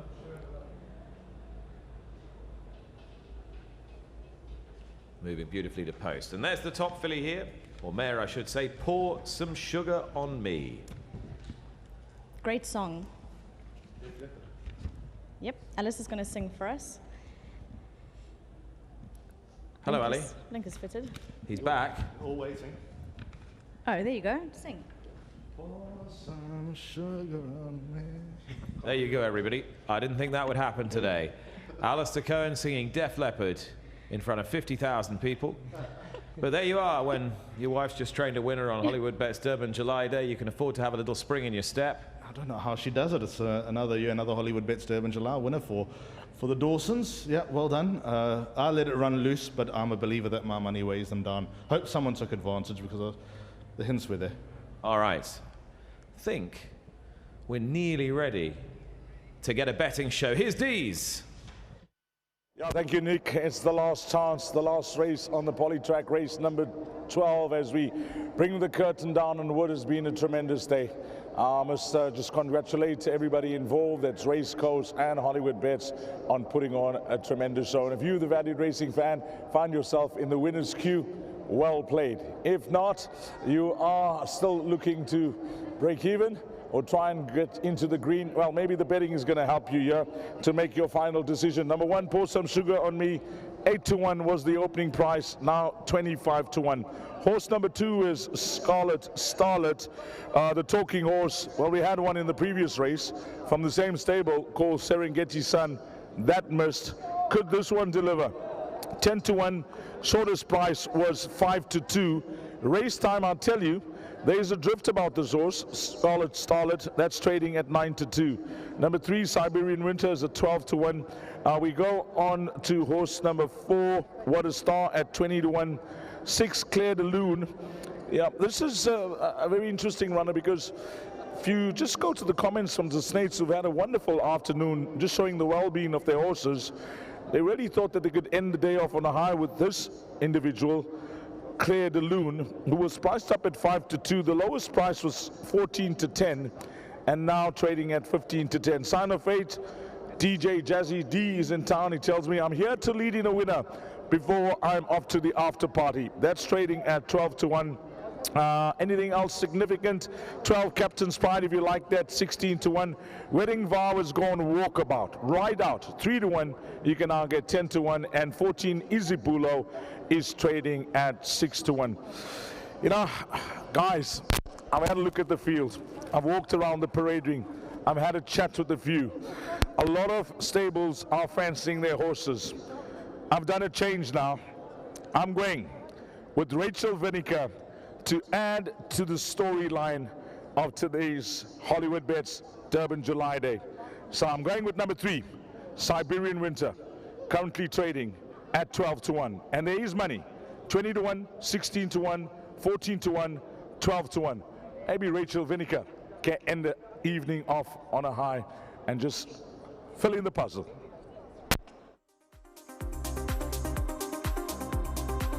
Doubtless would be a little shorter were she drawn a little better. Warren is all in for the win on the 2 here. Scarlet Starlet, Raheel, well, there's the man we need to be following at the moment. 2 and 6, Scarlet Starlet and Claire de Lune. And Dees is spraying it around. 1, 2, 3, 4, 6 in an exacta box. He doesn't want any piece of the outside of the gate, and frankly, who could blame him, Brandon? Yeah, I'm just looking at the common number there. Nick, it looks to be number 2, which is Scarlet Starlet at 4.30 a win and 1.80 a place. As mentioned, very unlucky in her last start. Different ball game today. She should jump out well enough, have 1 or 2 to follow, and if she's in touching distance, turning for home, she'll run a big race. She's got a nice turn of foot. Last run, very unlucky not to have gone closer to the winner. Our finale then. We are at post time here, but we have just been a little delayed for the last 2 or 3 races. Warren win the 2, Raheel box the exacta, 2 and 6, and 1, 2, 3, 4, 6, all boxed in exactas for D's. Alrighty, Scarlet Starlet, the least exposed, the least experienced, perhaps with the most upside, perhaps with the most potential. And given all the money for the Snaith runner, you have to almost think that Scarlet Starlet might represent a bit of value now, Brandon, don't you? Absolutely. I think punters, I mean, we go to the lucky last, Nick, and you know what needs to happen now. If you're up a few rand and you can play around just for some fun, some interest, we'll leave that up to the punting public. I do make it a race in 2 between the 2 and the 6, but you've rightly mentioned there's been lots of money around for Claire de Lune. I know her very well from the Western Cape, speedy filly. She went down to the start, as you said, like a little firecracker. She wanted to get down to the start quite quickly. She'll ping the gates. I know Richard Free's not going to change tactics, and I'm of the opinion the horse are going to have to fetch inside the home straight, so I can see why punters are very happy to take the 17-10 available. Alrighty, Lucinda Woodruff's had a very good day with a winner and a second in our previous race, albeit a very distant second. Would you be interested in her wedding vow here, 13? Just the draw, Nick. You know, I'm a big man that follows draws when it comes to Hollywoodbets Greyville. That draw is a concern. Andrew Fortune, you'll have to take his medicine. They'll switch her off and she'll be going through them late. She's won 2 good races in succession. Now takes a big step up. We'll leave it to Andrew. He's had a quiet day. I know he went down, and it's probably the wrong phrase to say because he just got denied in the Hollywoodbets Durban July. The one thing we know is that a bit like you, he will be giving it everything right to the last. This is the last on Hollywoodbets Durban July Day. Let's head up to Sheldon with the call. Just about all set at the 1200 metre. Thought Control comes in. Captain's Pride. Pour Some Sugar on Me goes into pole. Waiting for the flag, they sprinting away, and Pour Some Sugar on Me jumped awkwardly. At the back also Captain's Pride. Claire de Lune, the first one to go. Siberian Winter's right there at the rail. On the outside, Sign of Fate, Isabula's in the yellow. Along the rail is Scarlet Starlet. On the outside, Wedding Vow. That's racing about 4 or 5 lengths off the leader at this stage. Further back in the running there, trying to improve on the inside of that one is December Dawn, racing about 5 or 6 lengths off the leader. And then behind that one, Pour Some Sugar on Me is one of the back markers. What a Star, and towards the back is Captain's Pride. As they turn to the home stretch, Claire de Lune is the leader. Sign of Fate is second. Siberian Winter's back in that third position. Towards the inside, What a Star, Wedding Vow on the outside. Scarlet Starlet's trying to make a run on the inside. Coming to the last 200 meters. Still Claire de Lune's holding on. Isabula's trying to put in a claim. On the outside, Wedding Vow, Scarlet Starlet's running on. Thought Control's coming strongly on the outside. And Thought Control's going to get them all. Claire de Lune second. Maybe Isabula ran third and Scarlet Starlet fourth.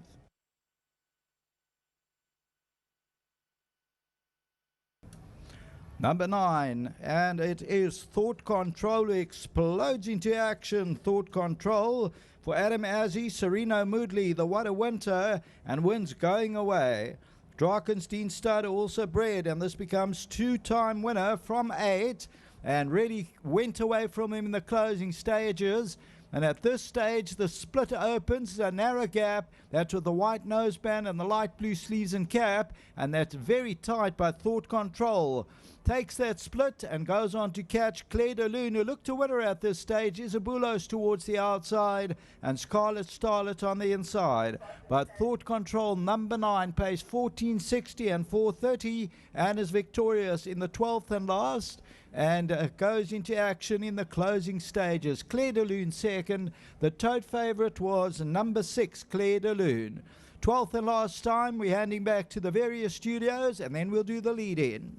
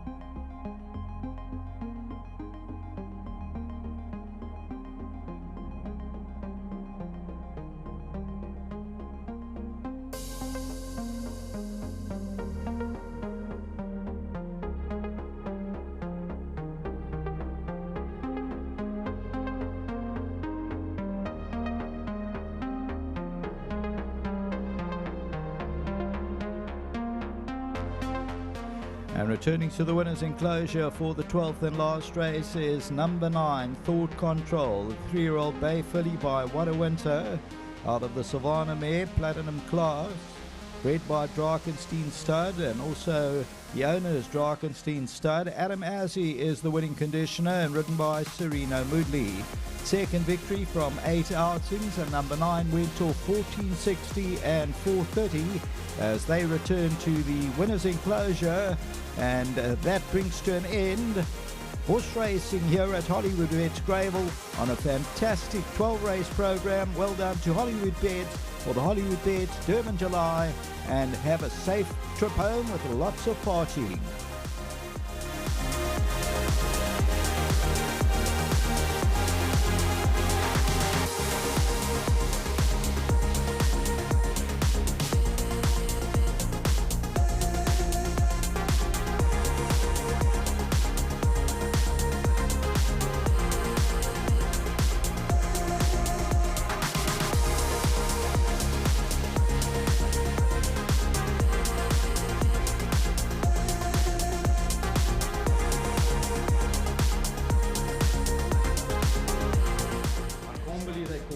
Well, such variety here today at Hollywoodbets Durban July Day, and Thought Control takes our final race under a silky, elegant ride from Sereno Moodley, not his first of the day either, and that was a fantastic performance in the Drakenstein Stud colours, and best run for a little while from this daughter of What a Winter. who just had a little bit more pace to aim at today, which I think has helped her a little bit. Brandon? Yeah, Nick, listen, she can be a filly that takes a little bit of time to warm up, and in fact it's not even that. She can be a step slow out the gates, and that's probably why she's not won a few more races than what she has. But a beautifully timed ride by Serena Woodley's got there to nail Claire de Lune on the post. Good race. I think overall it's been good racing today. Well done to everybody that's played part, and just from my side, and I know co-presenters, it's been an absolute honor and a privilege to have you in South Africa. Nick, thank you. Well, you've given me a lovely warm welcome, and it's been a joy every single minute. 9-6, 14-2 is the order of finish in race 12. 9-6, 14-2. And a reminder, we went without 5, 8, 11 and 15 here. Nice return, Brandon. Just having a look, 1460 a win, 430 a place. What is the quartet paid? 2,832 Rand 50. Is that all? I would have thought it paid probably a little more, but when we look at it, I think the favourites have run what? Where did the Chad Schofield horse run? 4th. I think that's run 4th. So, in fact, I'm not shocked. Actually, that's a good payout. That's a good payout for that quartet. See the run of the winner here again in those pale blue silks, bisecting the field, showing a terrific attitude as well, which you can see even more evidently on the head-on. Gap was just threatening to tighten, and she got her head down and said, I'll get through there for you. 2 winners for these silks today. Of course, earlier on, we had a nice winner for Justin Snaith, Please Be True. And this is how we've closed it off for Mrs. Rupert's, who was seen at Royal Ascot a couple of weeks ago, of course, winning with the Secret Adversary in the Jersey Stakes, which I know gave her a big thrill. Horses are running really well in Europe as well as here in South Africa. Nice big white blaze, that horse at Royal Ascot. Well done to all concerned. Good to have Kevin Yates doing duty for Gaynor and Drakenstein Stud Farm. Well done to Adam Azim. Could hear him from behind us screaming home this horse into the dying strides. But the exotics, Nick, I know you'll cut out when we need to go. The exotics have paid really well today. Oh, they have. They have, and we are ready to make our final presentation of the day. Here's Raheel.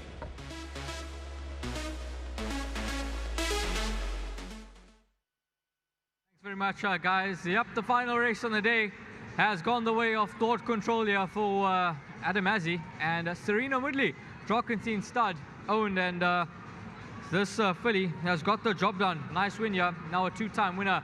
We've got the winning groom. He will be coming up, and we've got Dr. Kina Inshlengetwa from Metro FM Business Manager, who will be handing over the winning mementos. And let's get the winning groom in. Thanks for coming and joining us here, Doctor. And we've got the winning groom. His name is Innocent, and Innocent receives his 2,000 Rand. And well done to Innocent, who's done a terrific job with his filly. Turned out in tip-top condition. Innocent, top class. Well done.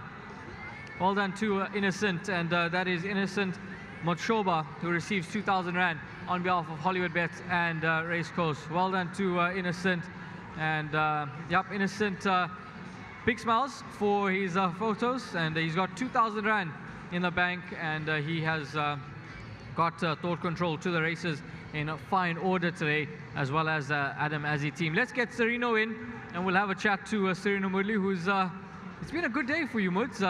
Couple of winners to end off the day. You've waited, you kept us waiting until the last few races to win, but yeah, talk to the master, and of course this filly winning nicely today. Yeah, so you know, obviously I was very confident about the big boy, but unfortunately things never mapped out, and I thought I had chances throughout the day. The horses have run well, and you know, this filly, Adam's turned out in perfect order today.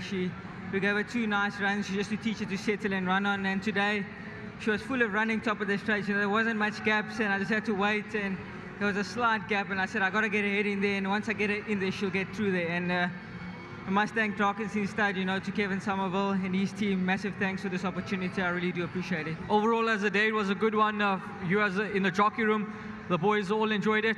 Yes, it was safe riding out there, you know, so just again to Hollywoodbets and the guys have done a fantastic job. Race Coast, these days you just dream of riding on, and to have a win is even more special. So I must thank my sponsors, Winning Form again, and obviously to Mrs. Rupert and her team, and to Adam and his team. Thank you so much. Some real loud supporters here. Yeah. Thanks. Well done, Moose. Thank you. Well done there, Serino Moodley, your winning rider, and he'll receive his winning memento from Dr. Kina. And well done to Serino. Yep, we've got a big supporter base here, does Serino. And let's get Adam Massey in. And Adam, lovely way to end off Hollywoodbets Durban July Day. Yeah, what a beautiful day. On that note, I think you just have to give massive credit to Owen Heffer and his whole team. The show that Hollywoodbets have put on is absolutely outstanding from start to finish. I think it's been a pleasure for every single person that's been on course, from just your punters in the inside section, which we used to call Tent Town, to the grandstand side, to the suite holders. It's been an absolute pleasure. What a race day. South Africa's flagship day, and I'm just happy that I could have a winner and present my brand the way I'd like to do it on this day. This filly has quickened up nicely today. Sprinting, do you think that could just be a game even though she's bred to get further? I don't necessarily think so. You know, she's a filly that she just started to over-race. I think that next year she possibly could get a mile. At the moment, 7 furlong, 1400 meters is possibly a right trip. But we brought her back to the 12 to teach her to race from off the pace. And the 2 runs prior to this probably set her up for today. If we were drawn better, I would have been extremely confident. But that's where a lot of credit goes down to Serino Moodley. He did everything right. You know, there was really tight gaps for him to take in the race, and he made some bold choices and he got her through at the right time. And I'm so pleased because Gaynor is a massive supporter of my stable, and Drakenstein Stud just continue to produce outstanding progeny for South African horse racing. So it's nice to have a winner for them on this flagship day for South Africa. Adam, top stuff. Well done. Thank you so much. Well done there to Adam Massey, receiving his winning memento, and that is from Dr. Kina Inchlingetwa, who is the business manager from Metro FM, and we've of course got Hollywoodbets brand ambassador Jerry Sikosana with us as well. Kevin, come through. Let's have a chat to Kevin Somerville representing Drakenstein Stud. And Kevin, it's a wonderful day to end off what has been a hugely successful race day. Yeah, absolutely. I mean, obviously a huge thank you to Hollywoodbets for an incredible day like this. I think everybody, you can see the crowd out here. Everybody's had the most spectacular day, and hopefully everybody goes home nice and flush with cash, and hopefully they back that horse. So obviously a huge congratulations to Gaynor for the win, and for Adam and his whole team, and for the family, and for Callie and them, just to come out and win the last race like that is fantastic. Good that she's been able to get that second victory, and hopefully she can kick on with her career from here. Yeah, I think so. I think she's looking for probably a little bit further. But, you know, when the pace is on like that, the fillies that they can close well, it can suit them. And, yeah, we'll aim for maybe a 14 next time out with her. But listen, you know, if they run 12s like that, we'll take it every day. But huge congratulations to Serino as well. I think he's had a great day as well. Well done, Kevin. Thank you very much. Thank you. Well done to Kevin Somerville. And receive your winning memento before you head off. And Kevin can receive his winning memento there. And yep, Drakenstein Stud nominee there, Mrs. Gaynor Rupert. And this filly, Thought Control, has got the job done in race number 12 on the day. And yep, she's now a 2-time winner from 8 outings. Serino Moodley has got the job done for Adam Massey. We've got the presenter team, all of us at work today, that will be coming up on stage. And we've got a whole host of presenters from the Western Cape and here in KZN. We've got Alistair Cohen, Vicky Minot, Nick Luck, of course, who joined us for the production this week, Brandon Bailey, Grant Knowles, we've got Warren Linferner, MJ Bailefeld, and where's Dees? Oh, there's Dees in the corner there.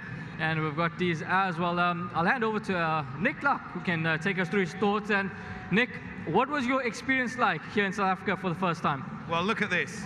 We're well after the last of 12 races. We started here not long after 10:30 this morning. The place is still packed, still buzzing. It says it all about how much we've all enjoyed Hollywoodbets Durban July Day. And next year, Raheel, I want you in one of those costumes right there out on the track for race 13.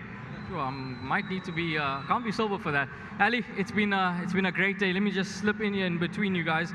It's been a good day. Of course, there was a lot of build up to this race meeting, and I mean, the crowd is still here after race number 12. I want to go back to when the announcement was made that this race would go to 10 million rand, and I think that's when the hype started this year. It's delivered in spades. Just an awesome story, an awesome chapter written in this great race of the 130th Hollywoodbets Durban July. For me, the big highlight, I think, for all of us is to have a professional of the ilk of Nick Luck come and join us at the Hollywoodbets Durban July, and I hope that we can do it again. But I think that this team and the teams all around South Africa, salute to you guys, and have a wonderful evening. And it all starts again tomorrow at Turf and Sea, but to all the winners today were very well played. And so all the punters, the racing fans and the social arts that have made their way to the Hollywoodbets Durban July, we'll see you again soon. Yeah, it was 12 races on the program and very, very successful. Vicky, Hollywoodbets Durban July, it's always very, very special. And what were your thoughts on the race day? I thought it was superb. I thought that the trainers prepared their horses beautifully. I thought the racing was very competitive, and I thought the jockeys this year gave a masterclass to their colleagues. I thought really top class rides, and it gave the owners a moment to really celebrate and remember together with the breeders. So 130th edition didn't disappoint. Note to self was superb. Yeah, he certainly was. Grant, good to have you in Natal, and it was a good day. Yeah, it was a great day. It was lovely to do World Pools. Always lovely to have our pictures going international, and the Hong Kong guys were big supporters of us. So once again, thanks for including the July in that coverage. But to Hollywood and to all the punters and everybody, what a great day. To all the winners, congratulations. I think one person needed an award, and that was young Vicky Minot. Yes. She was dressed to kill today, and I think she should have been best dressed. Yeah, absolutely. These Snake Racing, they dominated today. You know, this is a very special day. It is the biggest race day on the continent.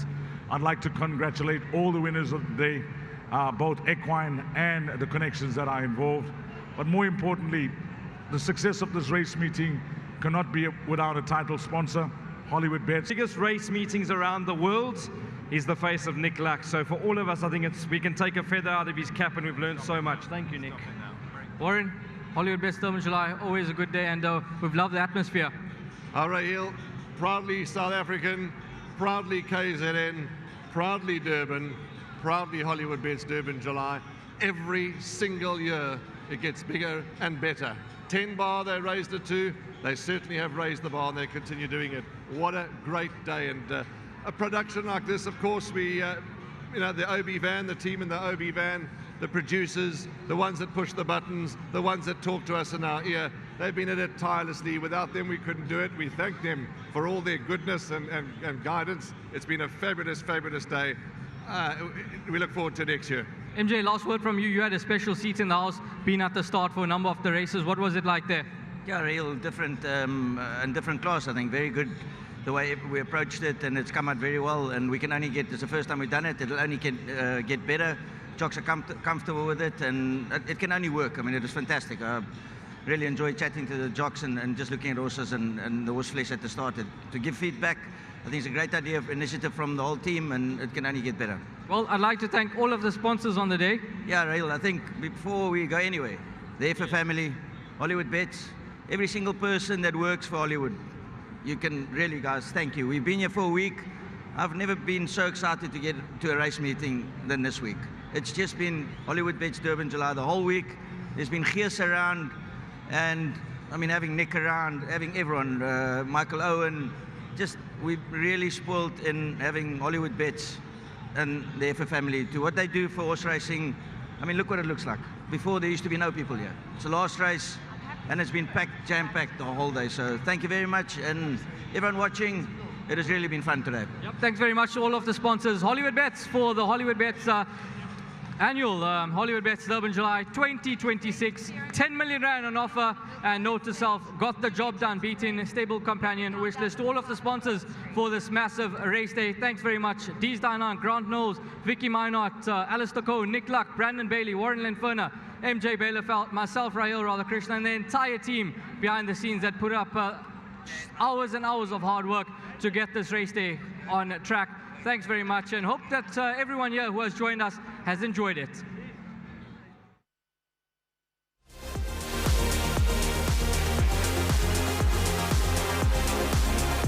Waiting for the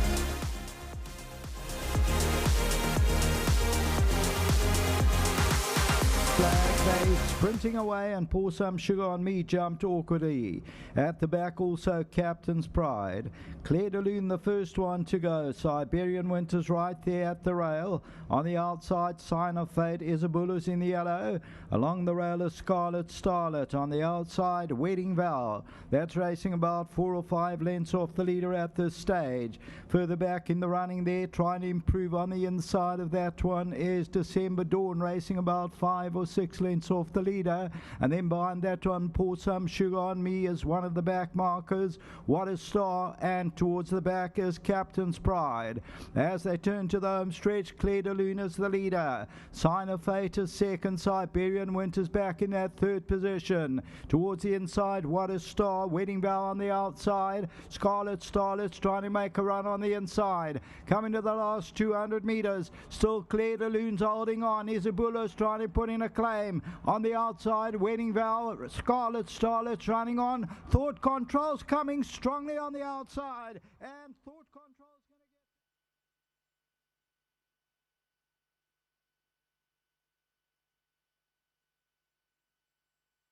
big, burly country boy, oh suave.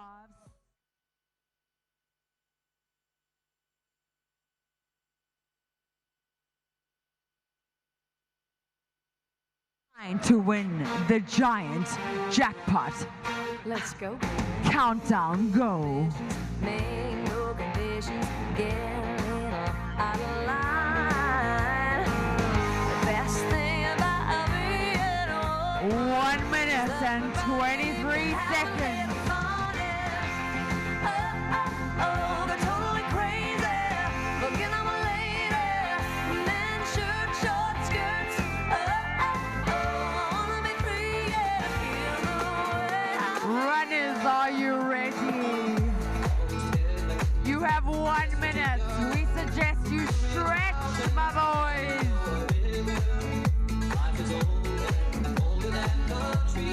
Younger than the mountains, rolling like a breeze. Country roads, take me home to the place. We seem to have a chicken. Is he scared? Is he scared like a chicken? Take me home, country roads. Racers, stand your mark. Good Lord. 30 seconds. Someone pour me up a double shot of whiskey. They know me and Jack Dale's got a history. There's a party downtown near 5th Street. 20 seconds. Someone pour me up a double shot of whiskey. They know me and Jack Dale's got a history. Got the bottom. 10, 9, 8, 7, 6, 5, 4, 3, 2, 1, go!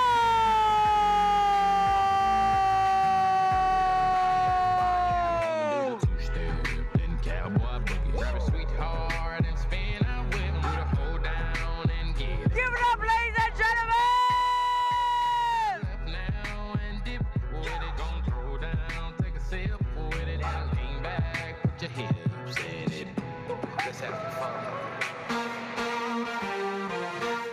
Let's go.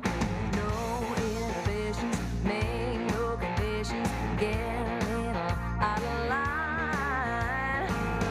The best thing about being an old man is the prerogative to have a little fun.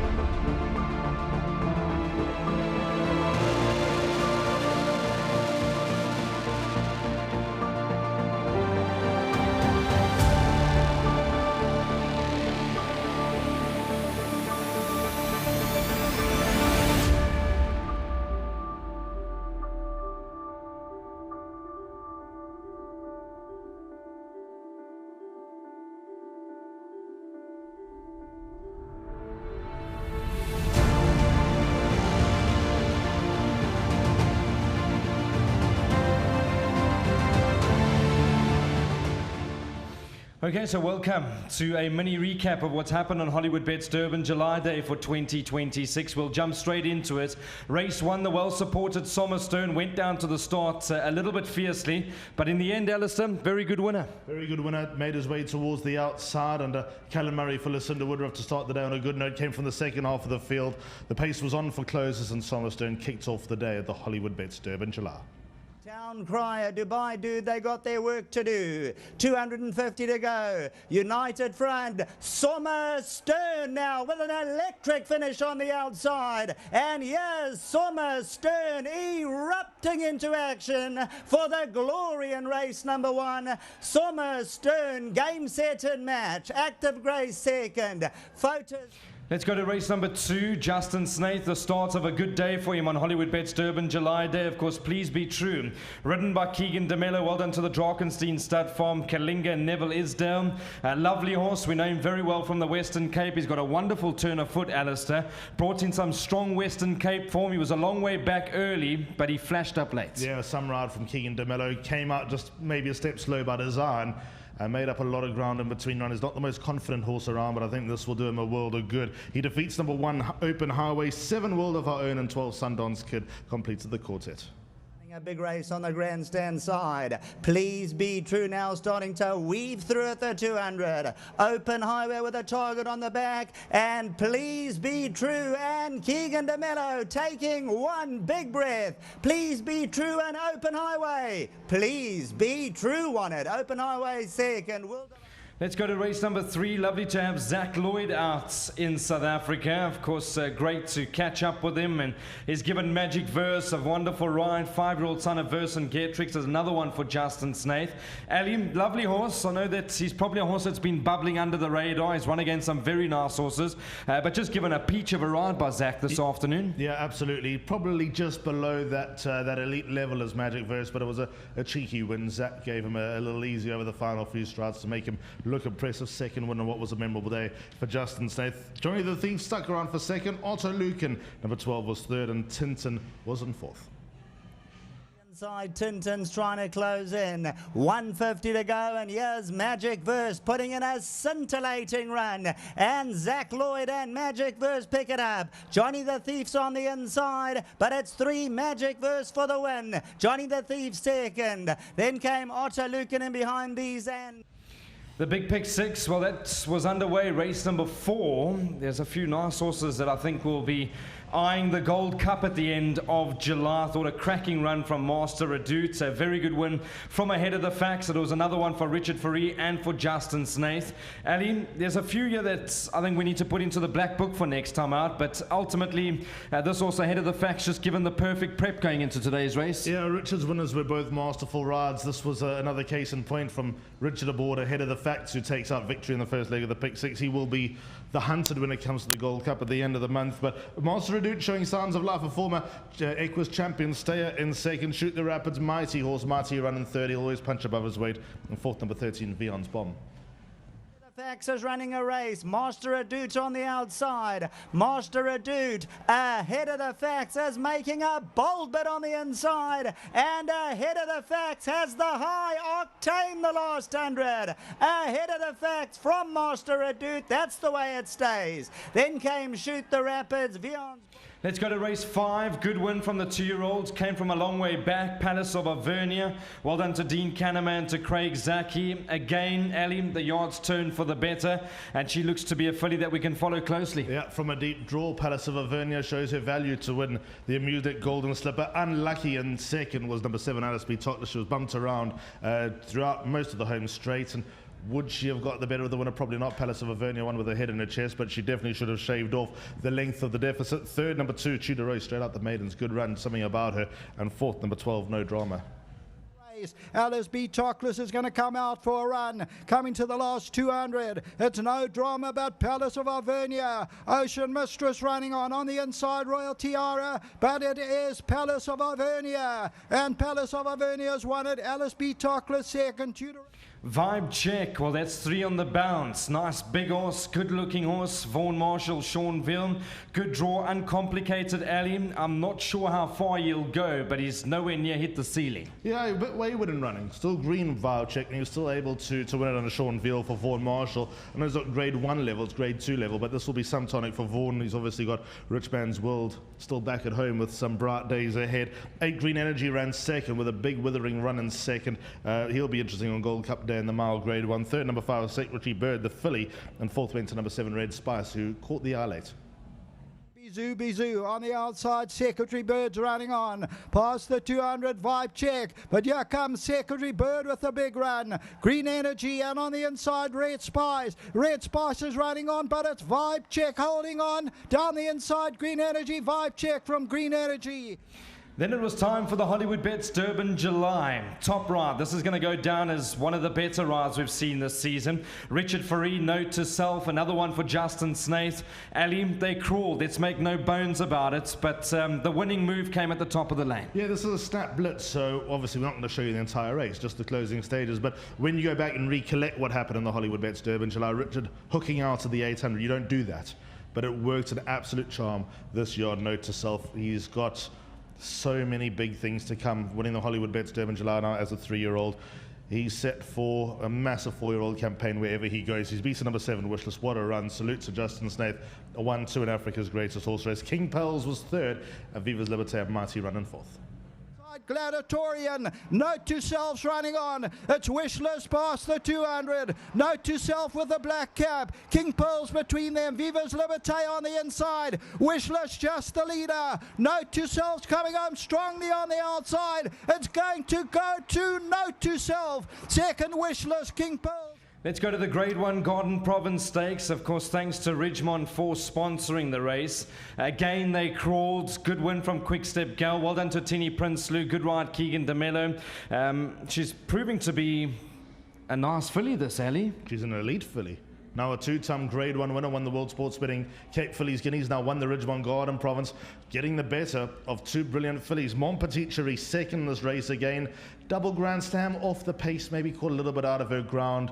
For me, brilliant filly, Double Grand Slam. She's found 2 better. And fourth went to the other 3-year-old. This 3-year-old crop ain't too bad. Wishlist with Quickstep Gull, and now Kirkenhoff filling 4th. Mon Petit Cherie's running on, but it's still Quickstep Gal past the 200. Mon Petit Cherie is trying to throw out the challenge, and Double Grand Slam is lighting on late, but it's going to go to Quickstep Gal. Second will go to Mon Petit Cherie, Double Grand Slam. Let's go to race number 9. It was the Post Merchants Grade 3 events. Jet Force crunched in the market, 25-1 down 9-2, outpaced early, but he's come with an electrifying finish.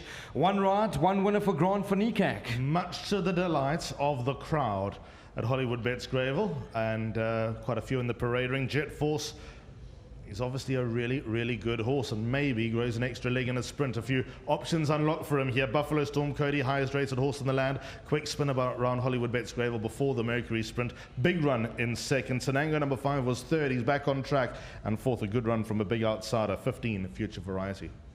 Inside of that one, Outlaw King and Princess of course running big. Cafe Culture, Jet Force, and Buffalo Storm Cody starting to warm up. Down the inside, Jet Force. Buffalo Storm Cody on the outside. It gets close, but it goes to Jet Force. Close for second.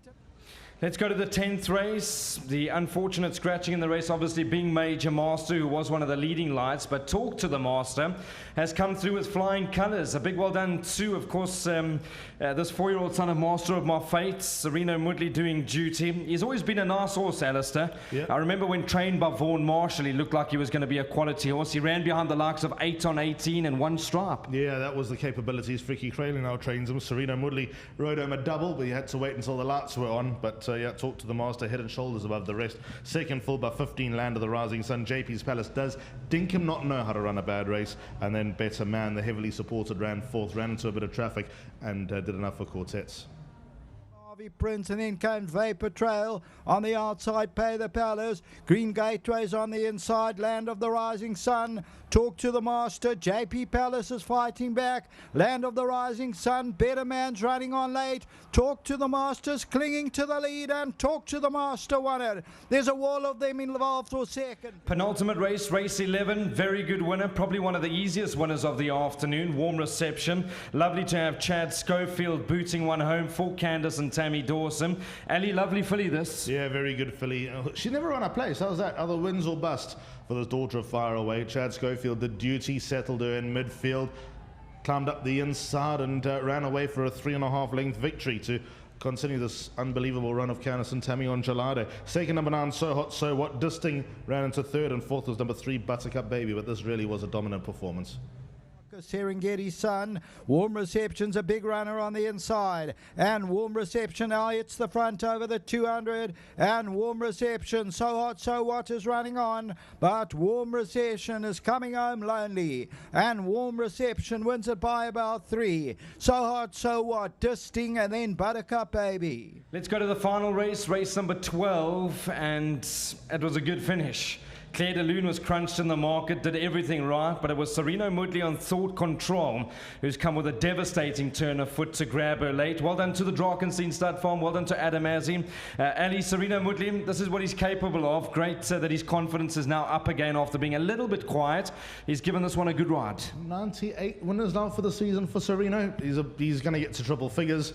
Another great day for him on the double. Thought Control, line out of the Pink Floyd song, has run down number 6, Claire de Lune, did everything right, found one better. Izzy Bulo third, just to snare Scarlet Starlet right at the end. So that was a 9-6, 14-2 finish. Scarlet Starlet's trying to make a run on the inside. Coming to the last 200 meters. Still Claire de Lune's holding on. Isabulo's trying to put in a claim. On the outside, Wedding Vow. Scarlet Starlet's running on. Thought Control's coming strongly on the outside. And Thought Control's going to get them all. Claire de Lune second. And that's how we close off Hollywoodbets Durban July Day for 2026.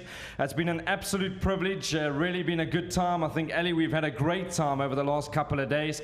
Visiting Summerveld, the buzz has been electric. Ashburton on Friday, and just a big shout out to Hollywood and their whole team for the spectacle that they put on today. What a day, unbelievable day at the Hollywoodbets Durban July. You wouldn't expect any difference into the team, the Obi Van, Denver, McCall, and the rest of them who have made us look good. With times we've made them look bad, but all the same they've been real soldiers for us, and Ndomiso and Yoli behind the camera as well. And to the entire team, Brandon, there's been a big team. I'm not going to go through them all. Sheldon and Craig upstairs.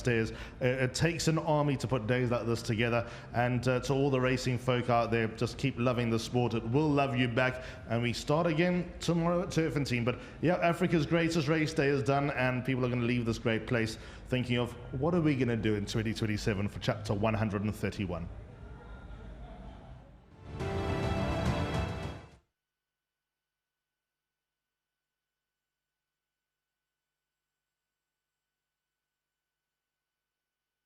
Let's have a look at race number 1. This is a quick recap just to see what's happened on Hollywoodbets Durban July Day for 2026. Well supported in the market. Right horse in the race, Sommer Stern. He's clearly improving at a rate and not. Given a good ride by Callan Murray. Initially he wasn't travelling early, but he's grabbed a hold of that bridle late and he's won a good race, Ali. Yeah, he's closed in from the back of the field in good style, Brandon, to get Lucinda Woodruff off to a good start. Callan Murray in the irons. He's clearly a horse on the up. That result 10-5, 2-8 in the open at the Hollywoodbets Durban July.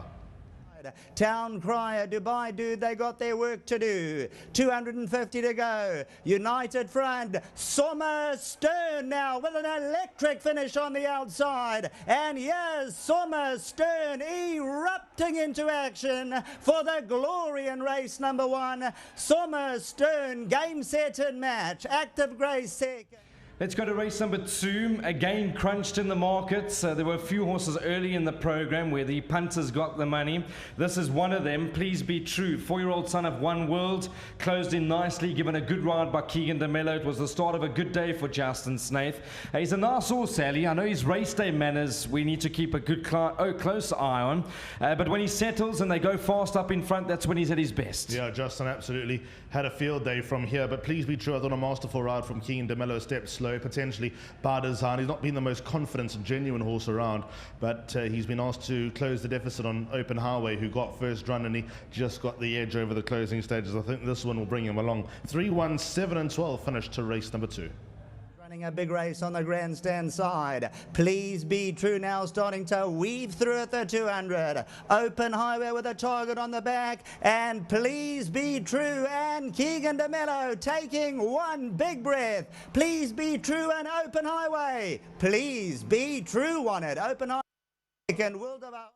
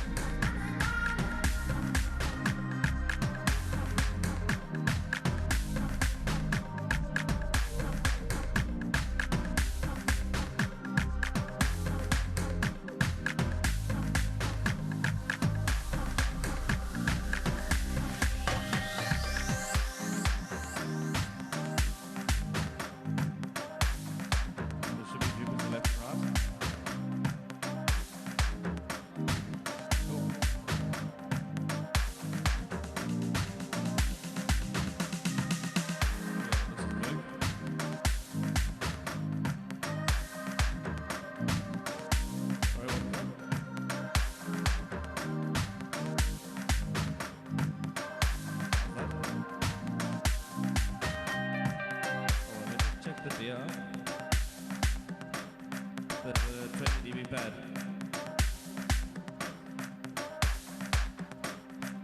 There's a pad on the yard. You want me to take it off? Cool, how's that? Cool. Base. Cool. RX3.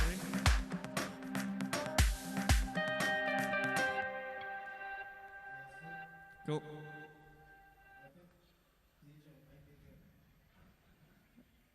Yeah, I'm busy putting that in now.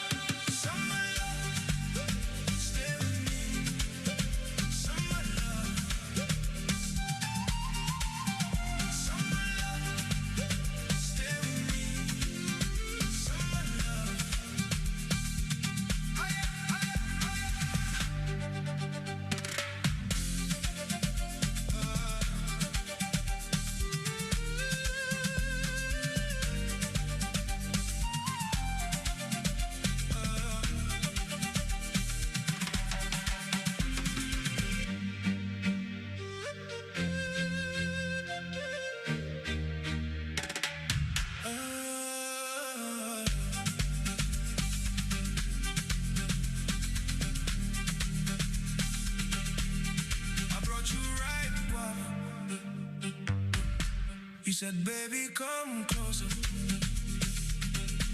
The radio in the distance. We move like we meant it. No rush, no pressure. Just your name in my chest, yeah. Say you stay one more night. Let the feeling grow between us. Hold me close, hold me right. Make this moment famous.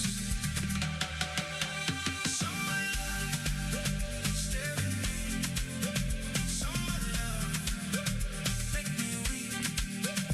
Hold my hand, don't let go. Under sun, we move slow. Summer love, stay with me. Summer love, make me weak. Stay with me. This one feels like home.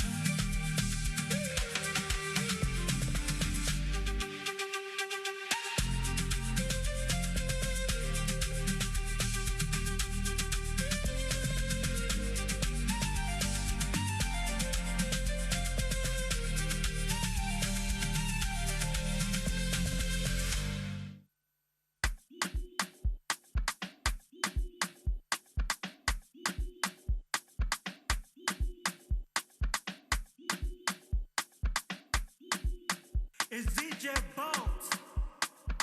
We global. I'm knocking at your door, me knocking at your door. Because I'm hanging on a Zoom. I'm knocking at your door, because open up the door. Long as I got money, I got you. Let them know I wanna give you low five, wanna show you off, I wanna. If them boys, them no go give you joy, them today make it noise, them today. I'm knocking at your door, me knocking at your door, because I'm hanging on a Zoom. I'm knocking at your door, because open up the door. Long as I got money, I got you. Hey, I owe you vows with true, loving when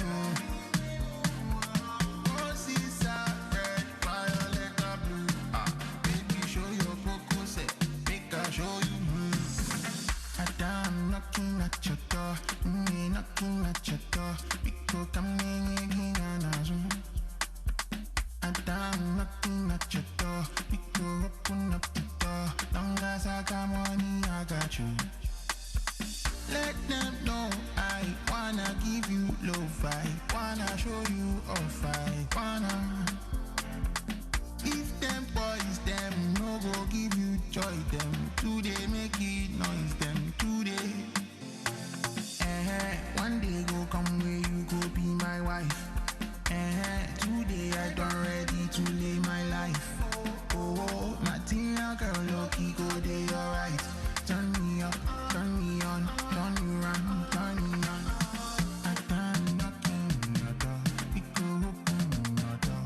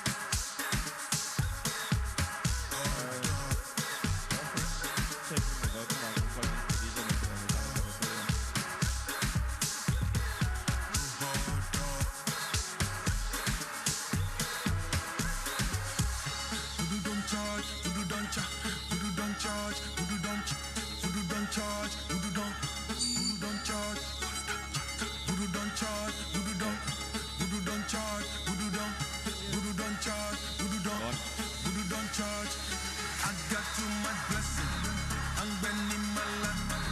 My account looks so heavy, I'm bending my life. I'm too fine and sexy, I'm bending my life. Swear to God I'm petty, I'm bending my life.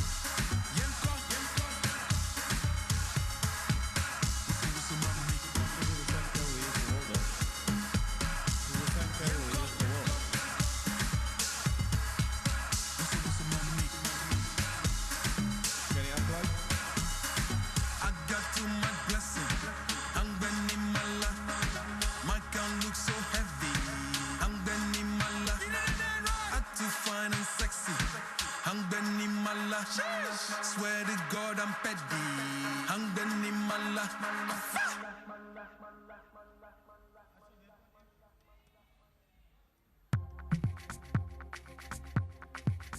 Okay, now? Are you sending Phantom? Just check kick again. Go.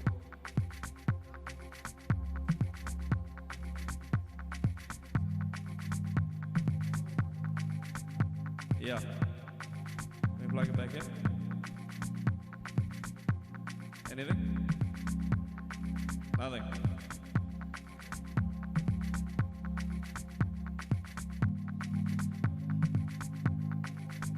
Okay.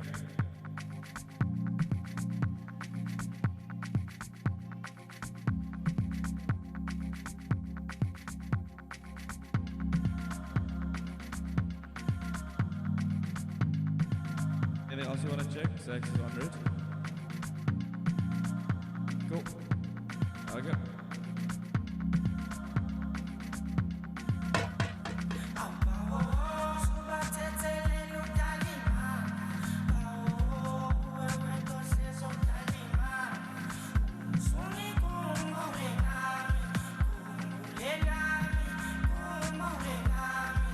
There is.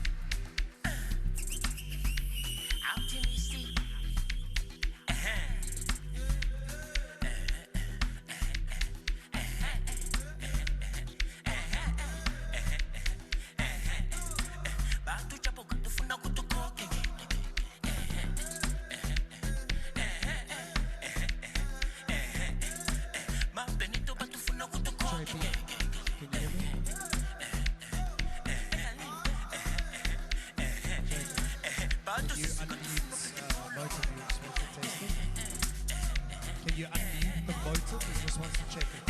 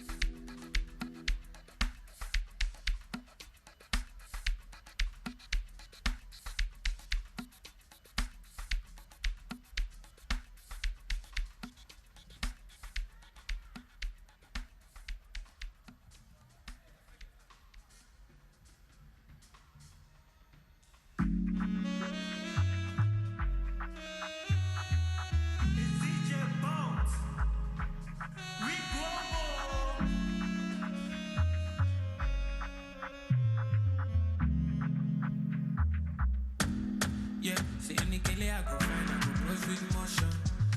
Bad man no take caution. Make a wrap up on your body, no lotion. Make a wrap up on your body, no lotion. See any killer I go find, I go close with motion. See bad man no take caution. Make a wrap up on your body, no lotion. Yeah, yeah, yeah. You don't get us, you go do it, go define for me. Oh yeah, baby, feel me, not climb on it. No go waste time when you know, darling. Now me and you go make it perfect pool party. No more get down shy when you feel something. You know, see this energy, I know come to sleep. Beg you don't rush, it's a late night thing. All the freaky things we do, they go want to see. Yeah, Moku Jaya. You go figure, say I don't crave. You go figure, say I don't pay. Many mileage. All the judges when they don't pay. They be seen I'm only done me. Moku Jaya. You go figure, say I don't crave. You go figure, say I don't pay. Many mileage. All the judges when they don't pay. They be seen I'm only done me. If you get the money now, it's no man. If we they work, then girls they fall down. Gather all the judges for their compound. You give them one knock, then they go round wild. Yeah. After one round, I wanna bet you they go one now. Scatter all the judges for their compound. Yeah, yeah, yeah. You don't they get us, you go do it, go define for me. Oh yeah, baby, feel me, not climb on it. No go waste time when you're not darling. Now me and you go make it perfect cool party. No more get down shy when you feel something. You know, see this energy, I don't come to sleep. Make you don't rush, it's a late night thing. All the freaky things we do, they go want to see. Yeah, Moku Jaya. You go figure, say I don't craze. You go figure, say I don't pay. Many mileage. All the judges when they don't pay. If they sin, I'm only done me. Moku Jaya. You go figure, say I don't craze. You go figure, say I don't pay. Many mileage. All the judges when they don't pay. If they sin, I'm only done me.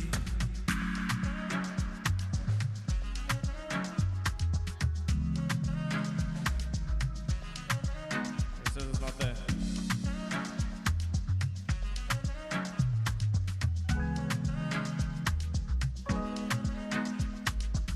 Still missing Jupiter and these ears. Guys, happy?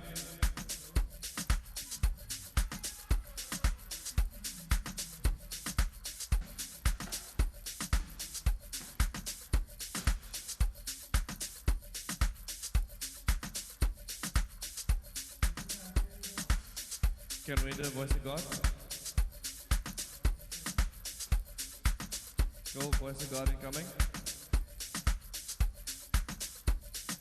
Cool, he'll turn on when he's ready.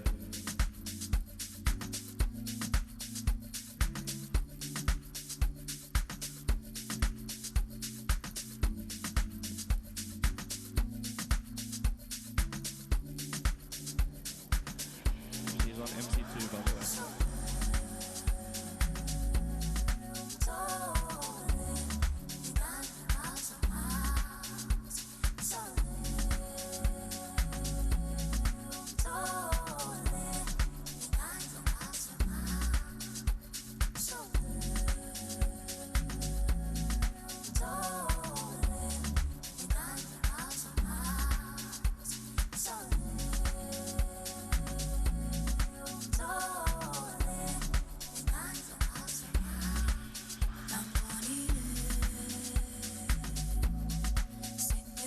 Ladies and gentlemen, the moment you've been waiting for. Please give it up for Zakes Bantwini.